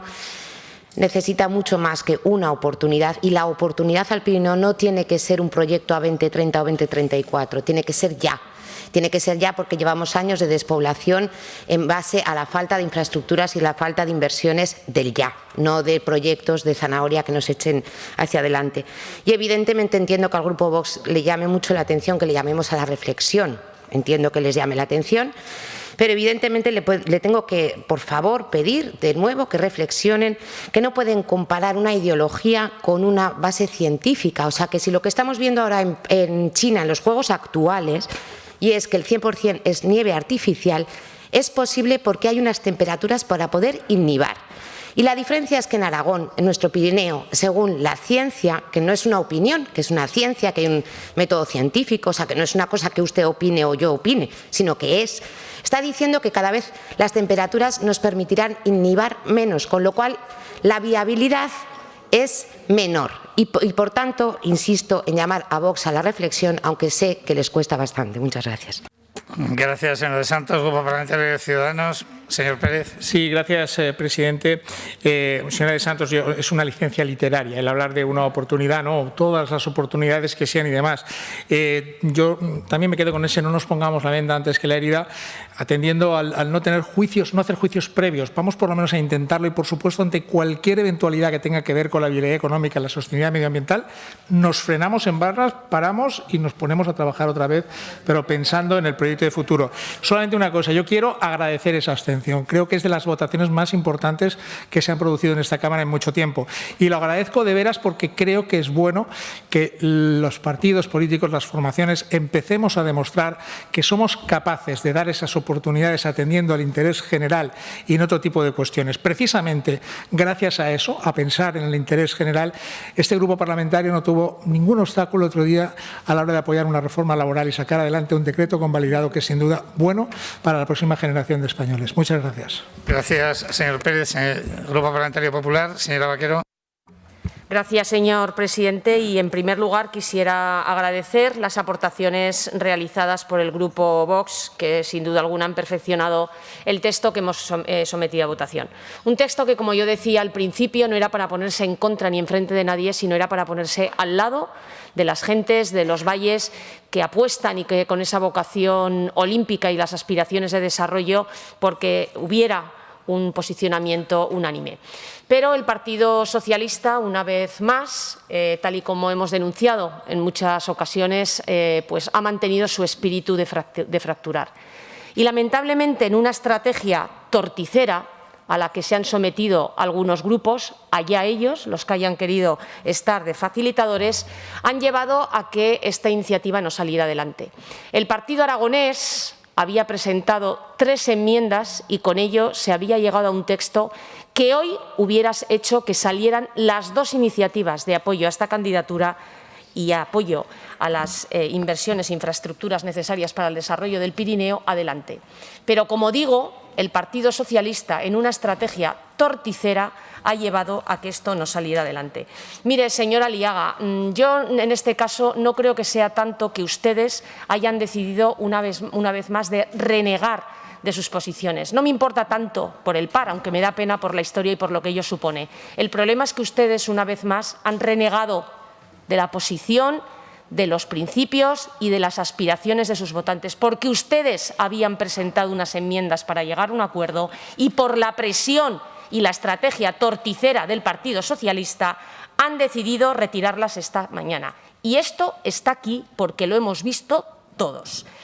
Ustedes podían haber aplicado, señores del Partido Socialista, la doctrina Guillén. No está aquí ahora el señor Guillén, pero el señor Guillén impuso una doctrina que tiene dos principios.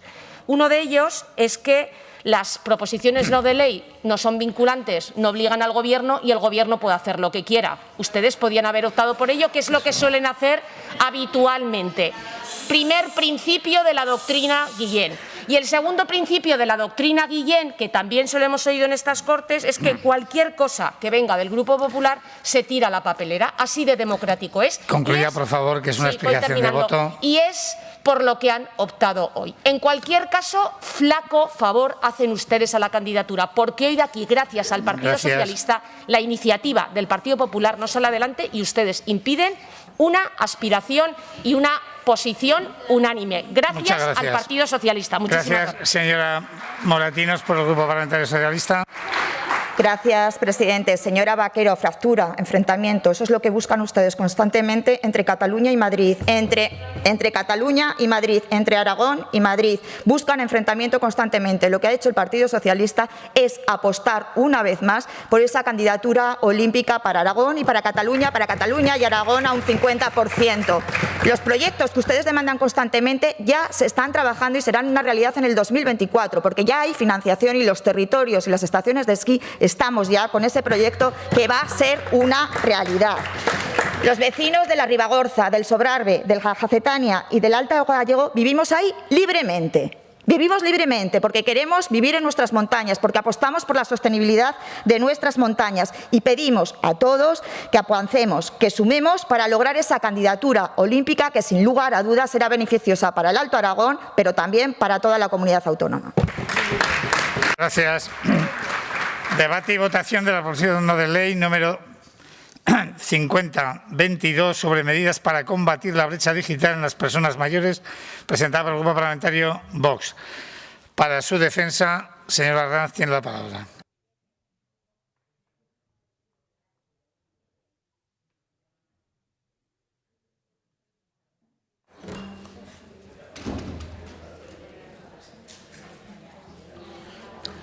Gracias, señor presidente.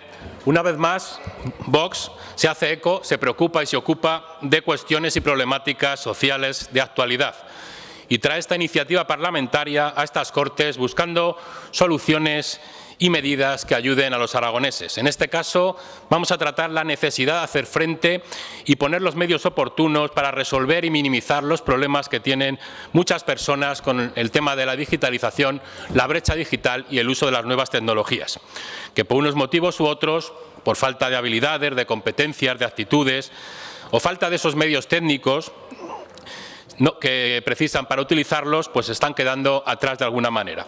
También hemos de acordarnos de muchas personas con ciertas discapacidades, si bien fundamentalmente quisiéramos centrar la iniciativa en las personas mayores.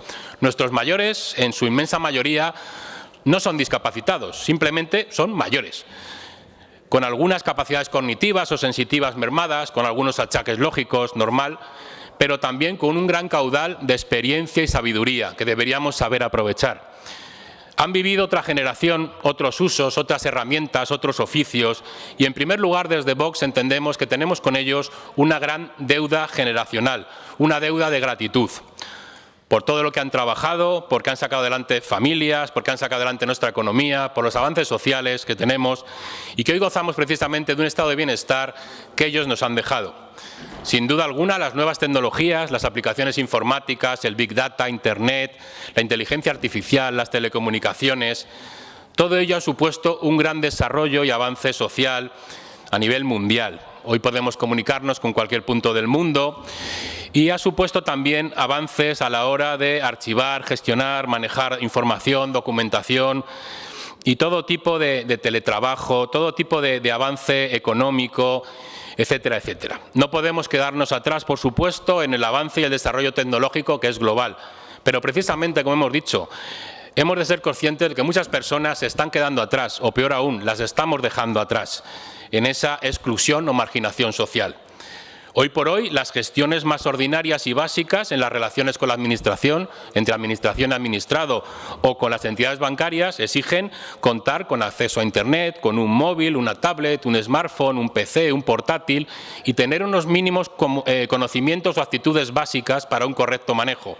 Se exige disponer de firma digital, certificados digitales, entrar en aplicaciones, en webs, en la banca online, etcétera, etcétera, etcétera.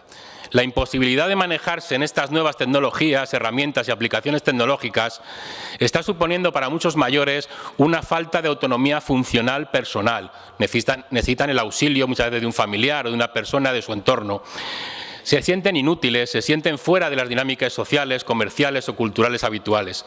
Tales problemáticas se agravan, por supuesto, en el medio rural, que además de esto, pues es una población especialmente envejecida, no hay cobertura de Internet muchas veces, no existen sucursales bancarias y están teniendo ya problemas con los mismos cajeros. De ahí la enmienda que nos han propuesto, que la aceptaremos, ya adelanto. Resulta innegable que para nuestros mayores tal brecha digital está suponiendo efectos negativos también en su ánimo y en su salud mental.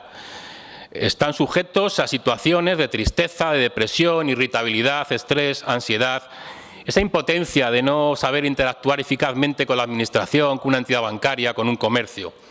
Esta problemática de salud mental puede llegar a situaciones límite. No hablo de causa-efecto, pero en los casos más graves supone una causa también para el suicidio. Sí, para el suicidio, porque muchas veces estas personas que se suicidan, las últimas manifestaciones que hacen en su entorno es no valgo para nada, ¿qué hago aquí?, etcétera, etcétera, etcétera.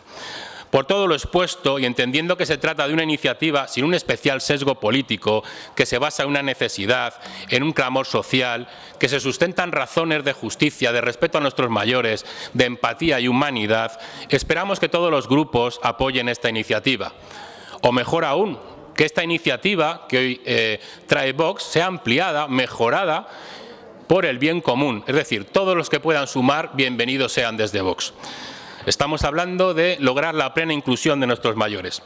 Así, en Vox solicitamos expresamente que las Cortes de Aragón insten al Gobierno de Aragón a incorporar en todos los protocolos de actuación relativos a cualquier relación entre la Administración y el administrado la circunstancia de la falta de competencia, de conocimientos, de habilidades o la tenencia o no de tecnologías por parte de los ciudadanos, con especial atención a las personas mayores, ofreciendo soluciones alternativas y apoyo y habilitando un servicio efectivo de apoyo para la realización de dichas gestiones.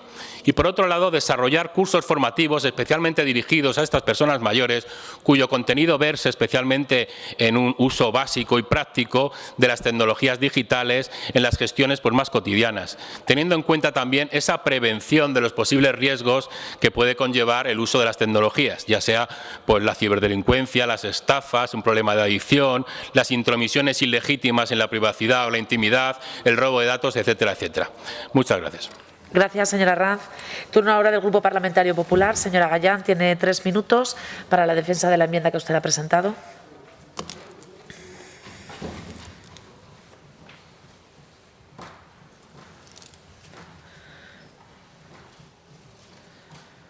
Adelante, tiene la palabra.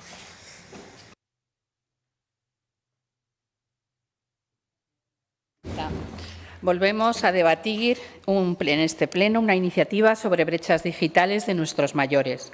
Un grupo de personas de nuestra sociedad que ha sido de los más afectados por esta pandemia, los que más han fallecido, los que más han enfermado, los que más han vivido aislados y también los más afectados por esa revolución digital que ha significado la pandemia en nuestras vidas. Una revolución tecnológica que está dejándolos desconectados en el día a día. Ya no pueden realizar fácilmente tareas que antes realizaban de forma presencial o manual, como renovar recetas, solicitar cita médica, realizar un trámite administrativo o incluso ir al banco a sacar dinero. Esta pandemia ha tenido muchas consecuencias negativas en la sociedad, pero una de las más importantes es que ha revelado que hoy nuestros mayores son un colectivo olvidado y desconectado. Por eso, señora Arranz, volveremos a apoyar su iniciativa para impulsar medidas que contribuyan a paliar este olvido y esta desconexión mediante soluciones alternativas o de apoyo a nuestros mayores en relación con la Administración y también a través de su formación digital. Medidas para las que, señores del Gobierno, Aragón ha recibido más de 8 millones de euros de los fondos europeos para el Plan Nacional de Competencias Digitales, para dispositivos portátiles para reducir la brecha digital o incluso bonos digitales para colectivos vulnerables.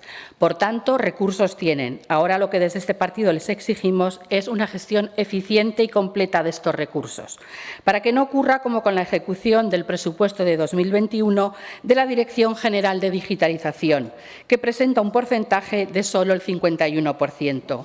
1 de cada 2 euros del presupuesto no se lo han gastado. Pero es que además la inversión del departamento, que contaba con 15 millones para inversión en la administración electrónica y la extensión de la banda ancha, 1 de cada 3 euros no se ha gastado. 1 de cada 3. Con esta gestión, el mundo rural y nuestros mayores seguirán olvidados y desconectados. Pero es que además esta semana fuimos testigos de cómo el Gobierno del señor Lambán lucha contra la despoblación y la exclusión financiera de nuestros mayores, firmando un convenio con la empresa Correos que no solo pretende quitar a los pequeños ayuntamientos sus escasos ingresos, sino que anuncia unas cosas y los hechos demuestran que son otras. Porque miren, en ese convenio se anunciaba que Correos facilitaría la instalación de cajeros en localidades que no dispusieran de oficinas bancarias o que ofertaría un servicio de correos cash para permitir el ingreso y reintegro en efectivo en oficinas de correos o en su domicilio. Pues bien, como consta en un documento oficial de Correos, y el señor Juste ha explicado muy bien esta semana, los costes asociados para la instalación de esos cajeros son inasumibles por parte de los pequeños ayuntamientos. Y además, tampoco el servicio que ofertaba Correos para esa entrega en efectivo soluciona los problemas de exclusión de nuestros mayores, puesto que requiere del uso de aplicaciones móviles. Un reto tecnológico muy difícil de superar para muchos de los habitantes de nuestro medio rural. Por eso hemos presentado la enmienda de adición para que el señor Lambán, antes de firmar un convenio, se lea lo que está escrito y no solo lo que anuncia, y reformule ese convenio si de verdad quiere aportar soluciones a nuestros mayores. Porque, como el señor Juste muy bien ha explicado a todo aquel que ha querido escucharle, en los pueblos somos pocos, pero no somos tontos. Espero que acepte nuestra enmienda, señora Arranz. Muchas gracias. Gracias, señora Gallán. Turno ahora de intervención del resto de grupos parlamentarios no enmendantes, comenzando por la agrupación parlamentaria Izquierda Unida Aragón. Señor Sanz, cuando quiera tiene usted la palabra. Gracias, presidenta. Desde el escaño, abordamos un tema muy relevante que es el de la brecha digital. En concreto también se ha centrado al final en el tema de la exclusión financiera y se propone una PNL que realmente, señora Arranz, he de decirle que aporta poco, aporta nada. Y voy a explicarle el porqué en cada uno de los puntos. En el primer punto, porque lo que se propone y tal cual se propone, cosa distinta es que sea suficiente o insuficiente, ya lo dice claramente la ley. Lo dice claramente la ley y también los mecanismos de apoyo o alternativas existentes, pero lo que proponen ya lo dice la ley. En el segundo punto, actuaciones en materia formativa de mayores, pues pasa absolutamente lo mismo. Es decir, el trabajo tanto de Gobierno de Aragón, entidades locales, pero multitud de entidades, multitud de asociaciones, multitud de organizaciones sociales en el ámbito aragonés han venido trabajando este asunto durante muchos años, muchísimo antes de la pandemia, por supuesto. Miren, aprovecho para para trasladarle al señor Morón que cuando decía de un servidor que no tenía ni idea del sector agrario, de lo que era la agricultura, yo tuve la suerte de trabajar en una organización agraria precisamente preparando cursos de formación, entre otras cuestiones, de la digitalización, de la alfabetización informática, y hace de esto como 20 años o más. Entonces, quiero decir, tal y como plantean lo que plantean en la propuesta, eso también se está haciendo. El tercer punto, y planteado al Estado, pues vuelve a pasar lo mismo, no hay nada nuevo, precisamente porque ese protocolo ya existe. De hecho, es un poco insuficiente lo que hay, que es lo mismo que ustedes proponen. Y digo que ya existe, hace un año que existe un protocolo de buenas prácticas Lo que pasa es que, como no es de obligado cumplimiento, como suele pasar con estas cuestiones, porque a los bancos no se les puede, parece ser en este país, obligar a cumplir, pues no lo cumplen. Mire, el mes pasado Facua decía que es ilegal la negativa de los bancos a dar atención de los consumidores vulnerables. Varios bancos están haciendo caso omiso a las buenas prácticas aprobadas en septiembre por el Banco de España. Según esas buenas prácticas, las entidades financieras deben poner a disposición de sus clientes al menos un medio que garantice la accesibilidad y de forma segura para disponer efectivamente de su dinero, ¿no? Para poder operar efectivamente en su cuenta. Bueno, el pasado 19 de enero, señorías, hubo una reunión precisamente para actualizar este protocolo. Se han dado un mes de plazo para ver en qué queda esa evaluación y poner encima de la mesa las actuaciones oportunas. Y esto se hace a través del Observatorio para la Inclusión Financiera. Bueno, vamos a ver qué arroja ese diagnóstico de situación y qué medidas se toman. Pero el problema es el que les decía. Lo que hay que hacer es regular, hay que legislar para garantizar derechos. Tenemos ya el reconocimiento de los mayores con un nivel de digitalización pequeño como consumidores vulnerables gracias a la modificación de la Ley General de Derechos de Consumidores y Usuarios de hace un año. Acabo ya, presidente. Tenemos también la inclusión en ese sentido de los servicios financieros como un ámbito de protección reforzada. Bueno, lo que ahora hay que hacer es trasladar a la legislación sectorial precisamente todas estas cuestiones, porque si lo dejamos a voluntad de los bancos no van nunca a garantizarse derechos fundamentales, y consideramos que la subvención tampoco es la vía, porque tienen bastantes beneficios como para cumplir con sus obligaciones. Así que, evidentemente, por aportar poco o nada, Izquierda Unida no podrá apoyar esta iniciativa. Gracias, señor Sanz. Turno ahora de intervención por el Grupo Parlamentario Aragonés. Señor Guerrero, cuando quiera, tiene usted la palabra.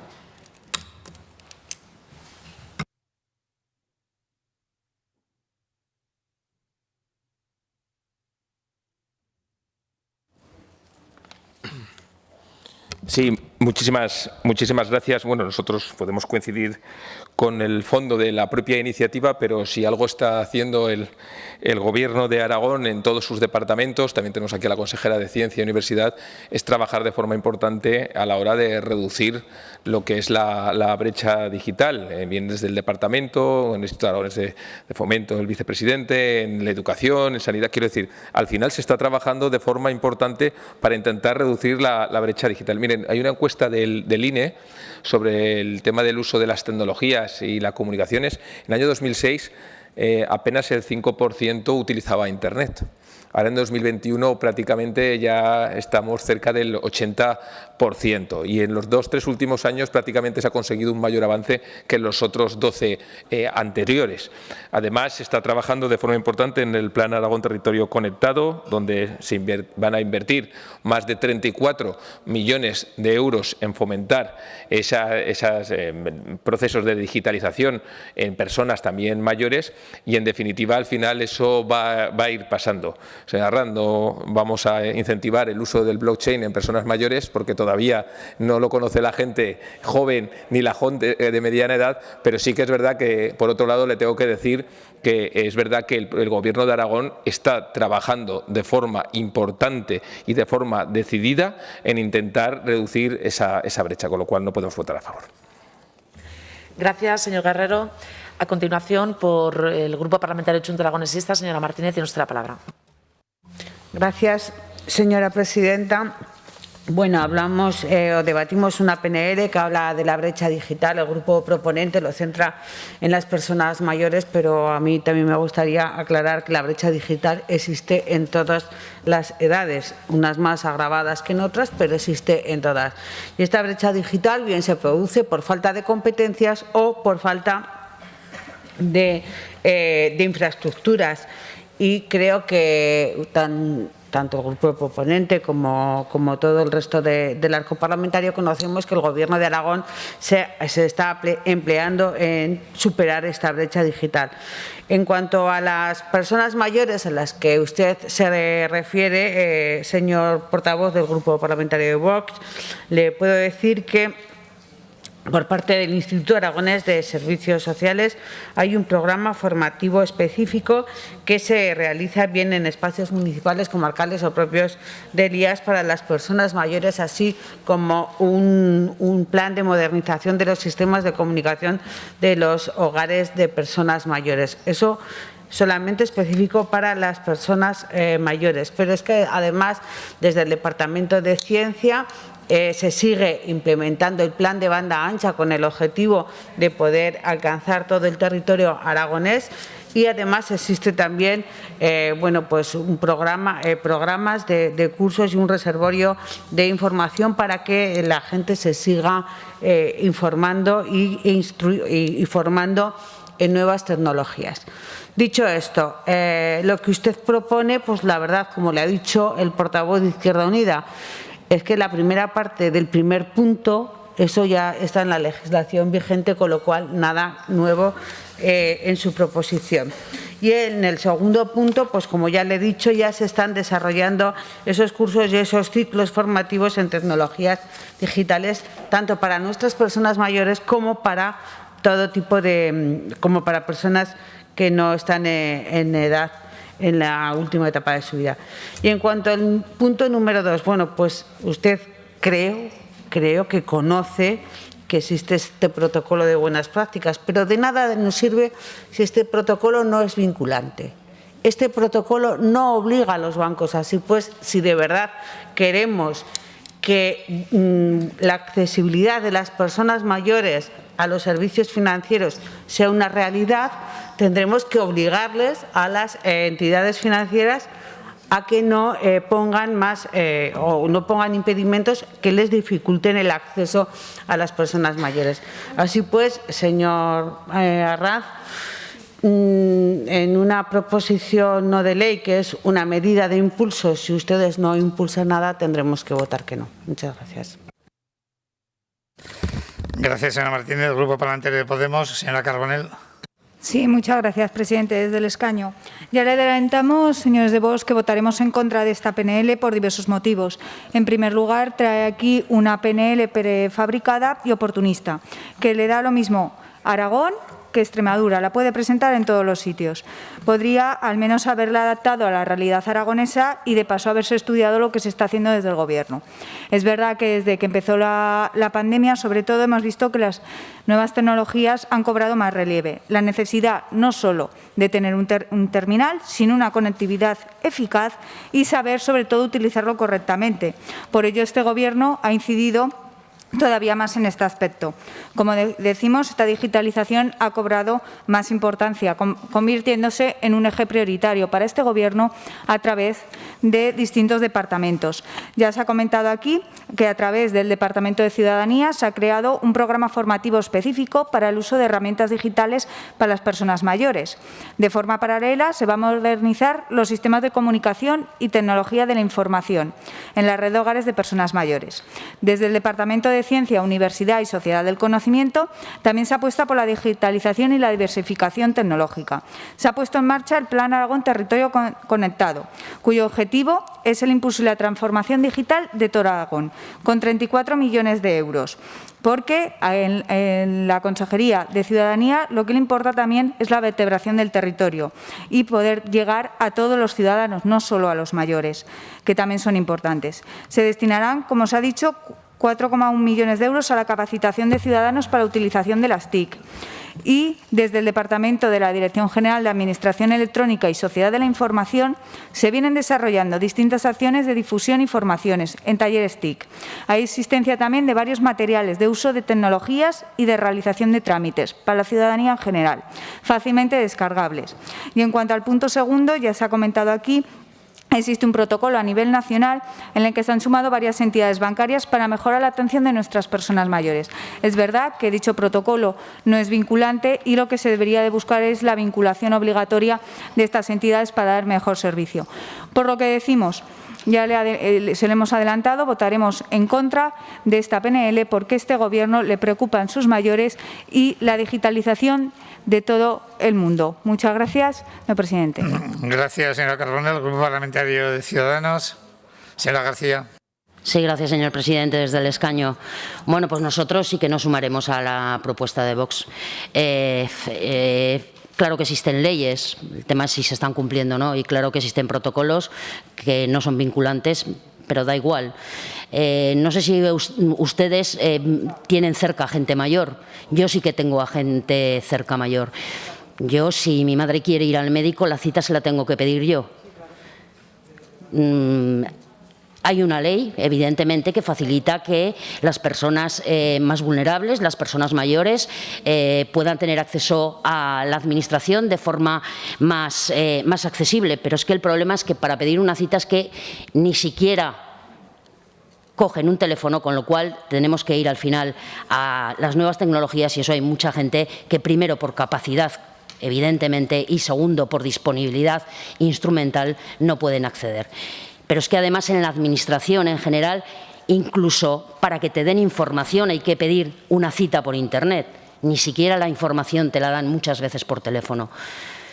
Como les digo, es cierto que la pandemia ha supuesto una aceleración del mundo tecnológico que ha beneficiado de manera y en sobremanera a muchos de nosotros, a muchas administraciones, pero eso también ha supuesto un hándicap para nuestras personas mayores y para otras personas vulnerables que no pueden tener acceso a estas nuevas tecnologías.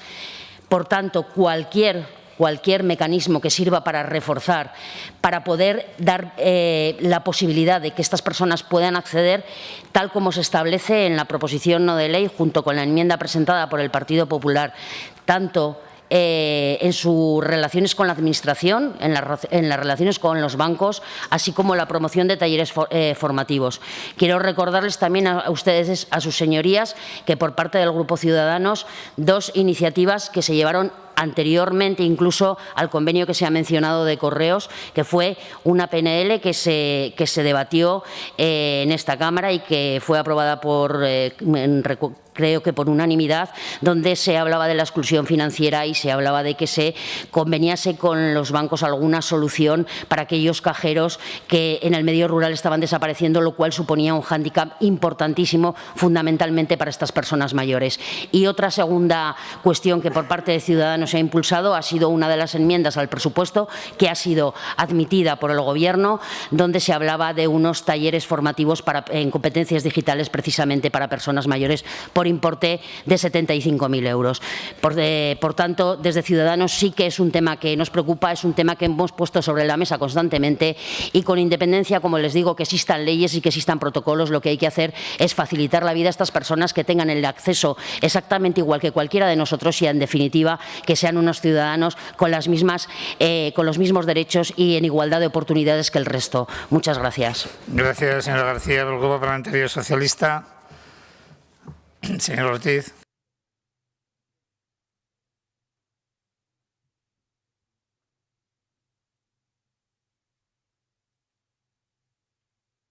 Gracias, presidente. Señores diputados, señora Arranz, en el año 2006 el Instituto Nacional de Estadística publicaba por primera vez la encuesta sobre equipamientos y uso de las TIC en los hogares españoles. En aquel momento, apenas un 5,1% de las personas entre 65 y 74 años utilizaba Internet. En el año 2021 son un 73,3% las personas mayores que lo utilizan. Entre el año 2018 y 2021, el consumo habitual de Internet por nuestros mayores creció casi tanto como durante los 12 años anteriores. Sin duda, la brecha digital por edad se ha visto reducida con el paso del tiempo. Aún así, según el mismo estudio, un 68% de las personas mayores aseguran tener habilidades digitales bajas o incluso no tenerlas. Las instituciones tienen el deber de velar por el interés general y asegurar el acceso de nuestros mayores a Internet. Es una cuestión de primer orden que exige el desarrollo de actuaciones destinadas a paliar esta situación. Así pues, el Instituto Aragonés de Servicios Sociales, en el marco del Plan de Recuperación, Transformación y Resiliencia, va a poner en marcha un programa formativo específico para el uso de herramientas digitales que permita a nuestros mayores el manejo de la tecnología digital.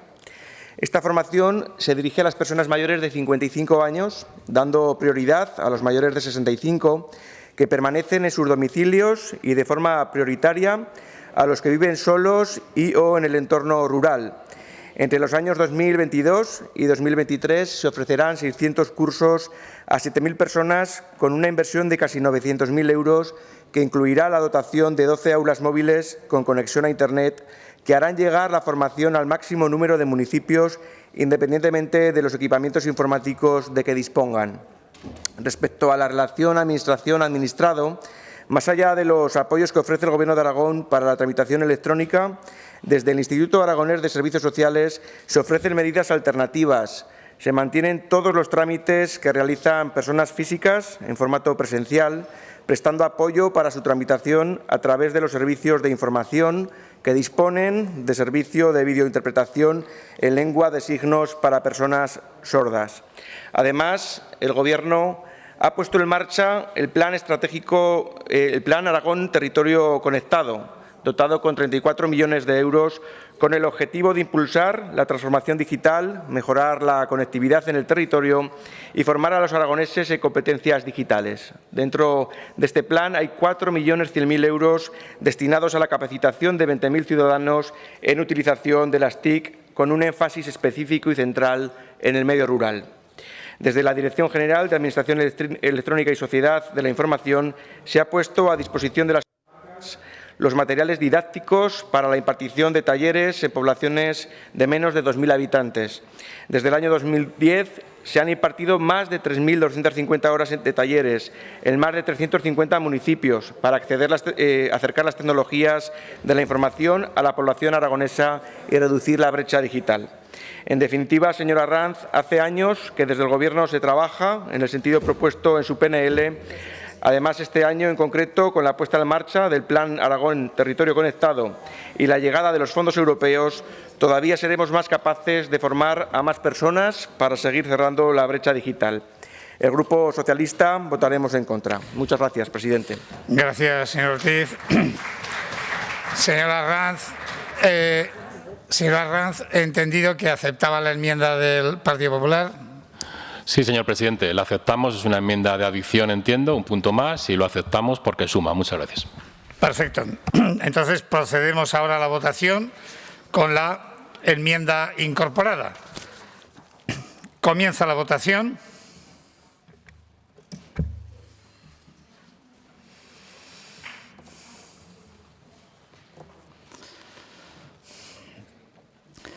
Finaliza la votación. 66 presentes, 66 emitidos. Votos a favor 31, en contra 35, ninguna abstención. Por lo tanto, decae dicha iniciativa. Explicación de voto. Izquierda Unida no. Grupo Aragonés. Grupo Parlamentario de Vox. Señora Arranz. Sí, gracias, señor presidente. Lo primero, agradecer el voto afirmativo del Partido Popular y de Ciudadanos. Y lo segundo, mostrar mi perplejidad y la verdad que siento cierta vergüenza, cierta indignidad lo que se ha cometido hoy aquí.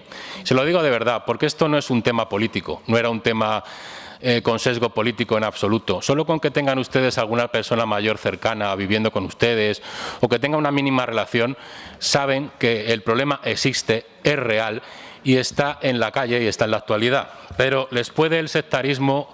Su sectarismo es superior y en mucho a su sensibilidad y el respeto por los mayores. Decir que ya está todo hecho, que esto no aporta nada, que bueno, que ya la digitalización es un hecho, que vamos, según el señor del PAR, parece que el blockchain en la residencia se maneja con soltura y está lleno de hackers aquello, ¿no? Pero bueno, es parte de hay que justificar una posición y llega un momento que llegamos al absurdo. Hay una problemática muy real y muy dura que está sufriendo toda esta gente. No sé si están atentos a la realidad en cuanto a esa recogida de firmas que están haciendo hoy. Entonces, si se están quejando y están manifestando esa problemática, ¿por qué se la niegan? Pues porque no les interesa. El único motivo aquí es no votar a Vox, no votar una iniciativa de Vox. Ese es el único motivo y lo sabemos de sobra. Porque explicación no me la tienen que dar a mí, que me da un poco igual, la verdad, visto lo visto. Dénsela a los mayores, a las personas mayores, a todos los aragoneses mayores que tienen esta problemática. Mírenles a la cara y díganle, está todo solucionado, hace mucho que trabajamos en ello, usted no tiene ningún problema. Muchas gracias. Gracias, señora Arranz. Chunta, Grupo Podemos. Grupo Parlamentario de Ciudadanos. Grupo Parlamentario Popular. Sí, agradecer al Grupo de Vox que haya aceptado nuestra enmienda y lamentar que iniciativas que lo que tratan es de solucionar problemas reales de la gente, pues los que los gobiernan no las consideren útiles. Y que creemos que tampoco los partidos del Gobierno se han leído ese convenio y lo que pone en la letra pequeña, un convenio entre Correos y el Gobierno de Aragón que pretende solucionar algo que no va a servir para nada. Muchas gracias. Gracias, señora Gallán. Grupo Parlamentario Socialista. Señor Ortiz. Yo decirle a la señora Gallán que creo que están ustedes estirando mucho el chicle. El convenio dice lo que dice, el presidente Lambán firmó lo que firmó, se han mandado unos correos electrónicos que no corresponden y ni cumplen el espíritu del convenio. Correos se ha retractado, se ha autoenmendado y ya basta. Creo que no hay que elevar la anécdota a categoría.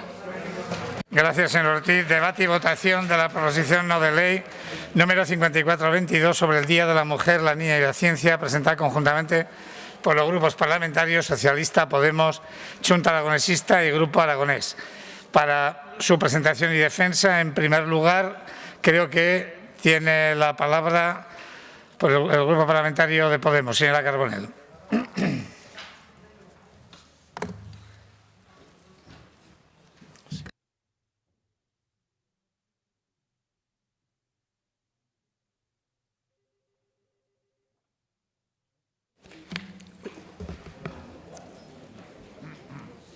Muchas gracias, presidente. Mañana, sus señorías, es 11 de febrero, Día Internacional de la Mujer y la Niña en la Ciencia. Un día en el que reivindicamos la labor de las mujeres científicas y trabajamos para romper los techos de cristal que actúan como freno para las mujeres, que dificulta el acceso a las mujeres científicas a determinadas esferas.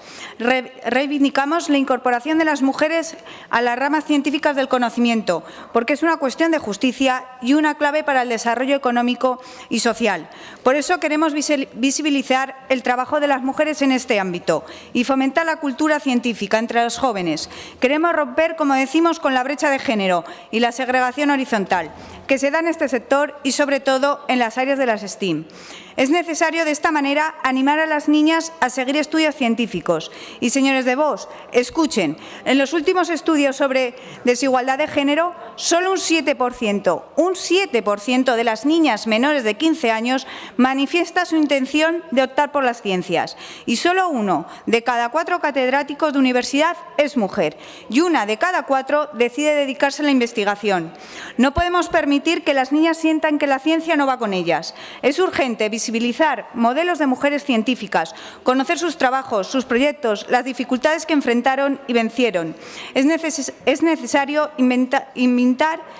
invitar a las niñas a elegir estudios científicos, o lo que es lo mismo, hay que repetirles que creemos en ellas, que son valiosas, que hay que animarlas a volar, a ser valientes, a soñar, a comprender lo que tienen más cerca y lo que está muy lejos. Debemos reivindicar el trabajo de la mujer en la ciencia, romper con la brecha de género, así como ofrecer referentes cercanos a las niñas y adolescentes, y debe ser uno de nuestros objetivos. El consenso en torno a la igualdad lleva años asentándose en la sociedad. Por eso, nos parecía importante que este texto saliera de forma unánime en esta Cámara y en forma de declaración institucional. Pero un año más no ha sido posible, porque Vox lo ha impedido. Ha quebrado con este consenso para tratar de devolvernos a tiempos pasados. Pero la realidad es que este intento no lo vamos a permitir. Y no va a ser así, porque hemos llegado y hemos sido capaces de acordar un texto con el resto de formaciones políticas para alcanzar un compromiso que apueste por alcanzar una presencia paritaria de las mujeres en todas las áreas del conocimiento, porque se lo debemos a las niñas y mujeres que quieran ser o son científicas en este momento. Muchas gracias, presidente. Gracias, señora Carbonell. Grupo Parlamentario Socialista, señora Soler. Gracias, señor presidente. La desigualdad de género, aún presente en nuestra sociedad, tiene un reflejo también en el ámbito educativo y académico y científico. Es por ello que la Asamblea General de la ONU designó el 11 de febrero como Día Internacional de la Mujer y la Ciencia y la Mujer y la Niña en la Ciencia, para de esta forma visibilizar el trabajo de mujeres en este ámbito y fomentar la cultura científica entre las jóvenes. Hay un trabajo pendiente que hacer como sociedad desde las edades más tempranas, para romper la brecha de género y la segregación horizontal que se da en áreas de conocimiento STEM. Esta situación está profundamente relacionada con la falta de referentes y de reconocimiento del papel de las mujeres en ciencia. Un dato que refleja este hecho es que el Premio Nobel ha sido otorgado 887 veces a hombres y 59 a mujeres, siendo solo 25 las galardonadas en categorías de ciencias. Gracias, señora Soler. Grupo Parlamentario de Chunta, señora Las Obras.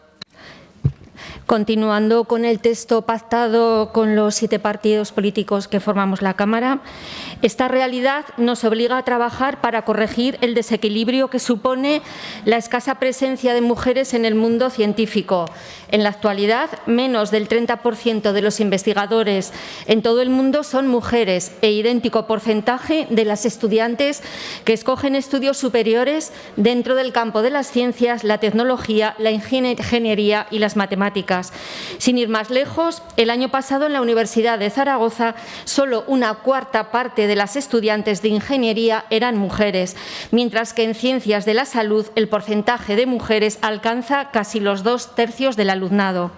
Esta desigualdad es provocada por una serie de factores tales como los roles de género que construyen la identidad en la infancia, la dificultad para encontrar referentes femeninos en ámbitos STEAM y el desconocimiento sobre el papel de las mujeres en la historia de la ciencia. Gracias, señora Las Obras. Por el Grupo Aragonés, señora Pairat. Gracias, presidente. Continuando con el texto, no abordar esta brecha de género implica dejar a las mujeres fuera del futuro en 2 sentidos. Por un lado, al no formar parte de los espacios donde se van a resolver los problemas del siglo XXI y por otro, porque van a estar infrarrepresentadas en las demandas del mercado laboral del futuro. Perder la mitad del talento de nuestra población no es solo una injusticia para con las mujeres, sino una pérdida de potencial económico e innovador para nuestro mundo. Por eso, las Cortes de Aragón renuevan su compromiso con la iniciativa 11F y el Día Internacional de la Mujer, la Niña y la Ciencia para conseguir alcanzar una presencia paritaria de las mujeres en todas las áreas del conocimiento. Y es por ello que... Muchas gracias. Gracias. Gracias, señora Pairat. Se han presentado 4 enmiendas, uno por cada uno de los grupos que no han presentado la iniciativa. La enmienda número 1, presentada por el Grupo de Ciudadanos, para lo cual tiene la palabra la señora Gaspar.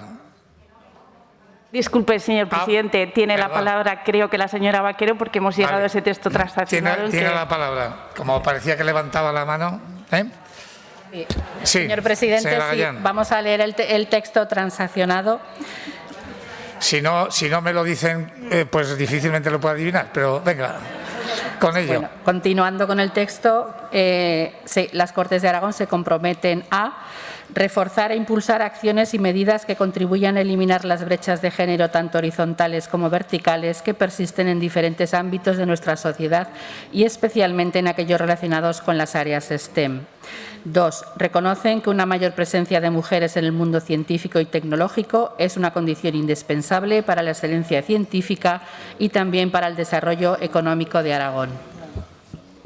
Gracias. Si son tan amables de decirme qué orden seguimos.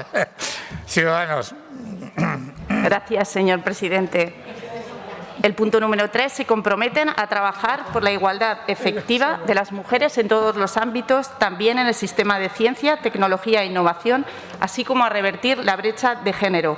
4. Rechazan cualquier traba que suponga una discriminación en el acceso de las mujeres a las carreras STEM, ya que son herramientas fundamentales para abordar los retos del futuro y no podemos prescindir de una parte de la población para construir nuestra mañana. Gracias, señor presidente. Muchas gracias, señora Racín. Señor Sanz, por Izquierda Unida. 5. Se comprometen a trabajar en el cumplimiento de la visión estratégica del Espacio Europeo de Investigación para el año 2030, para que la mitad de todas las personas que se dedican a la ciencia y la mitad de las que ostentan responsabilidades en la política científica en todas las disciplinas y en todos los niveles sean mujeres. Y 6. instan al Gobierno de Aragón a evaluar los contenidos curriculares para incorporar referentes de mujeres científicas hasta ahora excluidas y detectar posibles sesgos de género a modificar. Gracias, señor Sanz. Y entiendo que queda viva la enmienda del Grupo Parlamentario de Vox. Señora Fernández, tiene la palabra. Gracias, presidente. Es un hecho que las mujeres son mayoría en la universidad y que a día de hoy las que realizan estudios en carreras STEAM, ciencia, tecnología, ingeniería, artes y matemáticas, representan alrededor de 1/3 y en investigación sobre el 40%. Estamos hablando de unos porcentajes de representación actuales y para valorarlos con objetividad deberíamos de echar la vista atrás, pero no en siglos, como hacen todos ustedes, sino en años. Porque desde mitad de los años 80 del siglo pasado, aproximadamente hace unos 30 o 35 años, hasta la fecha de hoy, la elección por las mujeres por este tipo de carreras de ciencias, que llamábamos entonces, eran muy heterogéneas y han ido presentando fluctuaciones de tal manera que las de matemáticas siempre han sido muy paritarias y prácticamente lo siguen siendo. Las ciencias biológicas, bioquímica, biotecnología, alcanzaron su pico máximo de porcentaje de mujeres en torno al 2005, pero volvieron a descender a niveles anteriores. Por eso me gustaría que me contestasen qué ha pasado en estos 15 o 20 últimos años, que ha motivado a las mujeres, que ha desmotivado a las mujeres en el siglo XXI, que es en el que estamos. En las ingenierías hay más mujeres en las relacionadas con la química o la arquitectura. En el resto de ingenierías, más hombres. Y en los grados o en las especializaciones de informática, tan actual y tan necesario hoy con el tema de la digitalización, también hubo un pico de matriculaciones de mujeres en el año 2000 que ahora parece que se ha estancado. Volvemos a hablar del siglo XXI. Y creemos que estos datos de evolución dispar deberían hacernos reflexionar.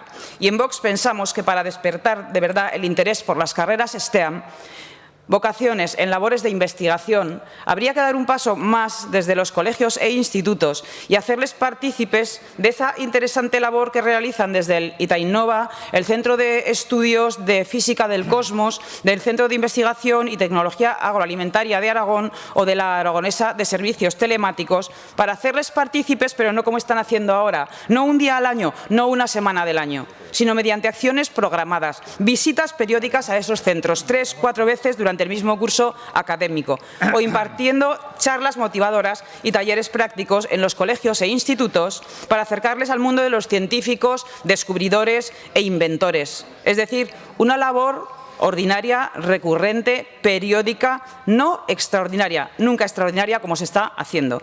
En Vox defendemos el papel relevante de la mujer en la sociedad en todos sus ámbitos, porque creemos, y yo en primer lugar como mujer, en nuestras indiscutibles talento, capacidad, esfuerzo y mérito. Y apostamos por poder elegir en libertad e igualdad. Por ello, hemos presentado la enmienda que tienen ustedes delante que consta de los 3 puntos y que, por falta de tiempo, no la leeré. Gracias, señor Fernández. Yo sé que están tan emocionados de haber llegado a un acuerdo 7 grupos, pero para el futuro les agradecería que además nos lo dijeran a la mesa para saber cómo se ordena el debate y además les agradecería también que nos mandaran el texto que se va a proceder a votar. Entiendo y doy también por entendido que no se acepta la enmienda de Vox y que lo que se ha hecho es llegar a un acuerdo de los otros 7 grupos restantes. Una vez que tengamos el texto, bueno, como lo conocen todos ustedes, lo votamos, pero nos lo hagan llegar cuanto antes. Procedemos a votar, señor consejero. Sí, procedemos a votar.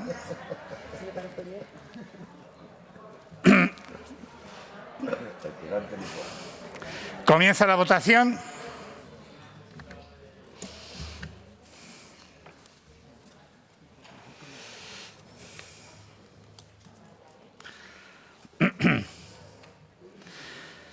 Finaliza la votación. 66 presentes, 66 emitidos, votos a favor 63, en contra 3 y ninguna abstención.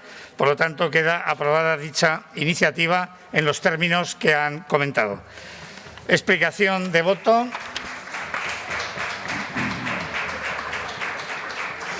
Explicación de voto.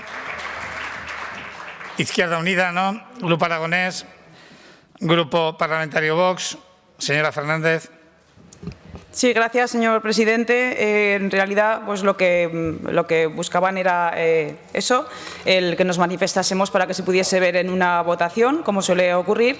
Y yo, si nos pusiésemos al mismo nivel que nos contestan ustedes para no apoyar nuestras iniciativas de que todo se está haciendo, yo también les puedo decir. Imagino que el Ministerio de Igualdad, con esos 525 millones de presupuesto, se habrá puesto a ello. Cuando ustedes hablan de ideología de género, se está centrando en el impacto de género y concretamente hoy en esta declaración o en esta proposición no de ley estamos hablando de hombres y mujeres, o sea, de sexos. Y yo, como mujer, les quiero decir que me gustaría que hubiese más científicas, más empresarias, más ingenieras, más arquitectas, más expertas en informática, pero no un 50%, un 70%, un 80% o un 90%, porque creo firmemente en nuestro talento y en nuestra capacitación. Y no necesitamos una cuota, porque además en nuestras universidades, ni privadas ni públicas, no hay una restricción, impedimento o cuota que nos impida a las mujeres el acceso o a elegir en libertad la carrera universitaria o la profesión que queremos desarrollar. Y la prueba la tenemos en todas nosotras que estamos aquí. ¿Defienden a las mujeres? ¿Defienden a las mujeres? ¿Defienden a las mujeres? Voy a volver con el tema recurrente. Que tanto me gusta acabar con el tema recurrente porque la señora de Podemos nos invitaba a hacer una reflexión. Yo les invito a hacer una reflexión a los señores de Podemos y a los señores socialistas. ¿Cómo pueden decir y cómo pueden presumir que están defendiendo tanto a las mujeres si están impidiendo una investigación de las menores abusadas en Baleares y en la Comunidad Valenciana? Vale ya de hipocresía.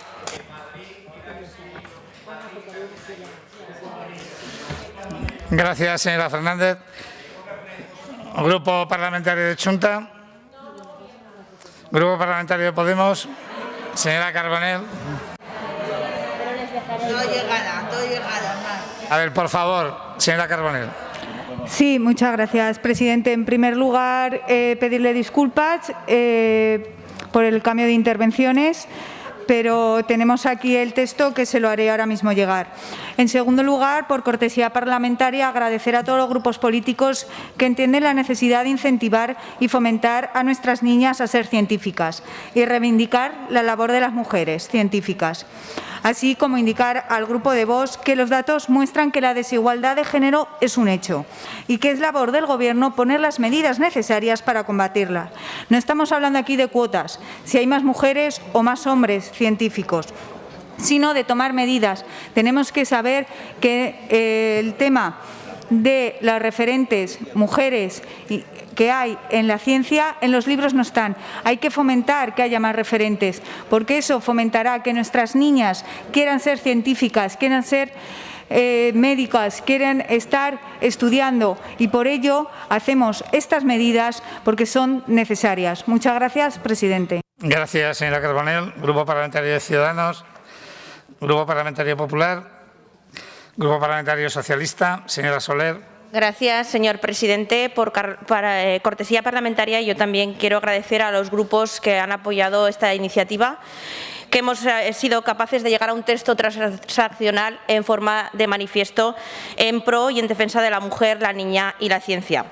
Lamentamos enormemente que el Grupo Parlamentario Vox que no haya sido capaz de alinearse con el resto. Como decía el señor Arraz en la anterior intervención, nosotros también sentimos cierta vergüenza. Como maestra y como maestra de educación infantil y primaria, quiero poner en valor el trabajo y la dedicación de todos los docentes, de todos los educadores, porque sí están trabajando duro y sí están trabajando los 365 días del año por y para poner en lugar y por empoderar a la mujer. Por esa sociedad más justa y más igualitaria. Y que ustedes hoy aquí, con tan solo una de sus palabras, han intentado tirar por tierra todo el trabajo que está haciendo todos los días la comunidad educativa. Y no lo van a conseguir, porque vamos a continuar trabajando y estando ahí para trabajar, para eliminar todo lo relacionado con los sesgos de género.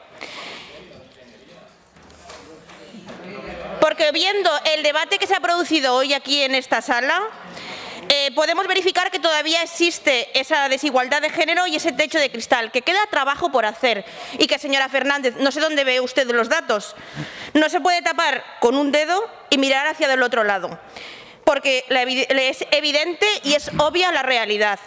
Y reflexionen, porque cuando está demostrado, porque cuando uno está mirando hacia otro lado, está nadando contracorriente, igual es porque está equivocado. Gracias, señor presidente. Gracias, señora Soler.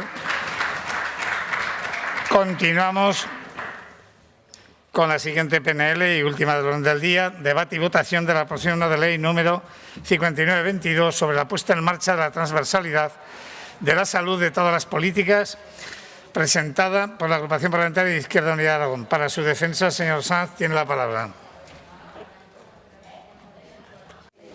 Gracias, presidente. Llegamos al final del pleno con una iniciativa que tiene que ver con la salud como derecho, que no es solo una competencia del Departamento de Sanidad, sino que todos los departamentos del Gobierno de Aragón, todas las administraciones públicas deben garantizarla en el ámbito de sus competencias, porque mantenerla y mejorarla necesariamente implica conocer y actuar precisamente sobre los factores que la determinan, tanto individuales como colectivos, señorías, ir más allá de un sistema sanitario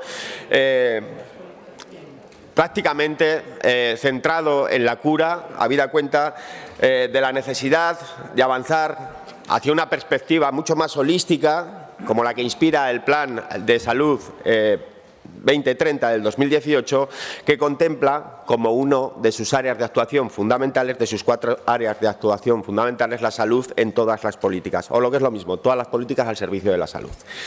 El plan de Salud 2030 es un avance, fue un avance importante, un avance que a juicio de Izquierda Unida era muy importante, pero está teniendo una difícil aplicación, no solo por la pandemia, señorías, también porque en ocasiones esa perspectiva holística de salud en todas las políticas nos olvidamos de ella y hacemos políticas que van contra la salud en definitiva. Hemos tenido debates muy ilustrativos durante este pleno, precisamente, que lo ponían de manifiesto, empezando por la primera de las cuestiones que aquí hemos acordado, que es esa declaración institucional sobre la situación de la obesidad infantil, y pasando por los efectos en el medio ambiente de las macrogranjas, la sostenibilidad ambiental de los ecosistemas, en fin, una serie de cuestiones que necesariamente también inciden en la salud y que desde esa óptica tenemos que abordar también. Y el Plan 2030 permite precisamente en eso. No lo convirtamos en papel mojado.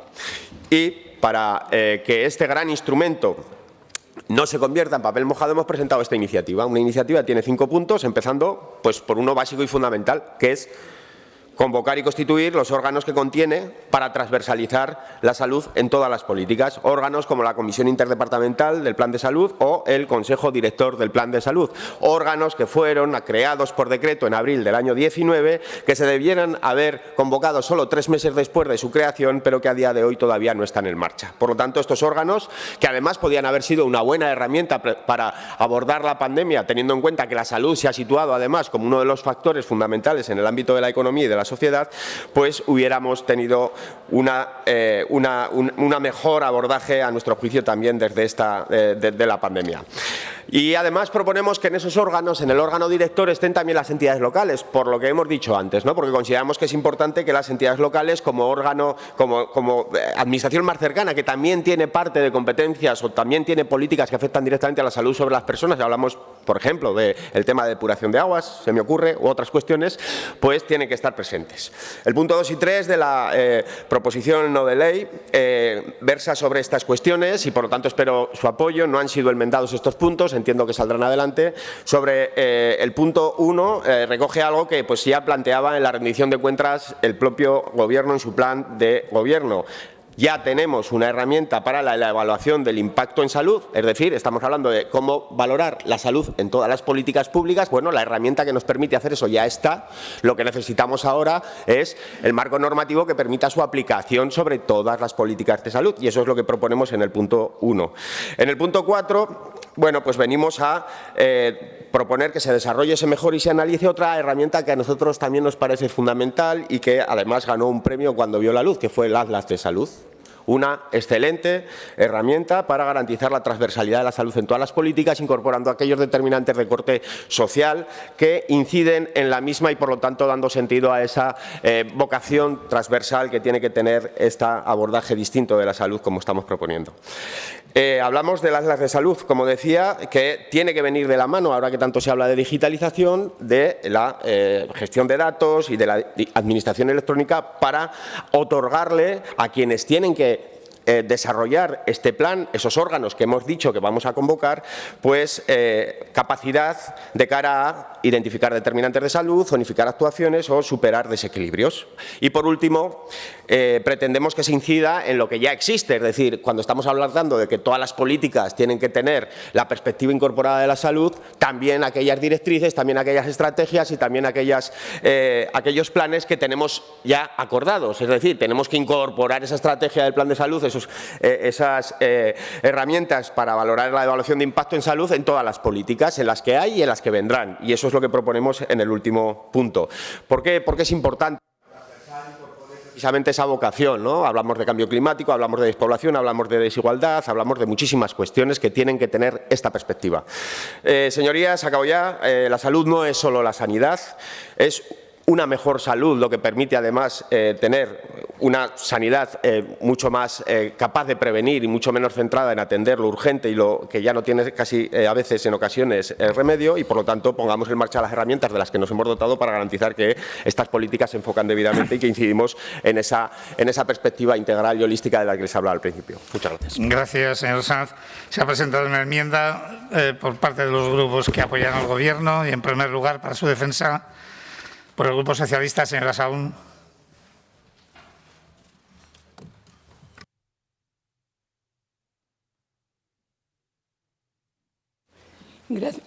Gracias, señor presidente. La definición que hizo la OMS en 1948 del concepto de salud como un estado completo de bienestar físico, mental y social, y no solamente la ausencia de enfermedad, este concepto holístico al que ha hecho referencia el señor Sanz, está plenamente vigente a día de hoy. La pandemia de la COVID-19 ha hecho evidente a nivel mundial la influencia de factores tanto personales como sociales, económicos y ambientales que determinan ese estado de salud de los individuos, así como la existencia de desigualdades entre territorios o diferentes colectivos. La Asamblea Mundial de la Salud también hizo referencia como uno de los pilares del desarrollo sostenible después del 2015 a la salud y a sus determinantes sociales. De igual forma, la comunidad internacional adoptó en 2013, a raíz de la Declaración de Helsinki, la salud en todas las políticas, centrada en los determinantes sociales y ambientales e integrando la salud en la toma de decisiones en todos los sectores y áreas de la política. Aterrizando ya aquí en Aragón, nuestro Departamento de Sanidad también ha incorporado la estrategia de la salud en todas las políticas, en su estructura y en documentos estratégicos como la Ley 5/2014 del 26 de junio de Salud Pública y en el Plan de Salud de Aragón 2030, aprobado en 2018, que nos ocupa en esta proposición de ley. Este Plan de Salud, como ya ha indicado el señor Sanz, tiene en la primera de sus 4 áreas de intervención la salud en todas sus políticas. La Dirección General de Salud Pública ha compatibilizado esta área del plan con la gestión de la pandemia por la COVID-19, donde se ha hecho evidente que cualquier actuación tiene una repercusión en la salud de las personas y que solo desde un trabajo conjunto y coordinado de todos los departamentos del Gobierno de Aragón, poniendo la salud en el centro, puede lograrse un abordaje eficaz en situaciones críticas como la que estamos viviendo. A pesar de las dificultades y del retraso que ha supuesto desarrollar este plan, con la irrupción de la pandemia se ha avanzado en la evaluación del impacto de salud, finalizando una herramienta de screening y realizando una evaluación, por ejemplo, en la estrategia aragonesa de la bicicleta. La metodología a utilizar es muy compleja y es muy importante definir con precisión el modelo a seguir y avanzar así en el desarrollo normativo pendiente y necesario. Este es el motivo por el que hemos hecho una pequeña enmienda en el primer punto. En los puntos 2 y 3 los hemos respetado con la redacción propuesta. En el punto 4 hace referencia a la actualización de latas de salud. Entendemos que debe incorporarse, debe continuarse con la incorporación de esos recursos en la promoción de la salud en las zonas básicas de salud, además de incorporar información de utilidad que permita así conocer las desigualdades por ejes y su relación con los factores determinantes, por lo cual hemos enmendado este punto. Y, por último, en el punto 5 hemos hecho una pequeña corrección, entendiendo necesaria la incorporación en las nuevas estrategias de la perspectiva de salud en todas las políticas y la evaluación de ese impacto de salud. Señor Sanz, deseamos que acepte nuestra enmienda con el deseo compartido de impulsar el trabajo iniciado para que la transversalidad de la salud en todas las políticas del Gobierno de Aragón se consolide, superando de esta forma las desigualdades en salud y logrando para todos los aragoneses entornos y condiciones más saludables. Gracias, señor presidente. Gracias, señora Sagún. Por el Grupo Parlamentario de Podemos, señora Cabrera.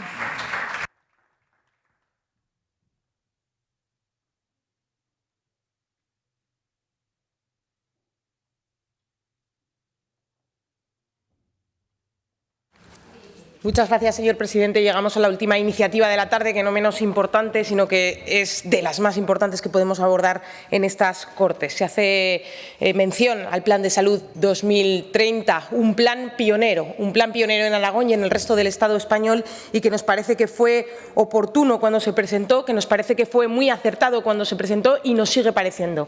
Un plan vivo que sigue vigente, que se va modificando, que va actualizándose y que, por lo tanto, es un plan que aborda cuestiones que antes parecían que quedaban siempre en el olvido. Por ejemplo, los determinantes de salud, eso que decimos muchas veces de pan, techo y, por lo tanto, también acceso a una vivienda digna. Abordaba cuestiones que son básicas para que nos podamos desarrollar como ciudadanía, como personas y, por lo tanto, dentro de unos parámetros, digamos que, de dignidad. Y como bien ha indicado en la presentación de esta iniciativa, señor Sanz, nos parece que es un tema transversal, que debe de estar, como el propio plan indica, en todas las políticas de actuación y que, por lo tanto, no solo depender del Departamento de Sanidad, sino de todos los departamentos, y que, por lo tanto, se aumente esa coordinación que tantas veces exigimos desde estas Cortes de Aragón. La situación sanitaria, la situación social, la situación económica derivada de la pandemia es preocupante, sigue siendo preocupante a día de hoy. Por lo tanto, este plan 2030 tiene que tener también esa visión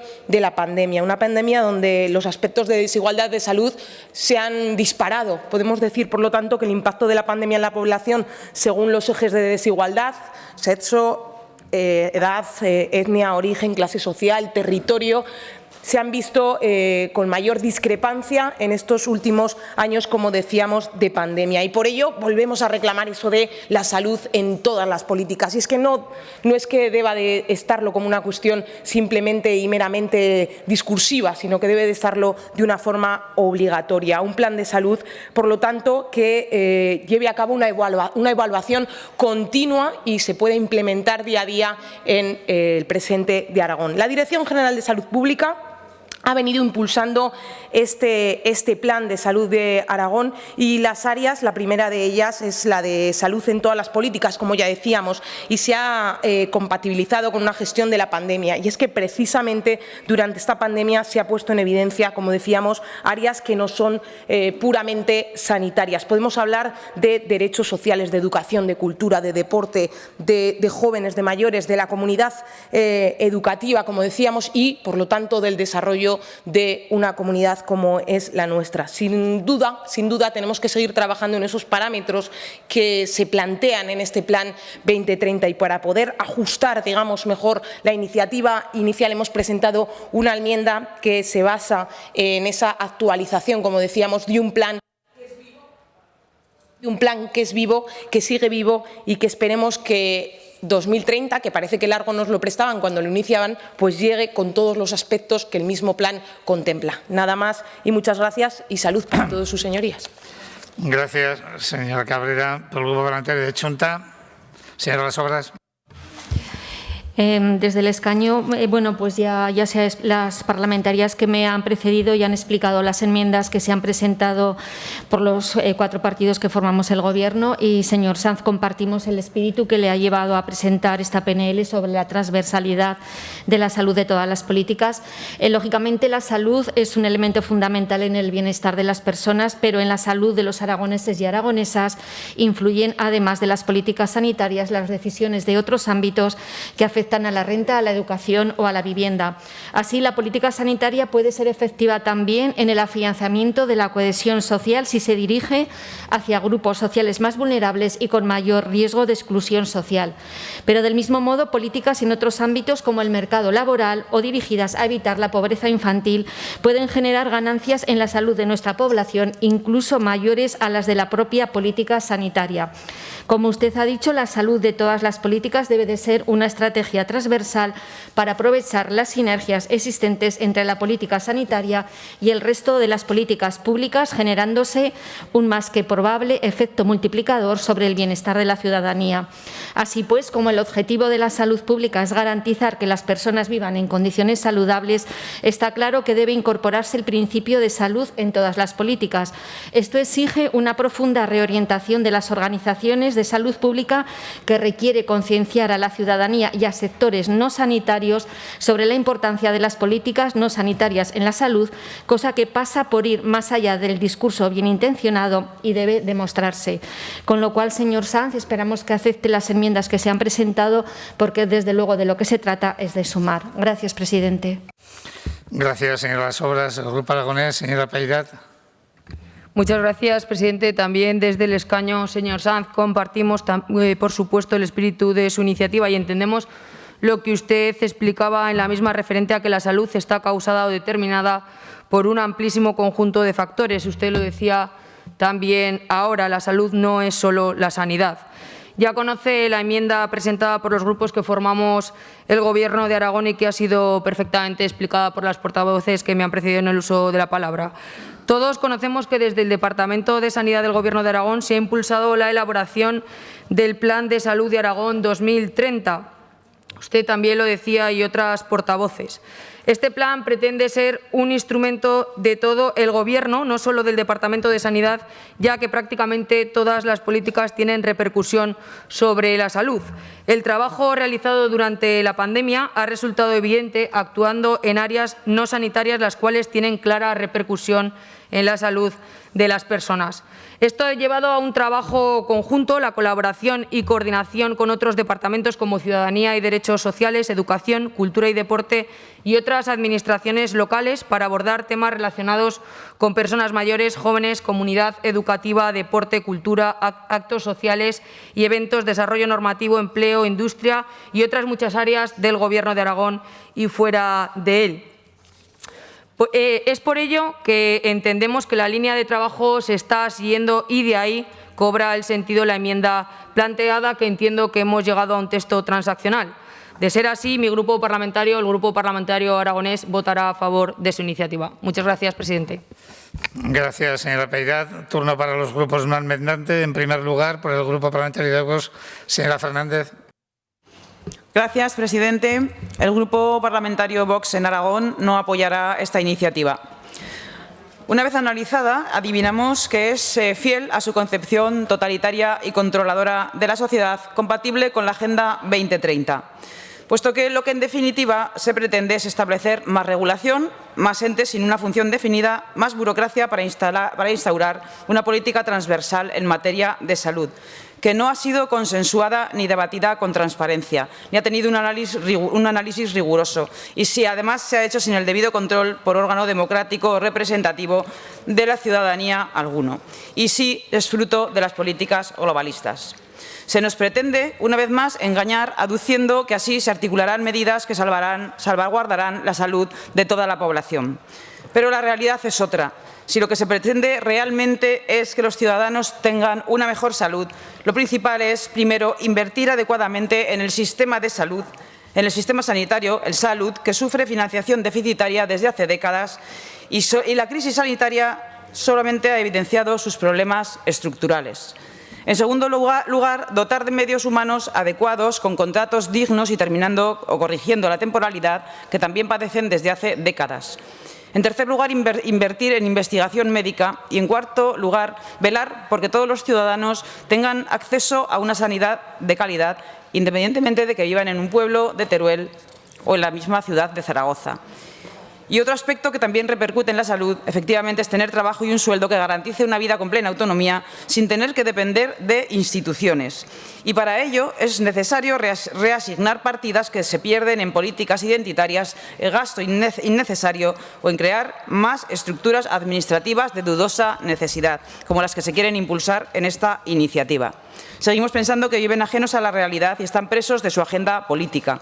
Por ello, constituir el Consejo Director del Plan de Salud de Aragón, es decir, más entes o chiringuitos sin una función definida y más burocracia regulatoria, aporta muy poco. Por lo dicho, no apoyaremos su iniciativa. Gracias, señora Fernández. El Grupo Parlamentario de Ciudadanos, señora Gaspar.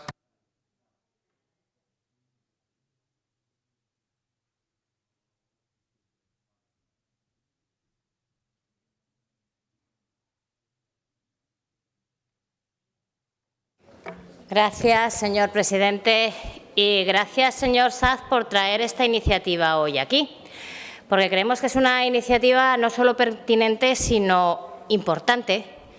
Y usted y yo muchas veces hemos hablado y hemos dicho y hemos hecho referencia en esta tribuna a que lo urgente no debe hacer que nos olvidemos de lo importante. Y esto que usted trae hoy aquí, señor Sanz, es importante. Es importante la Agenda 2030 y la implementación de la misma y la no demonización de la Agenda 2030 y, por supuesto, es importante y urgente poner soluciones a los déficits que en estos momentos tiene la sanidad en Aragón y al caos que he generado. Pero una cosa no quita la otra, no es incompatible. Y mire, señor Sanz, usted y yo, desde diferentes visiones políticas, desde diferentes posiciones políticas que en ocasiones son radicalmente opuestas, compartimos visiones en muchas cosas. Y a nosotros esta iniciativa nos parece adecuada, y nos parece adecuada por dos motivos. Primero, porque habla de los factores determinantes que afectan a la salud. Y mire, tenemos aquí al lado, o estamos todavía en ello, la pandemia de la COVID ha demostrado que la salud es esencial. Porque sin salud no hay educación, pero la educación sin salud tampoco funciona. Sin salud no hay economía, pero la economía sin salud tampoco funciona. Sin salud no hay vivienda, pero la vivienda sin salud tampoco funciona. Por lo tanto, estamos de acuerdo con su iniciativa y además estamos de acuerdo con su iniciativa por otro de los puntos que pone encima de la mesa. Usted habla del Plan de Salud de Aragón 2020-2030. Hoy han hablado aquí que tenía que ser un documento vivo, pero y nosotros en junio del año, de 2021 presentamos una interpelación o mantuvimos una interpelación con la consejera en la que le pedíamos que se revisaran y actualizaran este plan de salud, y que se actualizara y que se contara con todos los grupos y con todos los colectivos que estaban afectados para llevar a cabo esta actualización, y nos dijo que ya habían hecho la actualización. Y mire, respecto al plan de salud 2030, nosotros tenemos una sensación desde hace ya mucho tiempo, y es que el papel lo aguanta todo. En papel queda todo precioso, queda todo bonito, pero claro, luego hay que descender el papel a la realidad y hay que ejecutarlo y ponerlo en marcha. Y mire, los puntos 2 y 3 de su iniciativa dejan claro que gran parte de ese plan de salud no se está poniendo en marcha, que las herramientas de coordinación entre departamentos no se están poniendo en marcha, que el diálogo, por lo tal y como está establecido en el plan de salud, no se está poniendo en marcha. Y tenemos la sensación de que, por mucho que hoy aprobemos esta iniciativa aquí, dado el gusto que tiene la consejera por el diálogo, será difícil. Y respecto al punto 4, y me permitirá 20 segundos, señor presidente, se ha hablado del Atlas de Salud de Aragón y nosotros también entendemos que es un documento vivo. Pero un documento vivo quiere decir que los datos se van actualizando, que se va añadiendo cosas. Y aquí, por desgracia, los últimos datos que tenemos son del 16 y del 19. Parece que el Gobierno de Aragón ha decidido que el Atlas de Salud de Aragón se ponga en un estado de hibernación durante los últimos años. Por lo tanto, votaremos a favor de su iniciativa. Gracias. Gracias, señora Gaspar. Por el Grupo Parlamentario Popular, señor Fuertes.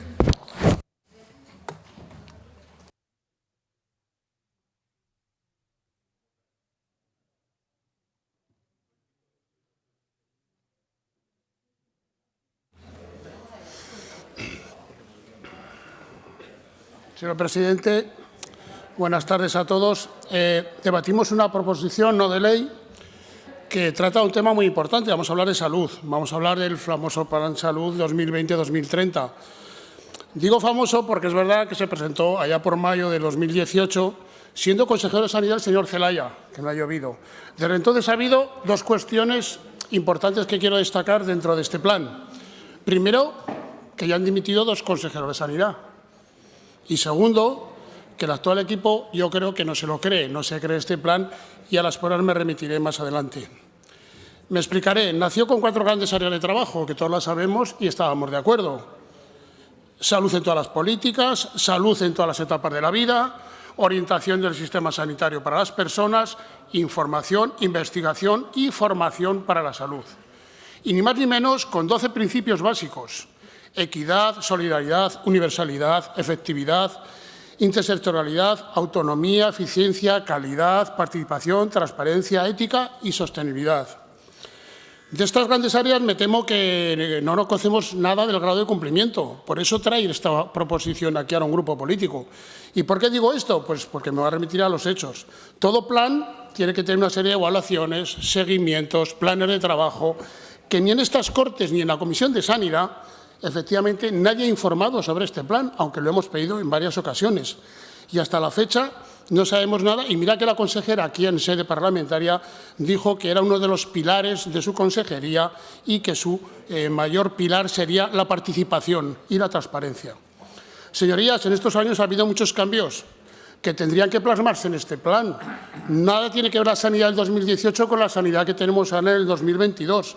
La sanidad se ha puesto patas arriba. Estamos con una pandemia que efectivamente, como digo, este plan tiene que tener modificaciones de todo tipo. Y necesita una adaptación al sistema sanitario actual. Hemos hablado de atención primaria. La atención primaria ha cambiado muchísimo. Hoy en día es un caos, hoy todos lo vemos. Pero entonces habrá que ayudarla y habrá que cambiarlo. Pero bueno, todo esto al final sigue con una opacidad y un oscurantismo que no sabemos por qué es. Le voy a poner un ejemplo. 25 de junio de 2021, Comisión de Sanidad. Se aprobó por unanimidad una moción que tenía 2 puntos. El primero, bien fácil, que en el proceso de revisión del Plan Salud 2030 se recabe de los grupos parlamentarios, así como de los consejos de salud, propuestas de mejoras y actuaciones. Enmienda del Partido Socialista, que la metió el Partido Socialista. ¿Algún grupo le ha llamado? Yo no sé si al cuatripartito sí, pero de luego la oposición, si no se han llamado, me alegro porque sería que a mi grupo es el único que no han llamado, no sabemos nada. Bien fácil, actualizar la página web que Salud Aragón tiene para este tema, para el Plan de Salud 2030. Ayer la vi yo. Otro logro muy importante. La actualidad más importante que hay y más reciente es una foto del 23 de diciembre del 19 de la señora Ventura. Y segundo, los informes que se dijeron de la página web, yo de arriba abajo la he mirado y ni se les espera ni están, por lo cual yo pienso que al final esto ha sido, como siempre, humo. En cuanto, por resumirlo, deciros que esta iniciativa viene porque de este plan no sabemos nada. Y por eso este Parlamento tiene que pedir evaluaciones, comisiones de estudio, actualizaciones, revisiones. Es lo que marca un poco la parte dispositiva de la proposición de Izquierda Unida. Evidentemente, vamos a estar de acuerdo en ello. Queremos conocer este plan, queremos que se cumpla, pero siguiendo un poco con los antecedentes que tenemos, evidentemente, como no se cumpla, vamos a estar vigilantes. Cambia de 6 meses a 1 año, ha cambiado algún punto. Bueno, tampoco va a ser óbice para que votemos a favor, pero desde luego, si seguimos así, mal va la sanidad aragonesa. Muchas gracias. Gracias, señor Fuertes. Señor Sanz, aunque sé que nos ha hecho llegar el texto transaccionado, tiene la palabra para fijar la posición sobre la enmienda. Sí, brevemente porque ya es tarde. La PNL propuesta por los grupos que soportan al Gobierno afectaba a 3 de los 5 puntos. En el primer punto eliminaban el plazo temporal para desarrollar la aplicación normativa del sistema de evaluación, de la herramienta de evaluación de impacto de salud. Bueno, la hemos recuperado con la transacción, dejándolo en 1 año. En el siguiente punto, que era el 4, bueno, consideramos que es importante actualizar los datos de los que se nutre el Atlas de Salud y, por lo tanto, incorporar esa actualización que había salido fuera de la transacción propuesta. Lo hemos recuperado, así como hemos recuperado también incorporar el índice AROPE como índice, como estamos haciendo en otras cuestiones, como índice que rige la pobreza y en su contexto, ¿no? Que estamos hablando de determinantes de salud de forma amplia. Y para finalizar, en el último punto, también hemos llegado a acuerdo hablando de la aplicación de la perspectiva de salud a todas las políticas y a todas las herramientas, las nuevas, pero también a las existentes. Entonces, en ese sentido, la propuesta transaccional la tiene el conjunto de grupos parlamentarios y la mesa, y se puede votar a continuación íntegramente. Nadie ha pedido por separado.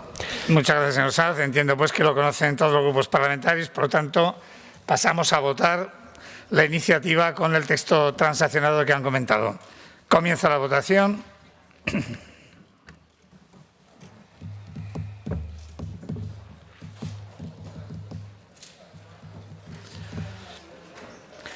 Finaliza la votación. 66 presentes, 66 emitidos, votos a favor 63, en contra 3 y ninguna abstención. Por lo tanto, queda aprobada dicha iniciativa. Explicación de voto. Izquierda Unida. Sí, presidente, pues para agradecer una amplísima mayoría que ha entendido y que entiende que la salud es algo mucho más allá, ¿no?, de esas visiones cerradas y cortoplacistas y propias de otro siglo. Yo creo que esa visión holística, esa visión avanzada sobre la necesidad del abordaje de la salud de forma integral es compartida por el conjunto prácticamente el conjunto de la Cámara, salvo la extrema derecha, que parece ser que no se ha leído ni siquiera el Plan de Salud de 2030 de Aragón. Y por lo tanto, sin más, esperar que se cumplan los plazos previstos en la proposición no de ley. Estaremos vigilantes para hacerla cumplir en ese sentido también, habida cuenta de que aparecen dichos plazos, y agradecer otra vez más al conjunto de grupos, excepto a Vox, que hayan apoyado esta iniciativa. Gracias, señor Sanz. Grupo Aragonés. Grupo Parlamentario de Vox. ¿No? Grupo Parlamentario de Chunta. Podemos. Ciudadanos. Grupo Popular. ¿No? Grupo Parlamentario Socialista. ¿No? Sí, solamente señora agradecer, por cortesía parlamentaria, agradecer al señor Sanz la buena disposición para lograr esa transacción, nada más. Gracias, señora Saúl. Pues terminado el orden del día correspondiente al día de hoy. Se suspende la sesión hasta mañana, recordándoles que la pregunta número 30 ha sido retirada. Muchísimas gracias.